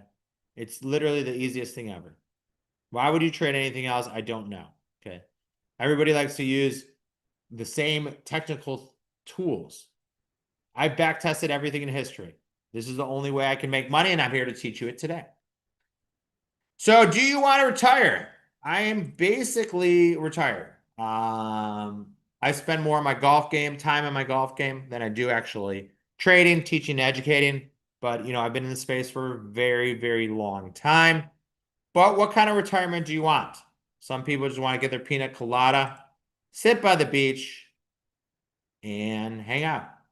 I'm a little bit more adventurous. I've been to 81 countries. I was in Philippines this year. I'm going to Luxembourg, yeah, Germany, and then Germany I've been to. Luxembourg, I'm going to go to Peru. So I want to be an adventurous retirement, okay? Retiring is all about doing what you want to do in life. I love trading. I get so excited every morning I get to wake up and trade for money. Like I said, I have about $170,000 in my trading account, and you can see here my P&L year to date. And you know, no one shows this. No one's going to show you a P&L on one trading account with real money in real time, because they just can't do what I can do. Okay, $62,000 of profits before commissions. So we all try to get to retirement easier so you can enjoy what you enjoy in life. So let's go back to the signal DAWN. We see a buyer of 2,000 DAWN, 7/17/2026, 13 calls for $2.03. This was the actual signal that hit my proprietary base indicator. And then, simple and easy, we sent the trade out. I personally made $11,000 on this trade. You know how long this trade took me to make? It took me about 60 seconds to put on and then 60 seconds to exit. That is it.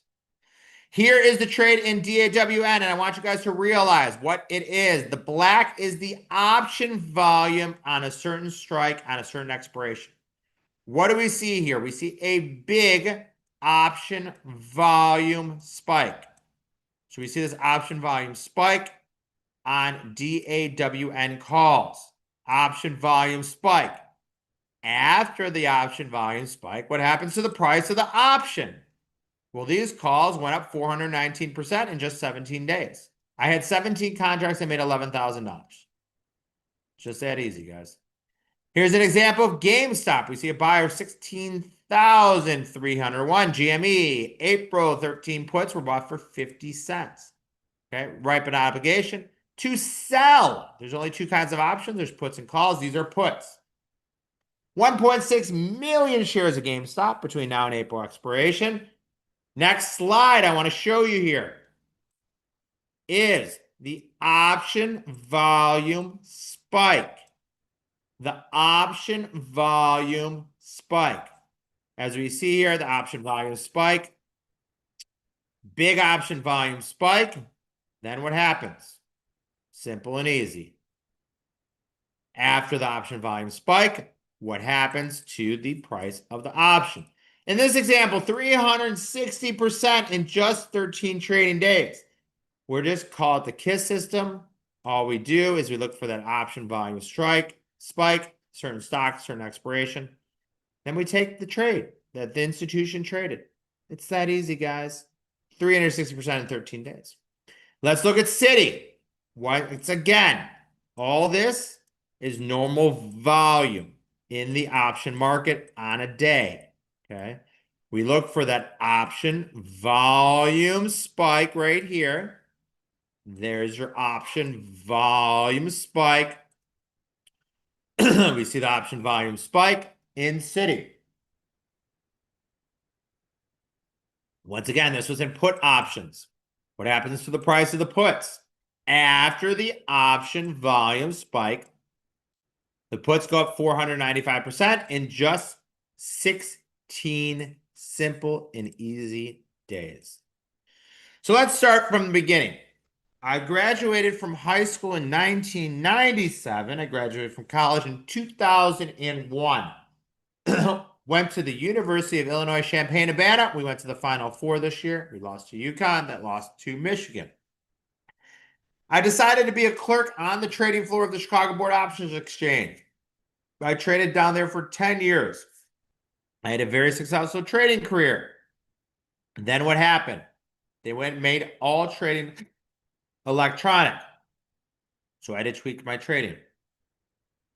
When I graduated college, I had interviews to be an investment banker or to be a trading clerk. I wanted to be a clerk. I wanted to learn how to trade. My parents thought I was crazy. My mom didn't really like my decision. Why would you be a clerk making $2,000 a month, living at home for a year and a half? I lived at home at my parents' house in Deerfield, Illinois for a year and a half, when I could become an investment banker making $100,000 out of college. I knew this was my chance to make money in life. Now, I'm not talking about monopoly money. I'm not talking about making money for somebody else. I'm talking about making money for myself. This was my chance to prove that I can make money for myself. So I went through a clerk to trade program with Boda Capital Management, and I got the opportunity to trade on the trading floor. I started down there. I'm looking at my badge. I started trading January 6, 2003 was when I started. So that was 23 and a half years ago. I got my badge to trade. Basically the trading firm put up about $250,000. They took a percentage of my split. They upped my commissions, and I got the opportunity to trade. And I had a very successful career on the trading floor. Every year I was making more money than the year before. First year, like 180 grand. Next year, 260 grand. Next year, 320 grand. I'm like, this is so easy. And then what happens when anything in life is too easy? Your ego gets the best of you and you lose all your money, which is exactly what I did. I lost $494,000 in a company. To this day, I don't even know what they do. I swear, I have no idea what this company does. I know they're in biotech for some reason, okay? And it wasn't an FDA announcement or anything crazy. It was this weird volatility spread. And my ego got the best of me, and I had to learn the hard way. And learning the hard way was I lost close to $500,000 in the stock. So what did I do? I did the smart thing. Probably not a good thing. You know, the Southwest commercials, time to get away. Well, you can see the dates on this was 2007. I went to Thailand and I started teaching English in a Buddhist monastery. I know, sounds crazy. Like, why would I ever teach English in a Buddhist monastery? It literally doesn't make sense. But I did. And there I realized, I made a mistake in life. I made a massive, massive mistake in life. And that's fine. I have to learn from my mistake. So then I came back, let my ego get the best of me. I came back and then I started trading again. And then what happens? I started to follow the hedge funds. Instead of trading against the hedge funds, I started trading with the hedge funds. As you can see here, these are all hedge funds. They got their Bloomberg terminals. These are the smartest people in the world. I started trading with them instead of against them. Here's my P&L on Apple. I made close to $1 million trading Apple 2 separate years. That was before payment for order flow, seat lease, commissions. If you're running a business, it's kind of like your revenue, and then you have to take your expenses out of it. Okay, all by following one trader. Every time, about once a week, this trader would come in, and this was my indicator. Trader would come into the pit and sell Apple credit put spreads. And what I do, I would just get long every time this trader got long. I get short when he got short. In 2 years, I made close to $5 million trading, and I made close to $1 million trading Apple. Remember, this is not all my money. I was on probably about a 70-30 split. Also, this does not include commission, seat lease, payment for order flow. Okay. But I made a lot of money trading in 2 years following what I am teaching you today. If you want to go out there and try to trade golden crosses or MACD or VWAP, good luck to you. You'll need a lot of help. Okay. The way that I trade is the easiest way to trade because all I do is I look for a signal and then I place a trade and then hopefully I watch my P&L go higher. I made money today and the market was down. I made money yesterday, the market was up. I'm long only. How does that make sense? Because I'm long specific things in the stock market. So I say, quotes, I have enough money to retire, but I like to win. I really like winning more than anything else. I golf right now. I met my golf pro. He's $250 an hour. I charge $1,000 for an hour for one-on-one with options, but he's $250 an hour. First lesson, he came to me, he says, why do you want to learn? I go, because I suck and I don't like sucking at anything in life. I want to be good. It's like, perfect. I'm your guy. Okay. I'm here to be your coach and your guide. Okay. I've made millions trading. I've been trading for 25 years. All I know is backward, forward, left, and right is options. Okay.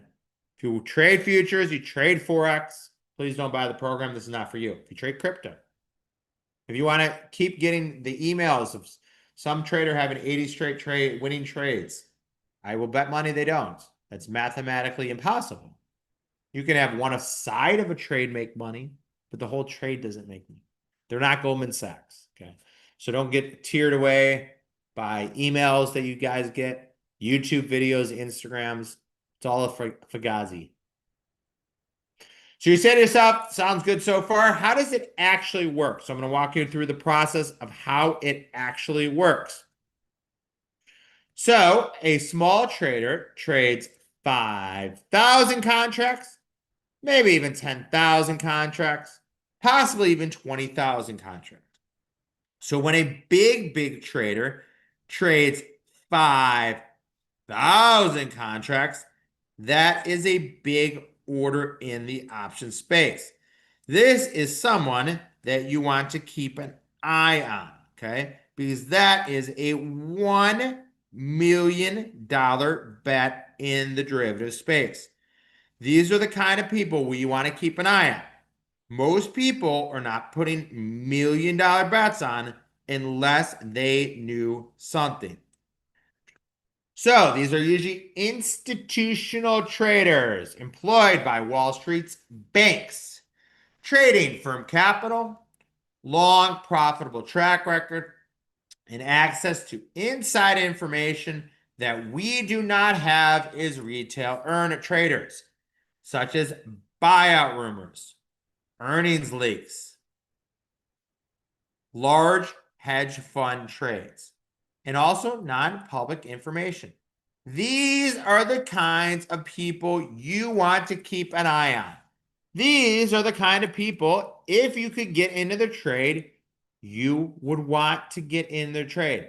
And for the first time ever, we're going to be giving you a chance to get into the trades that the hedge funds get into. This does this sometimes. I have to click off the screen and click on.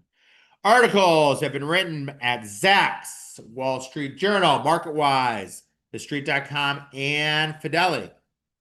These are called Wall Street's tricks of the trades.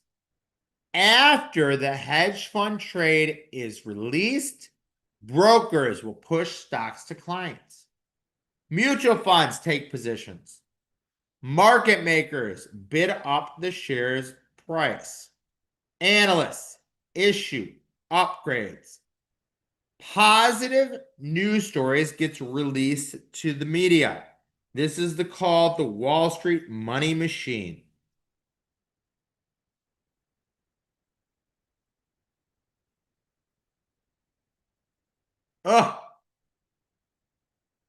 Goldman Sachs said they were profitable on 236 of 252 trading days. Do you know how mathematically impossible it is to make money on 236 profitable days out of 251. Mathematically, it's almost impossible. But Goldman Sachs did it. How did Goldman Sachs do it? Because they have access to it. We do not have it as a trader. But for the first time ever, we're leveling the playing field for those traders. Quote unquote, hedge fund trades have a profound impact on stock prices. Buying can send the stock price up. Selling can send the stock price down. Nasdaq.com said there are very few things that can move a stock more than these hedge fund trades.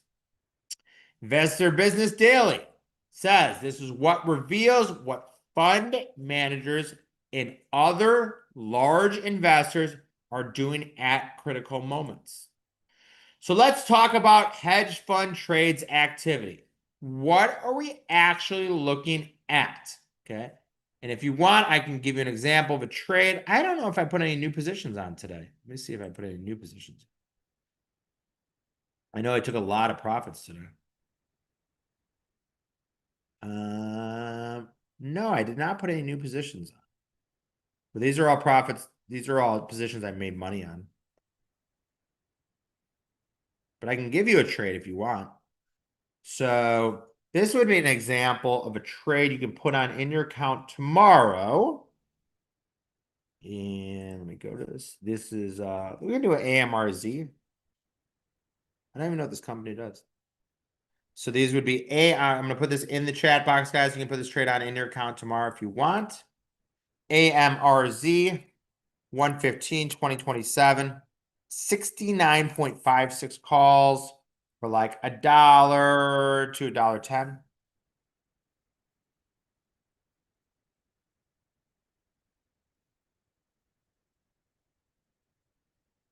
So like $1 to $1.10 on these.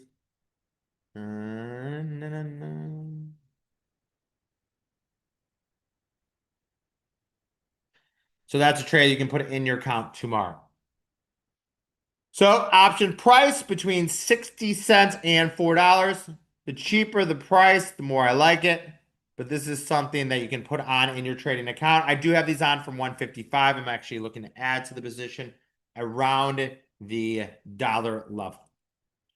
Here's an example of a signal that hit the tape in FireEye, F-E-Y-E. We see a buyer of F-E-Y-E. September, 15 calls were bought for 45 cents. If we break down this trade, this trader has the right, but not obligation, to buy 500,000 shares of FEYE between now and September expiration on the 15 strike. And for that right, they paid about $250,000. This is someone that we want to watch their trade. $250,000 worth of FEYE calls. Is that my trade? Absolutely not. But I saw this signal hit the tape. I placed this trade in my trading account. We then sent this signal out to subscribers. And we said, hey, buy the FEYE September 15 calls for 45 cents. Let's see what happens after the signal hit the tape. 3 hours later, Pete Najarian from CNBC came on TV and he said, there's a big call buyer of FEYE September 15 calls. By the time he announced it to probably about 100 to 150,000 people watch CNBC, the option has already moved. I got in early. My subscribers got in early. By the time it was mentioned on CNBC, hours later, the option has already moved. As you can see here, this is my total profit and loss on one signal, real money, real time. $7,000 in FEYE on the set 15 calls. Wow. And the funniest thing about this, I was taking a bus to the Hamptons. If you know where the Hamptons is, where all the rich hedge fund managers are. I was literally taking a bus and this signal hit the tape and I was like, oh my God. I probably started yelling and screaming. I had 2 seats to myself. I remember my feet were up and I was watching CNBC. And then I made $7,000 on a $21 bus ride. They paid for the whole weekend and more just from this one signal. And you guys are not going to have a chance to make this profitability if you do not invest in this program. And since I run an education company, if you talk to a good CPA, you can actually write this all off as education because I'm not making any recommendations. Here's Citi. What is happening to the chart of Citi? Citi's going down. Okay. Well, how do we know that before it actually went lower? Because we saw a buyer, 4,502, Citi, March 74.5 puts were bought for 19 cents. This one, a little bit of a smaller bet, about a $100,000 bet here in Citi. Citi was trading 77.38. After the signal hit the tape, let's see what happened to the price of the stock. Once again, I keep repeating the same thing. The black is the option volume. We're looking for an option volume spike. That is my indicator. That is time to get in a trade. So we see the option volume spike in here in Citi. After they bought puts, stocks started going straight lower. Then the option went up 505% in just 2 weeks. Once again, that option volume spike, then the option went up 505%. It was enough to take $1,000 into $5,050, $10,000 into $50,500, and a whopping $100,000 into $500,000 of profit on this one trade, simple and easy in Citi. Here's US Steel. Once again, we have the option volume spike. Here's the option volume spike. Simple, easy, option volume spike. Right there. US Steel started selling off. What happened to the US Steel puts after we saw the option volume spike? After we saw the option volume spike, the option went up 750% in just 8 days. Enough to turn $1,000 into $7,500, $10,000 into $75,000. And if you put $100,000 on this trade, not only are you crazy, but you could have turned that into $750,000. One signal, one option volume spike. Remember, you get all the trades via Telegram, push notification, and email. I will show you the portfolio year to date, and you're going to be astonished. This is winners and losers. We don't take out just trades that are down money. This is the winners and the losers year to date. Okay. And we'll show you how that's performed. So you're starting to see a pattern here. This isn't a very talkative group, but that's okay. I see a pattern here that I want to teach you. That is, we follow the option volume spike. This webinar is about everybody's favorite indicator. Well, my favorite indicator is more of a scanner. It shows me order flow in the option market. It shows me the biggest and best traders in the world, placing it, allocating certain trades and certain things. Here we see an EA, $3,000 profit on this one signal in EA. Alcoa, $3,700 profit on this one signal. McDonald's, I actually made money in McDonald's today too. $3,984.50 in McDonald's. MT, $5,956 in MT. CNQ, $31,850. Real money, real time in my trading account. Ooh. GameStop, $14,400. We showed you that signal earlier of making money on that trade. almost $15,000 on this signal. And you say, you know what, AK, you're probably trading like $1 million account. No, you can see the account's only $38,185, and I made 14 grand on that account. I showed you my P&L earlier. How many contracts am I trading? It depends on the order, not really that many. So like if I look today, so these are all positions I closed. So BP, I had 2 contracts. So you can see these are everything I traded today. DXC, I had 4 contracts. McDonald's, I had 2 contracts. PAYX, 4 contracts. Best Buy, 10. BRZ, 10. RHI, 4. SU, 20. GIS, 4. SMMT, 2. Devon, 10. BRUN, 10.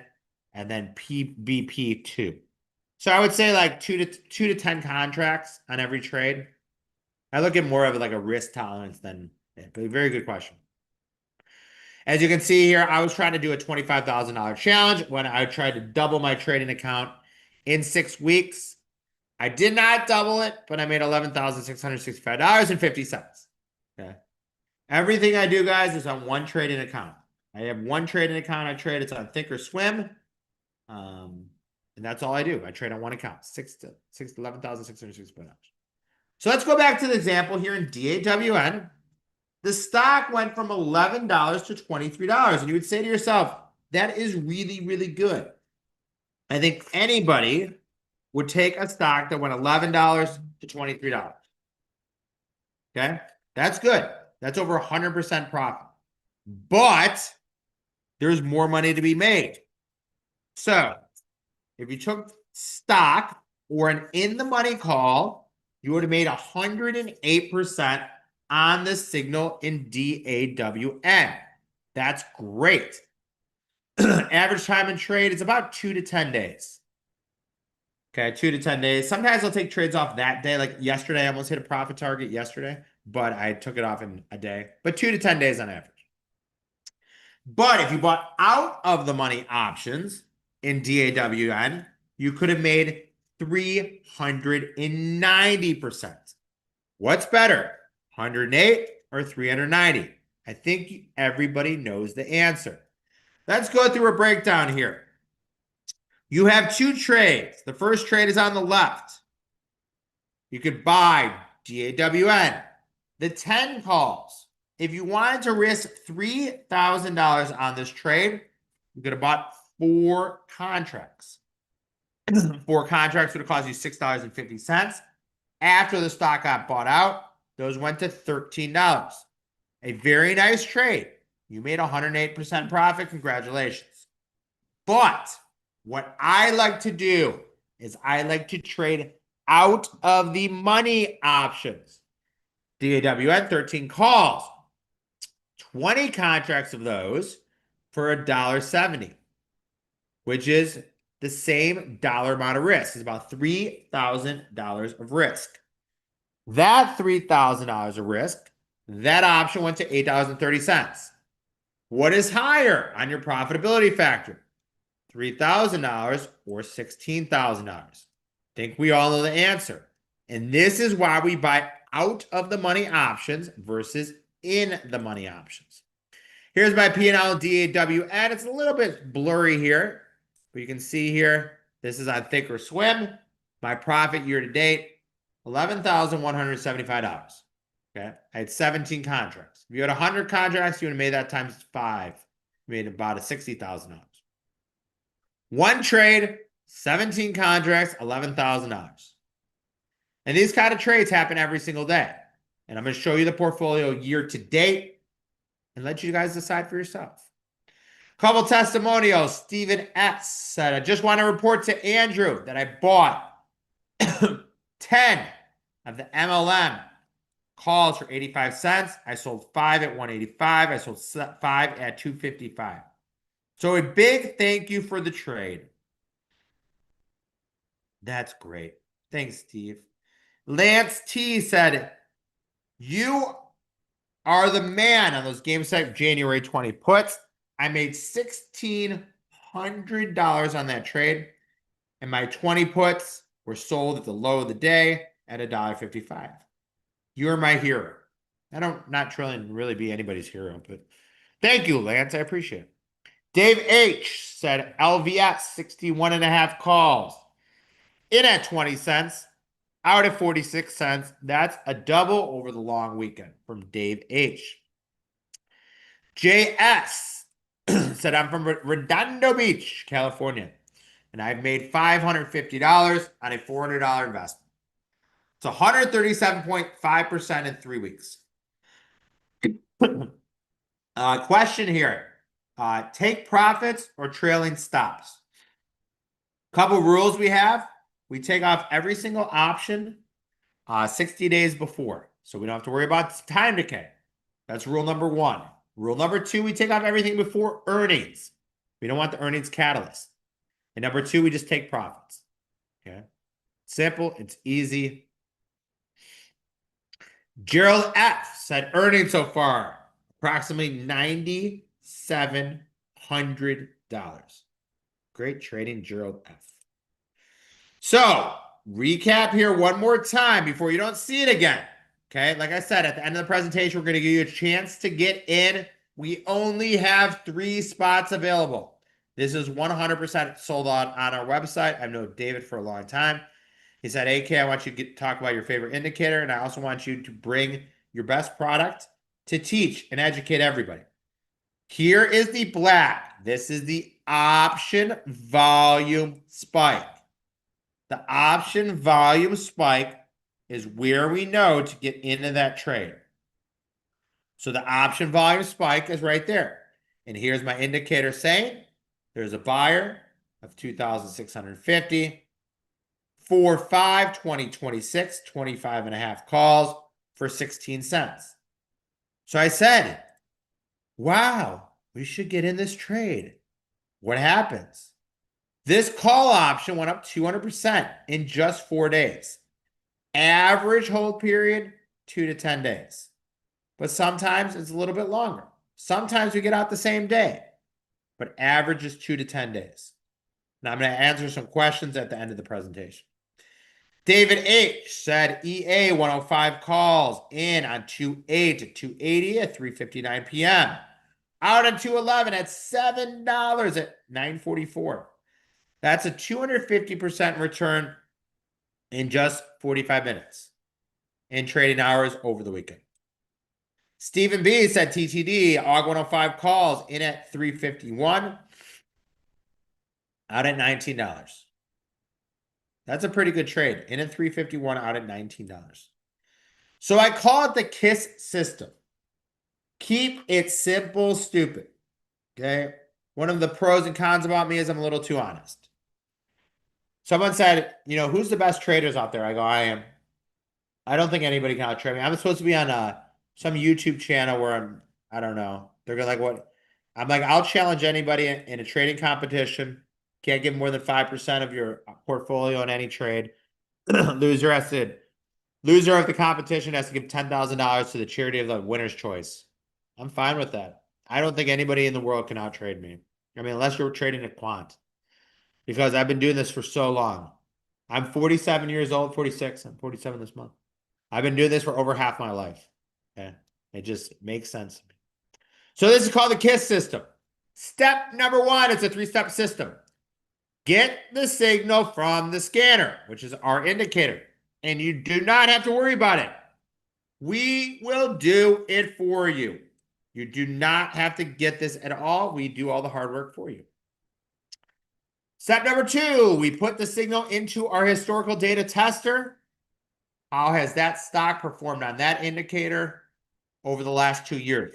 It spits out a proprietary based score. Once again, we do that for you, so you do not have to do it at all. Place number 3 is the only thing you have to do.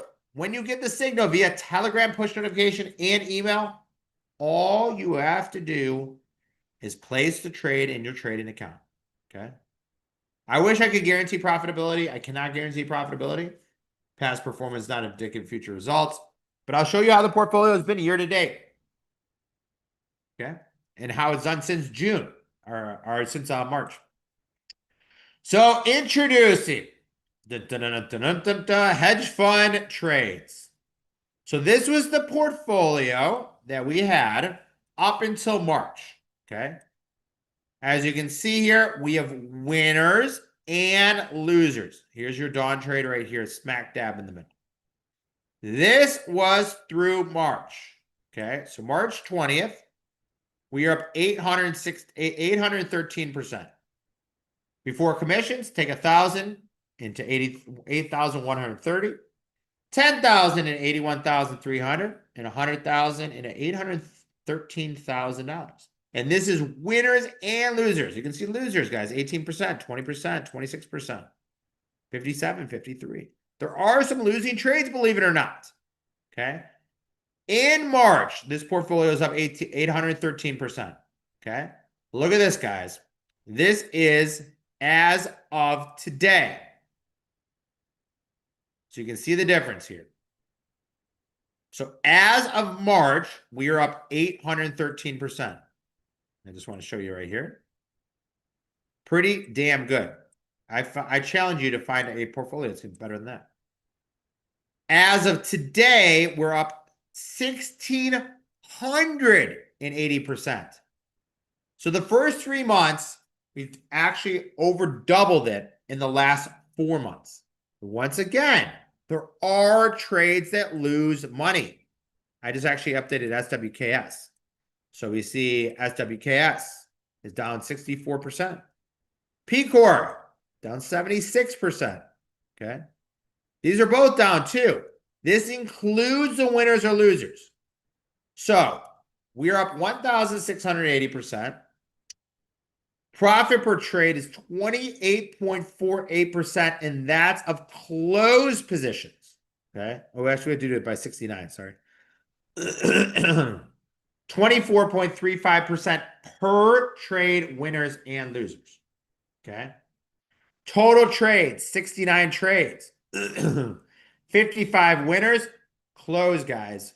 Not of the open positions, 14 losers. Our win rate is 79.71%. Okay. If you want the chance and ability to get something even close to this, you have to sign up for the program. This is the lowest price we've ever offered it. We have 3 spots available. That is it.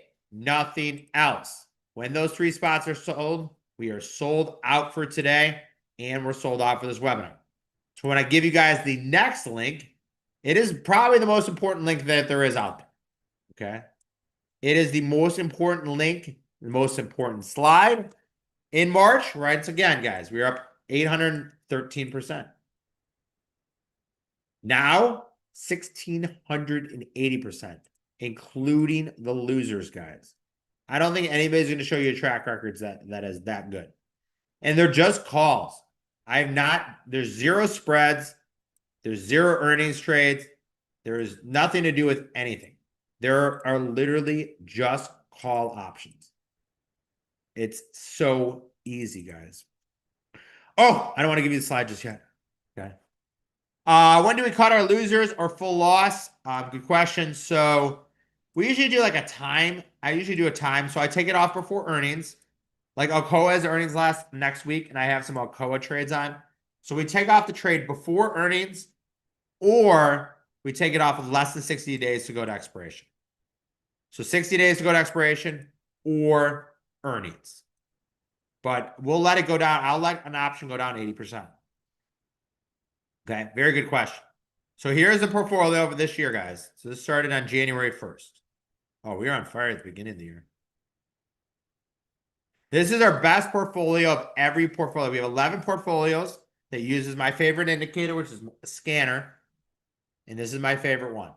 Okay. The next slide is the most important slide that we're going to give you to get a chance to get in. Not every single person will get into this program because we don't have spots for everybody. Okay. Here is the link, guys. It's alphashark.com/win. What you're going to get is you're going to get 6 months of hedge fund trade system. Okay. 6 months of the hedge fund trade system. We will send those to you via Telegram, push notification, and email. Okay. The first new trade will be tomorrow. You're going to get a VIP onboarding call with one of our specialists. She'll show you how you can find the track record. She'll show you what the position's on, off, how to set up your Telegram, how to set up your push notification, and your email. So if you did a breakdown here, I think the price is like $8.99 for 6 months. That's going to break you down to about, if we did it here, it's about $149 a month. In the course of that month, you'll probably get about 12 trades. Okay. We just try to make trades better instead of that. So it's going to cost you about $12 a trade. Okay. For that $12, you could have taken that $12 trade and turned it into $11,000 of profit in DAWN, just like I did. Okay. The DAWN trade itself that would have cost you $12 to get the trade from AK. Personally, I send all the trades out myself. I don't have anybody else. So that one trade could have made you $11,000 like I did. Okay. And I'm not going to come here. I'm not going to take my whole time here. I'm going to give it about 2 more minutes for questions because, in my opinion, which is very skewed, you will not find a better system out there. If you just want to keep showing up to webinars over and over for free, that's 100% cool. You'll never make any money trading because you have to invest in your education and you have to invest in programs where you think they make sense to help you make money trading. Okay. Here is the portfolio, guys. If you took every trade this year before commissions, you're going to turn $1,000 into $16,800. $10,000 invested would have turned into $168,000. You invested $100,000 on the system this year, you would have turned it into $1.68 million. Okay. We have 3 spots available. That is it. If you do not invest in your education, if you do not invest in a system, we all know why you showed up today. You showed up because it's a free webinar you wanted to learn. That's great to learn. Then you have to take the next step. Colleges are now like $80,000 a year. And this is $900 for 6 months. So I'll leave it for about 2 minutes of questions here. If you guys have any questions, feel free. One person asked a lot of questions. If not, I'll be leaving here at 6:55. I've done my job here. I've taught and educated you guys my favorite indicator. Now it's on you to take the next step in your trading. Okay. This is all option based. If you like options, this is great for you. If you like futures and Forex, I'm not your person. I do not see any. Okay, a couple questions here that people were asking me before. Can I trade in any broker? Yes, this is broker agnostic. You can trade in Thinkorswim, TradeStation. Any broker you want, you can trade this through. Next question is, how much time do I actually need to spend during the day in this trading? It could take less than a minute a day. So you get the signal on your phone via Telegram, push notification, and email. You go to your phone. I was doing trades on the golf course then. You go to your phone and you punch a trade in. It takes 60 seconds. Are there options liquid? Can we use market prices for trades? Depending on the stock, I mean, some options are more liquid than other options. We give you an up to price that you can buy it. I don't suggest buying market orders. We give you an up to price on everything. So like we sent a signal out today or yesterday, we said buy it for $190 up to $2. So we'll give you an up to price. Is this good for a beginner? Yes, this is perfect for a beginner. This is perfect for a beginner. So if you're a beginner trader, this is perfect for you. The link, alphashark.com/win. Invest in your education, guys. That's all I got for you. Thank you, David. Thank you so much. I thought the attendance would be a little bit higher, but that's okay. Everybody have a great day.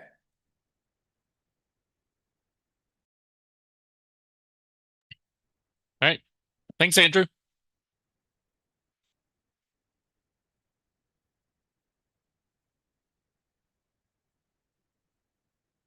right. Yeah. Hit that link and check out Andrew's offer. Let's see. We have one more presentation tonight, but I don't see him in the room yet.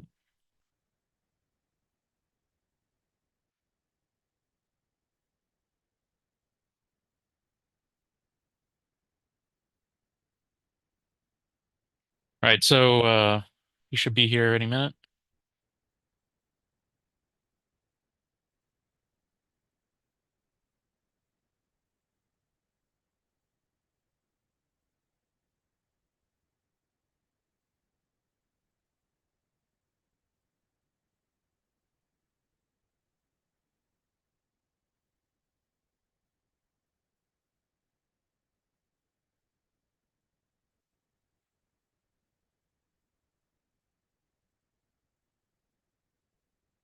All right.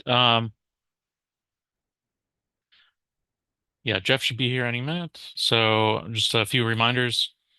Um,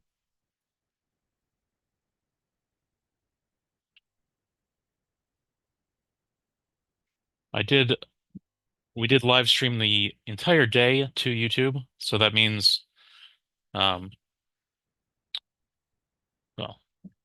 some people are watching on YouTube right now. So welcome to you, but also everyone in the Zoom room.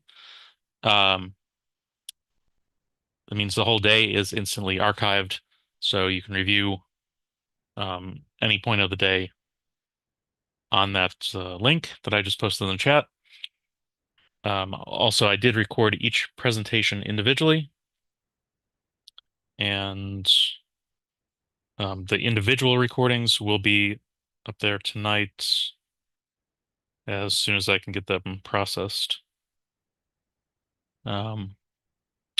And then, see, we have another great day planned for tomorrow.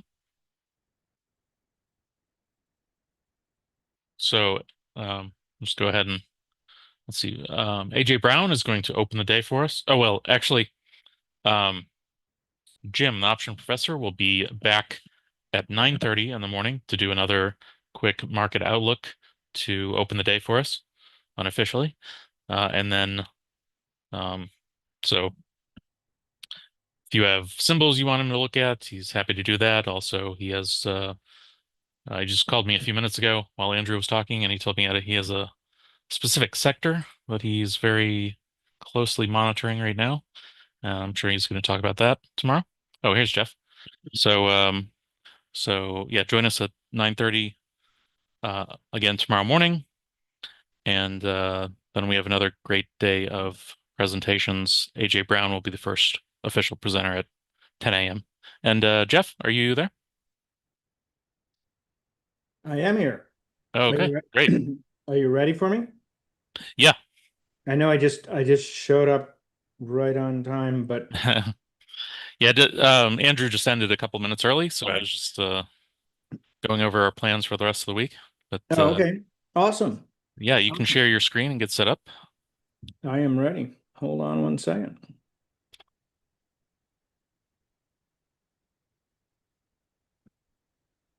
Let me just get to slideshow.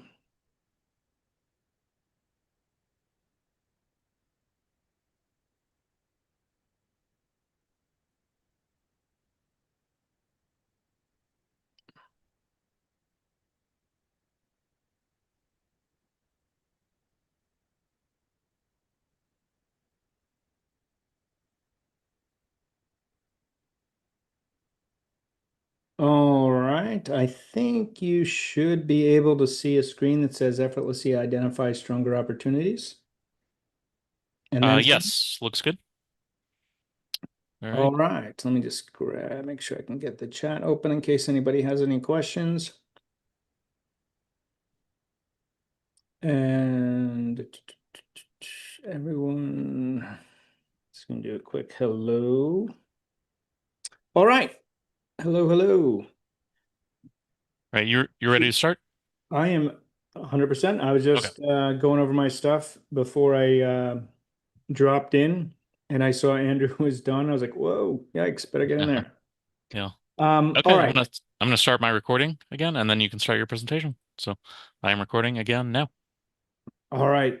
First of all, thank you everybody for your time tonight, and welcome to a market gauge presentation where I'm going to potentially take this in a slightly different direction in the beginning, but then I'm going to tie it back to the indicator theme.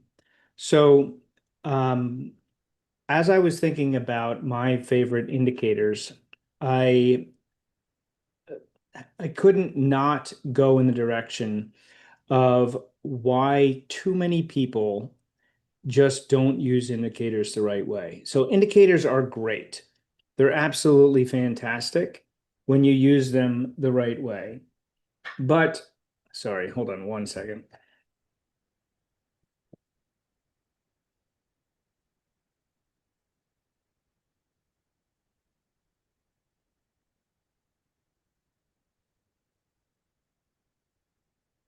But if you don't use them the right way, then they can be as much of a problem as they are a solution.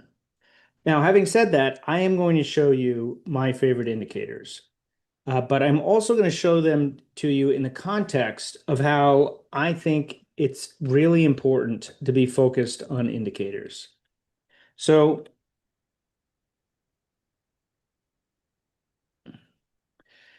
the indicator that I'm going to focus on, or I'm going to call it the environment that I'm going to focus on, is represented by this band at the bottom of my charts.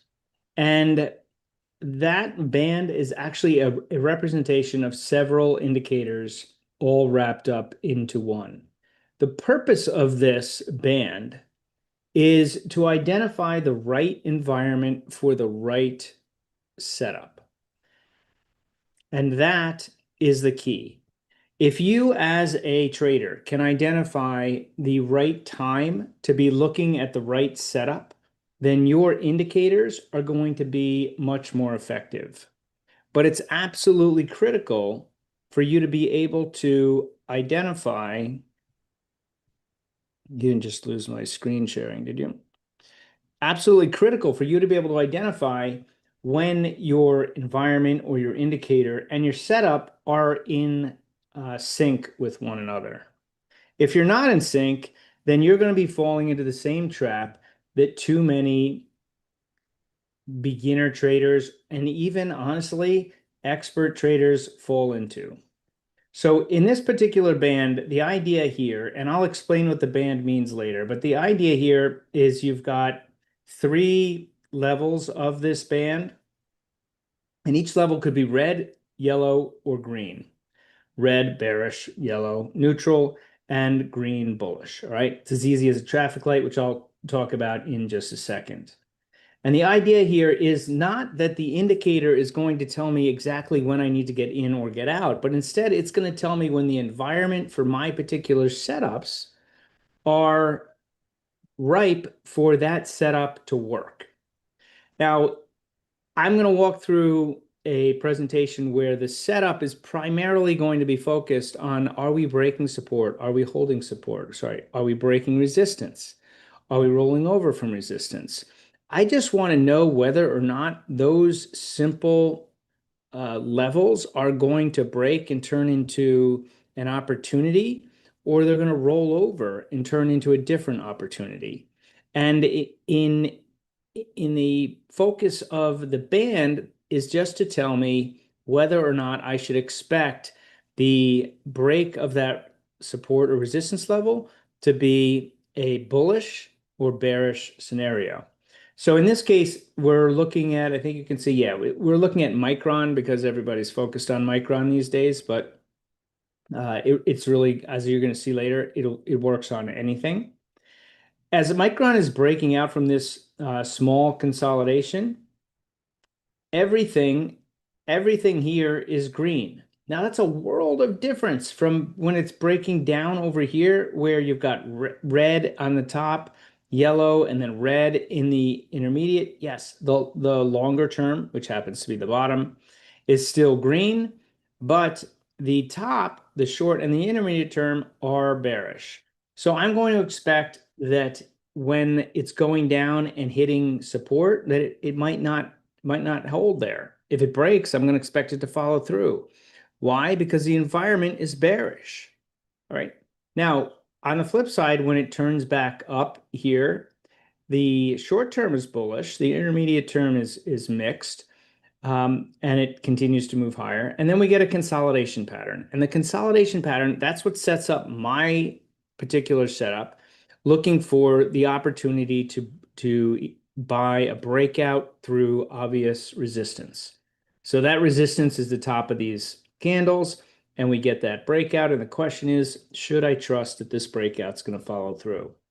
Well, the band is all green, which means the environment is all bullish, right? Now, that particular sequence of events plays out as the trend gets higher, trend continues. So now we get up here and it starts to roll over. Short term turns a little bit red, it pulls back. But as soon as it turns green, I'm going to look for my bullish patterns. In this case, my bullish patterns are going to be back up through this moving average, which is a simple 10-day moving average. Close through it, continue through it the next day, everything stays green, and I expect it to continue. The same pattern happens again every time it pulls back with a red short-term bearish situation. I'm going to look for a bullish price action pattern and then confirm that price action pattern with whether or not the environment is bullish or bearish, right? So it's that straightforward. Now, I'm telling you this all in the context of my indicator, but my point to you in this presentation is that whether you're using this indicator, which I'll show you in a second, or you're using your own set of indicators, that's what you want indicators to do for you. All right. So, oh, I can't skip that. Just to get the housekeeping out of the way, it's important for everybody to know that I'm not a registered investment advisor, and for that reason, access to this webinar is for informational and educational purposes only. Now, through this presentation, I'm hoping that we're going to be able to make crystal clear how you can simplify your trade and your trend analysis, how you'll be able to make decisions with greater confidence from using the indicators. But as I've just said, more than that, from understanding how to take the right indicators and use them properly. If you do this, I'm convinced you'll be more consistent in your trading. And if you do this, you're also going to be able to focus on higher quality and lower risk setups or opportunities. And that's why you'll be more consistent. That's why you'll be able to trade more confidently.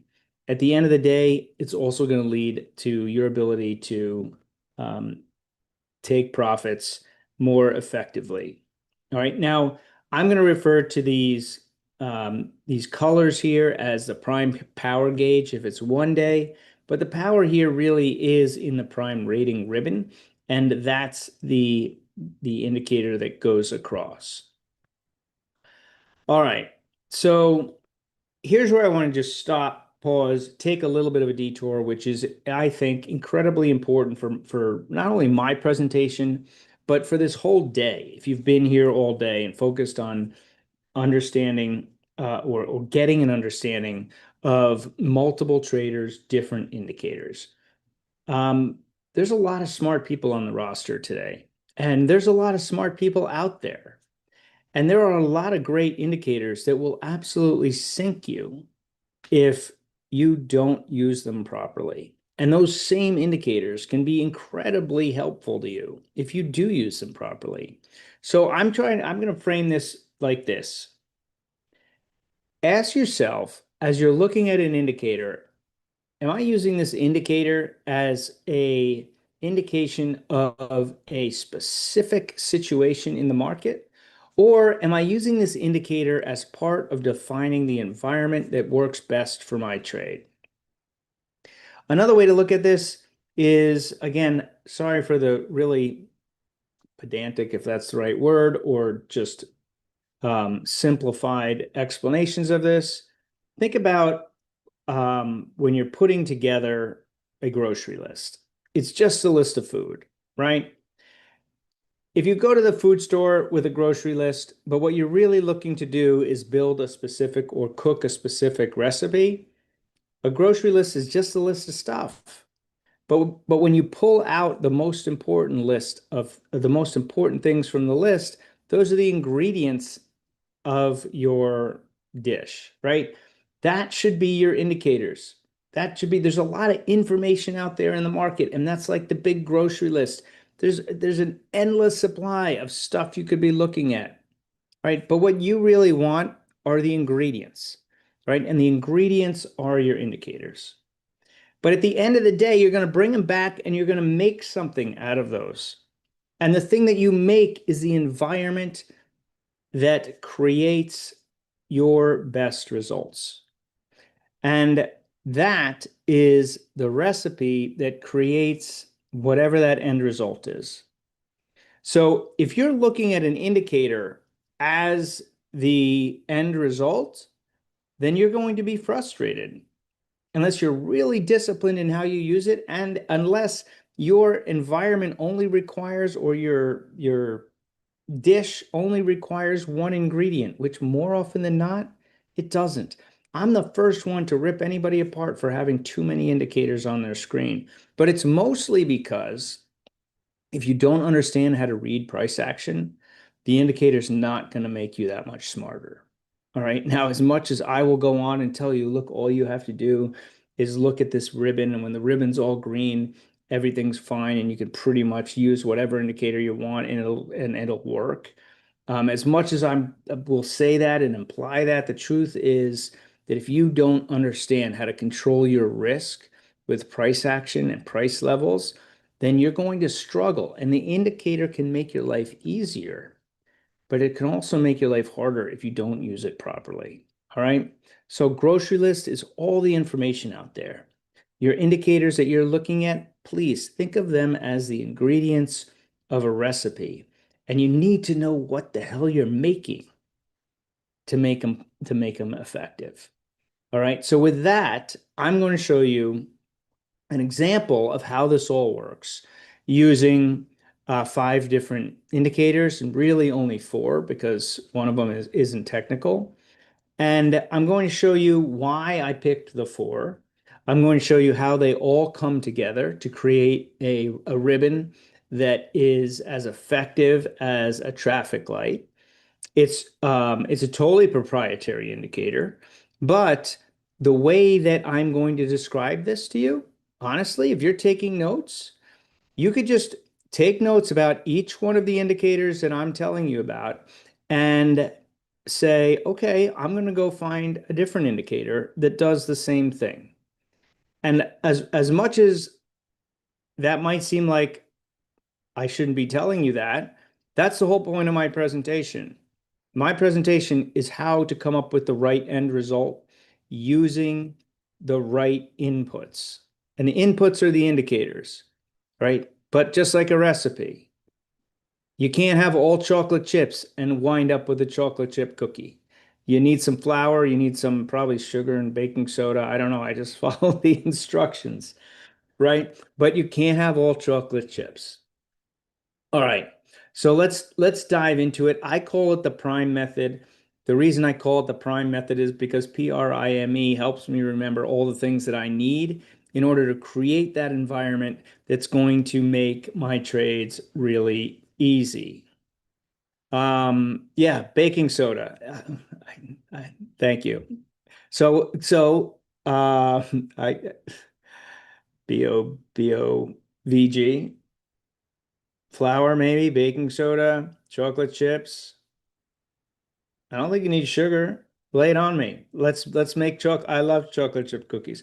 Or we could do oatmeal cookies. I'm a simple baker. All right. So this is perfect for this slide because for me, Market Gauge and our discretionary products are all about using tools that are sophisticated enough for a hedge fund, which is our background, but yet Fisher Price simple. The most effective strategies are the ones that are simple. So what's the prime method? The prime method is all about creating an environment in which stocks have a tendency to trend a lot better than a normal situation. And in order to do that, they have to have, I'm going to say 3 out of these 5 criteria. If you have 4, you are likely to hit a home run. If you have 5, you do not want to let this one go. All right. Now, hi, Ben. So first, P for prime is price trend. I said that a few minutes ago. The most important thing in your trading is to understand price action. All right. It's to understand the structure of a trend. At the end of the day, we may all be trying to figure out which way price is going to go, but you can't let the indicator be the determinant of which way you think it's going to go. You have to understand how price works. Now, you can keep that as simple as here's my support, here's my resistance.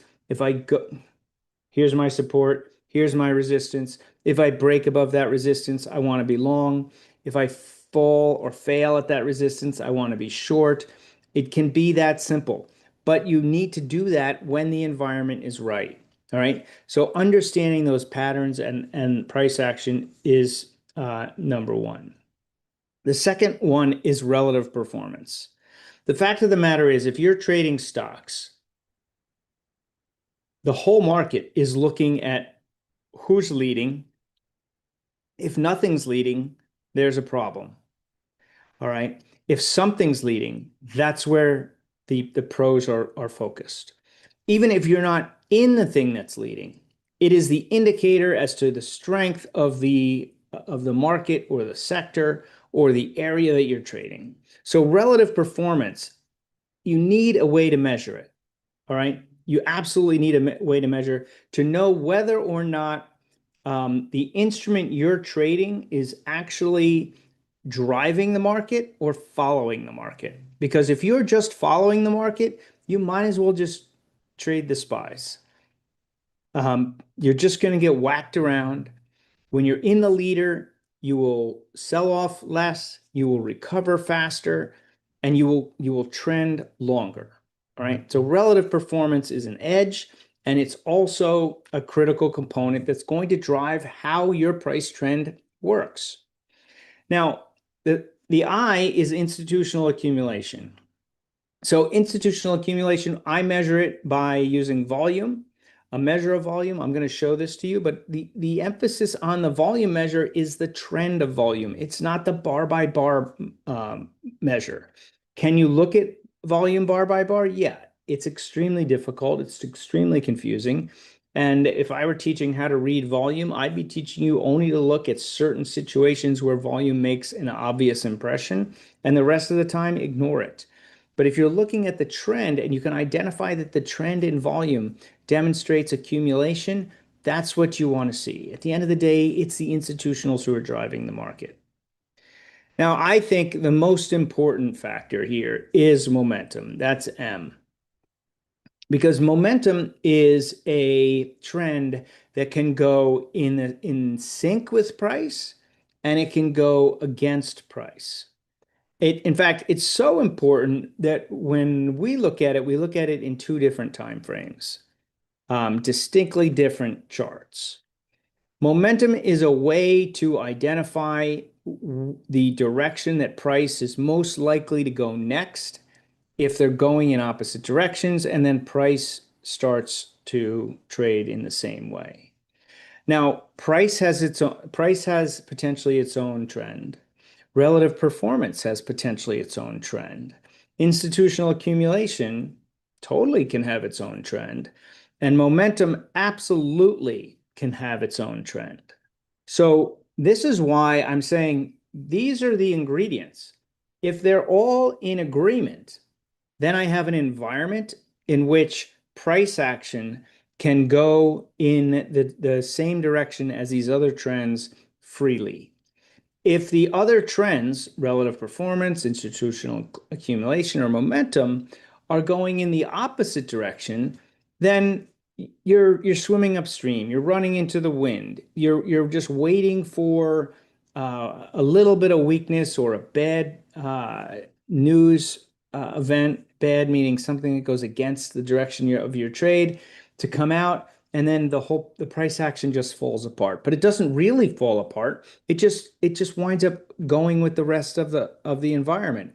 Now, if you don't have all of these things going in the same direction, then that's going to create a choppy environment. If you don't have any kind of leadership in the stock you're trading, you don't have any institutional accumulation, and momentum isn't really there, it's just going to whack up and down with the rest of the market. If you have a strategy that does well in a trendless market that's completely unpredictable, then perfect. But that's not what I do. I focus on trends that are clearly identifiable, trends that if I get them, if I participate in them at the right time, I can stick with them longer because they're going to continue longer. And trends that when they pull back, I can look to be a buyer, or let's say fade the short term in order to participate in the long term. Because when I'm right on that trade, it's going to continue for much longer than whatever it costs me when I'm wrong.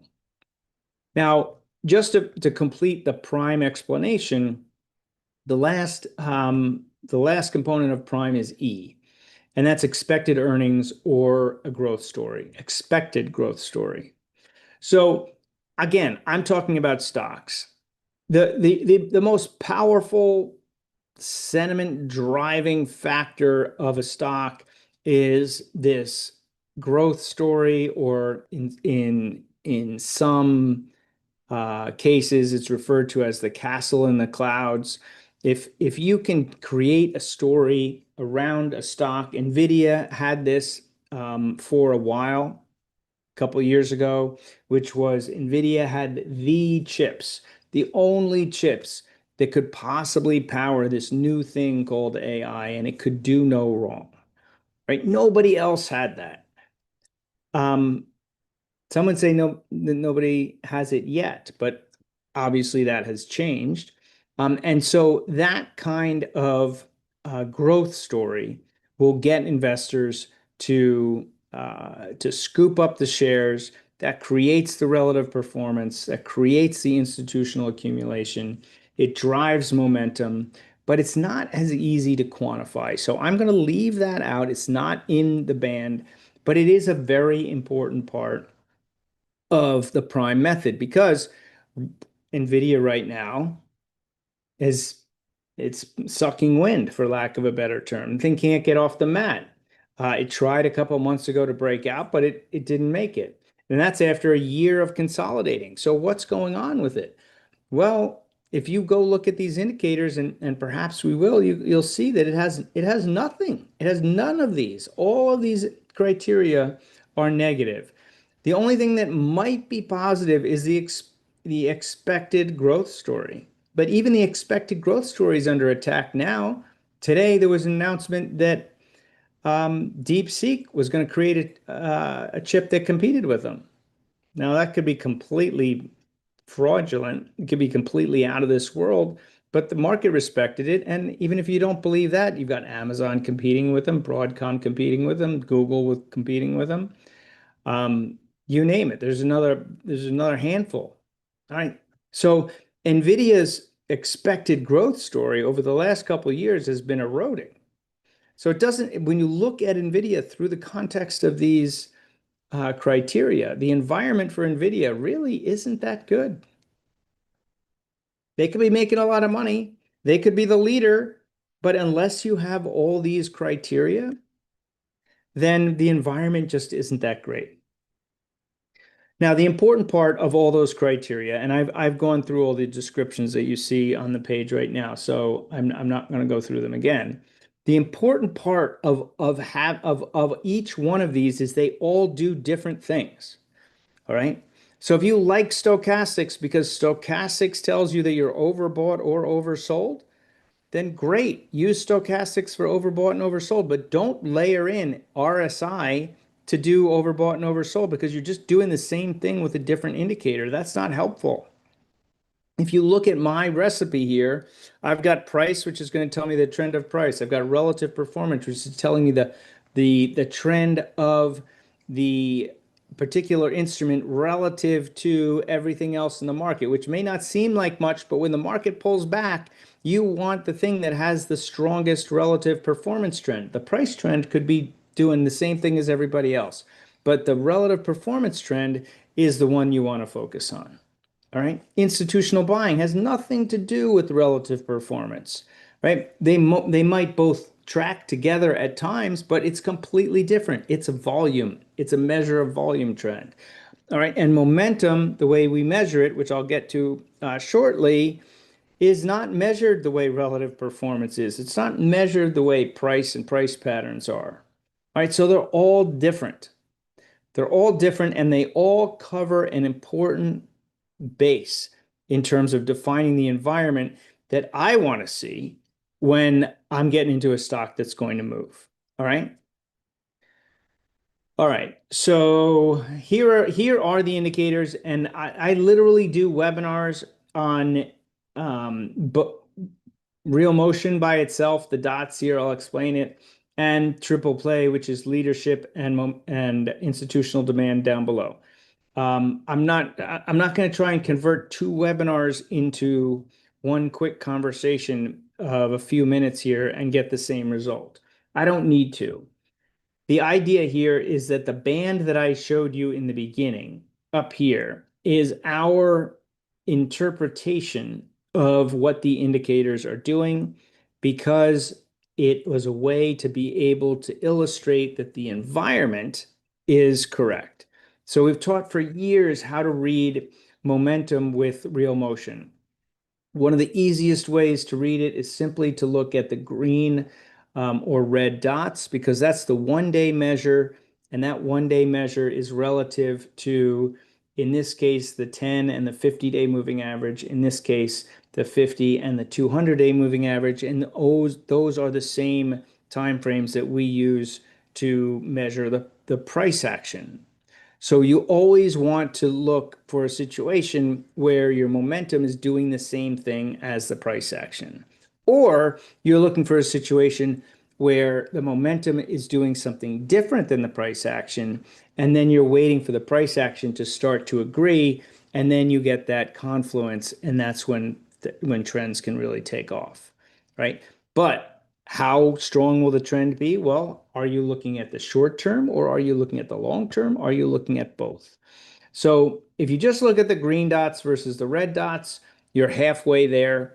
And so the way I taught this before we had the bands, I would literally say, if the dots are green, you're bullish. If they're red, you're bearish. You're more bearish or bullish based on whether or not the moving averages are positively stacked or negatively stacked. Right? So you could keep it that simple, and that is how I would define momentum. In here, this is the relative performance. I should have these labeled. It's not intentional that I don't. And so this is the leadership. It's the one-day leadership on the red line. It's a moving average, intermediate term moving average of the leadership on the blue line, and a longer term measure on the green line. And the easiest way to read this is, if the red line is over the blue line, you've got good leadership, right? On a longer term basis, you can compare these two moving averages, but most importantly, short term, is your leadership going up and continuing to be strength, continuing to represent strength when the price is going up, or not, right? If the answer is yes, then you're in good shape. If the answer is no, then warning. And the volume trend is read the same exact way. So the red line is the short-term measure. The blue line is a moving average. You want to see that short-term measure is improving over the moving average. Moving average is just there to set a benchmark so that you can see more easily whether or not this is a good situation, a lack of a trend situation, or a bearish situation, right? So I could have very easily, a month ago, I would have come to this presentation and simply said, if this is green and this is green and red's over blue and red's over blue, you got all four criteria look great, and you're good to go. All right. Since then, we've developed the ribbon, which breaks the nuances of these indicators into 3 different time frames. The top is short, 1 to 5 days. The middle is the intermediate time frame, 1 to 2 months. And the bottom is a longer term time frame, which is, let's say, 2 months to 6 months plus, just meaning these 2 to 6 months means that you could be holding on to this position for 2 to 6 plus months, and this thing will just stay green. All right. The red line, the top short, the top short term could flip red or green relatively quickly. It's focused on indicators, as I was saying, and price action that is really focused on what's likely to happen in the next 1 to 5 days. All right, so when I put all these together, they're just an interpretation of what's going on down here, just easier to read. But the power of it gets back to that environment. Like when I'm looking at this band, I'm not trying to figure out the nuances of what this indicator is saying. That's not the point. The point is that on a short-term basis, it's bullish. On an intermediate term basis, it's bullish. On a long-term basis, it's bullish. That's the environment. So now I want to identify a bullish entry, a bullish setup, right? If I look for a bearish setup because I'm trying to fade the move, then I know that I'm fighting those trends. Now, having said that, when you get to know these indicators, this is a bearish divergence. If price, now I can't see price here intentionally. If price was over the 10-day moving average and the 10-day moving average is over the 50-day moving average, then this is a bearish divergence. But that bearish divergence is a problem when the price breaks the 50. So it's a warning, but it's not a real problem until the price breaks the 50. And so that's why this is green up here. Again, I don't know the stock, but I can tell you that the stock is not under the 50 because if it was, this would not be green. All right. So hopefully, before I start speeding up here, you understand the idea here that yes, it's an indicator. Yes, it's grounded in indicators. But the bigger point here is, are my indicators? I'm using 4. You might use 3. You might use 2. You might use 6. Are your indicators all measuring a specific thing? And while I haven't said it until now, I'm going to say it now and probably several times. Don't ask an indicator to do too much, okay? If I have a wrench, I can bang in a nail. It's not a good idea to bang in a nail with a wrench, all right? Indicators are the same way, all right? Know what your indicator is good at, ask it to help you at that, and find something else to answer the other questions. Otherwise, you'll be disappointed. And disappointment in this business usually means losing money. All right. So the reason, as I've been saying, that this prime concept works so well is because all these indicators are specifically picked based on the factors that I believe are the most important that drive the market. Now, you might come to me and say, yeah, Jeff, but what about positioning, right? What about, I mean, you could probably name a half a dozen other things to be looking at. And my response to that would be, yeah, if you want to add that in, you can. But remember, simplicity always wins over complexity.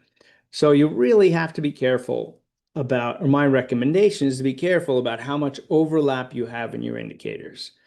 I've been thinking this through for literally since the 1990s, and it's just kind of all fallen into place over time. I would much prefer to have less information that's right more often than more information that gives me more predictions. There's plenty of times when I would look when I would say in our membership area where I mentor during the day, I just say, look, especially with real motion, real motion isn't helping me here. It's not. This is not the time to be looking at it. So there are plenty of times in the market where I will say, I can't I can't figure out this environment with my indicators. And that's okay. That's okay. That means I shouldn't do anything, because in this game, it's not about being right all the time. It's being right when you take a position. All right. So I've already explained short term, intermediate term, and long term. And more importantly, for this presentation, it's important to understand what your indicator is relevant for, right? So I showed you the 4 indicators, but the criteria that I use for the real motion, for example, to come up with the rating for short term is not the same set of criteria that I'm using to come up with the criteria for intermediate term, right? They're different because I don't expect real motion to do everything for every time frame using the same components of its indicator. It's just not realistic. All right. So let's just take a look at how I've taken these 4 indicators and boiled them down into an environment rather than one-offs. As I said earlier, the way that I would have taught this in the past would have been, here are your 4 indicators. What you want to look for is a bullish situation on price action. In this case, it's over the 10-day moving average.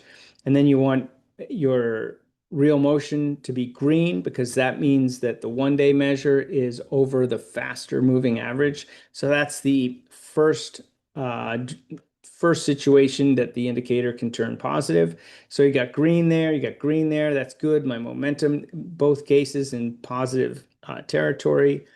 My leadership, red over blue, that's good. Volume has been bullish all this time, so that's good too. Everything looks good, and price action looks good. Good to go. All right, good to go, because they all measure different things. When we get over here and we break down under the 10, momentum is weak. Momentum has been weak for a while. Leadership is beginning to get weak, and volume is beginning to get weak. Okay, so price breaking under the 10, not really what we want right here. Let it fall is my expression in mentoring. And then when we get to the 50-day moving average, that other area that I view as important support or resistance, I'm going to assess what the environment is. And from that, I'll assess whether or not bearish price action should be followed on the downside, or bullish price action should be followed on the upside. All right. So in this case, we trade 1 day under. I'm not even sure you closed under the 50-day moving average. Then you're back over the 50-day moving average. So even though all this stuff is negative, the price is still holding up. Doesn't mean I want to buy it there, but as soon as price starts to do something that's more compelling, close over the prior day, move through the 10 and continue. And now all of a sudden we start getting green, a little bit of green, a little bit of green, bullish here, bullish here. And then before we know it, as we're breaking out to new highs, everything is green. And that's when the money is easy. All right. When the environment is right. All right. Not because one indicator told you that it was the right time, but your collection of indicators that are defining a constructive environment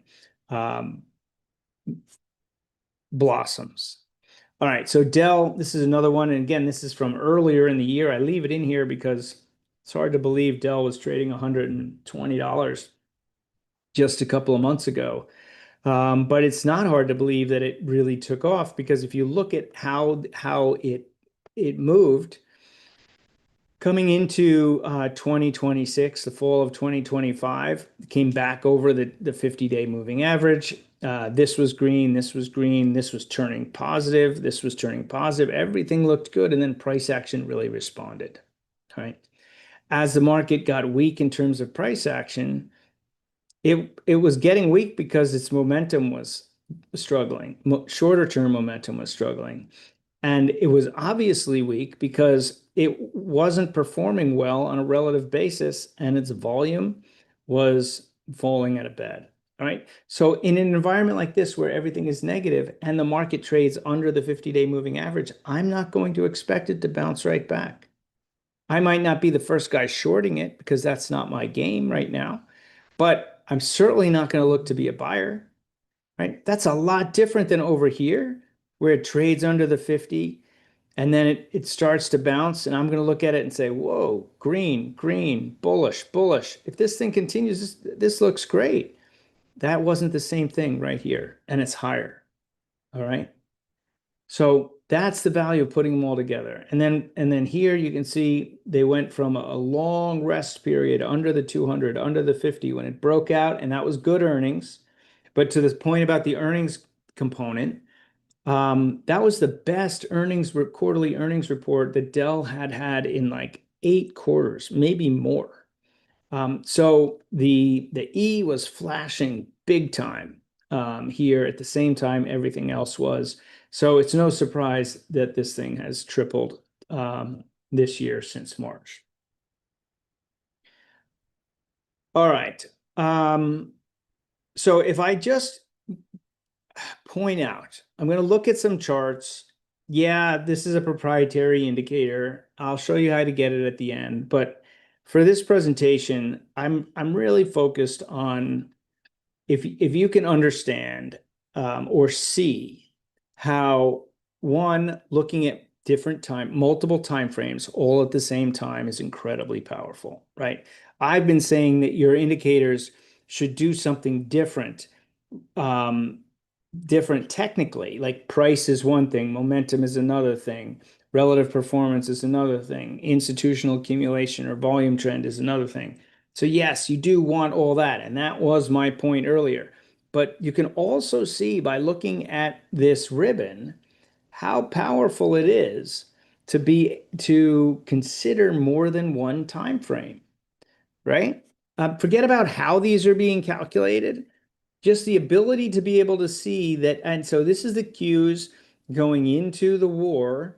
And at first it's just kind of struggling, and you can see that it's gone from over here where it was just had no problem going up, and you just had the pattern we were just looking at with MU, which is it pulls back a little and then it goes up and makes a new high, and then it pulls back a little on the red, and then it goes up and makes a new high, and then it pulls back a little, and in this case doesn't really go up very much, and then it pulls back some more, and then that pulls your yellow, your intermediate to be yellow.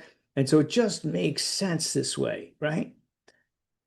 All right. So if you can just look at how the markets tend to flow as they get under the 50, that's one of our measures for bullish or bearish. So if you're under the 50 here, that's going to downgrade you in terms of the points. All right, so maybe I should take a slight, I'm looking at the clock, I got to hurry. Slight tangent, which is one of the ways to do what I'm suggesting technically, is that you convert your indicator into a output that has a range. So in this case, each one of the indicators is inputting a value that can only range between 1 and 5. And that all gets added up to be able to rate the time frame as well as rate the entire day. So there's a fuzzy logic. And by the way, you don't need AI to do any of this. AI can help you figure out how to do it. But at the end of the day, you don't need some AI robot to be doing this. In fact, I would encourage you to really understand how it works before you get some AI robot to do all the work for you. But my point is, going back to this,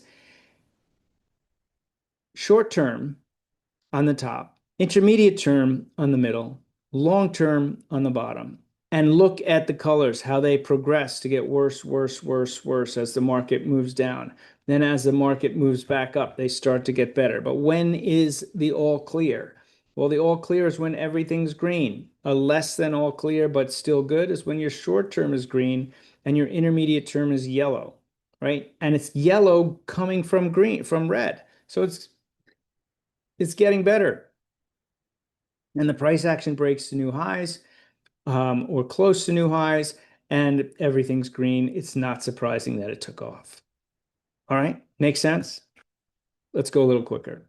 MU, we already looked at, but this is a zoom out, right? When the trend is in the right place and the environment is just right, this is what I was describing earlier, you almost don't need any special indicators, because any indicator that you're looking for to tell you when to be bullish, it's just going to be bullish. And if it's not bullish, the market's going to bail you out because the trend is just that strong, right? But you don't get that from one indicator. You get that from putting together the right indicators and defining the environment. So when MU pulled back under the 50, it got slightly bearish here. The long term didn't get violated, but got slightly bearish, which is a good thing. And I'm saying in our member area right now, it's a good thing that the market, that tech is selling off. As long as other areas of the market are holding it up, we're going to get a situation like this where the market sells off. It turns red and yellow and ugly on the short and intermediate terms. Long term, okay. But best would be short and intermediate term. And then when it starts to come back, you know when everything is in good shape again, and all you have to do is look for that easy support or resistance break, that easy bullish or bearish pattern, and then focus on that at the right time. All right, so NVIDIA, I told you we would get back to this. Look, here is the last of the NVIDIA invincible rally. All right, everything was green for a long time, and then it just kind of petered out. And people didn't realize it was petering out until this false breakout came back here. And then it was obvious that, wow, NVIDIA really is not, it's not working anymore. This thing used to be up every month, and now it's not, right?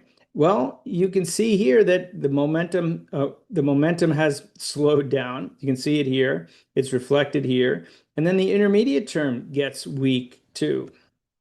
All right. And it continues that way all the way into the lows made in the war. But then when the war gets resolved and there's a boost in the arm for it, you can see that everything turns green here.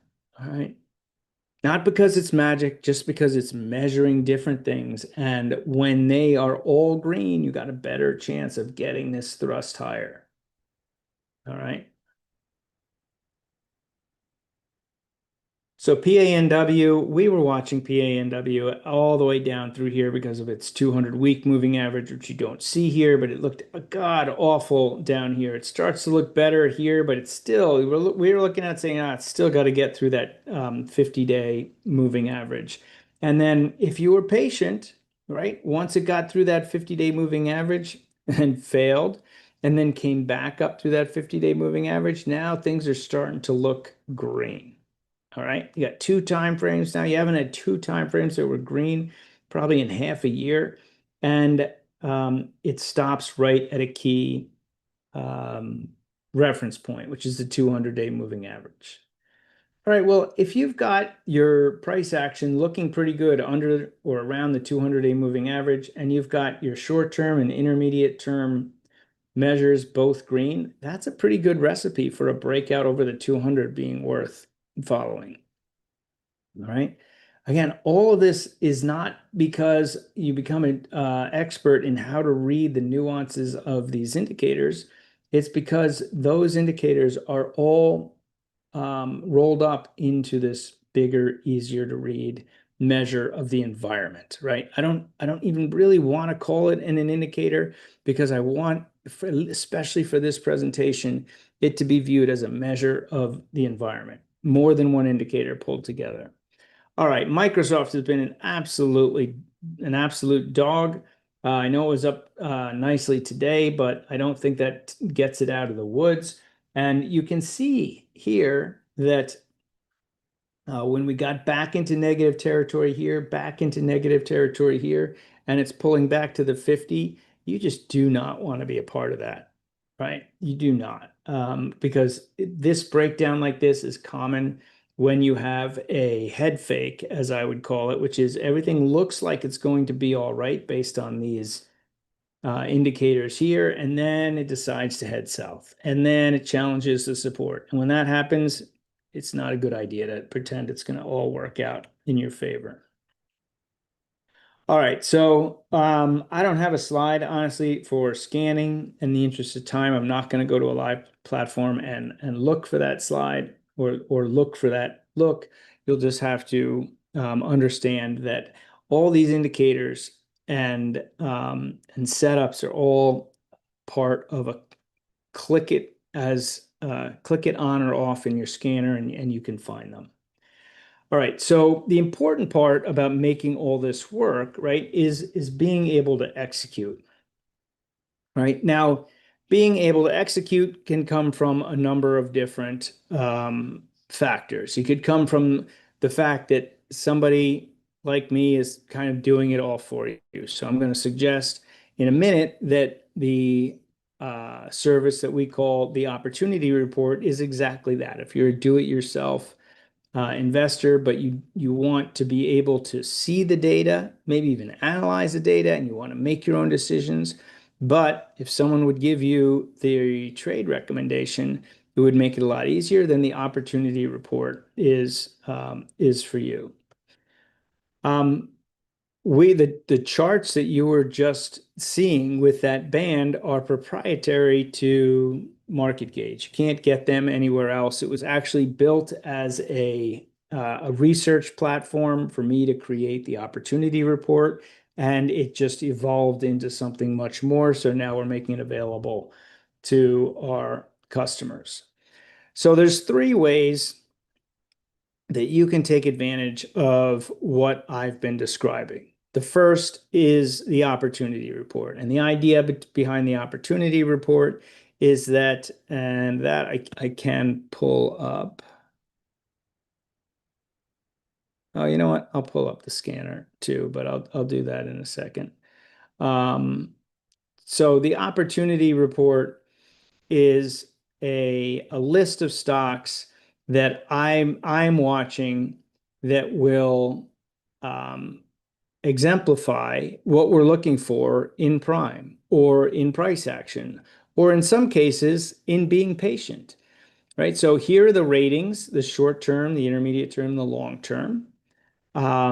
This happens to be Apple. This is what happened to it today. I don't have any trade zones set up, and it's deemed as being on the watch list, which is different than, say, GE Vernova, which had a rough day today, which we've got an active position in, which just means that in following it, I've laid out areas where I've said this is an area to be a buyer, and then we track it. So if I click on any one of these, so if I click on here, it's going to drill down into a deeper report. And that deeper report will include the chart of GE Interactive, as well as buy zones, stop zones, target zones. These lines here are those, red being a stop, blue being the entry level, and green being target zones, right? And I may even have more of them. I do have a second target zone up here, right? And all overlaid on the ribbons and the indicators. So it really is a unique way to be able to drill down into the way of looking at the market from the standpoint that I just described. And even more detailed down here is basically the write-up on how we come to the conclusion of what the short-term rating is. So here the short-term rating is 4. This will tell you how we came to that. The intermediate term, this will tell you how we came to that. And long term, same thing. That tells you how we came to it in a rough sense, right? It's not completely formulaic. It's a little bit fuzzy, but this is where AI comes in and helps actually construct how that has happened. All right, so that's the idea of the Opportunity Report. It being a list of stocks that I'm focused on for you to keep an eye on for trading opportunities. All right, now I got over here because I wanted to go to the charting. And I was going to the charting. I actually forget why. Let's come back to it because I know we're running out of time. All right, so the idea of oh, I know. I was just going to show you generally, right? So the unique part about this charting, if we go to, let's go to a stocks, the MU, is we can give you the view from these proprietary indicators that you're just not going to see anywhere else. But as I said earlier in this presentation, a big part of this presentation from my perspective is encouraging you to use the indicators the right way. And I'm using mine as the example, and more than just using the indicators that we like to look at as the example, demonstrating that we've spent the time and the effort to come up with a summation of what those indicators actually represent based on their reading that represents their segment of the market, right? I'm not asking this short-term gauge to look at the same metrics I'm asking the long-term gauge to look at. All right. So the opportunity report is a done-for-you publication that is updated every day. And the idea is that it's going to give you a watch list of stocks that we're considering. It's going to give you stocks that we think are currently trading ideas. In laying it out, it'll identify buy zone, stop zone, target, and all of that will be laid out in both commentary and on the chart because you're using our chart platform. And you'll also receive access to the charting for that particular stock that's on your list. All right, so that's the opportunity report.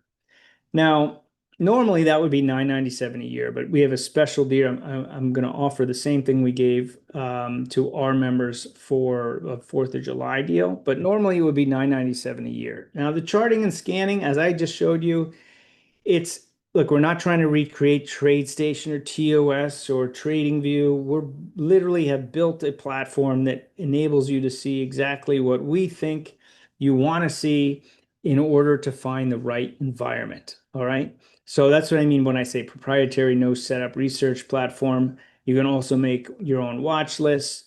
You can also filter based on the ranking system. And you can also filter based on patterns. It's really designed to make your life easier if you're using the opportunity report or you just like our charting to find your own ideas. Right now, normally that would be $9.97 a year. Now, finally, and I've talked a little bit about this kind of off the cuff, every morning from 9 to 10:30, I'm in the market live and explaining what's going on in the market, looking at our indicators, looking at our charting platform, looking at other charts that I've been following for years to come up with a description of what the narrative is, what the concerns are, and really get you prepared for the day. And then be there if you want to ask any questions about your own trade, as well as for me to give information about what's going on in the current market environment. All right. So again, this too would be $9.97 a year, but I'm taking our 4th of July offer. I've extended it for this presentation, and that means that you can subscribe for just one of these three, and you'll get all three for the first 60 days. After the first 60 days, the one that you picked, you'll have for an entire year. In addition to that, you'll also have the ability to add one of the other modules to it for half price. So if they're normally $1,000, you'll get it for $497. Again, that's totally up to you.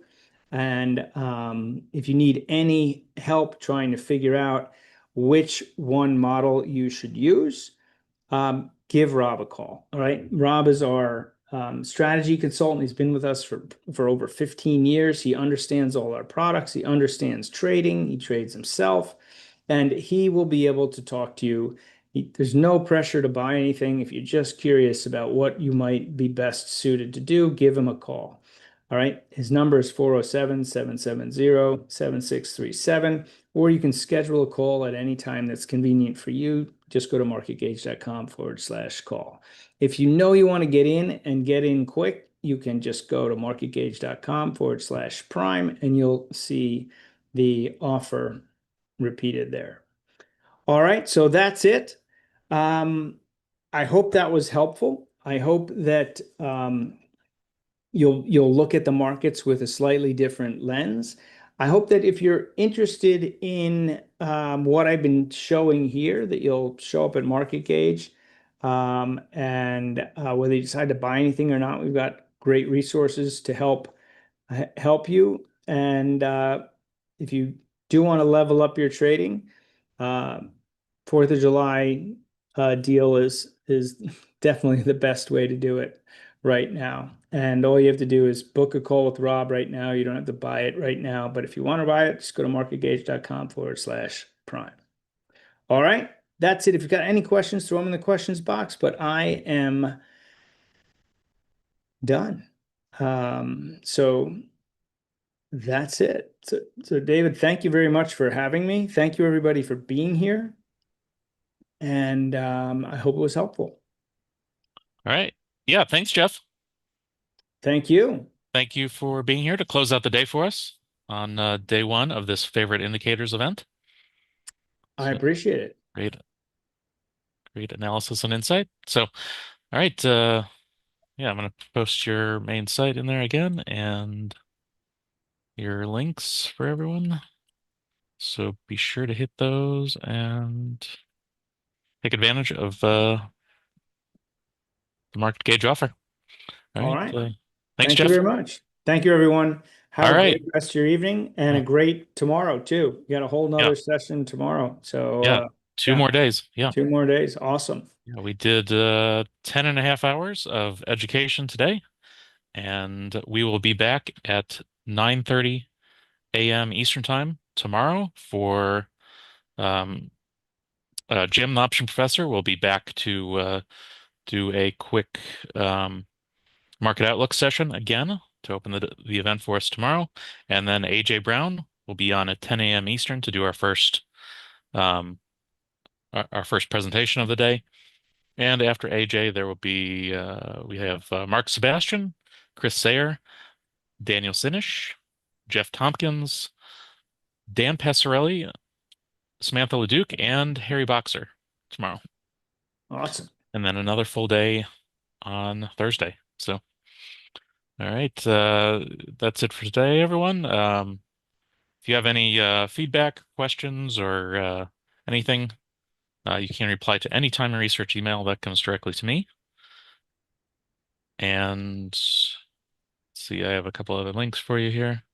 If you haven't seen this yet, I have a new Google Calendar that you can follow to get reminders on all Timing Research events. You can also follow Timing Research on Telegram.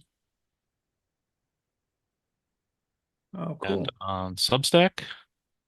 And of course, the event today, the full day, was streamed to YouTube, which means it was instantly archived. You can review the full day now at any point.